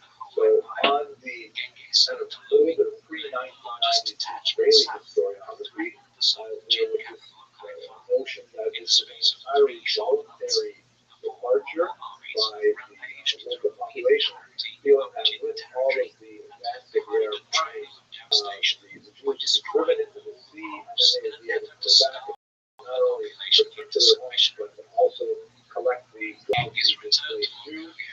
On the other hand, the Arab historiography emphasizes the violent displacement as a result of attacks on villages, and as is often occurred in historical analysis, lies somewhere in those two extremes. We know of some examples of violent directed against Arab people, the village of David, of course, is infamous, and there is also something called Clan Dalit, was essentially a military tactic that says when the people in his region, especially around communication zones and areas where there were very narrow ways for vehicles to go back and forth, they should not be allowed to return either. The difference with interpretation is those things like Darius said, planned out, were those exceptions, were they anomalies, were the kind of things that are inevitable to happen in the fog of war, or were they internal strategy? I do not believe that those were internal strategy, but nevertheless, this is where the historiographic analysis becomes rather engaging. At the end of the day, however, 3/4 of a million people forced out of their homes. And I think, personally, as a father and grandfather, if there was a war happening in my region, I would consider it prudent to pick up and that would make me a refugee, but it also made me someone of consciously chosen people of self-reliance. There's so much more to say about this, but we should also remember that there was a second class a displacement of, ironically, about the same number of Jews from Arab lands that would take place in coming years as Jews experienced tremendous degrees of anti-Semitism in countries where racism has lived for hundreds of thousands of years. So this is something we'll have to explore a little bit more next week. But let us now go to Palestinian nationalism, because here is one of the Palestinian movements get board. Their leader, without doubt, was Yasser Arafat, who began the Palestine Liberation Movement. And in the early 1960s, he realized that without a single coordinated war, the descendants of the refugees would not be able to return to their homes. This is especially the case after the Six-Day War, which is the first development in military history. This, by the way, just a short period of time, I'm not going to go through all of the wars that Israel and her neighbors fought over the course of the last several years, but I will focus on this one, particularly his attention being drawn westwards. On the left, you see what Israel looked like after 1949, after the arms failed. Not a peace treaty, but an arms ceasefire. And on the right, you see what happened after the literal Six-Day War, 26 days. Israel was threatened by troops from Egypt and Syria in particular, and elected to launch a three-month strike before the Israelis overboard. Nasser in Egypt had ordered the United Nations to remove their peace forces, and that was a signal to Israel that Egypt definitely paying to attack, and therefore using the largest superior air power, the Israelis will destroy the air forces on the ground and take advantage of their superiority to not only defend themselves, but to rapidly advance the borders. And what do they do with these areas? Well, they find that, wow, now that they've conquered such big chunks of territory, nations would say, well, this is now Israel is here to stay, and we'll put up a plan on the beach. And they would say, okay, let's go back to the 1939 boundaries. Those phone calls in Afghanistan were over-executed him. Yes, they were over-executed, but they did that. So what in the meantime Israel decided to do with territories that was falling? They annexed the Golan Heights and East Jerusalem. That is, the Golan Heights in the north, which have a military advantage because it overlooks massive forests who had aligned with the Galileo region. So they decided to simply take that, start this operation going. Jerusalem, because of its incredible spiritual and historical significance for the Jewish people, driven them. They said this is our capital forever. They reunited the city, which had been divided and state. But these regions, the Sinai Desert, and especially the West Bank, they occupied. And this is where we get this term apartheid, which, although it has some offensive connotations, especially associated with South Africa, there we have to take that seriously, because in the West Bank in particular, and also in the Gaza Strip, which was that tiny piece that extends from the Sinai, there were well over 1 million Palestinians. And if the regions were annexed to made part of Israel proper and forced by right of conquest, for those people with citizenship, there are approximately 20% of Israel's population of the 19 boundaries are not Jewish. There are Arabs, a little over 1 million Arabs living in Israel with full rights as citizens. And they could not extend those same rights to the retreating into their cities and forcing them into costly sieges, which the Mongols were still not comfortable with engaging in, preferring battles in the open field. Meanwhile, Genghis received a steady stream of information the Israelis would extend citizenship was merchants. the Arabs He knew living that in the the empire was Gaza, threatened that with would divisions, seriously and the Shah had struggled to Jewish establish majority centralized and control in over its parallel base in to Samarkand. because of the very high birth Furthermore, rate the Shah's of Arabs.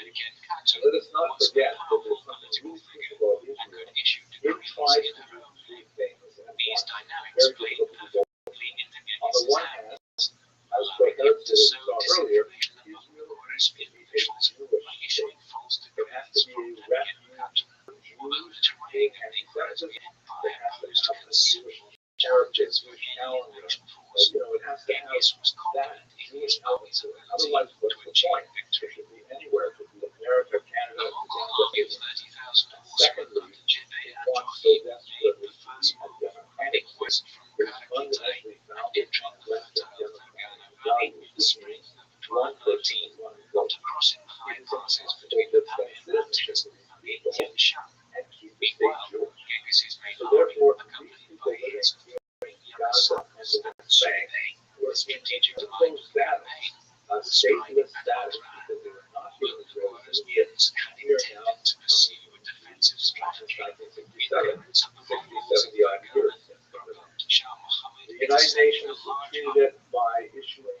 Resolution 242, which essentially called for Israel to withdraw from the current boundaries back to 1967, and also called for the neighboring countries to stop attacking Israel. And those two things, neither of them can happen unless they both happen, and they have not happened. One state, however, was able to make a deal with Israel. On the left, you see Anwar Sadat, the three very happy men. Anwar Sadat on the left, Jimmy Carter, the American president. Anwar Sadat, the president of Egypt. And on the right, the great Prime Minister of Israel, Nachman Begin. Anwar Sadat, after another war with Israel in 1973, he calls up Nachman Begin and says, maybe we can renegotiate the Sinai. And Begin, although he was remarkably hawkish in most of his policies, he agreed to the idea, and they signed a peace treaty between Egypt and Israel. That is not a warm relationship, but nevertheless has maintained itself through the present day. And in exchange, Sadat received all of the Sinai Peninsula, with exception. He did not want to take over the Gaza Strip. The Gaza Strip, highly populated, he said, you can deal with that headache, but he took back Gaza. He took back the Sinai. For his troubles, he was later assassinated by the Muslim Brotherhood at a public event. The Muslim Brotherhood is the parent organization of Hamas. A new and significant surge of terrorism followed. The Palestinians felt that they were largely sidelined, and under Yasser Arafat's leadership, they strove to gain attention on the world stage by launching some very public attacks on Jews all around the world. In some cases, airplane hijackings was most common. There's also the infamous attack in 1972 on the athletes at the Munich Olympics, the horrific attack at Maya Note in northern Israel, and so on. And all of these things were intended to try to bring attention to the Palestinian demand for statehood. They were largely unsuccessful, although many people were tragically killed in these attacks. They did not actually result in any improvement for the Palestinian situation until the first Intifada of 1987. The term Intifada means shaking off and is invariably associated with the idea of uprising leading to revolution. In 1987, you had the beginnings of a movement which was not associated so much with Yasser Arafat, but with the Palestinian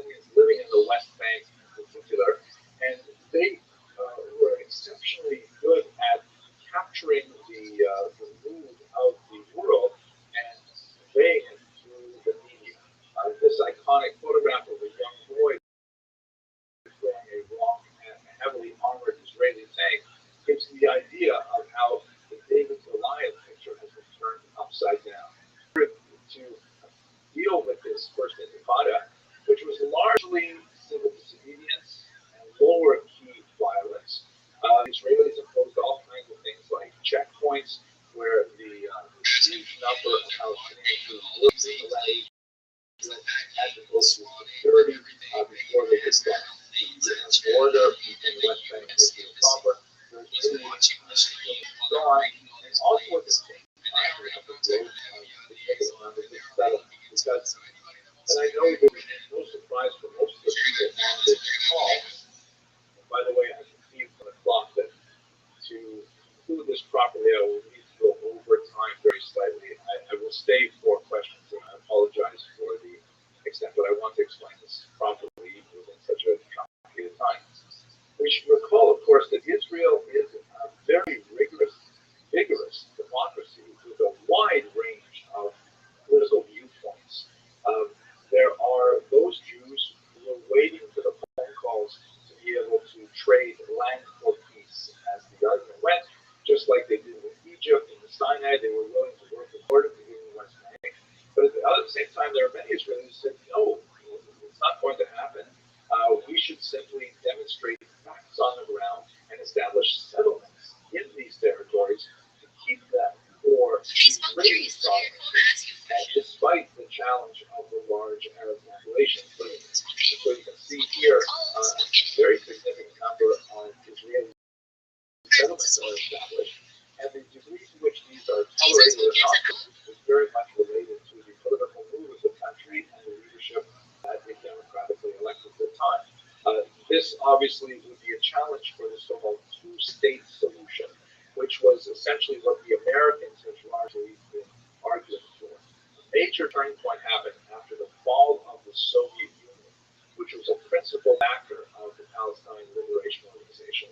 And so Yitzhak Rabin, the Israeli PM shown here on the left, reaches out to Yasser Arafat, the known terrorist leader, but nevertheless he felt that if he did not make peace with one enemy, he would later have to make peace with 1,000 enemies, because Arafat's organization was definitely on the decline, and Rabin felt that it would be best at this point to make peace with them while he was weak. President Bill Clinton, of course, was overjoyed to participate in the famous signing of the Accords, and for his efforts, just like Anwar Sadat before him, Yitzhak Rabin was assassinated, this time by a Jewish extremist who felt betrayed by Rabin's agreement to possibly cede territory to the Palestinians in exchange for peace. The plan that they worked out in the city of Oslo, and this is called the Oslo Accords, was essentially to take the territories which were occupied in 1967 and to give them to a Palestinian autonomy or a Palestinian authority, with the notion that with confidence-building gestures, they would be able to develop eventually into a state. And Israel would cede that land to that state. So they created this kind of confusing map which shows the West Bank and Gaza divided into various areas. You see the person who would spell Israel right, sorry about that, but that's not me. These areas would have different levels of authority in Egypt. The Palestinians, some places would take care of municipal things like trash collection and water. In other places they would take care of security. But the idea was that they would communicate with the Israelis to prevent terrorist attacks. Gaza was a somewhat different story. It was actually simply abandoned in 2005 by Israel, as we shall see momentarily. But while Palestinians may look at this map and say, the territory is a tiny, tiny fraction of what they had before, Israelis often look at this map and say, these are the Arab League countries. There's so much territory there. Israel is this tiny little piece in the middle there. There certainly must be room for Arabs who wish to live in the Muslim land. At any rate, maybe we'll talk more about that next week. Things change even more dramatically. The Oslo Accords, which characterized much of the efforts of the 1990s, they come to a halt in the 2000s beginning of the second intifada. Whereas the first intifada was largely, less violent, the second intifada was horrifically violent, with more than 135 suicide bombings in very public places, schools and restaurants, and buses in particular. And it was absolutely intolerable. This particular image, taken during the second intifada, refers to a point where some Israelis wandered by accident into the wrong part of the West Bank, and they were seized and literally lynched and torn apart with people's bare hands. You see this person raising his hands, stained with blood, and this has ironically become a symbol for contemporary protesters as well. As you can see, this occurred just last week. The Israelis attempted to deal with this by building a massive security barrier, as they call it, a concrete barrier in some places that aims to hold back any incursions from the West Bank of Israel. And they also relied very heavily on technology through the use of the Iron Dome to hold back rocket attacks that continue to rain upon them, especially from Gaza. And this led them to something of a state of a false sense of security that would be broken in 2003 with the October 7th attack. And here we're now already in contemporary history. So I will certainly truncate to a certain degree because we will pick this up next week. It's going to be crucial. Gaza, of course, under Jewish control from 1967 and the Six-Day War, but only sparsely populated by Jews and a few settlements, about 5,000 living among about 1.5 million Palestinians who were increasingly restive. In 2005, a very, very painful move which divided the country, the government under Ariel Sharon decided to divest, disengage from Gaza and to simply remove themselves from it entirely, thinking that it was a demographic time bomb. It was very difficult to control this large and unhappy population.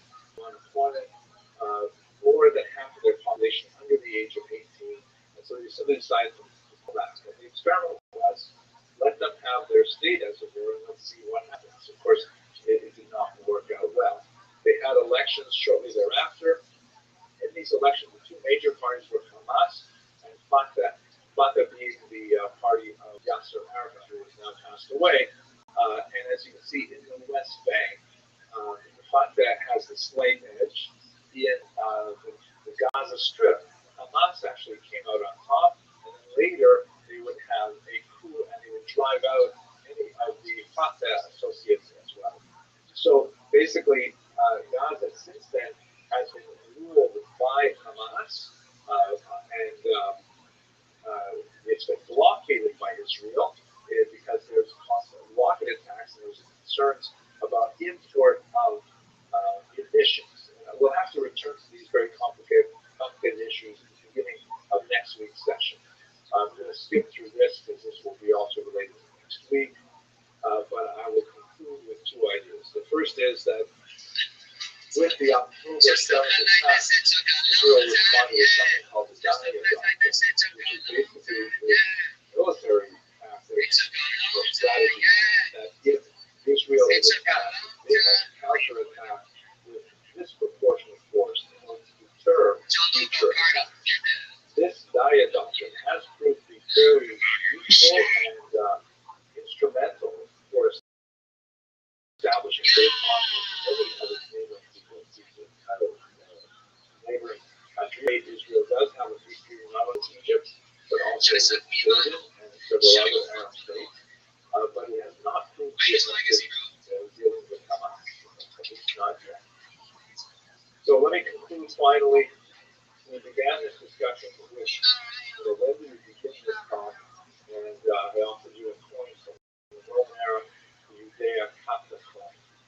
This is a commemorative medal that was struck in 1958 by the young state of Israel, then 10 years old. And on one side, this image, obviously evocative of that original Roman coin, and it says underneath, the Delta Yehuda, from 1959, the Israel is exiled in exiled, and it's a reference to the original exile.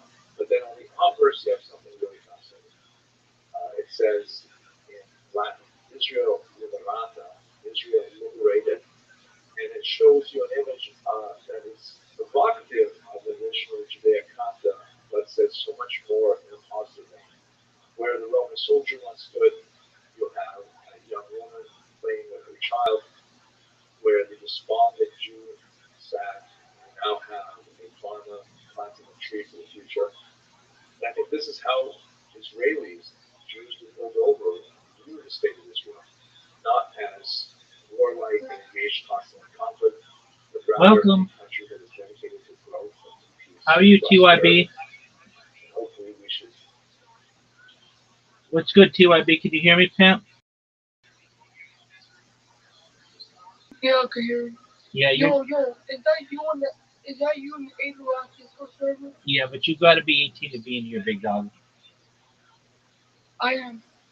How old are you? 18. No, it took you too long, dog. Come back when you're 18, my friend. I am. Okay, come back when you're 21. I'll show you my ID. All right, you want to send your ID? I'll take that.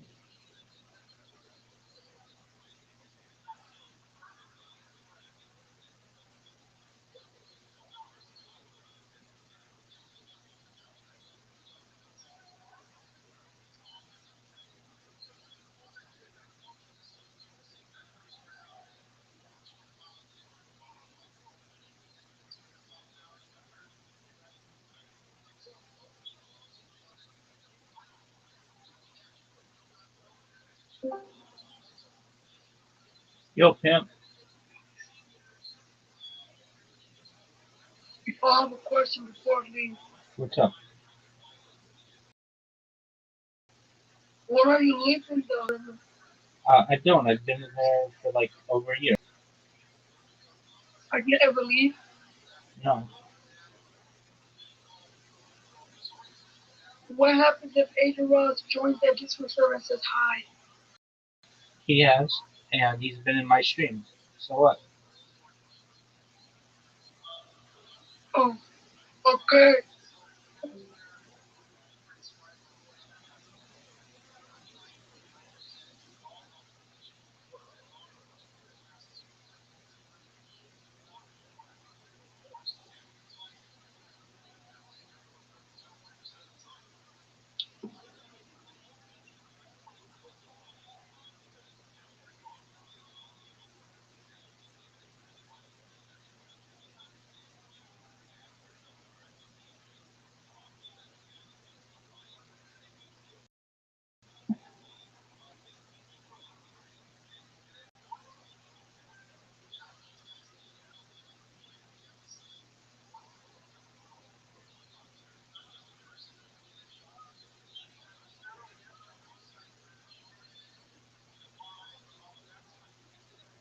I'm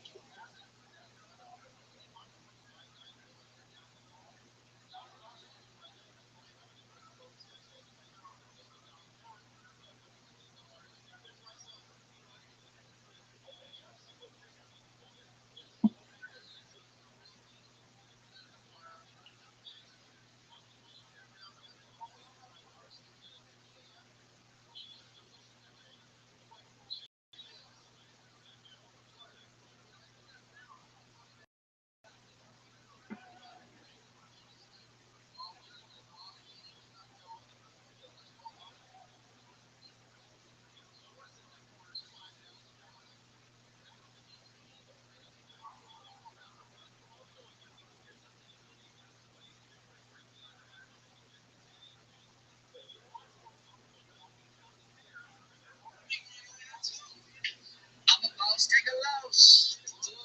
On the waves like a do-rag.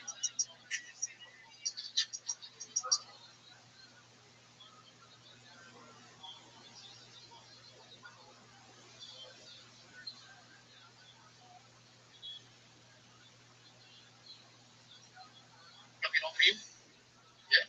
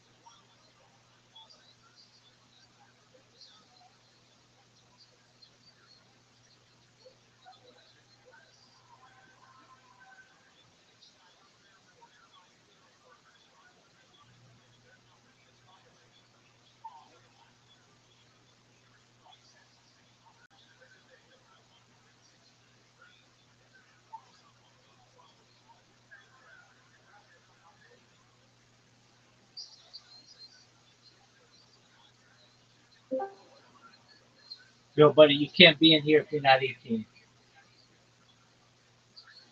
I'm 18. I don't believe you.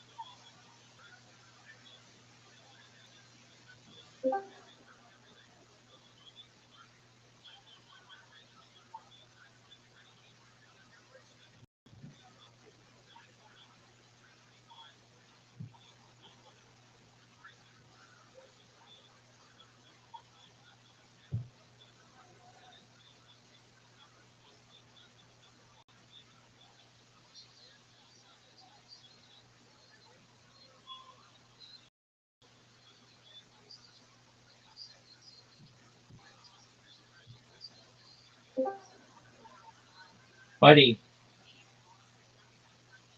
you can't be here if you're not 18. Abby, I'm 18. You sound like you're 12 years old. No, I'm not. Okay, send me your ID or I'm going to have to ban you. Okay, I'll send you your ID. But I have a question. No more questions, big dog. Not one more question. Nope, The question. dog. You're getting banned, my friend, if you don't send your ID. Okay, I'm sending you the ID. Okay.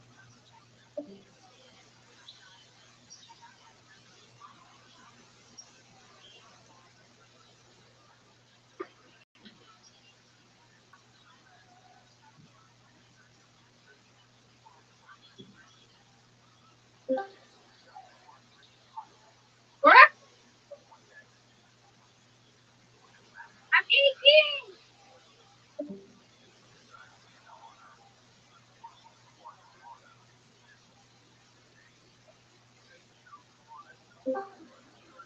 Abby, I'm 18. Trust me. I'm 18.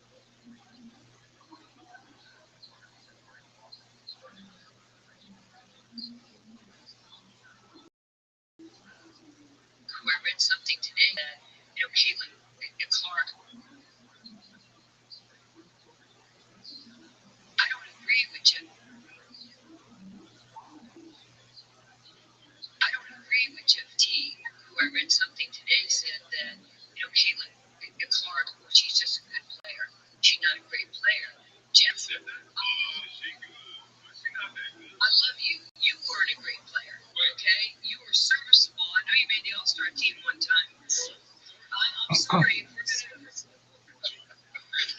we're gonna be honest, I'm happy for your career. Check my guy.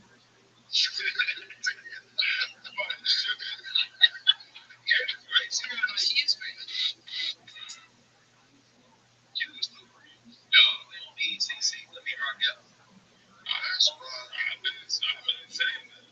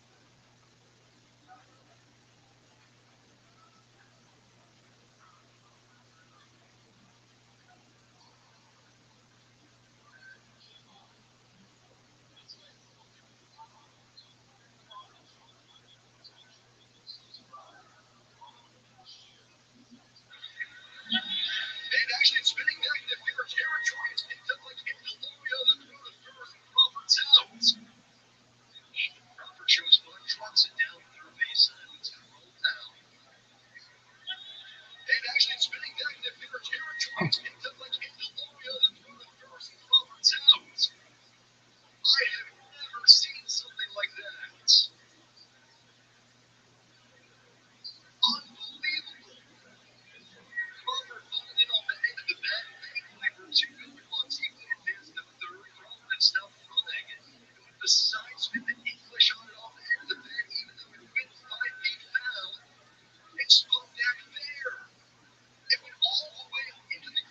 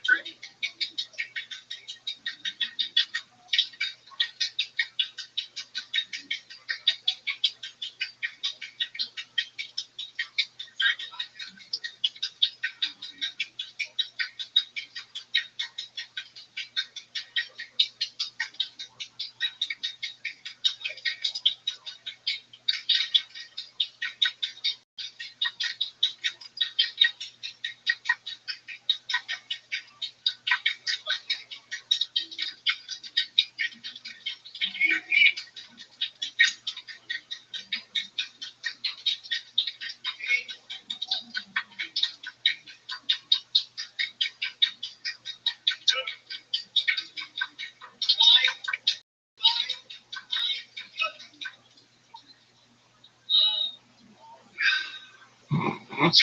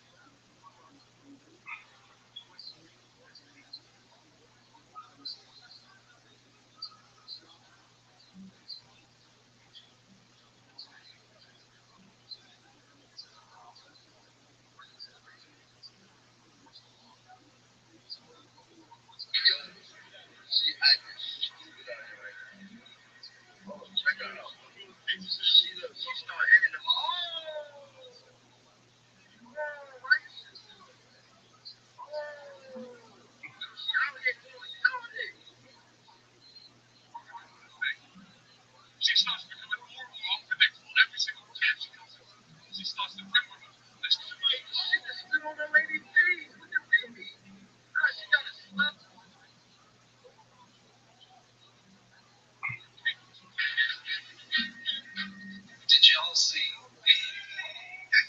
Did y'all see the white woman that got in trouble for saying the N word?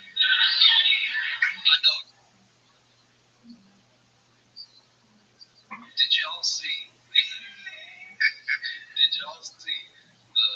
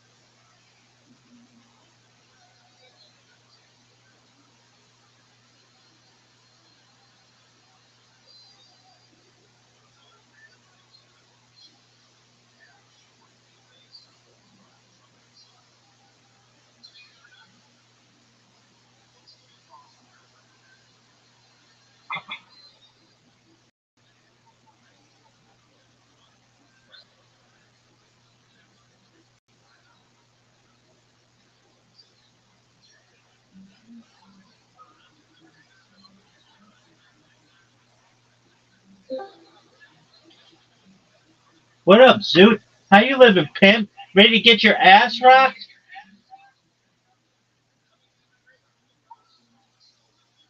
Zoot, remember that time I talked to you and you talked back? What's up, pimp? I'm just chilling. Are you ready to lose? Yeah. No, I mean, are you ready to get your fucking ass rocked? Yeah. Zoot, we're gonna go over something, okay? In the history of your life, which is a considerable amount of time, Nearly 30 years. you have never beaten me in a game called Match Monsters. Were you aware of this fact? Yeah, I'm aware. Are you going to be able to change that? Yep. Yeah. Yeah. Let's go. Are you sure? Yep.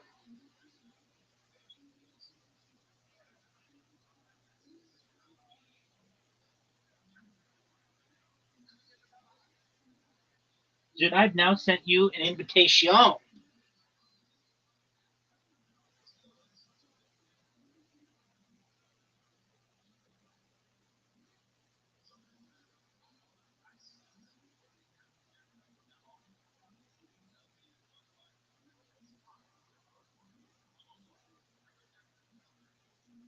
Remember that time that you selected a team?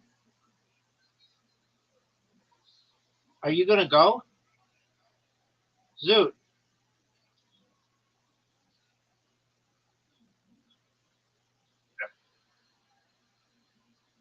Oh, fuck. Oh, no, this is not good. What? Oh, you tried to fire one of them. Oh, yeah, you're fucked, big dog. Wait. What does red do? If you get a red, it drops me by 5 points.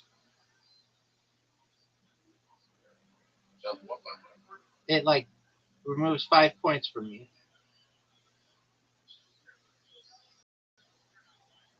Electro Claw. Yep. Holy shit, that did no damage. Yeah, Electro Claw's weak as fuck, son.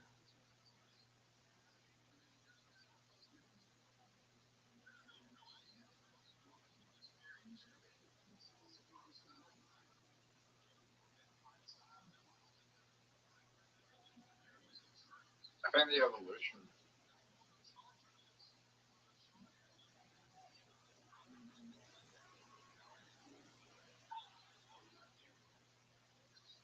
The evolution for the electric one is like very powerful. Are you sure? Yep. I think it sucks dick. No, it gives you like so much brute power. Dog, I'm gonna destroy you. This is like my home base.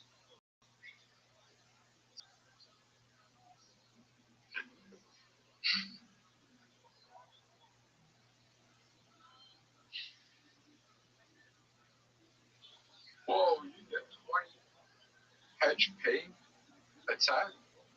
But What? the thing is, like, yours, it takes a lot to get to the end. That's correct, son.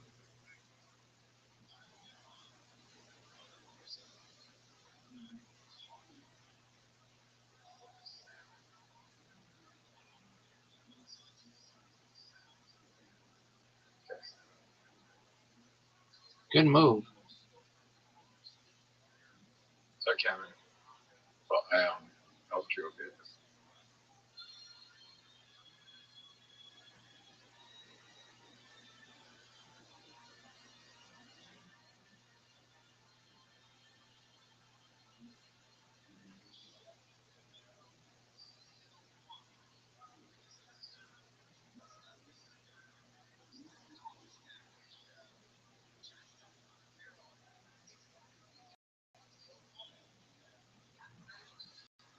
Dude, this fucking Does a lot of damage.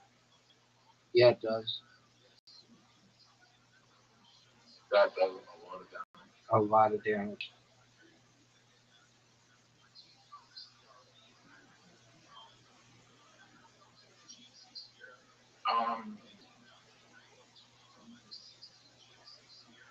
You got Nick.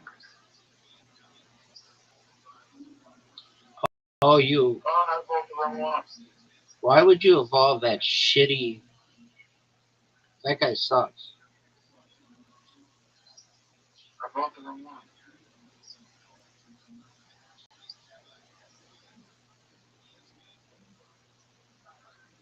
You just helped me.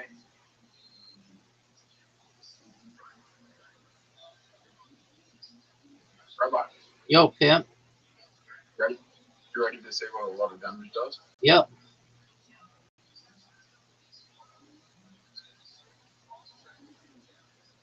That only does 10 damage.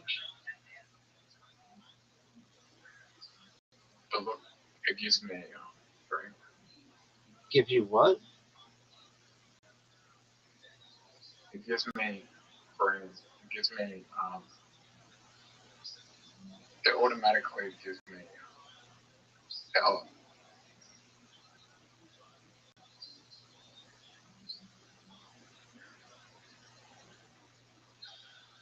Ready, Rabbi? Yes, sir. Okay. So I got revenge you from getting that. Fuck you. I think that was a good man. Yeah, I fucked up. Are you gonna go? Yeah. That's gonna help you if I'm in bed.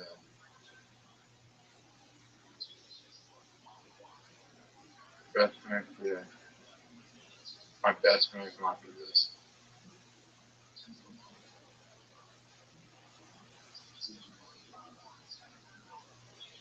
Oh no, Rabbi, Yo, pimp. you fucked me, you little cunt. Sorry for swearing. You good? Thanks, big dog.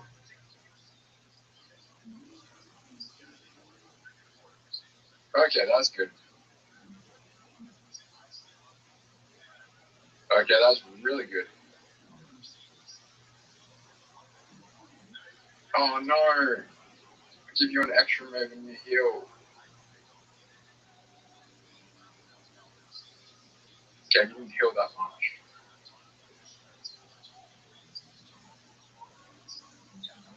You win. You won. You won. No, I didn't. Yeah, I did. Bro, let's go again. Dog, you got your ass whooped.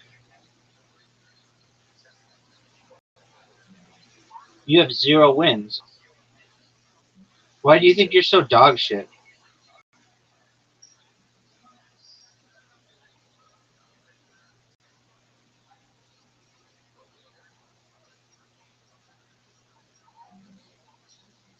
I am.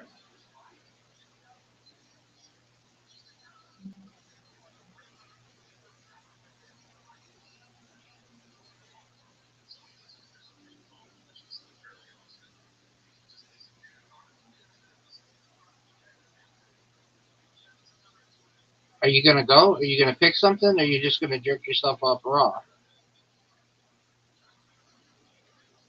I have a feeling that we're gonna go into a water now. Fuck! Electric one. Oh, fuck. 2 tiles are electrified every turn, son.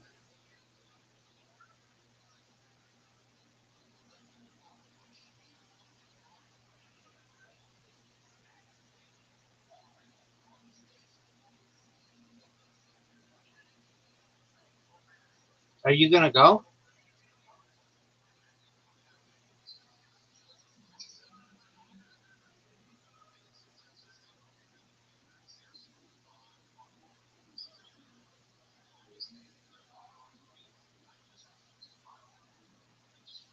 I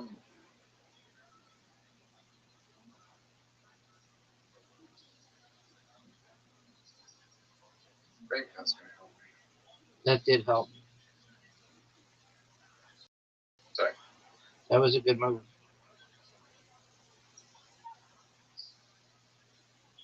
Dog, you fucked me. Most of the electric fire. But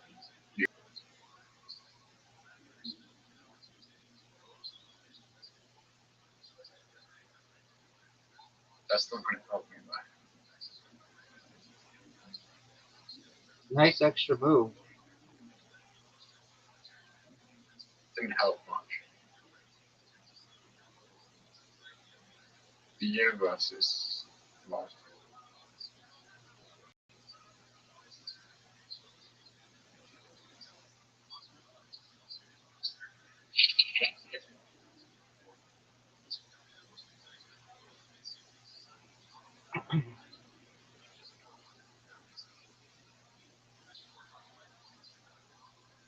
Not the end of your day. Yeah, it was great.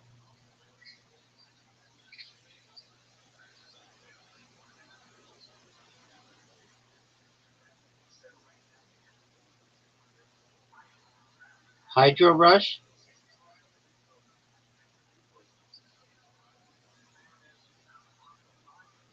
Did I get an extra move? I think so. Dude, you just destroyed me. Another Hydro Rush? Yep. Oh. Oh. That didn't make God, any that just helped sense. you. I was trying to move this to the right.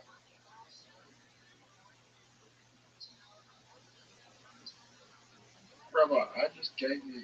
I might have gave you the game there. I mean, what do you want me to do about it? I mean, it was my fault. I slipped up. Hey, Rabbi. Yo, Why pimp. did you do this?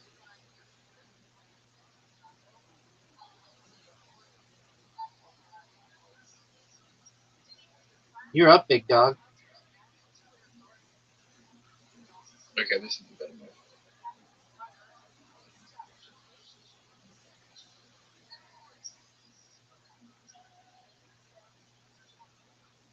That's an okay move.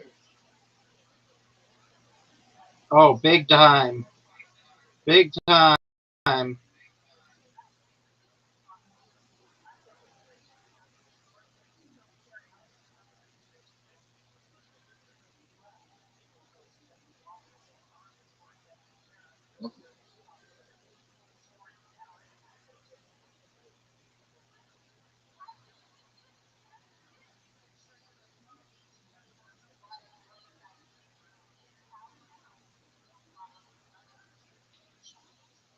Are you going to go?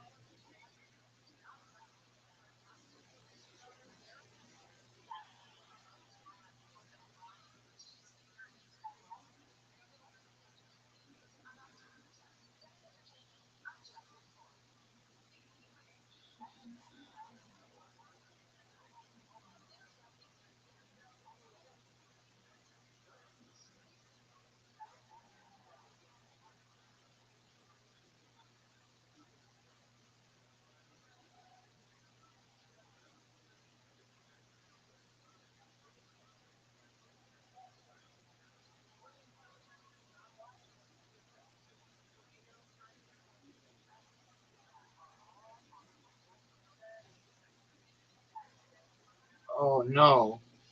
Oh. Extra move? Yeah. Oh. Shit.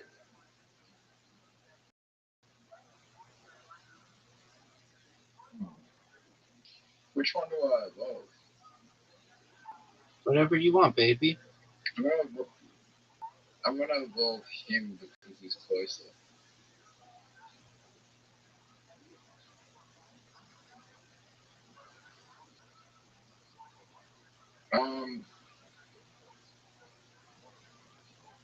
What's the best move here?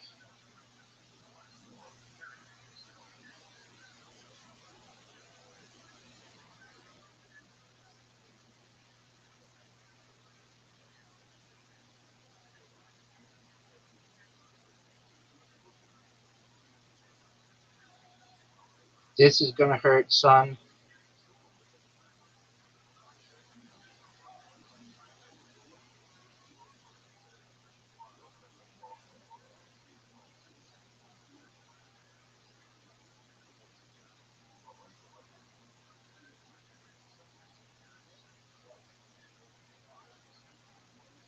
Rabbi, it's your turn. I know.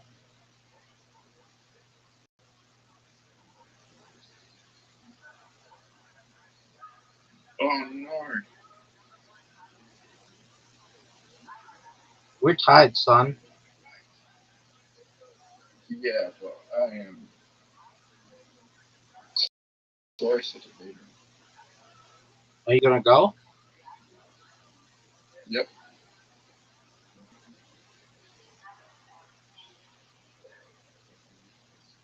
And then I'm gonna do this. My turn.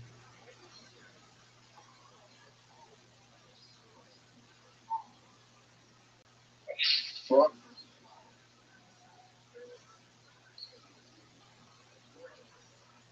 Rabbi, I might have helped you, I hurt myself. but I might have. I hurt myself. I might have fucked you a little. I hurt myself. I might have fucked you a little.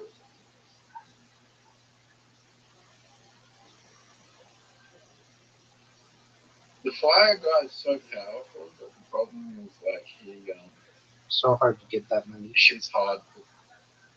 Yeah. You know that it's your turn? Yeah. I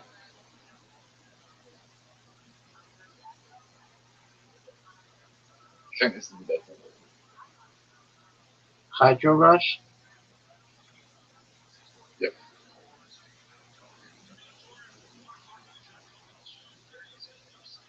Oh, I'm not evolved.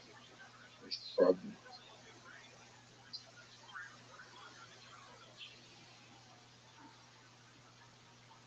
Oh, you just helped me.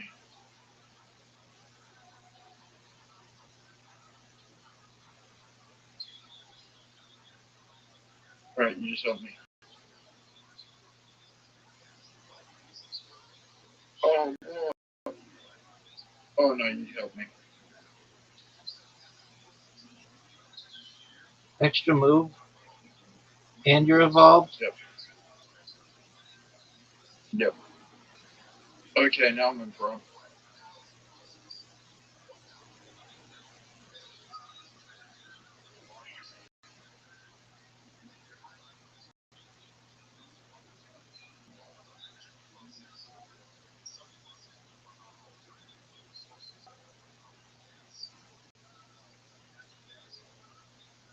Okay.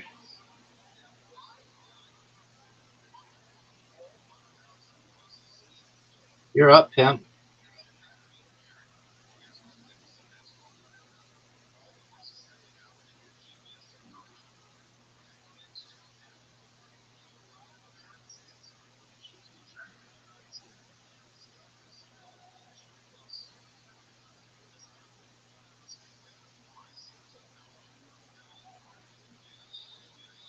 Big dog. Oh, what a big healy. Fuck. What a big win, son. Fuck, you were so far behind as well. Did you know you just lost? Yep, let's go again.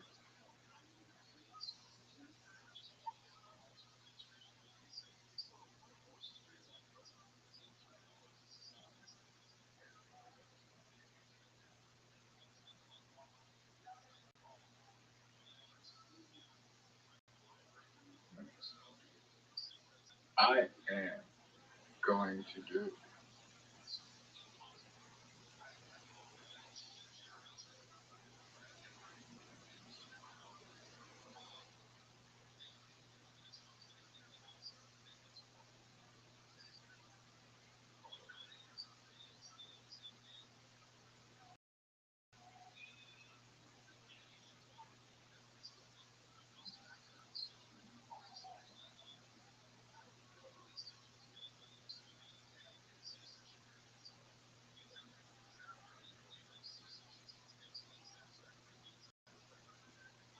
How about your son? I know.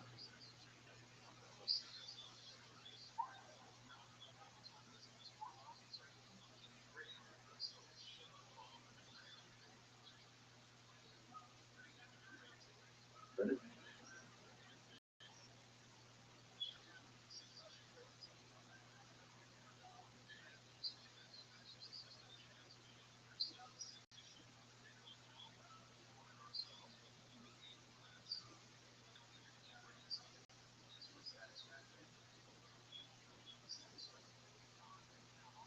Extra move. I think you already won. Extra move. How did I already win? Look how shit I'm doing. Well, you always do shit, dog. Look how far ahead of you are with me right now. You have the lead.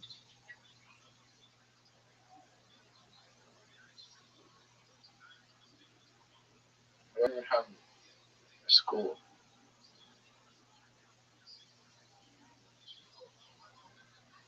Anyway.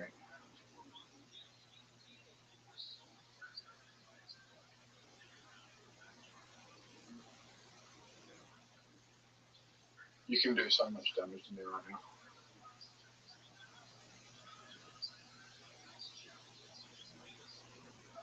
That works.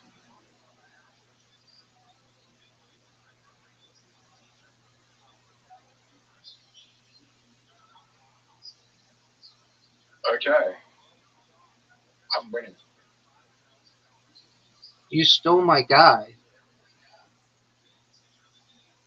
I'm not getting extra move.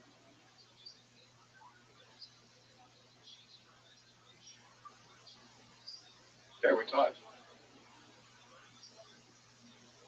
Are you gonna go? And I am going to buff you a little bit.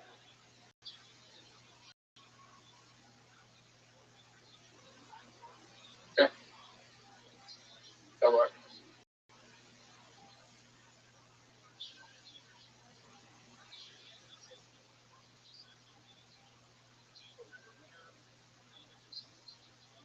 Rabbi, who do you think is going to win? I am.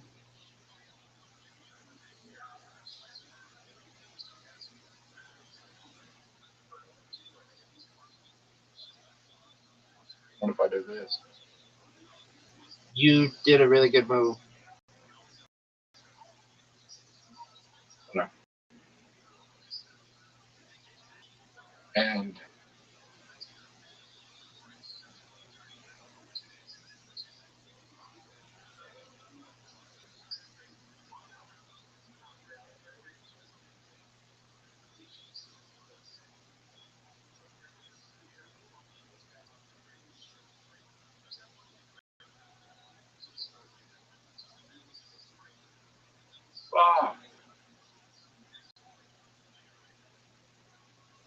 that was the best move you could have made. Thanks, baby. But that was the worst move you could have made because you didn't block the fire. They just do 20 points damage. Oh, even better. Right?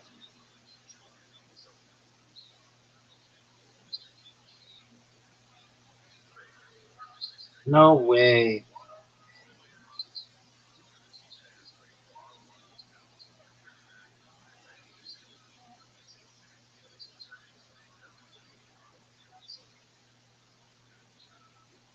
How much does it do? What are you saying, Zoo?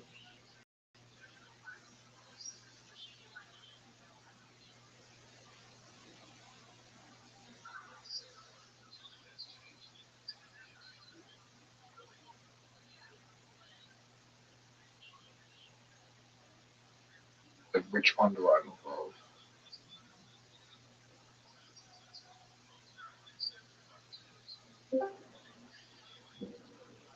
Look who it is. Oh, shit, you scared me. Is it Riser? 100%. No. What up, pimp? How are you? Doing good. Where are y'all up to? Losing the Zoot and Match Monsters? You're not losing. him in match monsters again? Technically, he introduced the game to us. Yeah, well, I didn't think you guys were like, Fuck. Oh, fuck. Oh, fuck. Not good. Not good. Really not good.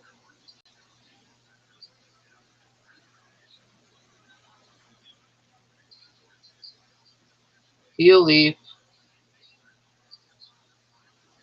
Yeah, but the good news is I can do this.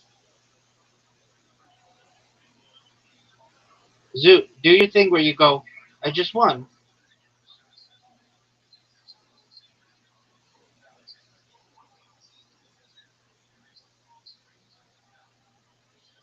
can't say this is not true. Can.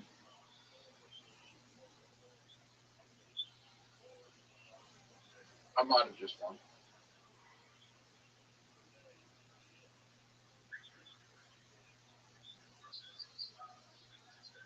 So you just got an extra turn. Rabbi, I don't think he scored that. I don't think it's going to be that great. Oh, he's got 7. And it's evolving.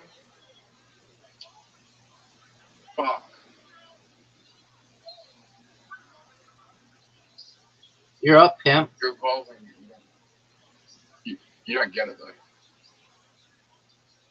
I think you get plus 10 healing if you evolve in this one. You get plus 10 health if you evolve. I think so.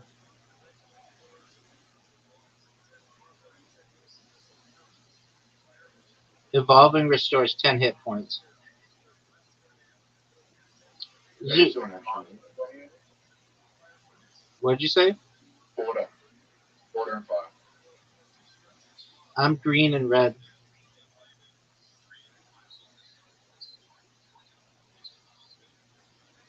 Oh, Zoot, you just fucked me. Zoot! That was uncool.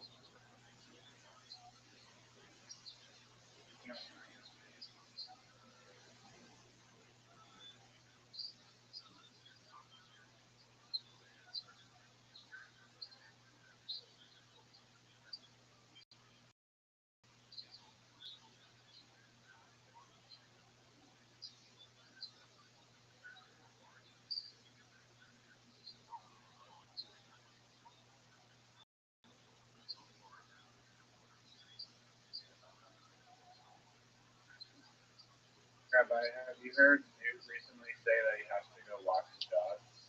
No. I haven't heard that shit in a long time. Yeah, how is Yoshi doing? It's on. Zoot, Oh, Zoot, did you know oh, it's 4 days away from you doing stand-up comedy? Yep. Are you going to do it this time? Yep. Like, you're not going to pussy out? You're not going to be late? No. Are you sure? Yeah. Are you excited to do it? Yep. Are you excited to get hit hard? Yeah, hit me with it, baby. Oh, you just healed? Son, you just healed? No. Son, you just healed? How do you heal from evolving? Dude, you're going to destroy me. Just do it, Zoot. Do it.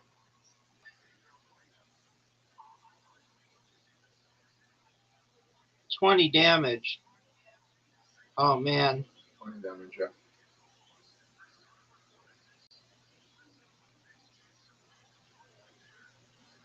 Oh, you just healed though. No, I didn't. Yeah, I did. Barely. You just healed, but you're in a shitty situation. Zoot, So I can do this. let's see you do it. Do it, Zoot. I just want. I just want. Fuck you, Zoot. Zoot got his first win. Are you ready for golf?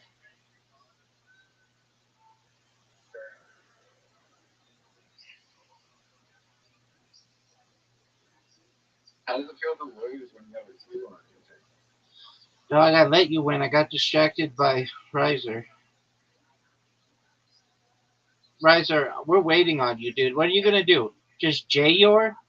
Zoot, do you know what it means to J-Yor? No. J-Yor means jerking yourself off raw. Riser, what are you doing, dog? Are you just J-Yoring? Dog. Riser, you have the invitation. I'm here.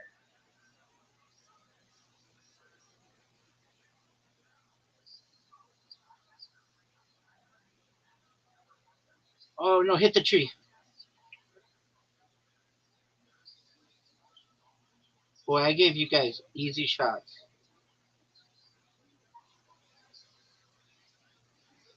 Zoot might have had one of the worst shots you could have had.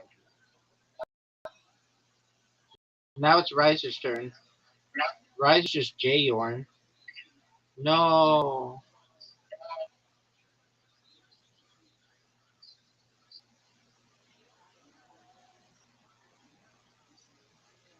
Fuck you. No. Thank you. Riser, thank you. Riser, did you know you gave me one extra point? Riser, did you know that you gave me one extra point? Yeah, I mean, host advantage at his finest. Joe, my boss is going to go into the office.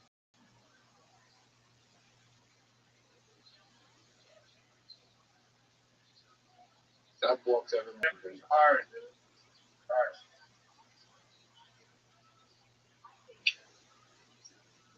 They both have They both you from being able to get a whole one.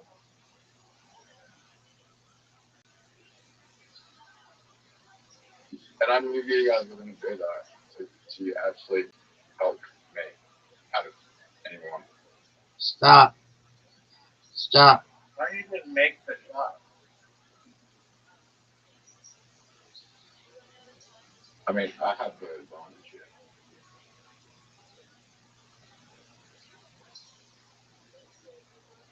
You know that I'm scored a point above both of you because you're like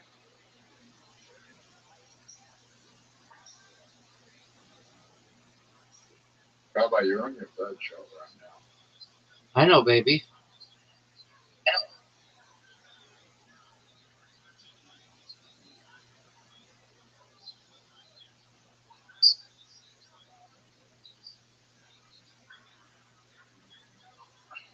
Look how good a shot this is. Look how good a shot this is. Look how good a shot this is. Brian, go the other way. You don't have a chance.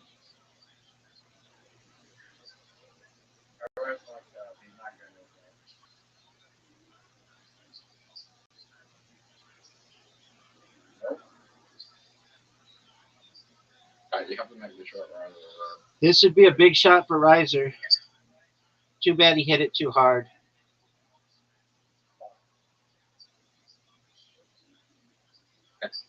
Look who's in the lead. Zoot, no one, not Riser and not I, are worried about you right now. I mean, shot like that. That was a good shot. That was a good shot, son. I mean, I probably helped you, but you did the last shot. Totally. Brian, if you get rid of the tree for me on the left, that's big. Okay. Pick him up, dog. Hit that tree. Oh, go in. Wow. You might have the win.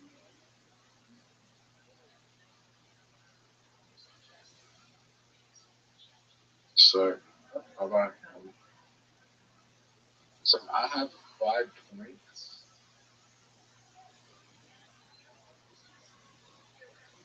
I have 5 points. WTF, dog. Maximum lead. Oh, thank you. You're done. You're done. Did I have to make this? You're gonna miss. I can already tell from here that's a miss. Easy miss. Okay. You have to make your shot if you went before me. Yeah, you know this is in. Like one of the greatest shots. Fuck. I beat Rabbi and Reza. When's the last time Zoot beat us? He hasn't won yet. It did very well. You're the worst fucking foe imaginable. 4 workmen playing school. Even if I don't score here, I'm still in the lead.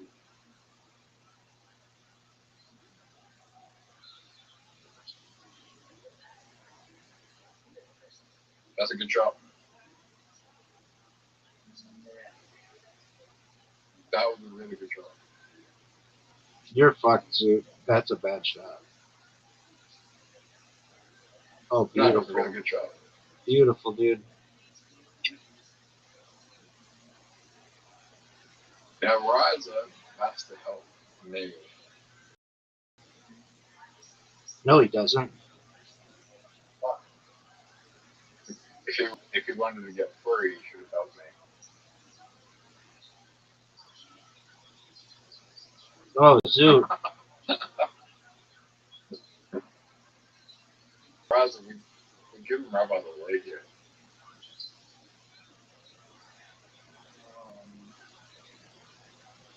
Yeah, whatever. Right, Riza's a bad shot. You need to get this ball in the hole in the next 3 shots. Next 2 shots?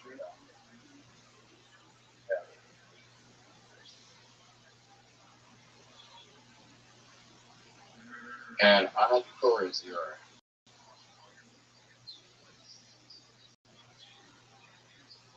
Oh, there's a chance. There is a chance. It'd have to be the greatest shot of all time. Zoot, it would have to be the greatest shot of all time. But there's kind of an angle. Too hard. Yeah, fast enough.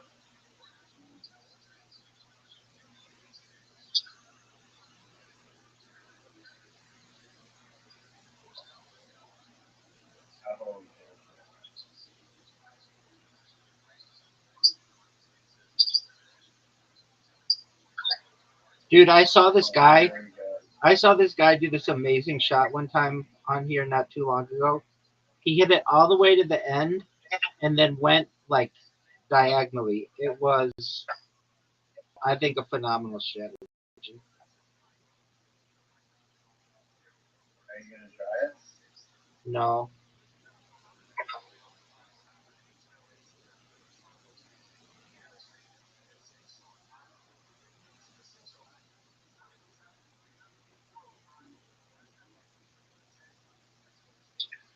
Oh, that's a good shot. Do water bump Rabbi if you want to win. Just knock the ball down. That was not. Now you gave him a water bump. Look how good this water bump is.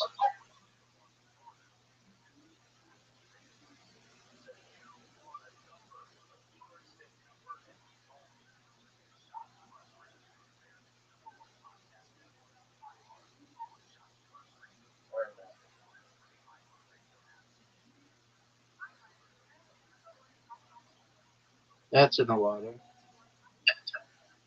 That's a high IQ. High IQ is right. Why would you do that? You're never going to win if you just keep water. You're the one who started it. Oh, what an amazing shot. Wait till you see my next round.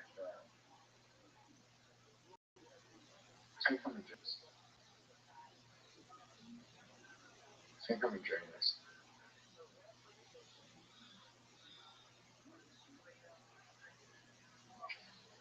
If you invent something cool, solve the problem.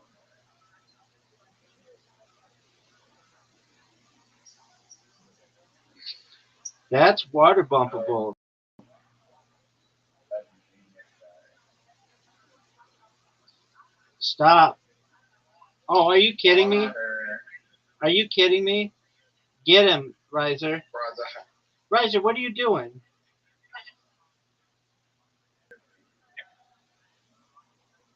brother and I are talking.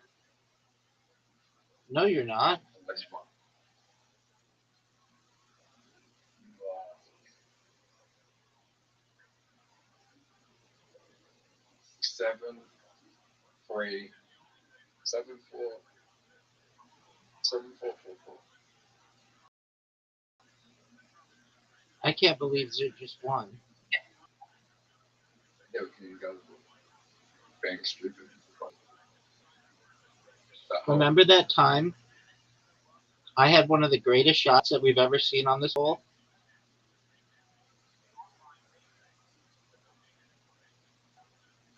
What are you going to do, Zoot? Yeah, Germany. Zoot, what are you going to do? Place Zoot, what are you going to do? The hole. Zoot, what are you going to do? Yeah. It's definitely not there. Riser, what are you going to do? The hole underneath the barn.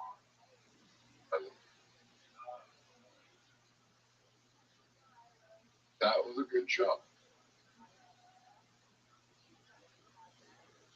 Now I'm in the best position out of anyone.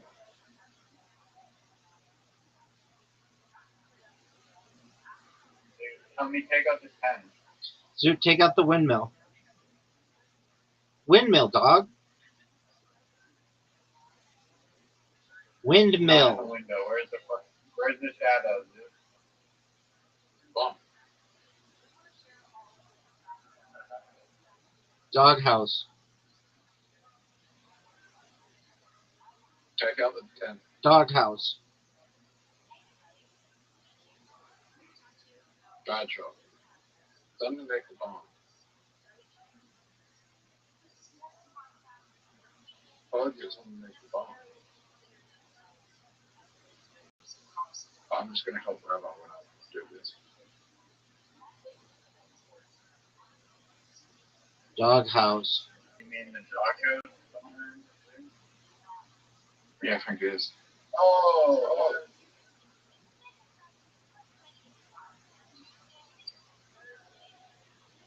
Rabbi's in the worst position.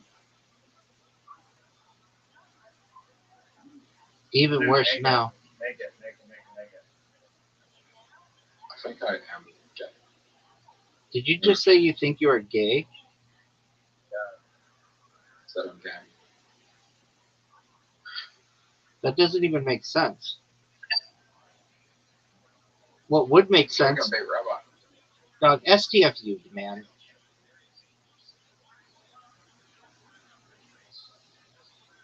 I am going to agree.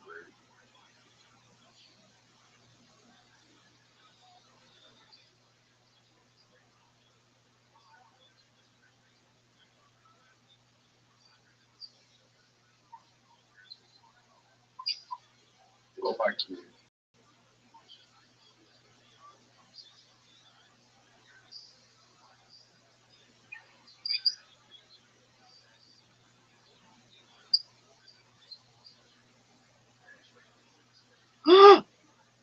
Oh, that was almost a really good shot.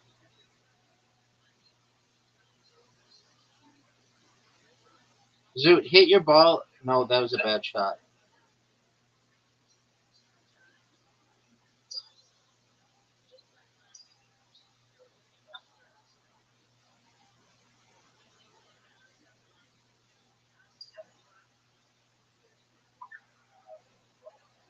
Riser, what did you think of that shot?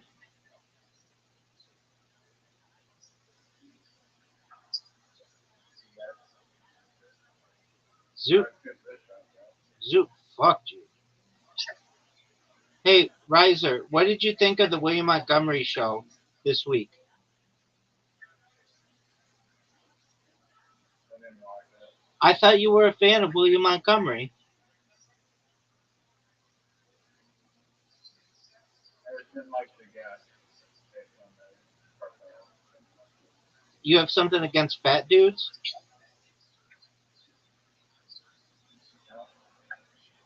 Riser, Zoot, that's gonna hit that ball. This is a bad shot, Zoot. That's good, dude. Good. Bad shot, Zoot.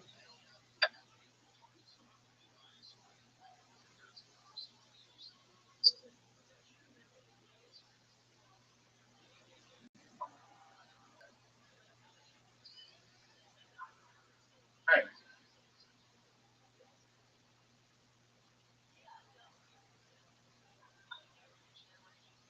What'd you think of those angles, Riser?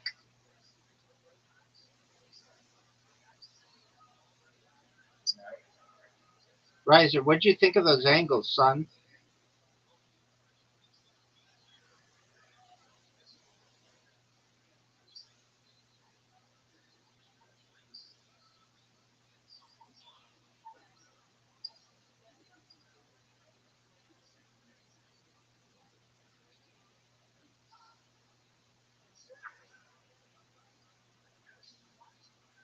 there's no way I can win. Why do you say that?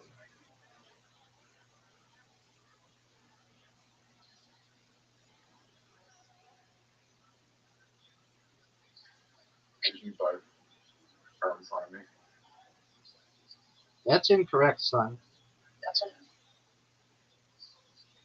And you both have just as shoot before me. Oh, okay.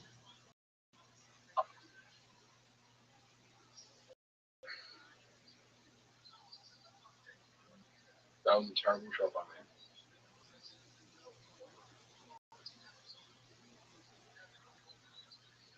Oh, yeah, man. Quit with that bullshit, Zoot.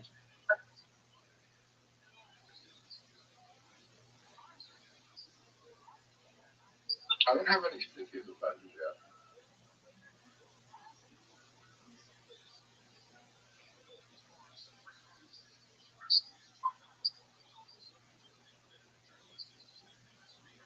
What are you doing? Are you gonna make this shot, Riser? Riser, that was garbage.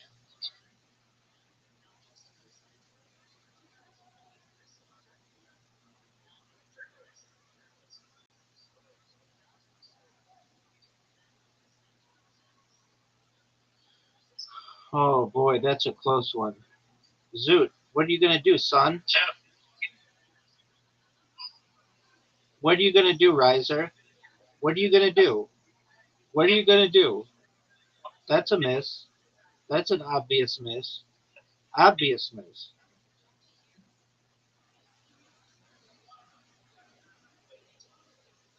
Look how sick that shot is. Zoot, you have a big shot here. And you just missed it. Zoot's done. Zoot is done. Has it ever gotten to me? No, that's impossible. That's goofy talk. Riser, that shot is absolute dog shit. Oh, that is a great shot, dude. He just left.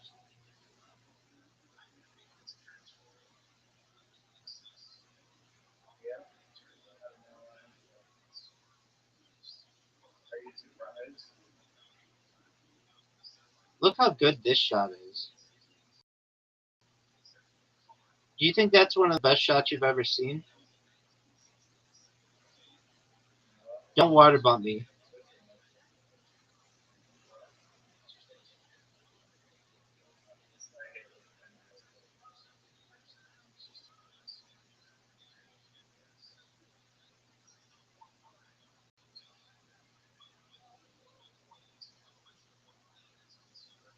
Look how sick this shot is.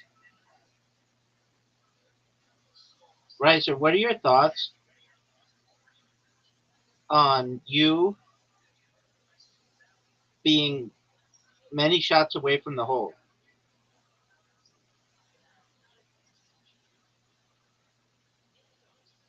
In the water. In the water, son. Look how perfect that shot was. Dog, we're looking at one of the greatest comebacks in the history of this game. Oh, I have to go first? That's unfortunate.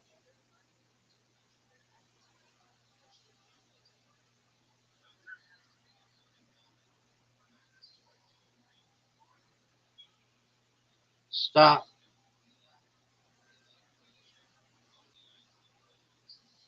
Are you going to water bump me?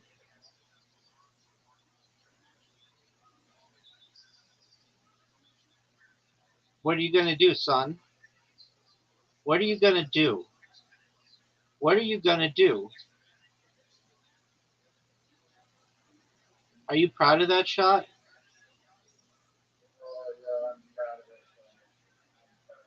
Oh, are you serious? Are you? No, I'm not.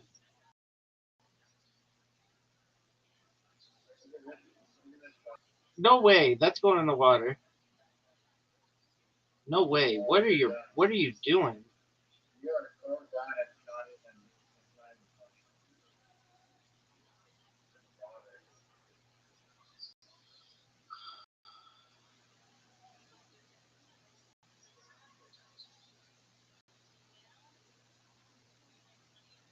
No way do you make this. Newfie as fuck, dude.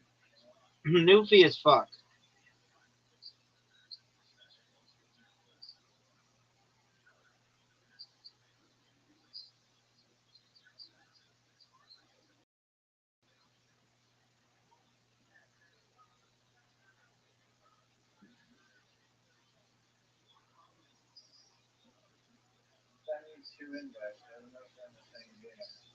Dog, just you're in the right one.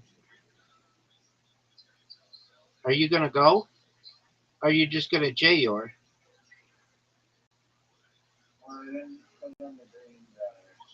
Oh well, it looks like you fucked up, son. You chose the red guy.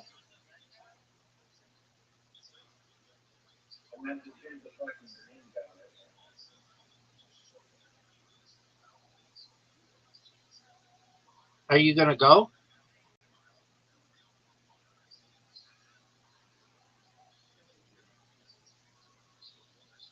What a major miss.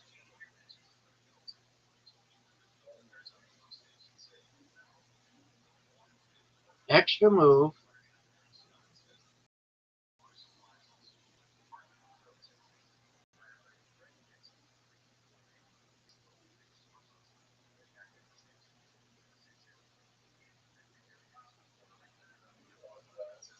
I don't think so.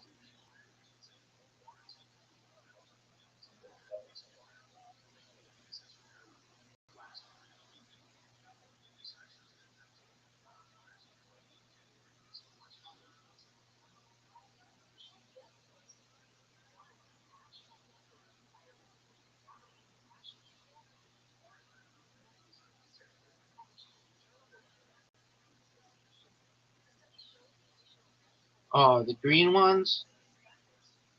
That sucks. Dog, I can't do anything. What should I do? Dude, what should I do?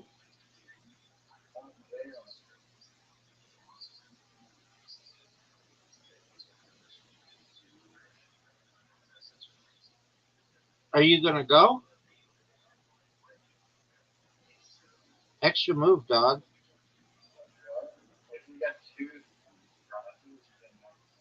Yeah, you didn't know that? Same if you get an L, son.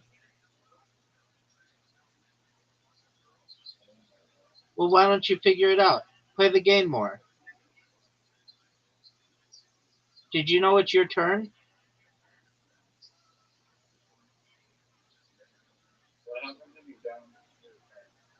It just skips.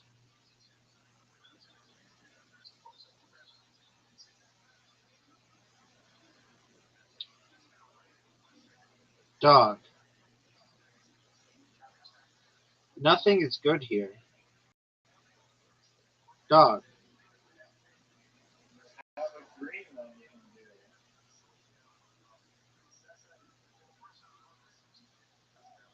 Dude, I just gave you Thank you. something good. You fucked up. STFU, dog. Gave you two really good things. Oh, dog, don't do it. You fucked up. What are you talking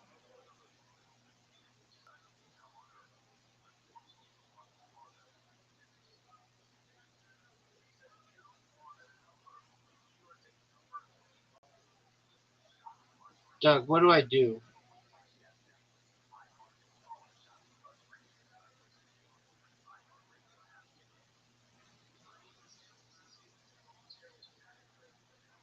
How was your big move? Dude, STFU, you stole my guy. You stole my guy.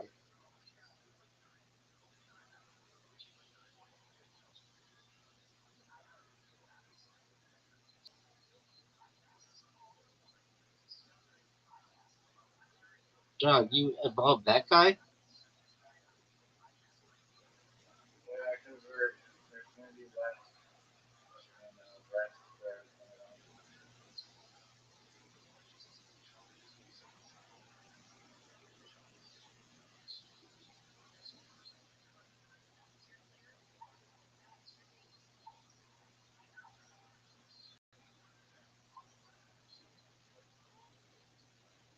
Are you fucking serious?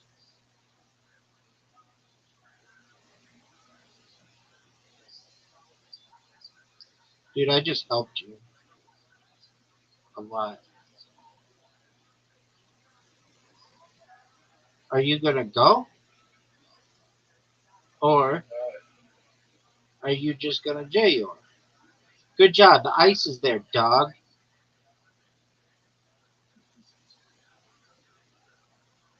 Don't use the lead. Dude, what are you doing with this Hydro Rush bullshit?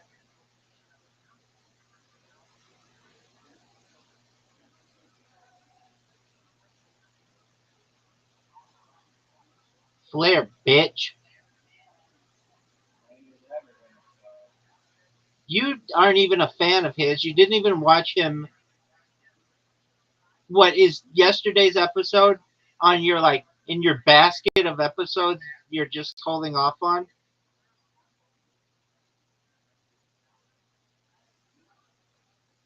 Yo, dog, I just asked you a question. Are you gonna answer it, son?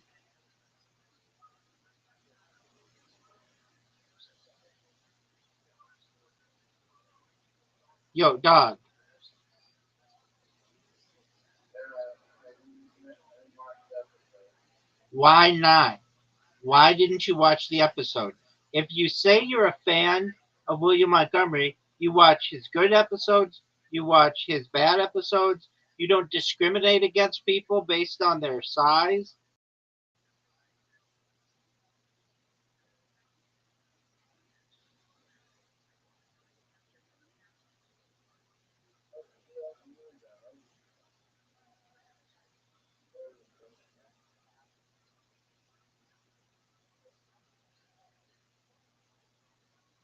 Are you proud of that move?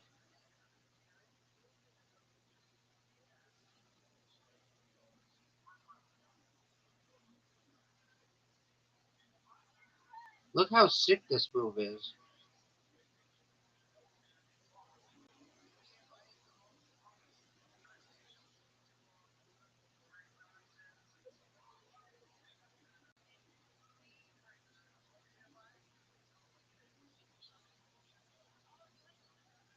No. Oh, what a terrible move.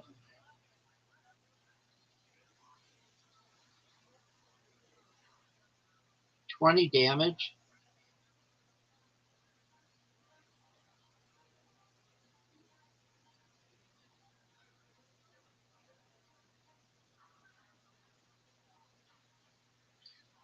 Dude, what do I do? Not real good. So obvious.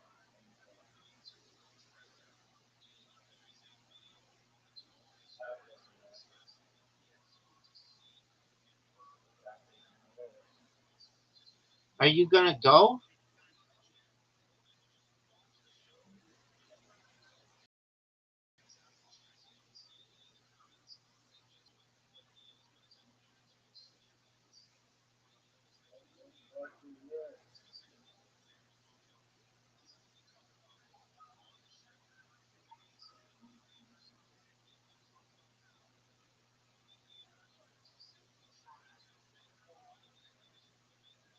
Dog.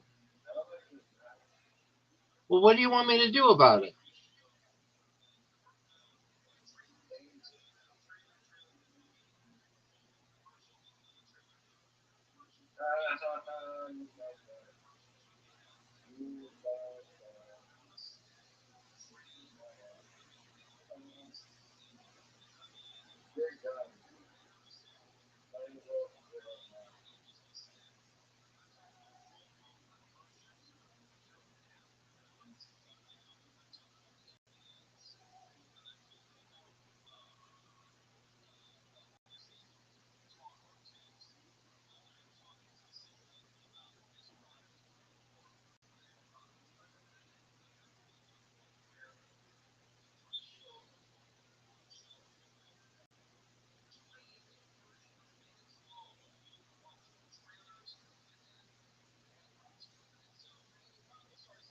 Look how sick this move is.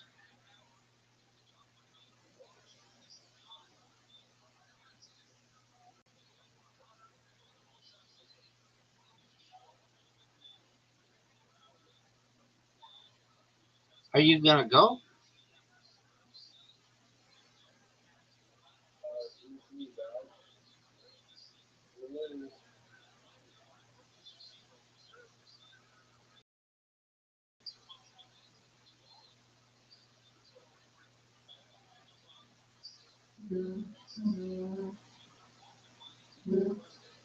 Nope.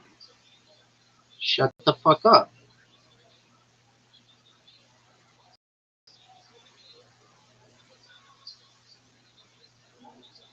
Yo, pimp. Basketball or archery or something. What, you feel like you should get to be able to request? You think you should fucking be able to request? Who the fuck do you think you is, baby? Who the fuck do you think you is?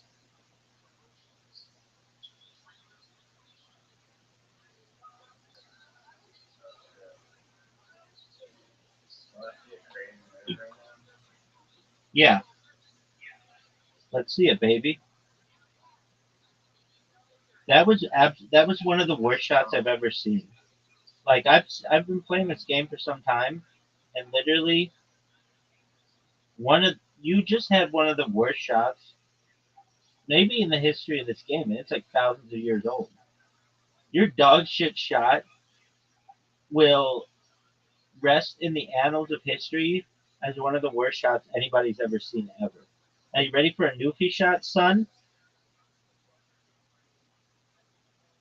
I'm waiting for it. What happened? I missed it. You shoot it into the thing. Did I put the slider into the hole?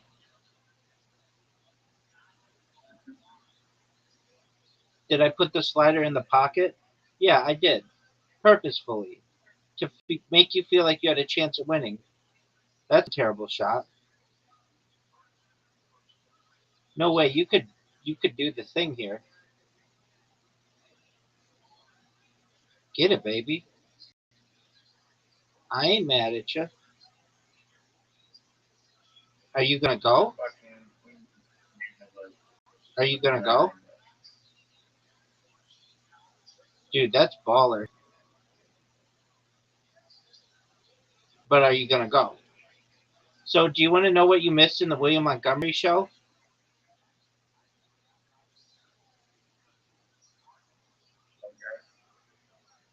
One of the greatest William Montgomery shows ever. They talked about being redheads, and they talked about their dogs, and they talked about Las Vegas, and it was that fat guy, William Montgomery, and then their girlfriends off camera, and so you got to hear all of that goodness.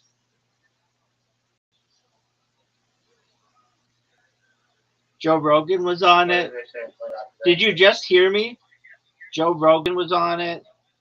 Tony Hinchcliffe was on it. Madonna came on. They also had Why are you lying? They also had Enrique Iglesias. He made an appearance. And then they did call-ins. They had Ghislaine Maxwell call in. They had Donald Trump call in right after. It was pretty amazing. Then they had Why are you lying? then they had Casey Rocket on. He called in. Then they had Brian Redband. He called in. They had Wayne Gretzky on. Wayne Gretzky actually devoted his career to William Montgomery, which I thought was really nice.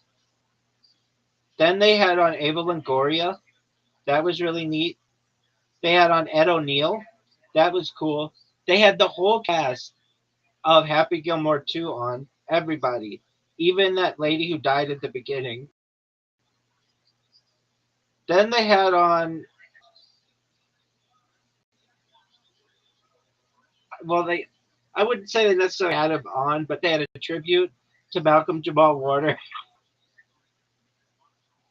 They also had a tribute to Ozzy Osbourne. They had a tribute to Hulk Hogan and Lonnie Anderson, which I thought was really touching that they would include Lonnie Anderson. I didn't know if they'd have time to do it, to have a tribute to her, but they did. And I really thought the tribute to Malcolm Jamal Warner was really tasteful.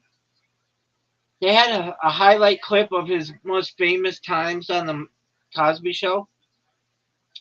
So they had Gordon Gartrell on. They had the one where Stevie Wonder's on. Stevie Wonder showed up. I thought that was really cool. And it was a jam-packed William Montgomery show. They also had on Mario Andretti. They had on Michael Andretti. They also had on Sydney Sweeney. She talked about her jeans ad. And they had the cast of The Fighter and the Kid. They were on. So Brendan Schaub and Brian Allen, he was on. And then they had on, I thought this was, do you know who Timmy No Breaks is? Of course you don't, but they had Timmy No Breaks on. They had Howie Mandel on, which I thought was cool. Then, I mean, the thing that I thought was probably one of the coolest parts of the episode was when Michael Jordan was on. They had Michael Jordan and LeBron James, and they played one-on-one basketball against each other, not just in real life, but also on NBA Jam, which I just thought was really cool. Like, it was tasteful. It was a really tasteful episode. So after Michael Jordan and LeBron James played one-on-one and then played NBA Jam against each other, and they tied. They tied at the end, which wasn't even possible in that game. But they tied, and then they all had sundaes, like ice cream sundaes, and I think a couple people had banana splits. I'm almost certain Erica had a banana split, though she wasn't on camera, so you don't really know. But she was talking about how much she liked banana splits. Then they also had on Phil Jackson, former coach of the Bulls and the Lakers. And then they had on Kobe Bryant's widow, Vanessa Bryant, and she declared her love for William, which, Erica kind of got mad about. Then they had on Tyler Halliburton. Dick Cheney showed up. Dick Cheney, he came in via satellite. That was really interesting. It was a really cool show. Why didn't you watch it? Yeah, I wasn't even paying attention. I was telling you about the William Montgomery episode. Are you proud of that summer?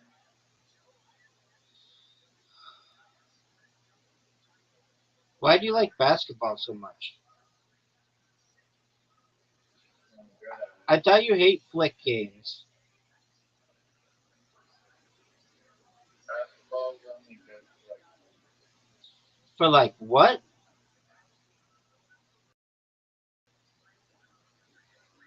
basketball is only good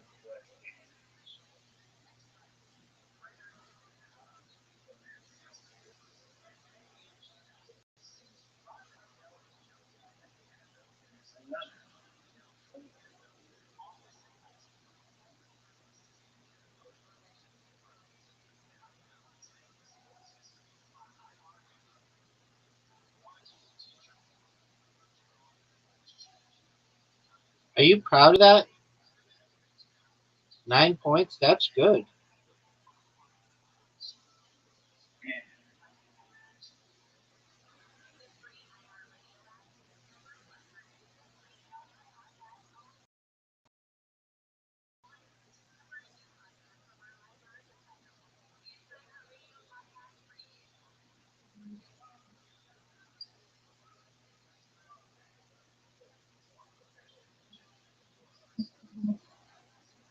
Do you want to hear who else was on the William Montgomery show?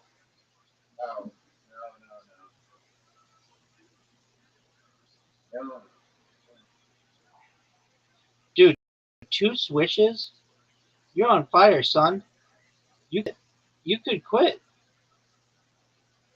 3 swishes? Dude, 10 points on the second level is unheard of. And my dog is like in the way, so I can barely even put it. Well, what do you want me to do about it?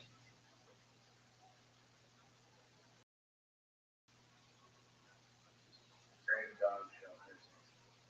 We will. We're going to call it the Rabbi Made a Comeback Dog Shelter in honor of Yellow. It all comes under the.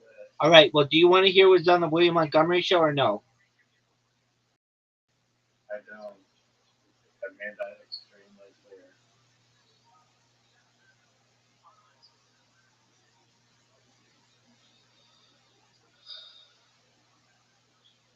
No. That was good. Damn it. That was good.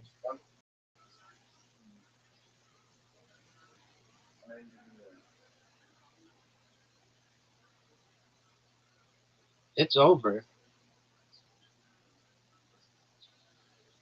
It's over, son. No. What a comeback. Dog. What a comeback. What are your thoughts? Do you want to be interviewed? My dog was literally like when I last round. Dog, what do you want me to do about it? Dog, what do you want me to do about it? I just did. I've realized that you have stolen all of my comebacks.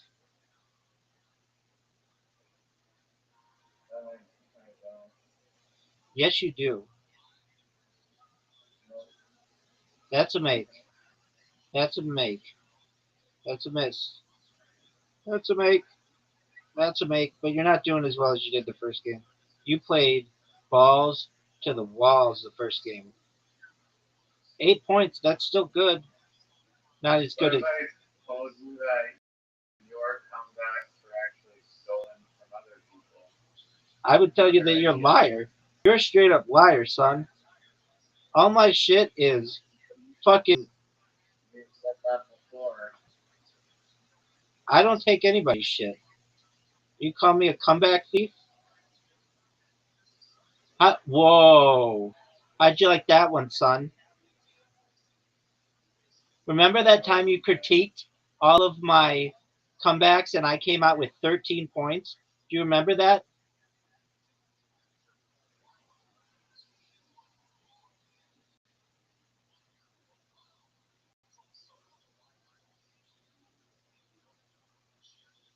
You're done.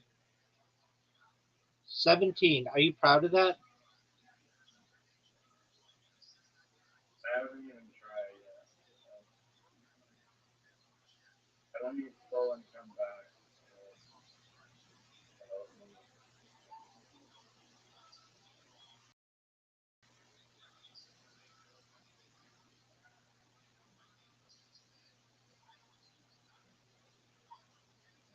Did That you? was pretty bad. Yeah. Well, guess what? Look at the scoreboard, son. Look at the scoreboard. Perfect shot, dude. You're on fire, dog. Dog. Dog. Dog. No. Are you proud of that? Are you proud of that?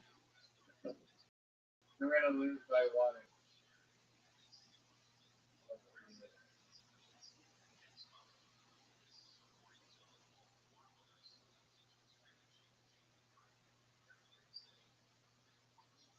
No.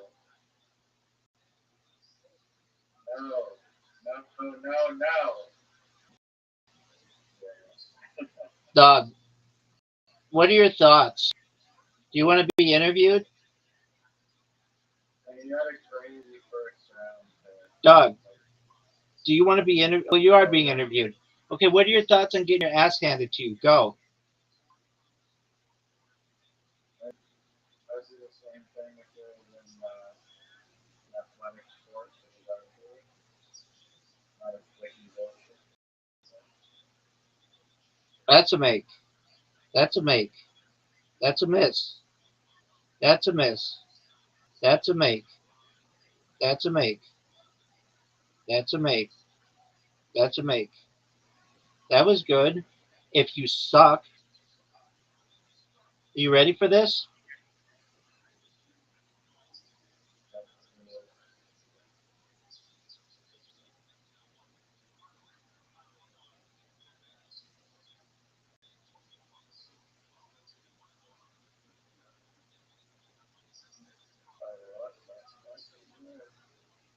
No way.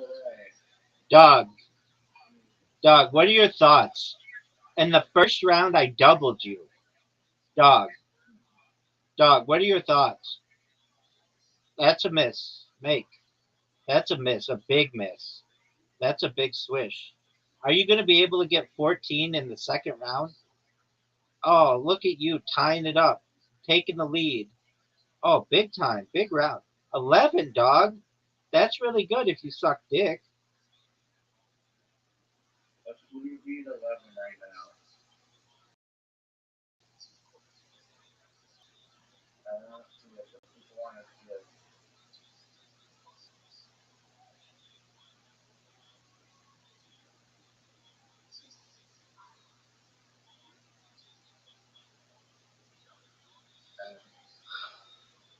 This might be a record score here for you. I mean, maybe. I'm not even trying.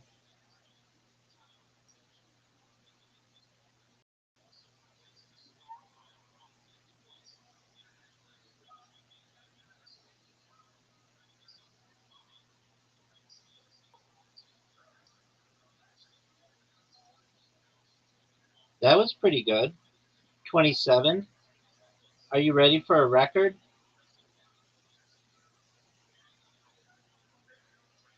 Let's do this by score. Terrible start. Terrible start. High score, geez. Terrible start. Terrible start. Fire finish, baby. Fire finish, baby. Wow, what the hell? How'd you like that? That was crazy. Riser, how'd you like that? Quick draw time. This sucks, and I have to go first. Now, don't distract me.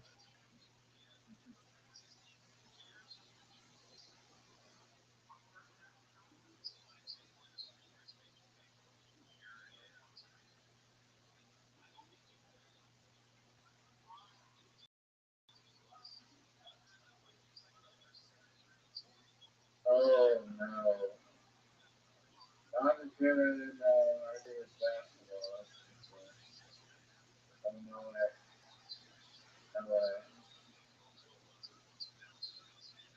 Why isn't my target over the thing? I mean, what do you want me to do about it?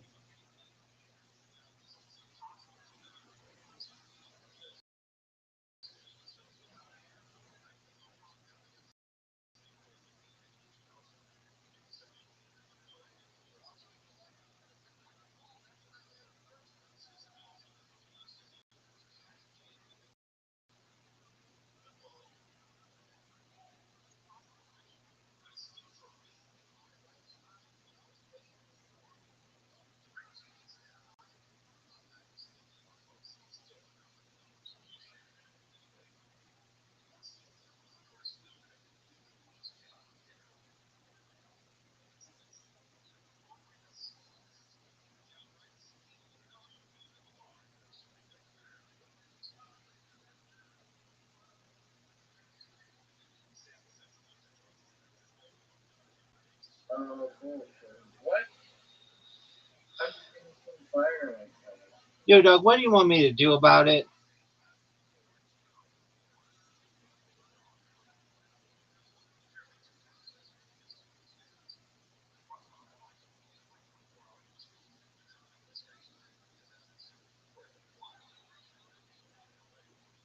You need 2 bullseyes.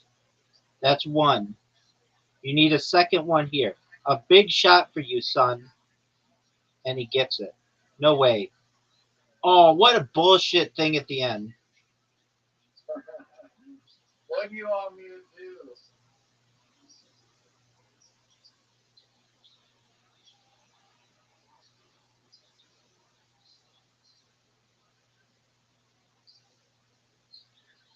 Oh, you know, a couple big shots here. Let's fuck this up. Let's push it up. Last one. Let's push it up.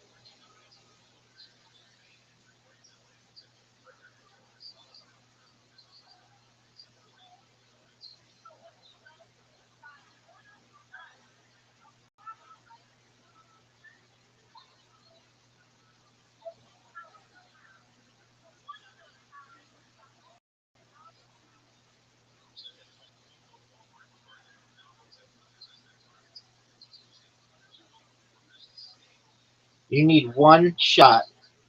1 point.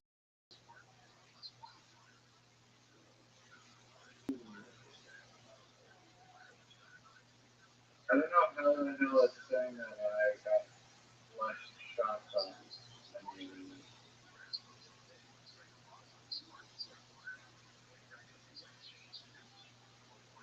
You take forever to hit. I literally shoot way faster. Oh, yeah. Have to change the game mode for change the game mode so you can have infinite time practically to shoot the arrow. And still, you screwed up. Dude, how about you just go and you quit flapping your lip? Oh, that's a big mate. You just need 2 8s. Are you going to be able, or 2 8s? That's a 9. You just need a 7 here, son. Can you get a 7? Are you going to be able to get a 7?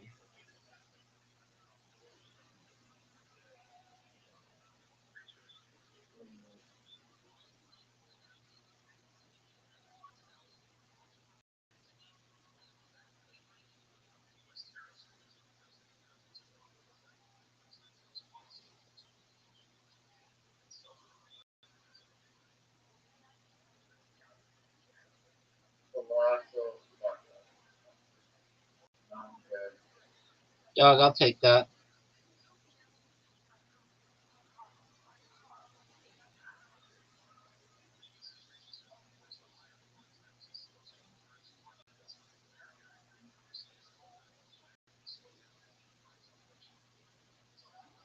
Dude, dude, that's a big bullseye. You need at least a 6 here. Are you going to be able to get it?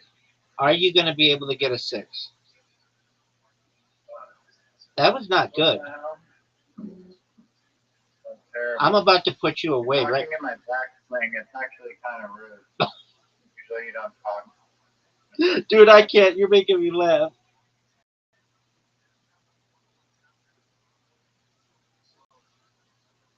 Usually he does this work.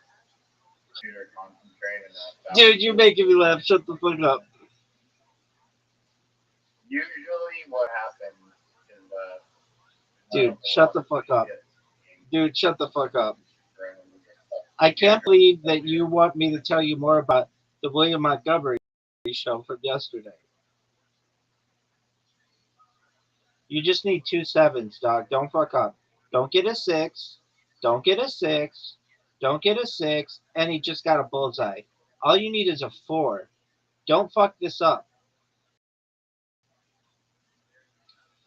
like you did before. Yes, you did. Literally. Oh, it's over. You didn't get a single bullseye that game. Okay, well, what the fuck do you want me to do about it?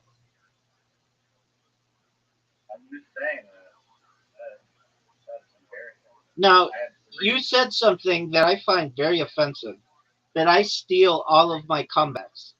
I want to know what comeback you think I've stolen because all of my comebacks are organic, son.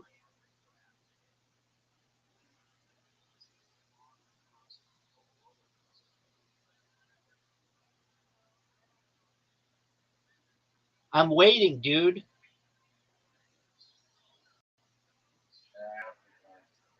Doug, no one wants to hear your bullshit excuses.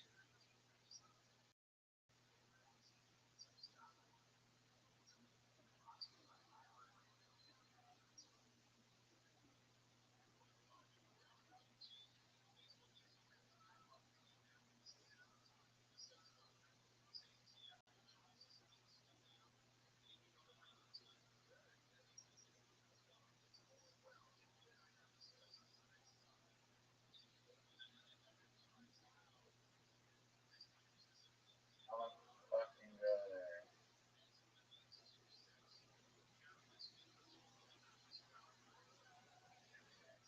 What do you want me to do about it, son? What do you want me to do about it, son?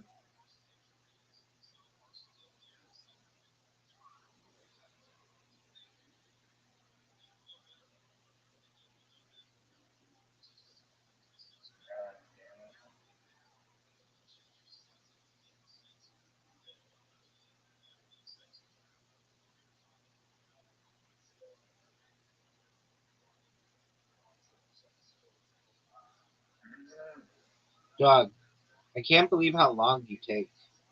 Are you serious? That's what you just did? This fucking word sucks so much. They're below, the other letters. I know, I just handed you a gift for no reason.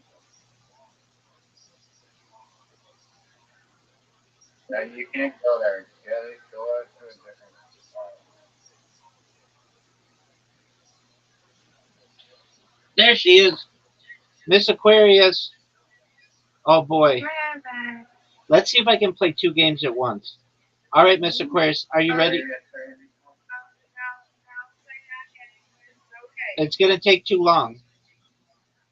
I gotta play. We can play tomorrow. Nope, we're playing tonight, girl.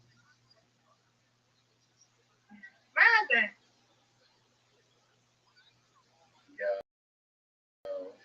Hi. How are you? Thursday, literally, but we're gonna do it. Oh, yeah. Okay. Good. Good. Oh, here we go. Yay. Okay. All right. You can play for game. Let's go. I'm gonna try.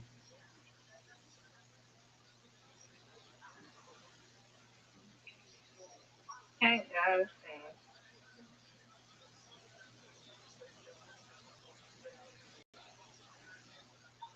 Hey, everybody. Look. There you go.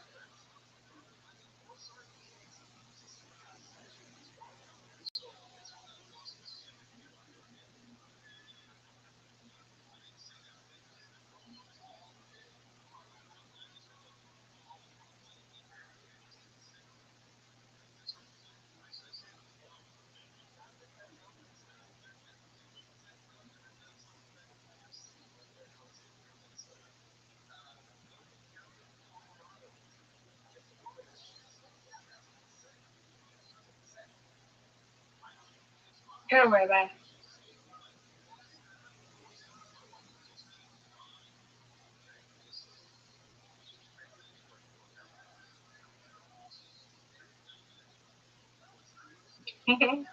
Yay. Okay.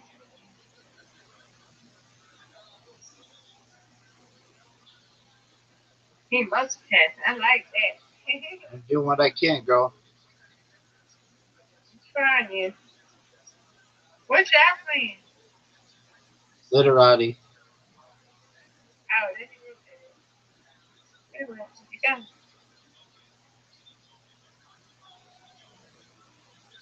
Go, Rabbi. Okay, don't do it.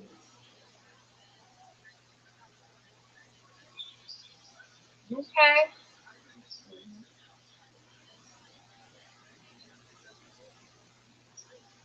Good job.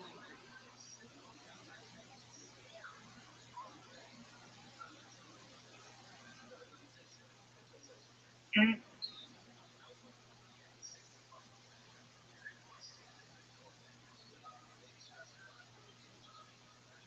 mm, okay. Go ahead. All right. Yeah.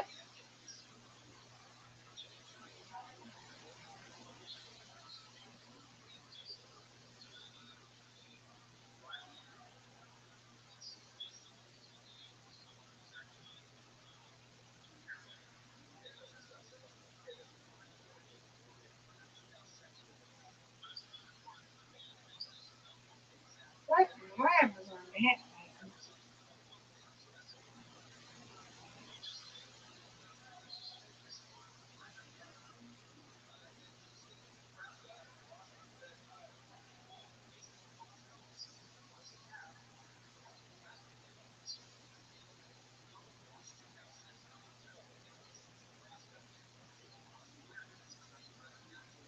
All right, Rabbi Nick. That's fine.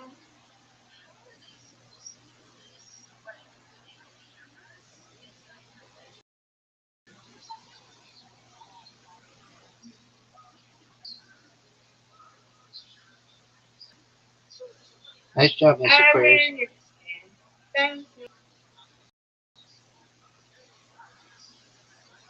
You got to do one more? Absolutely. Yeah. Let's go. Let's go.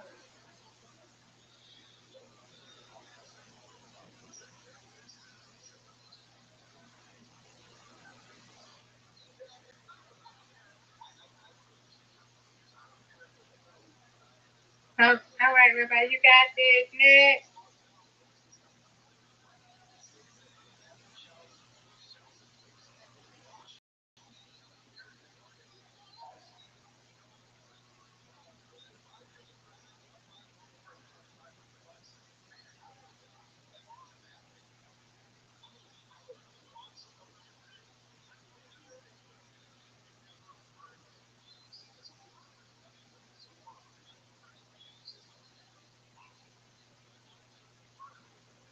Oh, that was a good share.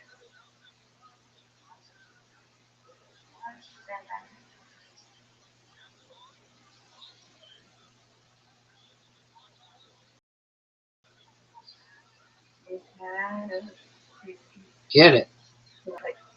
Yay.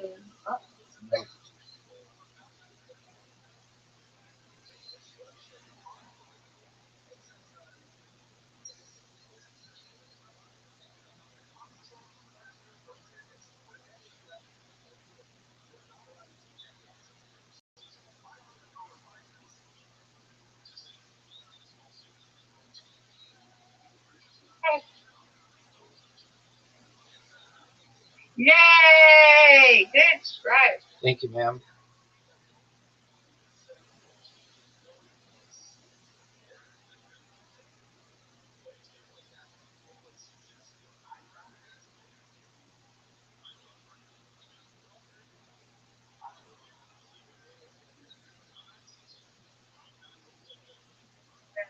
Roger, what'd you think of that one?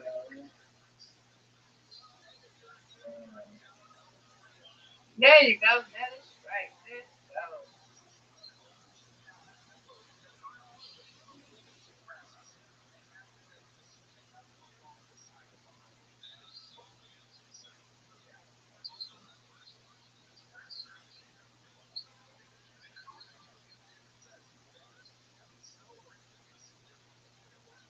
All right, Rabbi. You got this. You got two strikes, bro. Yes, there we go.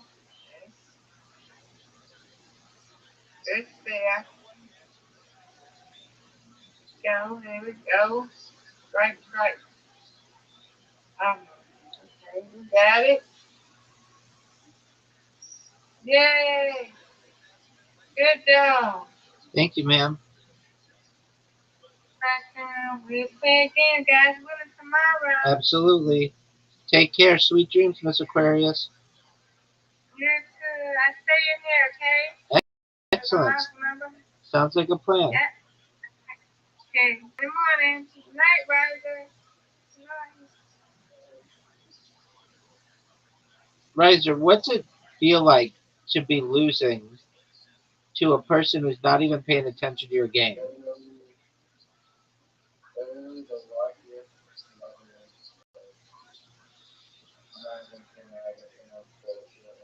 No, what do you want me to do about it?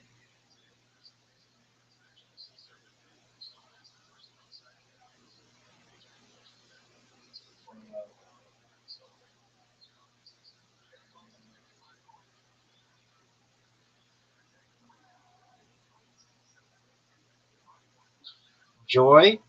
That was great, dude.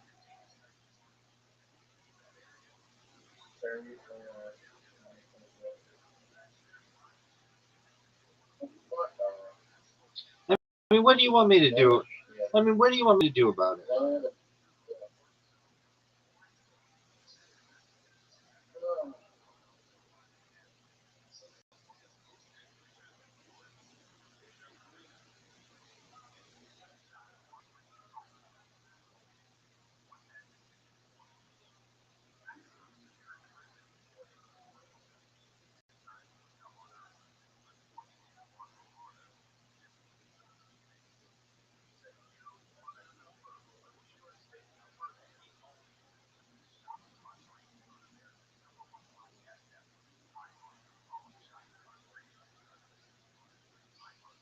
Done 3 after this game. I mean, what do you want me to do about it? Dog, I'm asking you a question, and you have refused to answer it. What do you want me to do about it? I'm just pointing out the fact.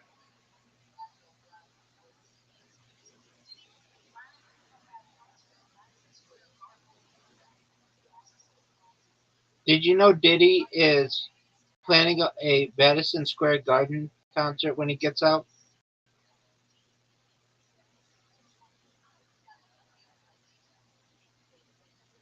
Yo, Dog, what are your thoughts on that? The largest unsolved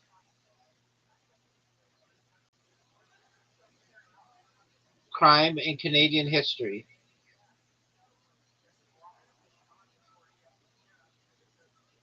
This meme was never funny. I don't know what's funny. You're making fun of a plane crash. That happened like 50 years ago. I don't think it's funny. I'm just asking you, what do you think of it? You didn't even know it existed. I had to educate you on it.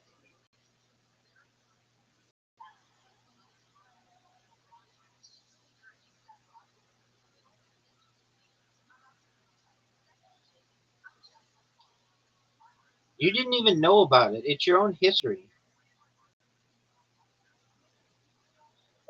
No one has ever heard of And I had to educate you on it.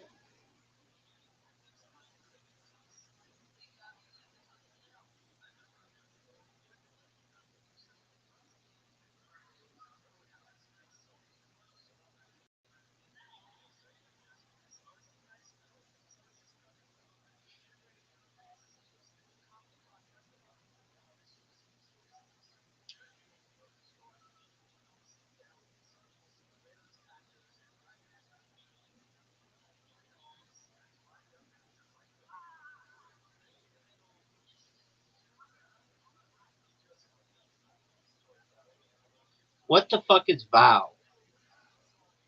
What the fuck is vow? You know what vow is?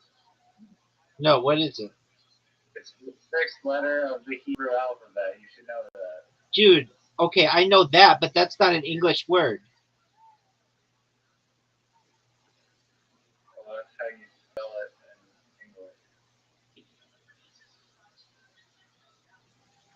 I did not know that counts in this game.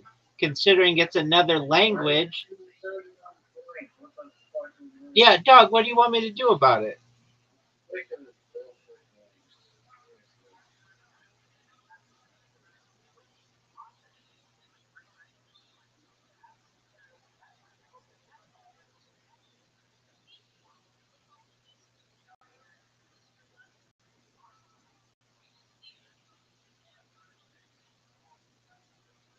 And that's not even the standard way that it's spelled in Hebrew. It's generally spelled BAV.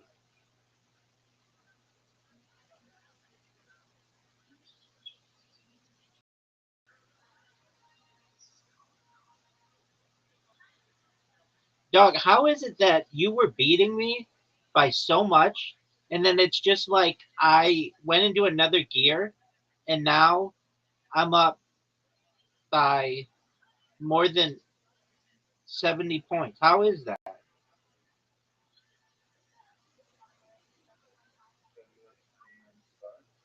I think it's one of the greatest games in the history of mankind, in the history of humankind.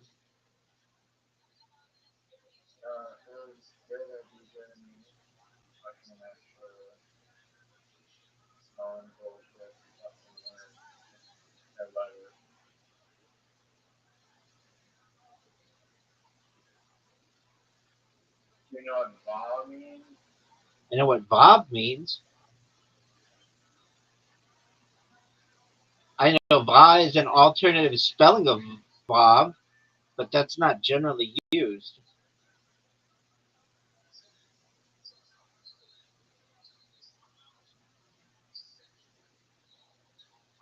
And it's another language, so I didn't think it would be allowed.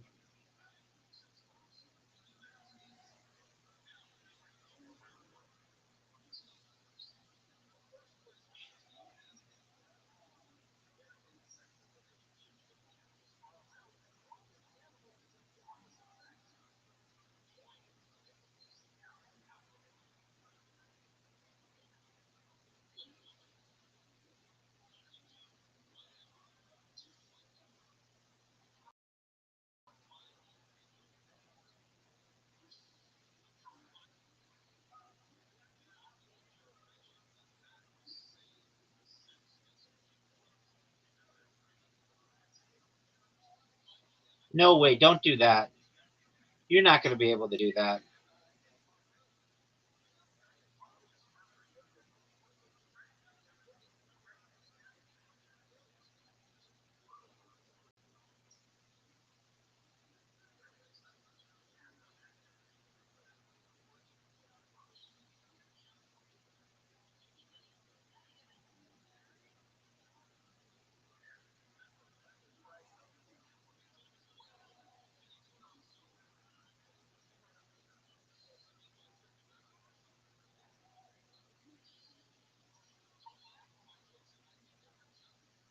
Maybe we're gonna have more time for the.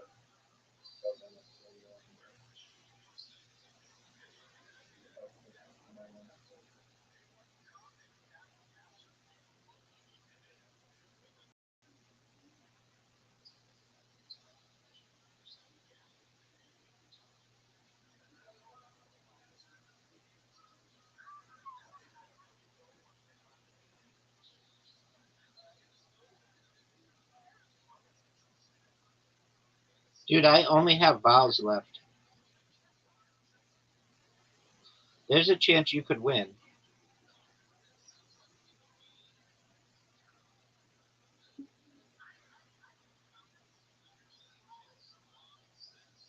I have 8 files left, so I really should.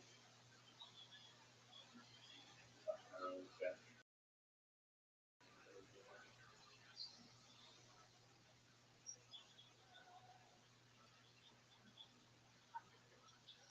Dude, you could make a comeback.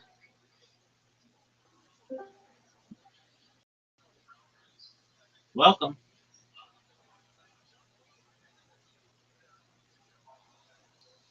You said welcome to school.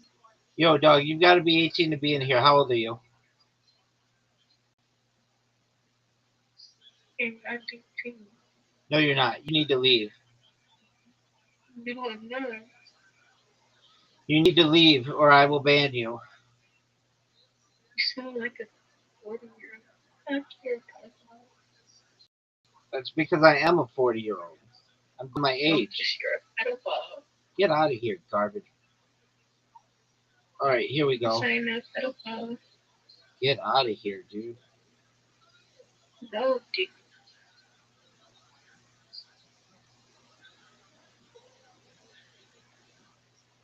You pedophile. Ban.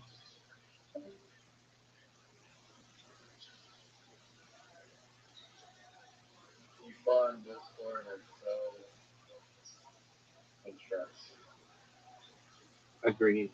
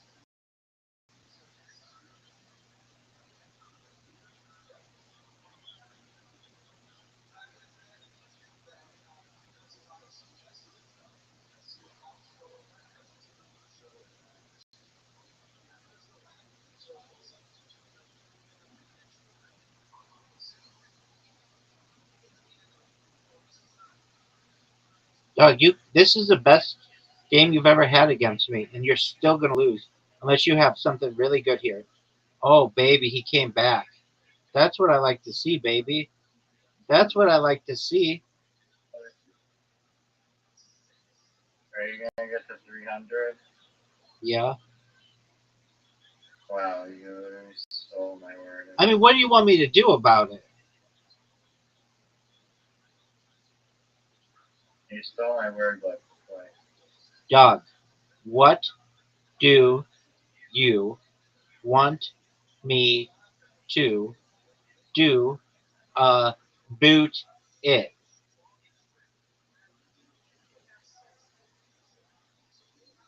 Joe Rogan podcast, check it out.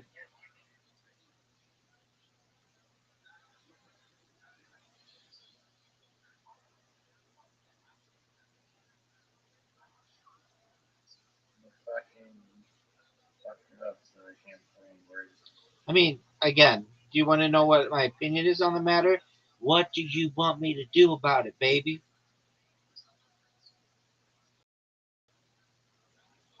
I have a word, but I don't know if I can play it anymore.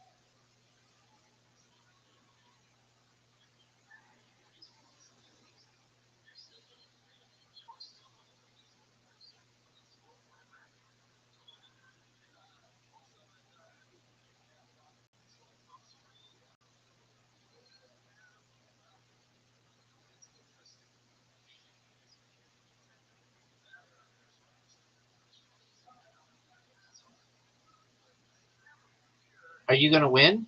Save me, what? Save me, why? Come on, why?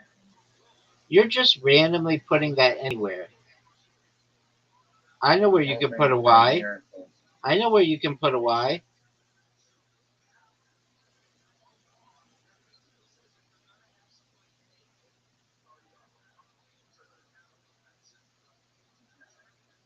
$300.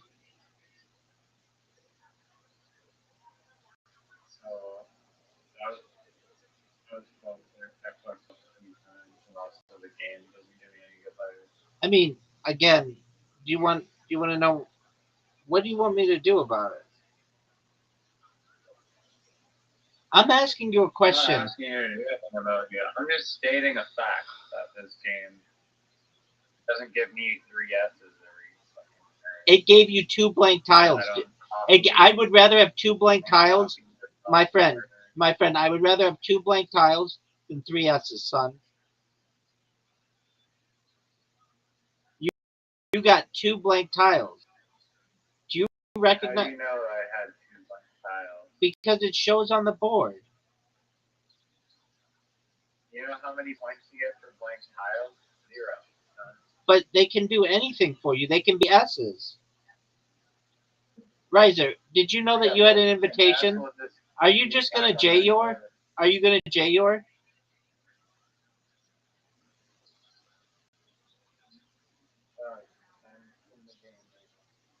What game?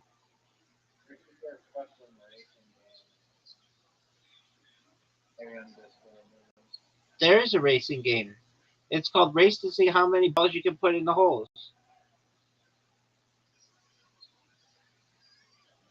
Look how good this shot is. Did you see that? Did you see that shot? Why do you do this bullshit one, dude? I thought the 160 Because this one takes skill. Look how good this shot was.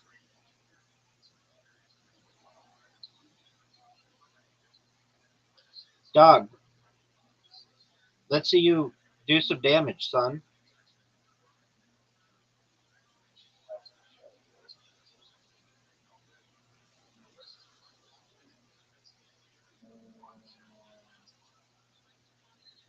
What are you going to do? Hit my ball.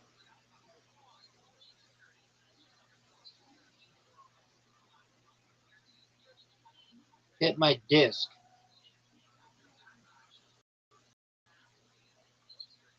Dude, you just set up my... I just won. I just won. I just won. I just won. I just won.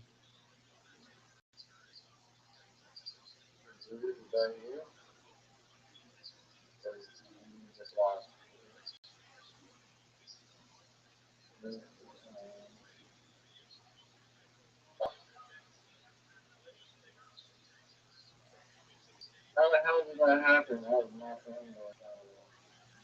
I mean, again, what do you want me to do?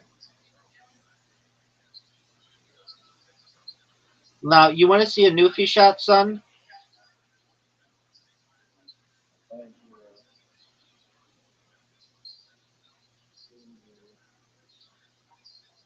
Are you proud of that shot?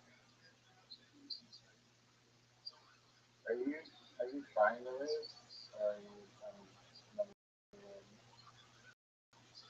What was that? Are you proud of that? I dedicate this shot to comedy career. I dedicate this shot to the comedy career. This is kind of a hard shot. Psych. All right, this I dedicate this to Zoot's comedy career. I think that's the next one, the one